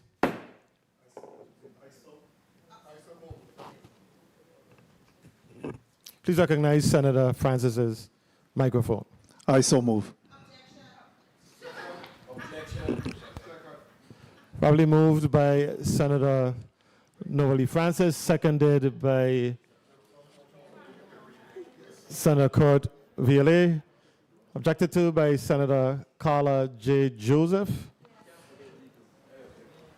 2-minute debate time. You may proceed. Thank you so much, Mr. President, for recognizing my objection first. I appreciate that. I want to ask the proponent of this amendment, what exactly are we covering here, and what is the full focus of this amendment? Since we waive the reading of the amendment. And I reserve the balance of my time. What's the remaining time for Senator Carla J. Joseph? 1 minute, 30 seconds. Thank you. Senator Francis, you may proceed. Thank you very much, Mr. President. First of all, there are several cleanup measures that's taken place in this particular measure, in this amendment. One for certain is that we had before us today the health insurance, where they indicated that the cost of the health insurance increase was in fact $20,160,387. We had earmarked in the budget $20.5 million for the health insurance, and we wanted to ensure that we are moving the correct and more definitive number to that. Additionally, in the division of personnel, as a result of that change, that impacted the other bottom line number that went to division of personnel. So we had to make that corrections. For the Virgin Islands Police Department, there was some contribution to the Peace Officers Training Fund. We striked $250,000 and inserted $350,000. Again, this was a typo in the documents. It didn't affect the bottom line of the figure, as well as the similar situation with the Department of Human Services. So all in all, this measure seeks to clean up, some of the measures, so that we can make sure that we're moving, one, a balanced budget, but two, that we're able to address all of the numerical errors or edits that was required in this measure. I reserve the balance of my time. Thank you very much. Remaining time for Senator Francis. 35 seconds. 35 seconds. Senator Carla J. Joseph, you may proceed. I know that we had in a committee of youth, sports, aging, called the Department of Public Works together for the Paul E. Joseph Stadium. Is any of this items regarding the Paul E. Joseph and St. Croix also included in this amendment based on the revelations that came from that hearing held by the gentleman from St. John? Thank you, Senator Joseph. Remaining time for Senator Joseph. Please reserve the rest of my time. 1 minute. 1 minute. Senator Francis, you may proceed. Yeah, I'm not sure of the gentleman from St. John that the senator is making reference to, but in fact, yes, there is a $1.5 million set in this to go to the Paul E. Joseph Stadium with specific seconds. language that indicate that the funds appropriated for the outstanding balance of the Paul E. Joseph Stadium will not be dispersed to the vendor until the Virgin Islands Department of Public Works verifies that the contract work or the project milestones have been fully completed, accepted as satisfactory. I reserve the balance of my time. Thank you. Remaining time for Senator Francis. 5 seconds. 5 seconds. Senator Carla J. Joseph, you may proceed. Thank you so much. And just to clarify for the record, the gentleman from St. John I was referring to is the Devilry graduate. And so I was just making sure that it is clear, it was in his committee hearing, that we found out a lot of the issues that were happening at Paul E. Joseph Stadium. I reserve the rest of my time, Mr. Chairman, Mr. President. Thank you. What's the remaining time for Senator Carla Joseph? 30 seconds. 30 seconds remaining. 5 seconds, Senator Nova Francis. You may proceed. Thank you very much, Mr. Chair. While we at it, I just want to also include that, in fact, in this amount, there was a set aside for the Bureau of Corrections for mental health care for $500,000 as well. And there was some other miscellaneous that was omitted from the previous documents that's now also included in this, as well as the miscellaneous scholarship to the Board of Education. Thank you, Senator Francis. Senator Carla Joseph, you may proceed. Mr. President, I want to really thank the amendment sponsor now that we all have clarity on what this amendment seeks to achieve. I return all of my time to the chair. Thank you very much, Madam Senator Carla J. Joseph. All time expired. Roll call on the amendment. Senator Marvin A. Blyden. Senator Blyden, yay. Senator Angel L. Bulkes Jr. Senator Bulkes Jr., yay. Senator Dwayne M. DeGraff. Senator DeGraff, yay. Senator Ray Fonseca. Senator Fonseca, yay. Senator Novelli Francis Jr. Senator Francis Jr., yay. Senator Alma Francis Heiliger. Senator Francis Heiliger, yay. Senator Hubert L. Frederick. Senator Frederick, yay. Senator Kenneth L. Gittins. Senator Gittins, yay. Senator Maurice C. James. Senator James, yay. Senator Franklin D. Johnson. Senator Johnson, yay. Senator Carla J. Joseph. Senator Joseph, yay. Senator Clifford A. Joseph Sr. Senator Joseph Sr., yay. Senator Avery L. Lewis. Senator Lewis, yay. Senator Milton E. Potter. Yes. Senator Potter, yay. Senator Kurt A. Vele. Senator Vele, yay. Mr. President, 15 yeas.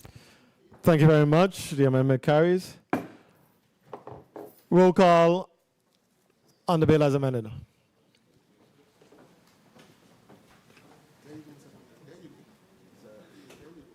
Senator Marvin A. Blyden. Senator Blyden, yay. Senator Angel L. Bulkes Jr. Senator Bulkes Jr., yay. Senator Dwayne M. DeGraff. Senator DeGraff, yay. Senator Ray Fonseca. Senator Fonseca, yay. Senator Novelli Francis Jr. Senator Francis Jr., yay. Senator Alma Francis Heiliger. Senator Francis Heiliger. Senator Francis Heiliger not voting. Senator Hubert L. Frederick. Senator Frederick, yay. Senator Kenneth L. Gittins. Senator Gittins, yay. Senator Maurice C. James. Senator James, yay. Senator Franklin D. Johnson. Senator Johnson, yay. Senator Carla J. Joseph. Senator Joseph, yay. Senator Clifford A. Joseph Sr. Senator Joseph Sr., yay. Senator Avery L. Lewis. Senator Lewis, yay. Senator Milton E. Potter. Yes. Senator Potter, yay. Senator Kurt A. Vele. Senator Vele, yay. Mr. President, 14 yeas, 1 not voting.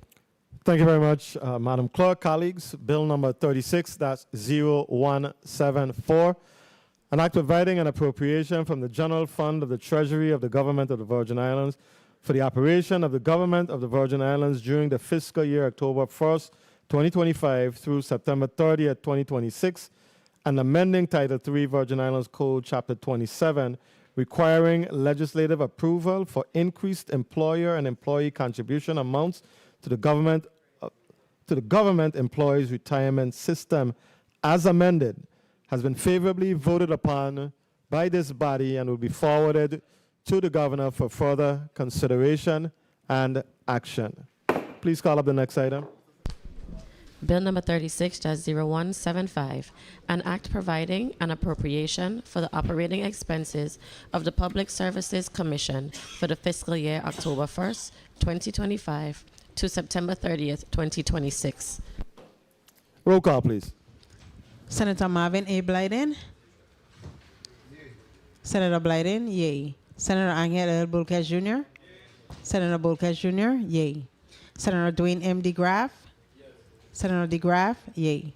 Senator Ray Fonseca. Senator Fonseca, yay. Senator Novelli Francis Jr. Senator Francis Jr., yay. Senator Alma Francis Heiliger. Senator Francis Heiliger, yay. Senator Hubert L. Frederick. Senator Frederick, yay. Senator Kenneth L. Gittins. Senator Gittins, yay. Senator Maurice C. James. Senator James, yay. Senator Franklin D. Johnson. Senator Johnson, yay. Senator Carla J. Joseph. Senator Joseph, yay. Senator Clifford A. Joseph Sr. Senator Joseph Sr., yay. Senator Avery L. Lewis. Senator Lewis, yay. Senator Milton E. Potter. Yes. Senator Potter, yay. Senator Kurt A. Vele. Senator Vele, yay. Mr. President, 15 yeas. Thank you very much, Madam Clerk. Colleagues, bill number 36-0175, an act providing an appropriation for the operating expenses of the Public Services Commission for the fiscal year October 1st, 2025 to September 30th, 2026, has been favorably voted upon by this body and will be forwarded to the governor for further consideration and action. Please call up the next item. Bill number 36-0176, An act providing an appropriation from the general fund of the Treasury of the Government of the Virgin Islands to the St. John Capital Improvement Fund for fiscal year October 1st, 2025 through September 30th, 2026. Roll call, please. Senator Marvin A. Blyden. Senator Blyden, yay. Senator Angel L. Bulkes Jr. Senator Bulkes Jr., yay. Senator Dwayne M. DeGraff. Senator DeGraff, yay. Senator Ray Fonseca. Senator Fonseca, yay. Senator Novelli Francis Jr. Senator Francis Jr., yay. Senator Alma Francis Heiliger. Senator Francis Heiliger, yay. Senator Hubert L. Frederick. Senator Frederick, yay. Senator Kenneth L. Gittins. Senator Gittins, yay. Senator Maurice C. James. Senator James, yay. Senator Franklin D. Johnson. Senator Johnson, yay. Senator Carla J. Joseph. Senator Joseph, yay. Senator Clifford A. Joseph Sr. Senator Joseph Sr., yay. Senator Avery L. Lewis.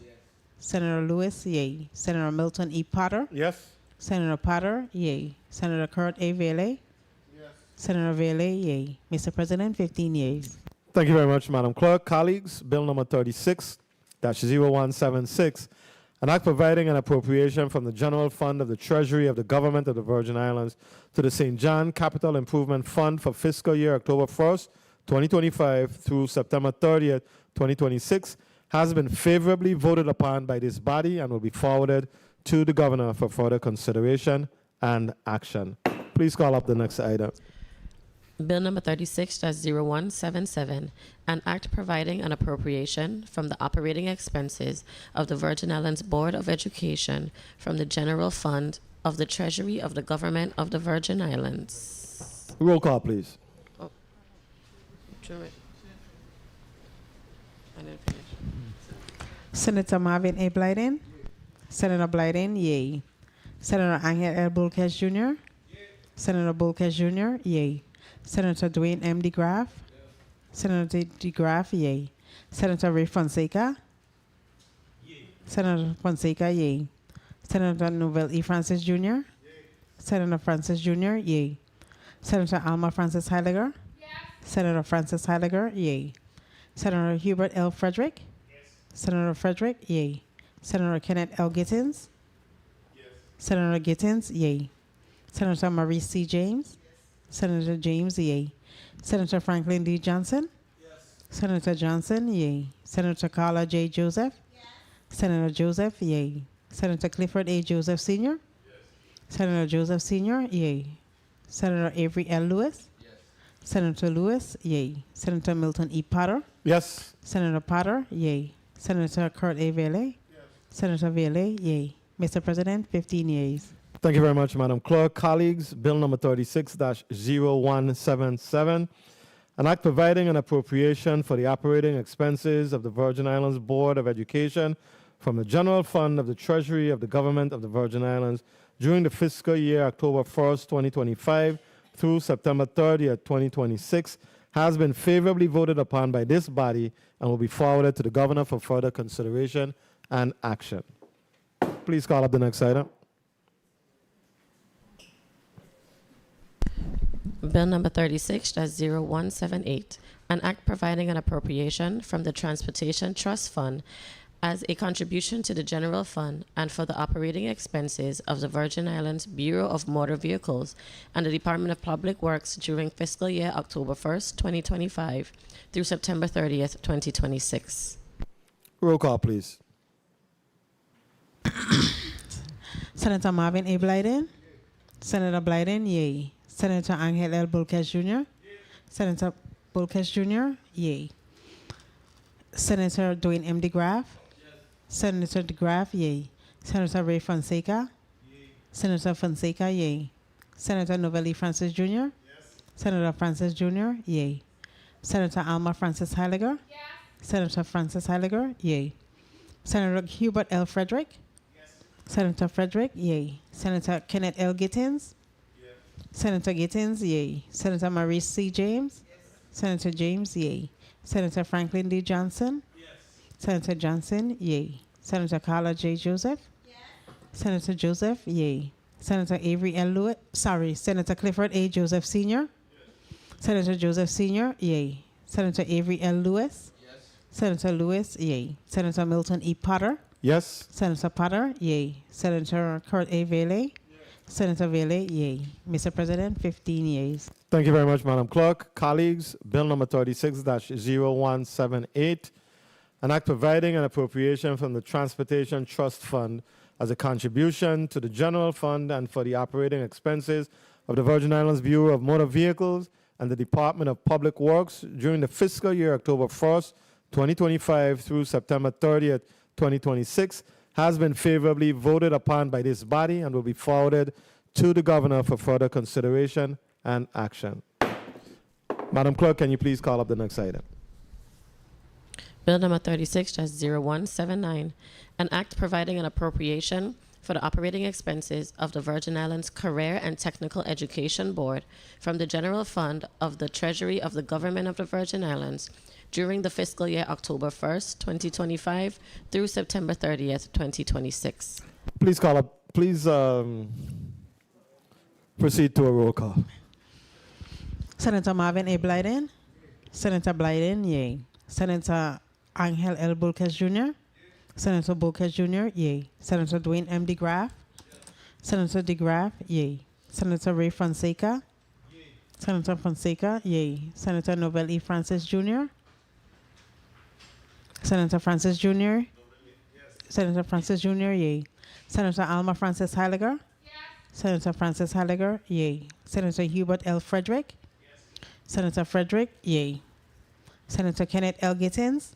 Senator Gittins, yay. Senator Marie C. James. Senator James, yay. Senator Franklin D. Johnson. Senator Johnson, yay. Senator Carla J. Joseph. Senator Joseph, yay. Senator Clifford A. Joseph Sr. Senator Joseph Sr., yay. Senator Avery L. Lewis. Senator Lewis, yay. Senator Milton E. Potter. Yes. Senator Potter, yay. Senator Kurt A. Vele. Senator Vele, yay. Mr. President, 15 yeas. Thank you very much, Madam Clerk. Colleagues, Bill number 36-0179, an act providing an appropriation for the operating expenses of the Virgin Islands Career and Technical Education Board from the General Fund of the Treasury of the Government of the Virgin Islands during the fiscal year October 1st, 2025 through September 30th, 2026, has been favorably voted upon by this body and will be forwarded to the governor for further consideration and action. Please call up the next item. Bill number 36-0180, an act providing an appropriation to the Virgin Islands Taxi Cab Commission for the fiscal year October 1st, 2025 through September 30th, 2026. Thank you. Roll call, please. Senator Marvin A. Blyden. Senator Blyden, yay. Senator Angel L. Bulkes Jr. Senator Bulkes Jr., yay. Senator Dwayne M. DeGraff. Senator DeGraff, yay. Senator Ray Fonseca. Senator Fonseca, yay. Senator Novelli Francis Jr. Senator Francis Jr., yay. Senator Alma Francis Heiliger. Senator Francis Heiliger, yay. Senator Hubert L. Frederick. Senator Frederick, yay. Senator Kenneth L. Gittins. Senator Gittins, nay. Senator Marie C. James. Senator James, yay. Senator Franklin D. Johnson. Senator Johnson, yay. Senator Carla J. Joseph. Senator Joseph, yay. Senator Clifford A. Joseph Sr. Senator Joseph Sr., yay. Senator Avery L. Lewis. Senator Lewis, yay. Senator Milton E. Potter. Yes. Senator Potter, yay. Senator Kurt A. Vele. Senator Vele, yay. Mr. President, 14 yeas, 1 nay. Thank you very much, Madam Clerk. Colleagues, Bill number 36-0180, an act providing an appropriation to the Virgin Islands Taxi Cab Commission for the fiscal year October 1st, 2025 through September 30th, 2026, has been favorably voted upon by this body and will be forwarded to the governor for further consideration and action. Please call up the next item.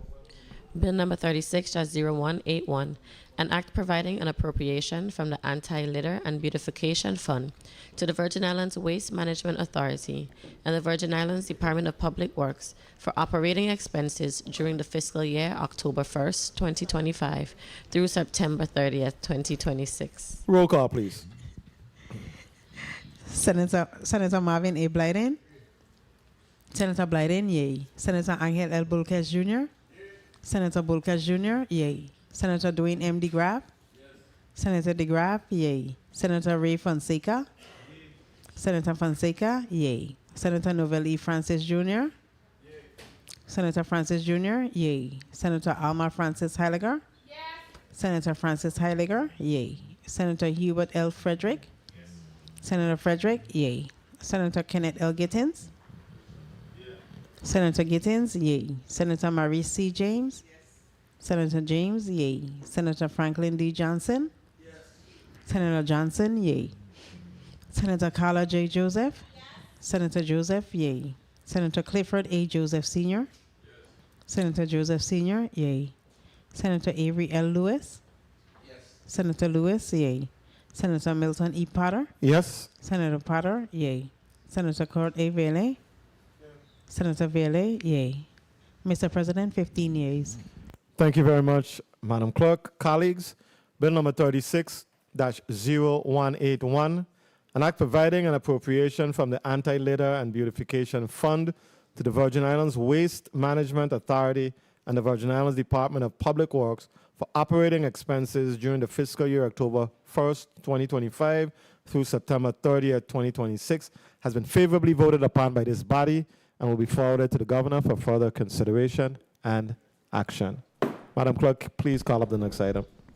Bill number 36-0182, an act providing an appropriation for the operating expenses of the Virgin Islands Waste Management Authority from the general fund of the Treasury of the Government of the Virgin Islands during the fiscal year October 1st, 2025 to September 30th, 2026. Roll call, please. Senator Marvin A. Blyden. Senator Blyden, yay. Senator Angel L. Bulkes Jr. Senator Bulkes Jr., yay. Senator Dwayne M. DeGraff. Senator DeGraff, yay. Senator Ray Fonseca. Senator Fonseca. Senator Fonseca, yay. Senator Novell E. Francis Jr. Senator Francis Jr., yay. Senator Alma Francis Heiliger. Senator Francis Heiliger, yay. Senator Hubert L. Frederick. Senator Frederick, yay. Senator Kenneth L. Gittins. Senator Gittins, yay. Senator Marie C. James. Senator James, yay. Senator Franklin D. Johnson. Senator Johnson, yay. Senator Carla J. Joseph. Senator Joseph, yay. Senator Clifford A. Joseph Sr. Senator Joseph Sr., yay. Senator Avery L. Lewis. Senator Lewis, yay. Senator Milton E. Potter. Senator Potter, yay. Senator Kurt A. Vele. Senator Vele, yay. Mr. President, 15 yeas. Thank you very much, Madam Clerk. Colleagues, Bill number 36-0182, an act providing an appropriation for the operating expenses of the Virgin Islands Waste Management Authority from the General Fund of the Treasury of the Government of the Virgin Islands during the fiscal year October 1st, 2025 to September 30th, 2026, has been favorably voted upon by this body and will be forwarded to the governor for further consideration and action. Madam Clerk, please call up the next item on the agenda. Bill number 36-0186, an act appropriating $6,074,209 from the GVI/JPMC Charitable Fund to the General Fund of the Treasury of the Government of the Virgin Islands for the fiscal year October 1st, 2025 through September 30th, 2026. Roll call, please. Senator Marvin A. Blyden. Senator Blyden, yay. Senator Angel L. Bulkes Jr. Senator Bulkes Jr., yay. Senator Dwayne M. DeGraff. Senator DeGraff, yay. Senator Ray Fonseca. Senator Fonseca, not voting. Senator Novell E. Francis Jr. You say yay? Senator Fonseca, yay. Senator Novelli Francis Jr., Senator Francis Jr., yay. Senator Alma Francis Heiliger, Senator Francis Heiliger, yay. Senator Hubert L. Frederick, Senator Frederick, yay. Senator Kenneth L. Gittins, Senator Gittins, yay. Senator Maurice C. James, Senator James, yay. Senator Franklin D. Johnson, Senator Johnson, yay. Senator Carla J. Joseph, Senator Joseph, yay. Senator Clifford A. Joseph Sr., Senator Joseph Sr., yay. Senator Avery L. Lewis, Senator Lewis, yay. Senator Milton E. Potter, Yes. Senator Potter, yay. Senator Kurt A. Vele, Senator Vele, yay. Mr. President, 15 yeas. Thank you very much, Madam Clerk. Colleagues, Bill number 36-0186, an act appropriating $6,074,209 from the GVI JPMC Charitable Fund to the General Fund of the Treasury of the Government of the Virgin Islands for the fiscal year October 1st, 2025 through September 30th, 2026, has been favorably considered by this body and will be forwarded to the Governor for further consideration and action. Please call up the final item on this agenda, Madam Clerk. Bill number 36-0189, an act ratifying the second renewal of group medical health insurance agreement between the Government of the Virgin Islands, GVI, and Cigna Health and Life Insurance Company, Cigna. The second renewal of group dental health insurance agreement between the GVI and Cigna. The first renewal of voluntary critical illness, voluntary accidental injury, and voluntary hospital care insurance between the GVI and Cigna. And the second amendment to the agreement for medical insurance between the GVI and United Healthcare Insurance Company and its affiliates. Roll call, please. Senator Marvin A. Blyden, Senator Blyden, yay. Senator Angel L. Bulkes Jr., Senator Bulkes Jr., yay. Senator Dwayne M. DeGraff, Senator DeGraff, yay. Senator Ray Fonseca, Senator Fonseca, yay. Senator Novell E. Francis Jr., Senator Francis Jr., yay. Senator Alma Francis Heiliger, Senator Francis Heiliger, yay. Senator Hubert L. Frederick, Senator Frederick, yay. Senator Kenneth L. Gittins, Senator Gittins, yay. Senator Maurice C. James, Senator James, yay. Senator Franklin D. Johnson, Senator Johnson, yay. Senator Carla J. Joseph, Senator Joseph, yay. Senator Clifford A. Joseph Sr., Senator Joseph Sr., yay. Senator Avery L. Lewis, Senator Lewis, yay. Senator Milton E. Potter, Yes. Senator Potter, yay. Senator Kurt A. Vele, Senator Vele, yay. Mr. President, 15 yeas. Thank you very much, Madam Clerk. Colleagues, Bill number 36-0189, an act ratifying the second renewal of group medical health insurance agreement between the Government of the Virgin Islands and Cigna Health and Life Insurance Company. The second renewal of group dental health insurance agreement between the Government of the Virgin Islands and Cigna. The first renewal of voluntary critical illness, voluntary accidental injury, and voluntary hospital care insurance between the Government of the Virgin Islands and Cigna, and the second amendment to the agreement for medical insurance between the Government of the Virgin Islands and the United Healthcare Insurance Company and its affiliates has been favorably voted upon by this body and will be forwarded to the Governor for further consideration and action. Thank you very much, colleagues, for your dedication and commitment to this process. This was a very grueling process. I want to thank Central staff for all the work that they've put into this. I want to thank my colleagues, the chair of the Budget and Finance Committee, the members of the committee, every single person who had anything to do with this process, the post auditor, our journal section, our reporters, our clerks, our legal counsel, our stenographers, our security force. Everyone played a role in making this happen, and I'm very proud of the work that you guys did. The session of September 17, 2025 is hereby adjourned.